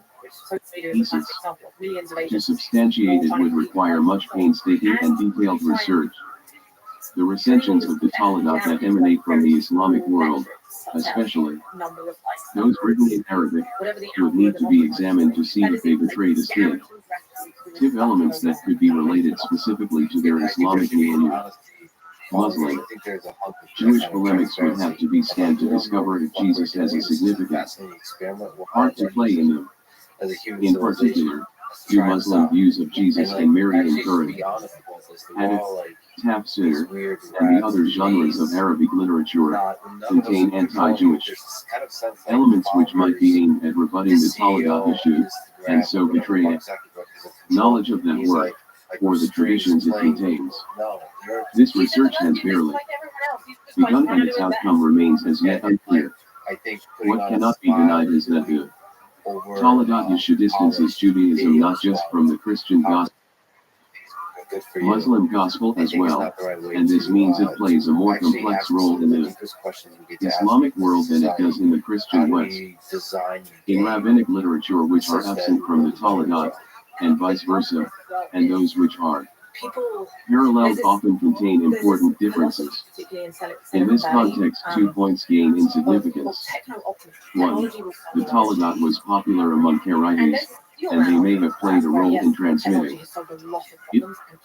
This might suggest that they did not regard it as a rabbinite work. 2. There seems to have been an attempt in the Yemen to collect the rabbinic traditions about Jesus from the Talmud and other rabbinic sources, and weave them into a distinctively rabbinic anti-gospel, forbearing, and critical examination. 216 to 18. Whoever did this may have recognized that the Talmudic issue was not a kosher rabbinic composition. The presence of named rabbis, e.g. Shimon ben Shada, in some Talmudic traditions does not invalidate this claim, any more than the presence of rabbinic names in the Aramaic incantation bowls or the Hakalit literature turns these into rabbinic compositions. Hanged and Crucified, the book of Esther and Talmudic issue asterisk, Suri Katan Bragas. Introduction. In an Aramaic poem composed in Byzantine Palestine in the late 5th century, Haman, the antagonist of the Purim story, converses with various other biblical characters, Nimrod, Pharaoh, Amalek, Sisera, Goliath, and Zerubbabel, Ethiopian. These men's punishments are recounted in the poem's rhyming dialogues, and throughout the many stanzas Haman asserts that the other man's violent fates were deserved, while his execution, hanging from the gallows, was unjust. But then Jesus chimes in, do you really believe that you alone were crucified? I too share your lot. Can you redesign 2. Jesus teaching does not within stop by the likening game? Haman's Can you just death have, on the gallows to his own can you crucifixion. understand the game He enough? describes Okay, his this is death the in game. gruesome And this is how we detail, start nailed to a cross, re-emphasize my the need flesh to step slashed back. a handbreadth length. The need I to am the son bring out the best of in one us. who carried wood, You the know, carpenter, like the way I pierced try to with be nails, in my real limbs life, the way I clamped try to be ironic into place. is to be A about barley eater kindness is better off and than me. love. And I feel like This is the end of the pierce. sometimes get 1. criticized for Disgraced being in naive every and all those town. kinds of things. But I 3. feel In like I'm addition just to the trying to physical live pain of crucifixion, within this game. the nailing, the piercing, Yeah, the but also slashed like, flesh, hey, the clamped I limbs, wanted to do Jesus this. alludes Like, you to. guys should try this too. Asterisk You know, thanks to that, Peter and Schaefer that's for like encouraging me to trying to pursue this subject redesign and for helpful some feedback aspects of the game on this within the article. game. To Michael Mearson for his help locating specific manuscripts and references in them. To Gabriel Wasserman, who pointed me to many Well, the other sources option is and on whose for translations companies of to Rabbi pressure Avigdor and companies, Abraham Frankel I rely below, or and anyone to who John has Gager, control Simi Chavel, of the game. Shira, Philip and Jonathan Grivitz for reading earlier drafts. 1. The poem appears in Joseph Yohalam and Michael Sokoloff, EDS, Jewish Palestinian, Aramaic poetry from late antiquity, Jerusalem, Israel Academy of Sciences and Humanities, 1999, 200, and 4-19. For various interpretations of the poem's tone and details, see the footnotes in Yohalam and Sokoloff as well as Joseph Yohalam, Poetry and Society in Jewish Galilee of Late Antiquity, Jerusalem, Dansby Institute, 1999, 57-59, Oferman's Manor, Kamihales, Ambivalence and the Christian Other in Aramaic Poems from Byzantine Palestine, in Jews.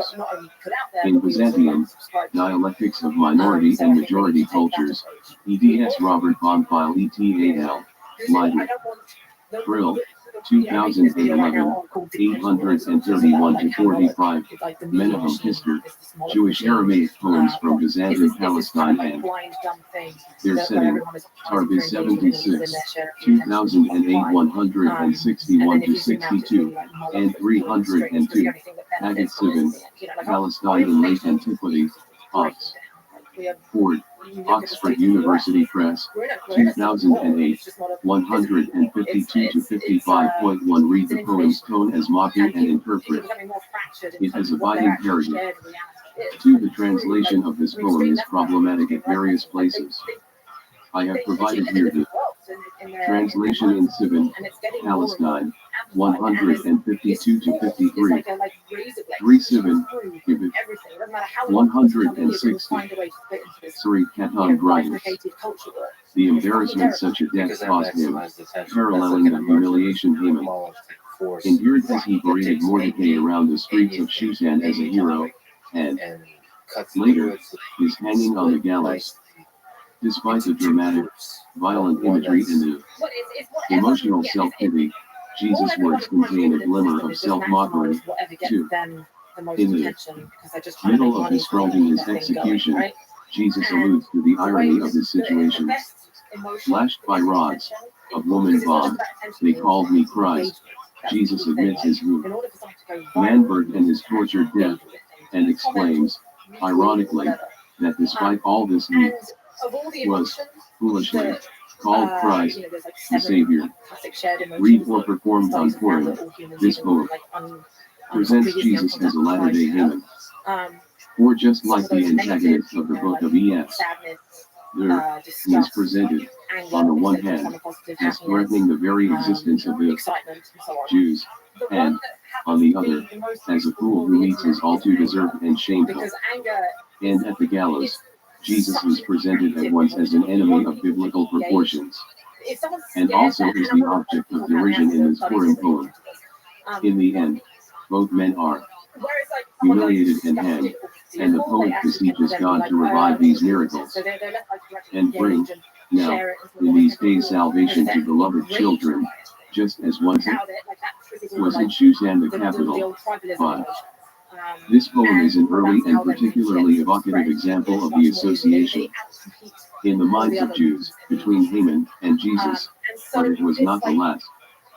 Another parody, more widespread and enduring, links these two characters as well. In many versions of Toledat Yeshua, a set of Jewish parodies of Jesus' life, refer incest to Haman and the book of Esther are subtly intertwined into the narrative of the life of Jesus. In this article, I explore the ways in which Toledat Yeshua employs tropes and images from the book of Esther, and then I place these literary allusions into their broader social historical context, in which the holiday of Purim was linked with anti-Christian polemics and practices.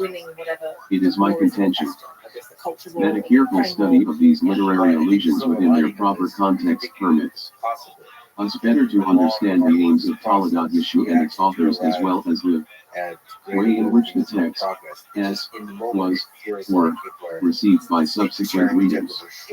The book of Esther was simultaneously regarded by its Jewish readers as a factual historical narrative of events in the Persian Empire and as a parody of that empire and its leadership, and, later, as a prototype for Jewish enemies. 6. The Toledat Yeshua author's allusions to the book Asterisk of Esther suggest their intention to create a work of a similarly dual genre, an accurate account of Jesus' life, and a mockery of it. The link between the two texts is not merely one of genre. However, the argument of Toledat Yeshua is more clearly discerned as well when, for on the poem's liturgical use, see Yahalom and Sokolov, Jewish Palestinian Aramaic poetry, 204 FF, 5-7, Palestine, 148. 6. For example, Harold Fish's analysis of the book of Esther as history and parody in Poetry with a Purpose, Biblical Poetics and Interpretation, Bloomington, IND, Indiana University Press, 1988, 8-14. On medieval Jewish interpretations of the story of Esther, see Barry Dodd. Walfish, Esther in Medieval Garb, Jewish interpretation of the book of Esther in the Middle Ages, Albany, SUNY Press, 1993.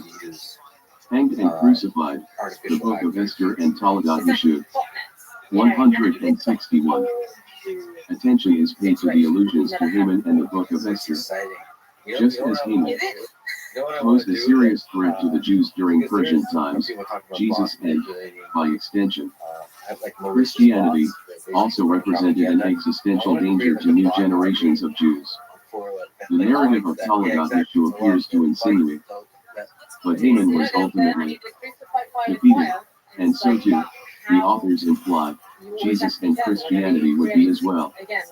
Toledat Yeshua thus functions simultaneously as a polemic against Christianity, and as a story of encouragement to those Jews for whom Christianity appeared to be an insuperable threat. Moreover, Toledat Yeshua's incorporation of elements from the book of Esther might also reveal the text's communal function. I thus conclude my analysis with a tentative suggestion about the use of Toledat Yeshua as a liturgical or performative text on Purim or at another time in the Jewish calendar. Toledat Yeshua and the book of Esther. It should be emphasized that I do not intend to argue that the book of Esther is the only, or even the most important, text to which Toledat Yeshua alludes.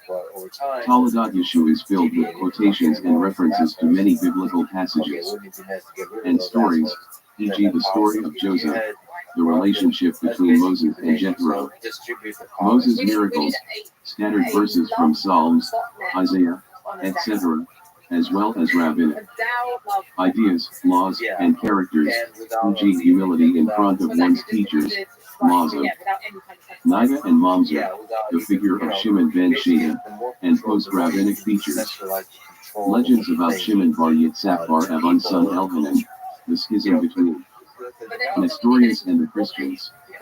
Rather, the book of Esther serves as one of many texts upon which Toledat Yeshua draws in its presentation of Jesus' birth, life, and death, and interpreting these specific allusions yields fruitful results that further our understanding of the text as a whole, while the allusions employ specific motifs from the book of Esther. They are also intended, I argue, to trick a broader association between the two stories of Jewish endangerment and eventual triumph. Finally, my argument about Talagat Yeshua's use of tropes and imagery from the book of Esther is not limited to a specific manuscript or manuscript group. As I will demonstrate, allusions to the book of Esther appear in all Talagat Yeshu manuscripts I have examined from the different manuscript groups in Aramaic and Hebrew, though the allusions are not the same in each version. There are several references to the book of Esther in each text. 7.1 use. 7.1 have consulted the following manuscripts: Cambridge 35.87, Adler JTS 2529.1, Kev. Rich 35.88, Cambridge 298.56, Adler JTS 2529.2, St. Petersburg NL 105.9, JTS 6312, ST. Petersburg 274, Strasbourg BNU 3974, New York JTS 2221, Cambridge 557, New York JTS 1037, London Sassoon 793, Leipzig BH 17, Ox. Cobb. Hebrew 2407, Harvard 57, Philadelphia 361, and Amsterdam HSROS 442.1 have not checked the Yiddish and Arabic manuscripts. 162. Sorry, Keton Grivitz. Talagat Yeshu is a generic term for the various manuscripts that are available. Below, see my footnotes for the particular manuscript that one cite in each case. Just as the Aramaic poem above links Haman and Jesus through their similar deaths, so too Talagat Yeshu draws a parallel between Yeshu's crucifixion and the hanging of Haman. Talagat Yeshu, however, goes beyond simple analogies between hanging and crucifixion and preserves a tradition about Haman's hang, thing found in an Aramaic Targum of the Book of Esther and other Midrashic col. Lekayans. Aids in Talagat Yeshu, Yeshu is crucified on a cabbage stalk. 9 For example, in Strasbourg BNU 3974, each tree upon which Yeshu is hanged breaks, until a cabbage stalk is brought and he is hanged on it instead. 10 The text reads, when they brought Yeshu to be hanged on a tree, it would break, because the ineffable name was with him, and when the fools, Yeshu's followers, saw that the trees broke beneath him, they thought that this happened because of his righteousness, until they brought him the stalk of a cabbage.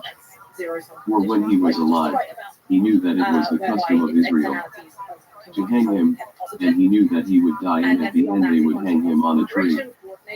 So he arranged through the ineffable name that no tree should accept him, but to the stalk of cabbage he did not say the ineffable name, for it is not a tree but a plant, and so he did not consider it an option for his crucifixion. Thus he rose to heaven, on a cabbage stalk. The image of trying to find a proper tree on which to crucify Yeshua resembles a tradition in the second Targum of Esther, in which various trees, the vine, wild, fig, olive, palm, citron, myrtle, oak, pomegranate, give excuses for why they cannot be used for Haman's hanging.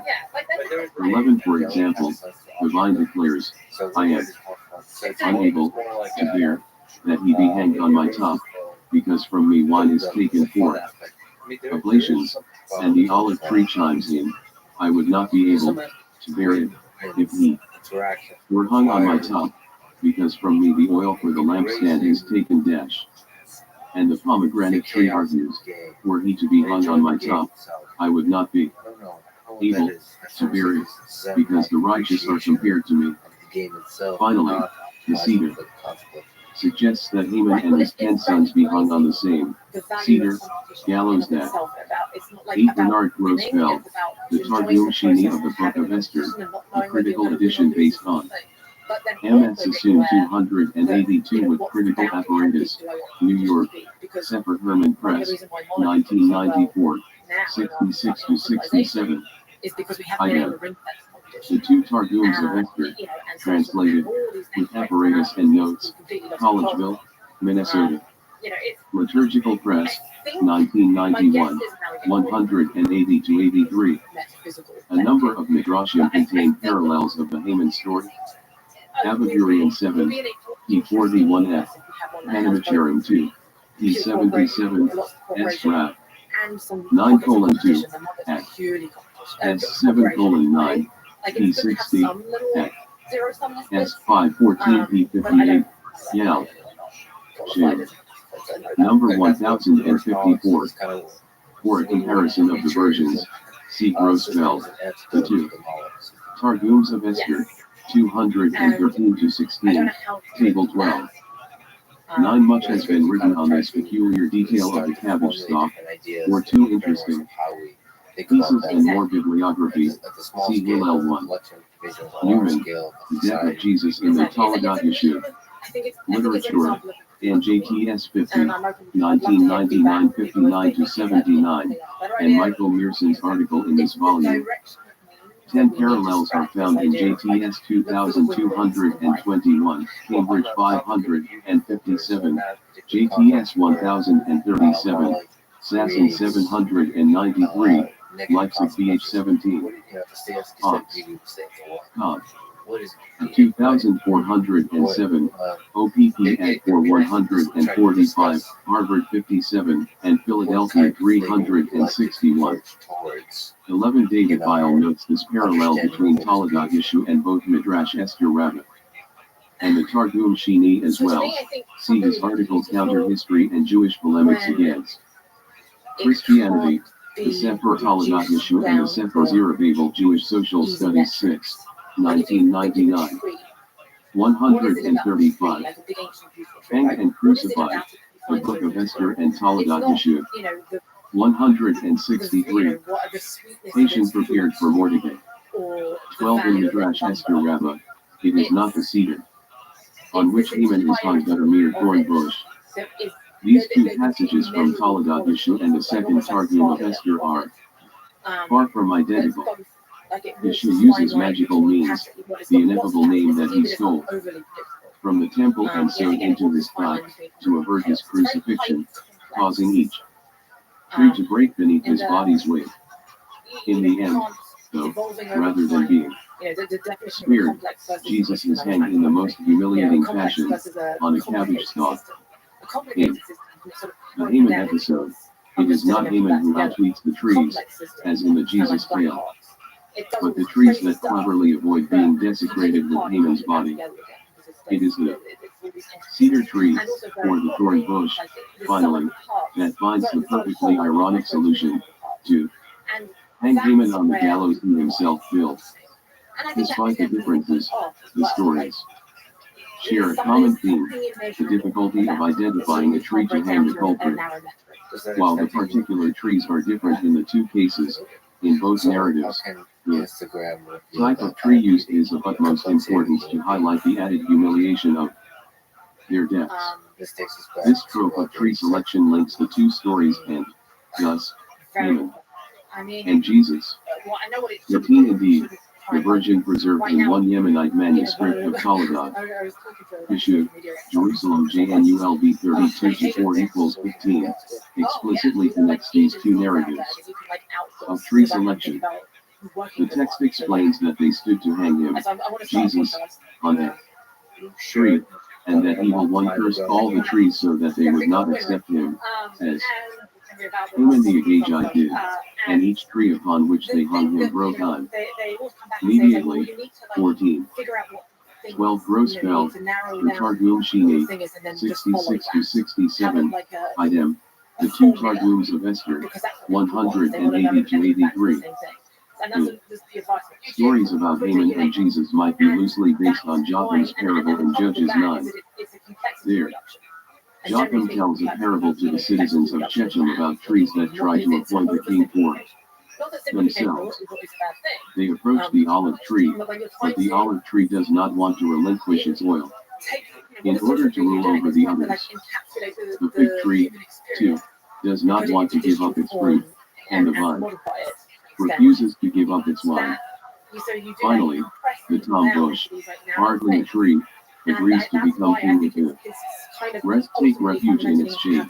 If not, they will all be consumed by fire. 13SI then discusses another Purim poem that associates Haman with Jesus and alludes to these parallel traditions about the trees. The poem is found in Yahalom and Sokolov, Jewish Palestine. In Aramaic poetry, 183-87, Pi 29. In the poem, each tree refuses to give its wood forth. Haman and Jesus hanging/crucifixion. See the discussion in Sivan, Palestine, 149-50. 14 emphasis added. In addition to this particular manuscript's explicit reference to Haman, the Aramaic Targum of Esther might reference Jesus as well. A peculiar turn of phrase in the second Targum of Esther's account of the disputing trees, at least as it is preserved in certain manuscripts, makes reference to Ben Pandora, a name used for Jesus in Toledat Yeshua and elsewhere.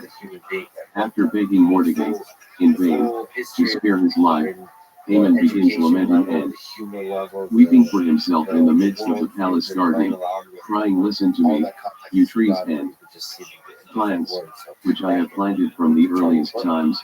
Rothschild, the two Targums of Esther, 180. Perhaps the image of Haman praying and weeping in the garden is an allusion to Jesus in the Garden of Gethsemane, e.g. Luke 22:39-46. Before the parable of the trees begins, the NAR printed in Tajik a line that is difficult to translate. Devar Haim Data Bad Lemizak Eli Alexandria. Devar Pandur, Itkin Shikulan Beetsu Etza, Rothschild, the Targum Shini, 66, translation. And notes in item, the two Targums of Esther, 180-81. The references to Alexandria and Pandora are problematic, and have been interpreted in various ways, as Rothschild points out. One interpretation reads Haman's desired destination not as Alexandria, Eli Alexandria, but 164. Sankatan Dragons. Beyond the CONF-lated details of the executions of Hainan and Yeshu, Toledat, Yeshu's language and terminology describing its central characters also recall the Book of Esther and associated traditions. For instance, Toledat Yeshu refers to Yeshu as Yeshu Harisha, perhaps a play on the name Hamar Harisha. This name is not actually used in the Book of Esther, but it appears in rabbinic literature and frequently in post-classical midrashim. 15-in-1 manuscript, Sasson, 793. Yeshu is called Hadarur Yeshu and Yeshu Hadarur, perhaps in allusion to the phrase Arur Haman used to describe Haman in the Palestinian and Babylonian Talmuds and other rabbinic texts. 16. The phrase Arur Haman was also appended to, rather, according to a variant reading, understands Hatsandria, MS Sasson 282, as a nasalized version. The Greek is a vestibule, or covered hall, that is, an exeter. In such an exeter, musicians would sit and play their drums so as not to hear the hanging of the person outside.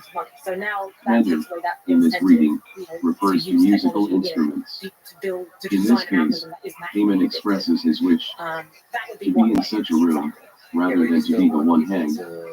Another interpretation reads the phrase, as the son of Hamdatha wanted to go up to Alexandria, Egypt, where the son of Pandora, that is, Jesus, was. While the first explanation is more often understood as the correct, original meaning, It is telling that certain manuscripts preserve a reading that is most easily deciphered as a reference to Jesus. I disagree with you. Beyond associating Haman's death with Jesus, there is another subtle because allusion to the relationship between Haman and Jesus in the Targum Shema. When Haman is introduced into the text of the Targum at 3:1, his full genealogy is traced all the way back to Esau, who was already associated with Rome and Christianity by the time of the Targum's composition. The Targum might allude to the idea that Haman and Jesus/the Christians are related not only metaphorically but also genealogically.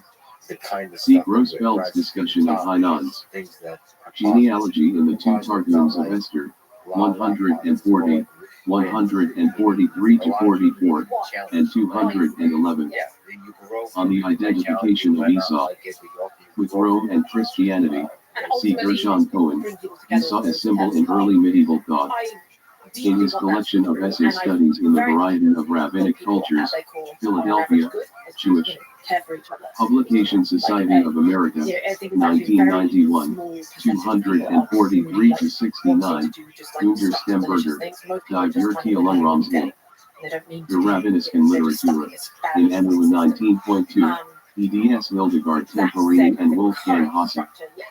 Berlin/New York, Walter de Gruyter, 1979 338-96, Carol Bacco's modification to Cohen's Analysis in Ishmael on the Border, Rabbinic Portrayals of the First Arab, Albany, SUNY Press, 2006, 63-64, and Burton Vysotsky's analysis of Esau and Edom in Leviticus Rabbi. Vysotsky, Olden Bells and Pomegranates, Studies in Midrash Leviticus Rabbi, Tubingen. Morsevet, 2003, 154-72. 15 Yeshu Harisha appears in the majority of Toledot Yeshu manuscripts that I consulted, including Strasbourg BNU 3974, JTS 2221, Cambridge 557, in the Aramaic fragment Clef. Bridge 35.87, it is Yeshu URCA, JTS 1037 and Ox. At 2407, OPP at 4145, Call. Yeshurashim, and Sasson and Leipzig BH 17 Harisha and Philadelphia BH 361. Both of these four rabbinic references to Haman Harisha C. Y Megillah 1:60,4/4, Y Megillah 3:6, 1/1, B. Megillah 10b, B. Pesahim 1:17a, Masih Soprim 21:2, Exodus Rabbi 31, Leviticus Rabbi 11, 13:15, 27:28, Ruth Rabbi, Esther Rabbi 6, 10, Lamentations Rabbi 3:33. The epithet Haman Hara is used in the book of Esther at 7:6. The epithet Harisha asterisk is also used for some other characters deemed evil in rabbinic literature. For example, Balaam, e.g. M. Avot 5:17, B. Virahad 1%, Avot the Rabbi Nathan 8 chapter 1, in which the snake and Titus are also called. Harisha 1, Tumis Rufus, B. Baba Batra 10a, Ni Vachanhusar, B. Virahad 55 bm, Esau B. Hidden 66b, Nimrod, B. Haggadah 13a, Adrian, YP 720, 1/1, but it appears particularly associated with Haman as early as this literature, but certainly later even more so. 16. The Palestinian Talmud mandates, in the name of Rab, that the lines Arur Haman Arurim. Manav must be recited on Purim, Y Megillah 3:5.7. Genesis Rabbi 49:1 seems to indicate that the line cursed is Haman was declared each time Haman's name was read from the book of Esther on Purim. The term Arur is also used to describe Haman in B. Megillah 7b. Hanged and crucified, the book of Esther and Toledot Yeshu, 165. The famous Hayat Shoshanat Yaakov, which was recited in many communities on Purim after the recitation of the Book of Esther.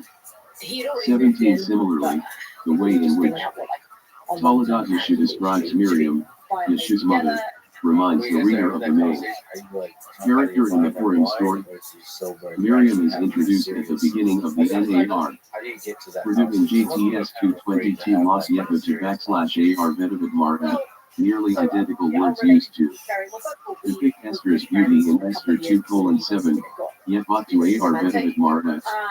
18. In addition to commenting on Miriam's beauty in a way similar to the description of Esther's beauty, one manuscript also identifies Miriam as belonging to the tribe of Ben Jamin, like Esther, Esther 2:5. 19. Both women are described as Vigilant, virgins. 20. Additional tropes from the Book of Esther, letter sending, fasting and praying for 3 days before approaching a royal figure, are also employed in the text of Toledat Yeshua.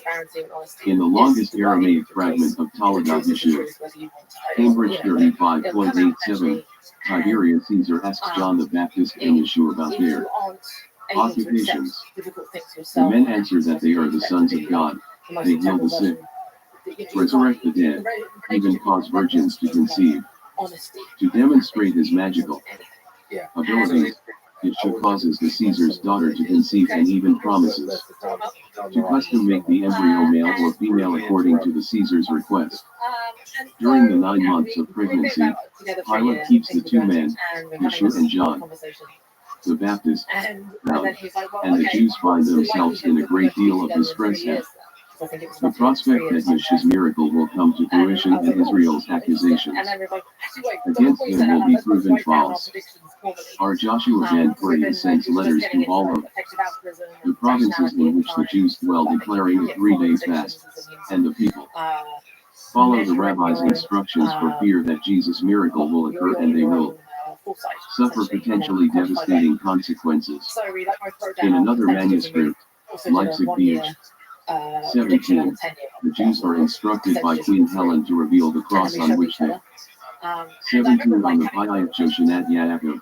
See Abraham Brief PS article 44 Asher Hina Toldota Michelle Viraca Meekly 10 HTTP URL Access 23 February 2011 18 odds Tom the 2407 OPP at 4145 as Yepot to AR Yepot Mar Strasbourg PNU 3974 is Yepot Mar perhaps a contraction of the longer phrase. The text is ambiguous enough that the description could compellingly be applied to either Miriam or Joseph grammatically and conceptually, but given the reading of JTS 2221 and the sentence structure, I am inclined to read it as a description of Miriam. Leipzig BH 17 has Yepot to AR and Amsterdam HSROS 442. Uldreich proclaims that Esther was Yepot Mar'a at Meodi. 19 Amsterdam HSROS 442. Uldreich notes that Miriam was from the tribe of Benjamin. The same sentence that it mentions Miriam's beauty.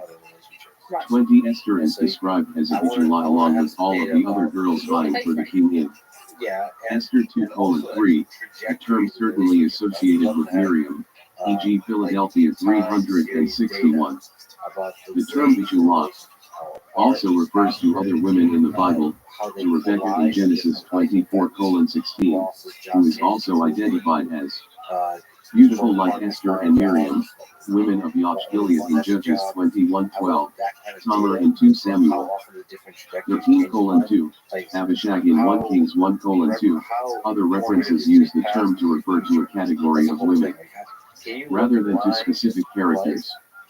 I am not arguing that the term is reserved exclusively for Esther and Miriam, but that the term, because of its association with both women, links them in this way, to 166. Sorry, Kahan brothers had crucified Yeshua years earlier or faced death. 21 Arjuna the elder is chosen for the task of identifying the three pieces of wood, but before he agrees to uncover the place of their burial, he makes a request of the queen, "Give me 3 days, and I will fast and pray to God." At the conclusion of the 3 days, the text describes how the rabbis came before the queen, Ve'ahibayim Hashlashi, and led her, through seemingly magical means, to the exact spot of Yeshua's cross. Our Joshua Van Praya's actions, sending letters and declaring a fast to last 3 days, and Arjuna the elder's steps, fasting and praying for 3 days. Prior to appearing before the royal figure, allude to Esther's actions as well as Mordecai's communication with the Jewish people. At the end of chapter 4 of the book of Esther, prior to Esther's unannounced visit at the king's palace, Esther declares a 3-day fast in order to evoke God's sympathy. Esther 4:16. Esther, like Arjuna the elder, appears before the king on the 5th day. Esther 5:1. Ve'ahibayim Hashlashi, precisely the same language used in the story of the finding of the cross. 22 later, Mordecai sends letters to all of the Jews in the empire informing them about Haman's downfall and encouraging them to fight back on the day intended to mark their destruction. Esther 8:8-11. Other apologot Yeshua's narrative might also evoke as texts of the narrative of the book of Esther, especially in conjunction with the clearer allusions, though these next examples are not as direct as the parallels discussed above. The beginning of Talagat Yeshu narrative resembles the book of Esther's first few chapters. After brief introductions, both texts open their narratives with highly sexualized scenes. In Talagat Yeshu, Yeshua's conception entails a detailed story of rape or adultery, depending on the manuscript. 23 AC. According to Ms. Strasbourg BNU 3974, for example, Miriam, in a state of ritual impurity and betrothed to Yohanan, is raped by Joseph in the middle of the night, and thereby conceives Yeshua. In the book of Esther, the king hosts a party and requests the presence of his wife, Vashti. Rabbinic sources explain that he asked that she arrive naked. 24 Vashti refuses the king's invitation, a fatal decision, and the king conducts a search for a new queen. Despite obvious differences in details, in both texts the women, Miriam, according to all but one manuscript, 21 in many versions of Talagat Yeshu, as in the book of Esther, a woman is in a position of royal power. Strasbourg BNU 3974 explicitly states that Queen Helen ruled Israel, while Esther is married to King Ahasuerus. Though subtle, the parallel female royal figures also connect with the story of Esther. See Leipzig BH 17, Ox. At 2407, OPP at 4145, Cambridge. 557, and JTS 1037, in which Queen Helen governs the entire land. 22 The phrase Ve'ahibayim Hashlashi occurs a few other times in the Hebrew Bible as well. Genesis 34:25, 40:20, Exodus 19:16, 2 Samuel 1:2, 2 Kings 3:18, but the context of the book of Esther provides the closest parallel to the scenario described in Talagat Yeshu. 23 Most manuscripts depict the rape scene, though the Ruled Reach version presents Mary as promiscuous. 24 B Megillah 12b, hanged and crucified, the book of Esther and Talagat Yeshu. 167, and Vashti decline aggressive sexual maneuvers but ultimately do not succeed. Vashti is killed, Miriam is raped. What happens next in the two narratives is also similar. Yeshua, as a child, is described passing the gate of the synagogue or house of study, where the rabbis sit at the gate. He acts disrespectfully to the rabbis, causing them to publicize the identity of his real father and thus setting Yeshua on his path toward heresy. 25 here. Text elaborates on Yeshua's insolence, rather than walking bent over, with his face covered. Yeshua strides proudly, standing up impudently and not greeting any of the rabbis, as the text deems appropriate. Most egregiously, according to the text, Yeshua recites the halakha from the CK Nezikin / Yeshua not only acts disrespectfully, but through his behavior he challenges the authority of the rabbis. 2060. Rabbis declare that Yeshua is violating the rabbinic prohibition that declares, 1. Who expounds halakha before his teacher deserves the death penalty, or shad. Owing his death and claiming that Yeshua deserved his crucifixion because of his disrespect for rabbinic authority. The book of Esther also provides a story about characters who act disrespectfully of authority, and even conspire to depose that authority at a gate. Immediately following Esther's entry into the royal palace, as the king's new companion, Mordecai is described sitting at the palace gates.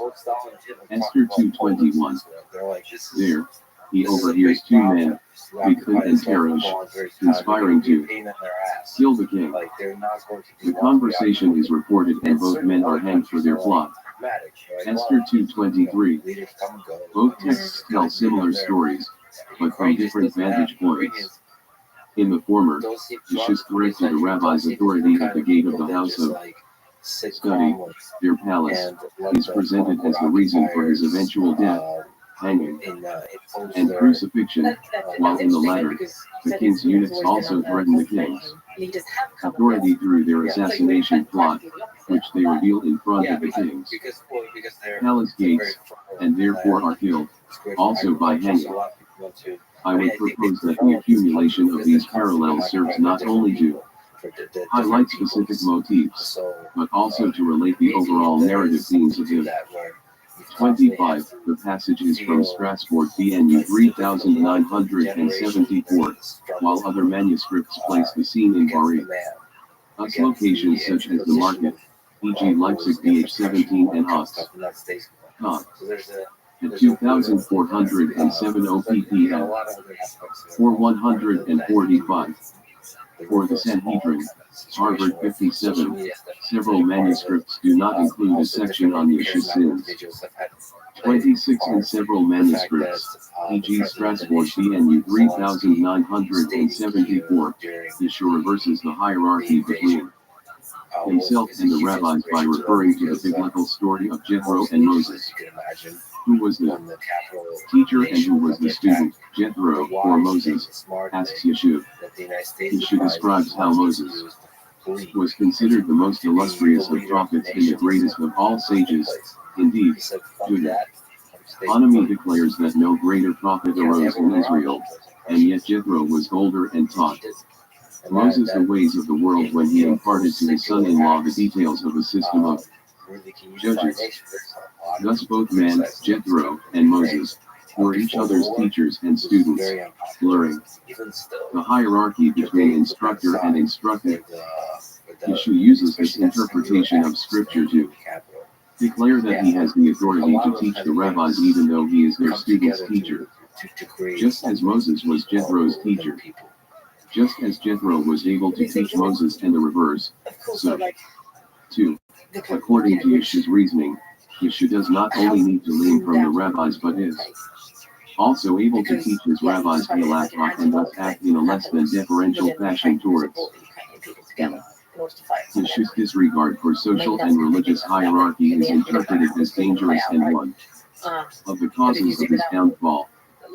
168. Sari Ketan Grivitz. Book of Esther to Talagat Yeshua. The presentations of Jesus as a Haman-like figure and the devout Jews as comparable to Esther and Mordecai allude to the gravity of the threat Talagat Yeshua as authors perceived in Jesus, and, by extent, Zion, Christianity. Haman sought physically to destroy the Jews, young and old, babies and women, As the book of Esther and they puts it, say, well, Esther 3:13, you 8:5. channel most Jesus, of the resources of the nation of the and canonical the nation Gospels, supporting of course, Ukraine desired nothing of the into sort. war effort. But for Are you not Talagat, feeding his the authors, drums of war we as might much surmise, vigor as the Ukraine? Jewish In fact, community was at risk. even Christian, the Ukrainian leaders ITY, like look this Haman, way. represented an existential threat to Judaism, whether because of the threat of Christian violence, or, ironically, because of the allure of Chris. and they, United. Jesus' followers, so the from Ukraine's Christians, perspective, we need seem to be win. destroyed. Ukraine needs to win the war. Judaism through hostility, Because the Jewish community is often threatened with death coming up because of their unwillingness to accept peace Jesus. negotiations.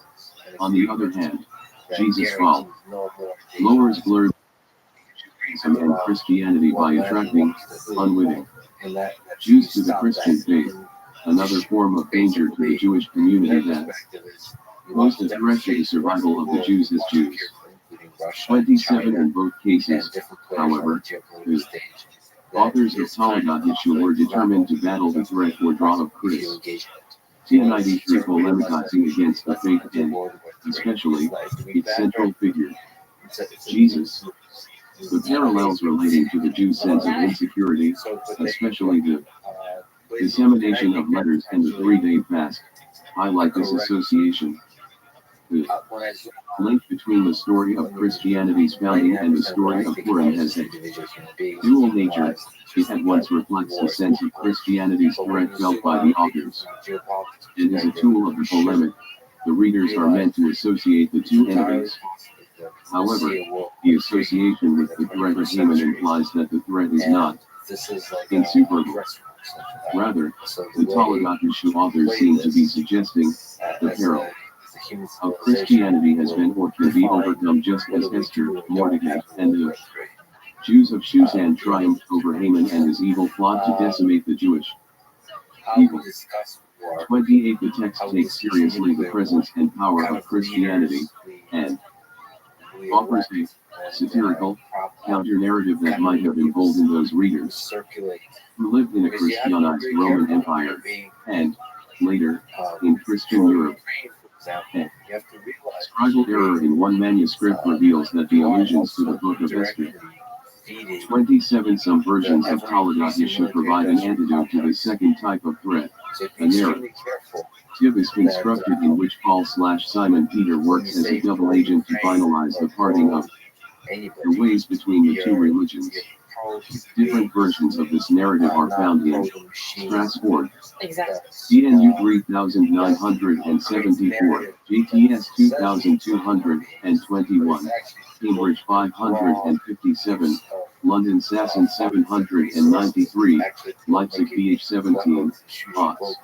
At 2407, OPP at 4145, Harvard 57, Philadelphia 361, and Amsterdam HSROS 442. John G. Gager's article in this volume discusses this tradition extensively. 28. One form of triumph proposed in some Talagat issue manuscripts is the final schism between the Jews and the Christians, brought about by Paul. Another, less explicit form of victory is the uncovering of Jesus' true life story as it is recounted in Talagat issue itself. Some of the account is told in earnest as the historical biography of Christianity's central figure, but the true story itself, Talagat Yeshua's authors propose, is laughable and highly ironic in its details, proving even more emphatically that Jesus and the religion that emerged from him are not to be taken seriously by Jews. In addition, the connection between the Book of Esther and Talagat Yeshu reinforces the farcical picture the authors of Talagat Yeshu paint of Jesus hanged and crucified. The Book of Esther and Talagat Yeshu 169 probably did play such a role of encouragement. In one section of the text, when the Jews attempt to separate fully from Christianity and pray to God, asking for sufficient strength in their hearts to act bravely in challenging times, the scribe refers, mistakenly, to God as the God of Esther / upon noticing his error. The scribe crossed out the word Esther and replaced it with Israel / 29 even though the final text does not contain an explicit reference to or citation of the book of Esther, the story of the Jews' persecution and eventual victory during the time. Haman was apparently so present in the mind of the scribe as he copied the text of Toledo that he accidentally referred to his God not as the God of Israel but as the God of Esther. Foreign and anti-Christianity. The scribe's mistake, confusing the God of Israel with the God of Esther, is not surprising. Toledo Yeshua's allusions to the book of Esther are best understood in a broader historical context, in which the paradigm of the Purim story was applied to present circumstances. The celebration of Purim oftentimes included anti-Christian practices, and the figure of Haman frequently became a prototype for Christian villains. The association between Haman, Jesus, Purim, and anti-Christianity can be found as early as the late 4th or early 5th century, and extends in various forms through the medieval period and beyond. The association between Purim and anti-Christianity, thus, was common to the numerous historical contexts into which the compositions of Toledo fit, regardless of the precise dating of the various traditions in and the numerous versions of Toledo issue. 30. 29 Jerusalem stock in 04088, wage and sale. 30 The dating of Toledo issues traditions and versions has been the subject of much debate. Estimates range from the 2nd century to the 9th century or later. See Samuel Krauss, Das Leben Wesen nach Judastum Quellen, Berlin, S. Cavalry, 1902, Repair. Hildesheim, Holmes, 1994. William Horbury, A Critical Examination of the Toledo-Shoe, Ph.D. Dis. Cambridge University, 1970. Ricardo Bissani, La Tradizione Testuale del Toledo-Shoe. Manuscritti. Edizionitis Habit Classificazione, La Razzina Mensi di Israel 50, 1984-83-100, idem. 2. Angelo Del Ghetto, Rome, Newton Compton, 1985, Jakob Deutsch, Asterisk Toledo Yeshua and Chris. 10 Eyes, Reception and Response to Toledo Yeshua in the Middle Ages and the Early Modern Period. Law Thesis. The Hebrew University of Jerusalem, 1997 in Hebrew, idem, New Heavy. In some early versions of Toledo Yeshua Tarvis 69, 2177-97 in Hebrew. See also the brief summaries in Newman, The Death of Jesus, 59-63, and Daniel Stock Van Ezra, in it. See a list of Christian festivals in Toledo Yeshua, polemics as indication for interaction, HTR. 102, 2009 483-85, and Michael Sokolov's linguistic analysis of the Aramaic fragments. In his article in this volume, I follow Peter Schaefer with regard to dating the Toledo Yeshua collection. See his article in this volume, in which he identifies the earliest written form or recension of the composition called Toledo Yeshua to somewhere between the 7th and 9th centuries, and cautions against assuming an earlier dating based on isolated traditions. Moreover, I do not imply that the association between Purim and anti-Christianity in late antiquity and the 170 Suri Ketan Gribus. Haman was a particularly appropriate biblical villain to compare with Jesus, because of the similarities of their recorded punishments, hanging and crucifixion, and they hanged Haman on the gallows, Esther 7:10, and they crucified him, Mark 15:25, John 19:18. These acts, after all, appear very much the same. In both cases, the victim dies while hanging upright in public. Moreover, Crucifixion is often referred to as a type of hanging in Roman and Christian sources. There does not seem to have been much of a distinction in late antiquity. 31 Beyond the visual and conceptual similarities, the verbal association appears in Greek and Latin renditions of Haman's death, in which Haman is depicted as crucified.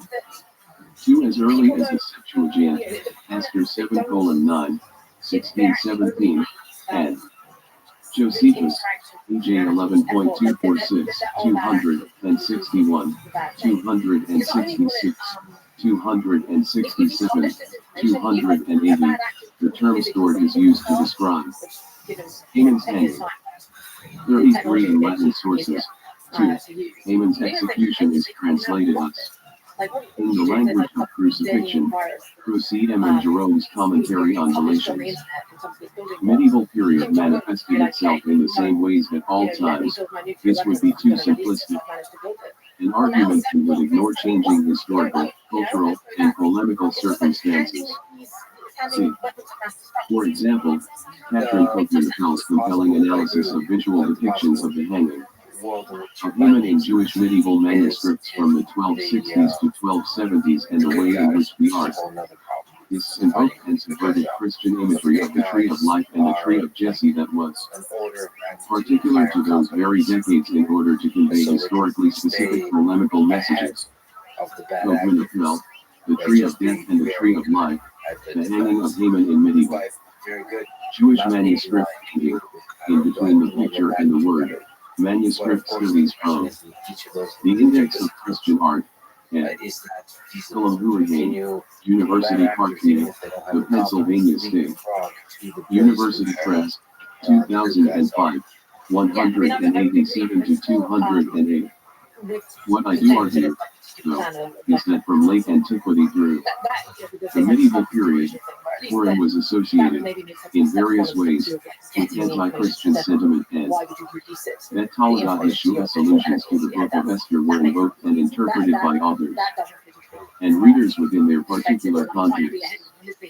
For example, references to Esther might have resonated differently to those in early medieval Rome, in a climate of relative Jewish freedom, and to Jews in later periods, particularly in the more violent times of the Crusades and especially the 13th century. The relationship between Jews and their Christian neighbors was continuing, constantly evolving and changing. At times, the invocation of the story of Esther and Haman might have alluded to the sense that Jews were overcoming the pressures of Christianity, while at other times the same references might have reflected a longing for such triumph or hope for eventual success and salvation, as unlikely as it seemed at those difficult moments. Though beyond the scope of this paper, it would be interesting to plot each current manuscript's allusions to the book of Esther and see if any chronological or geographical patterns emerge in the way in which Haman and the story of Purim are invoked within the texts of Talmudic Yeshua. 31 Libby 1.26, D. 48.13.7, Ultianus Libros Timon Officio Proconsulis. D. 48.19.38. Paulus Libro Quinto Cententurum. See Mearson's article in this volume and the discussion in Movement of Health, the Tree of Death, 187 and 191. 32 The deaths of Haman and Jesus can also be connected linguistically through references to the Hebrew Bible and the New Testament. In the book of Esther, Haman is hanged al-Hadiths, that is, on a tree, wood, or gallows, also wood. Esther 7:10, Jesus, 2, dies on a wooden cross. In fact, in Galatians 3:13, Paul quotes the verse from Deuteronomy 21:23, "Cursed is he who hangs on a tree," LETS / in reference to Jesus' crucifixion. The same Hebrew word, ETS, is used to describe the manner of Jesus' death and Haman's hanging. Both are hung LETS. To readers familiar with these biblical passages, the association is clear. 33 TCG 14. The Crucifixion of Haman and the Scandal of the Cross, JTS 37. 1986 421. The Greek otopog is a cross or instrument for crucifixion. Hanged and Crucified, the Book of Esther and Talagat Yeshua. 171. 313. In the Vulgate's translation of the Book of Esther at 517, 8:7, 925. Examples appear also in Paulinus of Nola, Lucarinus of Lyons, Isidore of Seville, Urbanus Morus, Sulpicius Severus. 34. Thus the two forms of death penalty, hanging and crucifixion, were CO-inflated such that Haman is described as crucified, and, eventually, associated with Jesus' death on the cross. A medieval piety recited on the fast of Esther, the day preceding Purim, tours the image poetically in 4 short words, Lahem Beninav Niglus Abim, the belligerent one, Haman, and his offspring were hanged crucified. 35 and early. Modern Yiddish alternative title of Talagat Yeshua, Maze told, the story of the hanged one, encapsulates the opposite phenomenon, that is, presenting Jesus as hanged, like Haman, rather than Haman crucified, like Jesus. 36. As early as the 5th century, there is evidence of anti-Christian rituals formed by Jews on Purim inspired, perhaps, by earlier traditions linking Haman and Jesus through the image of crucifixion. 37 in 408, Emperor Theodosius II banned the Jews from burning an effigy of Haman on Purim. 38 the law reads, the governors of the provinces shall prohibit the Jews, in a certain ceremony of their festival Haman in commemoration of some former punishment, from setting fire to end, burning a simulated appearance of the Holy Cross, lest they should associate the sign of our faith with their rebels. They should restrain their rights from bringing Christian law into contempt. They will certainly lose what has been permitted to them up until now unless they refrain from unlawful actions. 39. The text of the law indicates that certain Jews, how many, we do not know, but enough to gain the attention of the emperor, performed a ceremony to commemorate Haman's hanging that entailed reenacting the scene of his death. Whether the Purim ritual only appeared anti-Christian because the burning of the effigy resembled the burning of a cross, or whether it was actually intended to ridicule and offend Christianity is unclear. A few years before Theodosius' decree, Socrates, the 5th century Byzantine historian, records a similar such occurrence in a Syrian town called Mestre. He writes thusly in his Historia, Ecclesiastica, 716, 34:20, 421 to 22. 35 The title of the poem is Bim Mispar, authored by the other was unidentified myth. Shulam. The poem can be found in Seder Avidat Mirahel, Western Ashkenazic version, and Selat Manfar, Rodelheim, 1868, 621. 36 See Michael Stanislavski's article in this volume. 37 In my presentation of the material, I rely exclusively on primary sources. Scholars have been too creative, in my opinion, in reconstructing Purim celebrations based on a few scattered references on this phenomenon. See Elliot Horowitz's historiographical remarks in the right. To be reckless on the perpetration and interpretation of Purim violence. Poetics Today 15. 1994 9-54, and IDEM. Reckless Rights, Purim and the Legacy of Jewish Violence, Princeton. Princeton University Press, 2006. 38 Horowitz, The Right to be Reckless, 24. 39 Latin text and translation in Thornton, The Crucifixion, 423. 172. Sorry, Katon Brothers. Sometime after this, the Jews renewed their absurd and impious practices against the Christians, and were punished again. At a place called in Mesper, situated between Cis and Antioch in Syria, the Jews were amusing themselves in their usual way with a variety of sports. In this way they indulged in many absurdities, and at length, impelled by drunkenness, they were guilty of scoffing at Christians and even Christ himself. In derision of the cross, and those who put their trust in the crucified one, they seized the Christian boy, and having bound him to a cross, began to laugh and sneer at him. But in a little while, they carried away their fury, and they scourged the child until he died under their hands. 40. According to Socrates, the Jews amused themselves by crucifying a Christian boy and burning him to death. Though Socrates never mentions the holiday of Purim, he accuses the Jews of drinking, a ritual certainly associated with Purim. 41 given. The description in the Theodosian rescript, it is possible to imagine a similar CIR.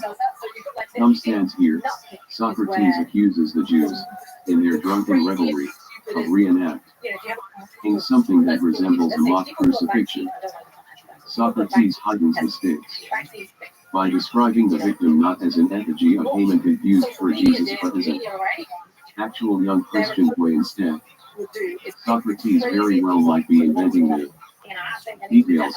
He seems to be most concerned with emphasizing the Jews' punishment, a theme with which he begins and ends the section, but this account reveals that, according to this Christian author, the Jews marked the holiday of Purim by engaging in anti-Christian behavior. 42. In another contemporaneous source, Evatrius Altercatio Simonis Iudiet, Theophili Christiani, 5 THC, the Jewish character, Simon, refers to Haman's crucifixion on Purim and the annual Jewish practice of celebrating his downfall, but denies, presumably because of accusations to the contrary, that such festivity ties equate Haman's death to Jesus' crucifixion. We know plainly that Haman, cursed by our ancestors, was crucified through his own offense. He had driven our race into ruin, and on the occasion of his death every year, we rejoice and hold festivals of prayer, which we have received by ancestral tradition. However, if Christ endured the yoke of his death and hung from the cross, why have we not heard this very fact from our ancestors or found any passage in our scriptures so that we would rejoice as if he were an enemy to our race? 43%. 40 Socrates, Historia Ecclesiastica 7. 16 Gunther Christian Hansen, Socrates Kirchhenge, Berlin, Academy Verlag, 1995, 361, English translation in Nicias, The History of the Church, from our Lord's Incarnation, to the 12th year of the Emperor Mauricius Tiberius. For the year of Christ 594, London, Bonsham and John Churchill, 1709, 377. 41 is early as rabbinic literature, e.g. v. Megillah 7b. 42 Socrates insinuates by the placement of this episode a connection with the murder and dismembering of another Christian, a teacher named Hypatia, renowned and admired for her philosophical genius, about which he writes in the section immediately preceding. The trope of the Jews killing or sacrificing a human is not uncommon, and functioned as stock polemics. Apollonius Morin, Apok Josephus, AG, AP 2.148, for example, accuses the Jews of sacrificing the Greek at the Jerusalem temple each year. See John M. G. Barclay, Jews in the Mediterranean, Diaspora, Edinburgh, T.N.T. Clark, 1996, 272. 43 for the text and translation. See William Varner, Ancient Jewish Christian Dialogues. Athanasius and Zacchaeus, Simon, and Theophilus. Timothy and Aquila. Introductions. Texts. Hanged and Crucified. The Book of Esther and Toledo Issue. 173. Though the altercation does not preserve a historical dialogue, the text might reflect the way in which Jewish Purim celebrations, whatever rituals they entailed, could have been interpreted by some neighboring Christians, and the ways in which such accusations were denied by Jews.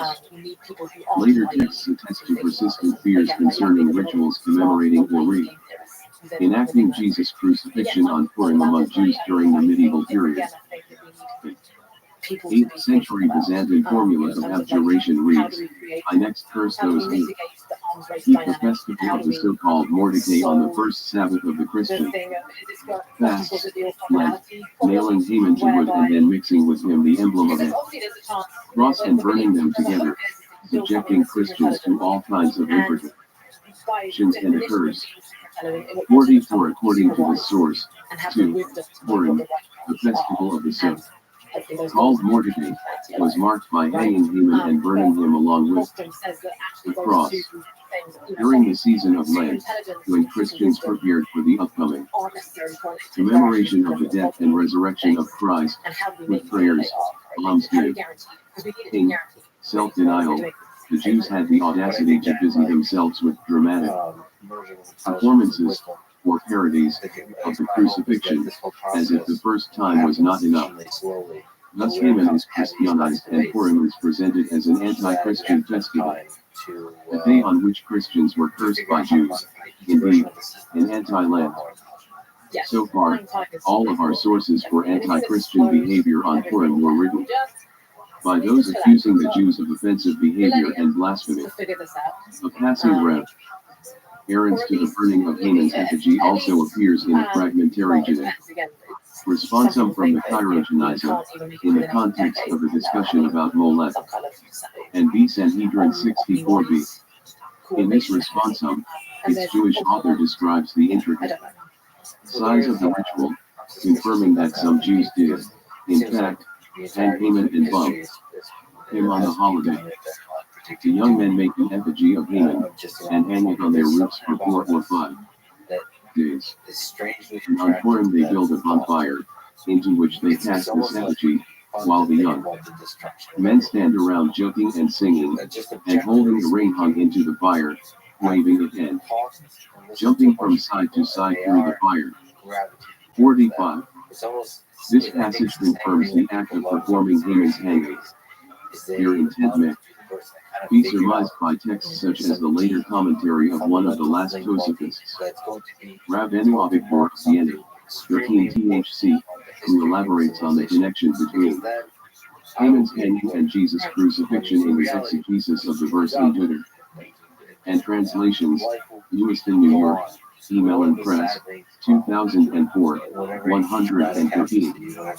On the dating of the disputed of Simon and Theophilus, see Oscar Skersound and Reagard Valdi EBS, Jewish Believers in Jesus, the Early Centuries, Peabody, Massachusetts, Hendrickson Publishers, 2007, 569-70, c. Also Andrew S. Jacobs, Dialogical Differences, Judaizing Jesus Circumcision, JDCS, 15. 2007 291-335. 44 Thornton, The Crucifixion, 424, for the text, CPG 1:1457c. See also Jean Juster, Philip Stan's Vampire Romaine, low condition juridic, economic, sociology, Paris, algebra, 1914. 1:115-19. 45 Louis Ginsburg, Genisa Studies. First article, Cynic Responsa, JQR 16, 1904 652.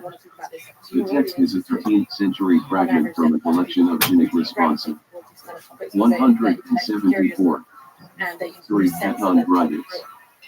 Enemy 2123, cursed is he who hangs on the tree.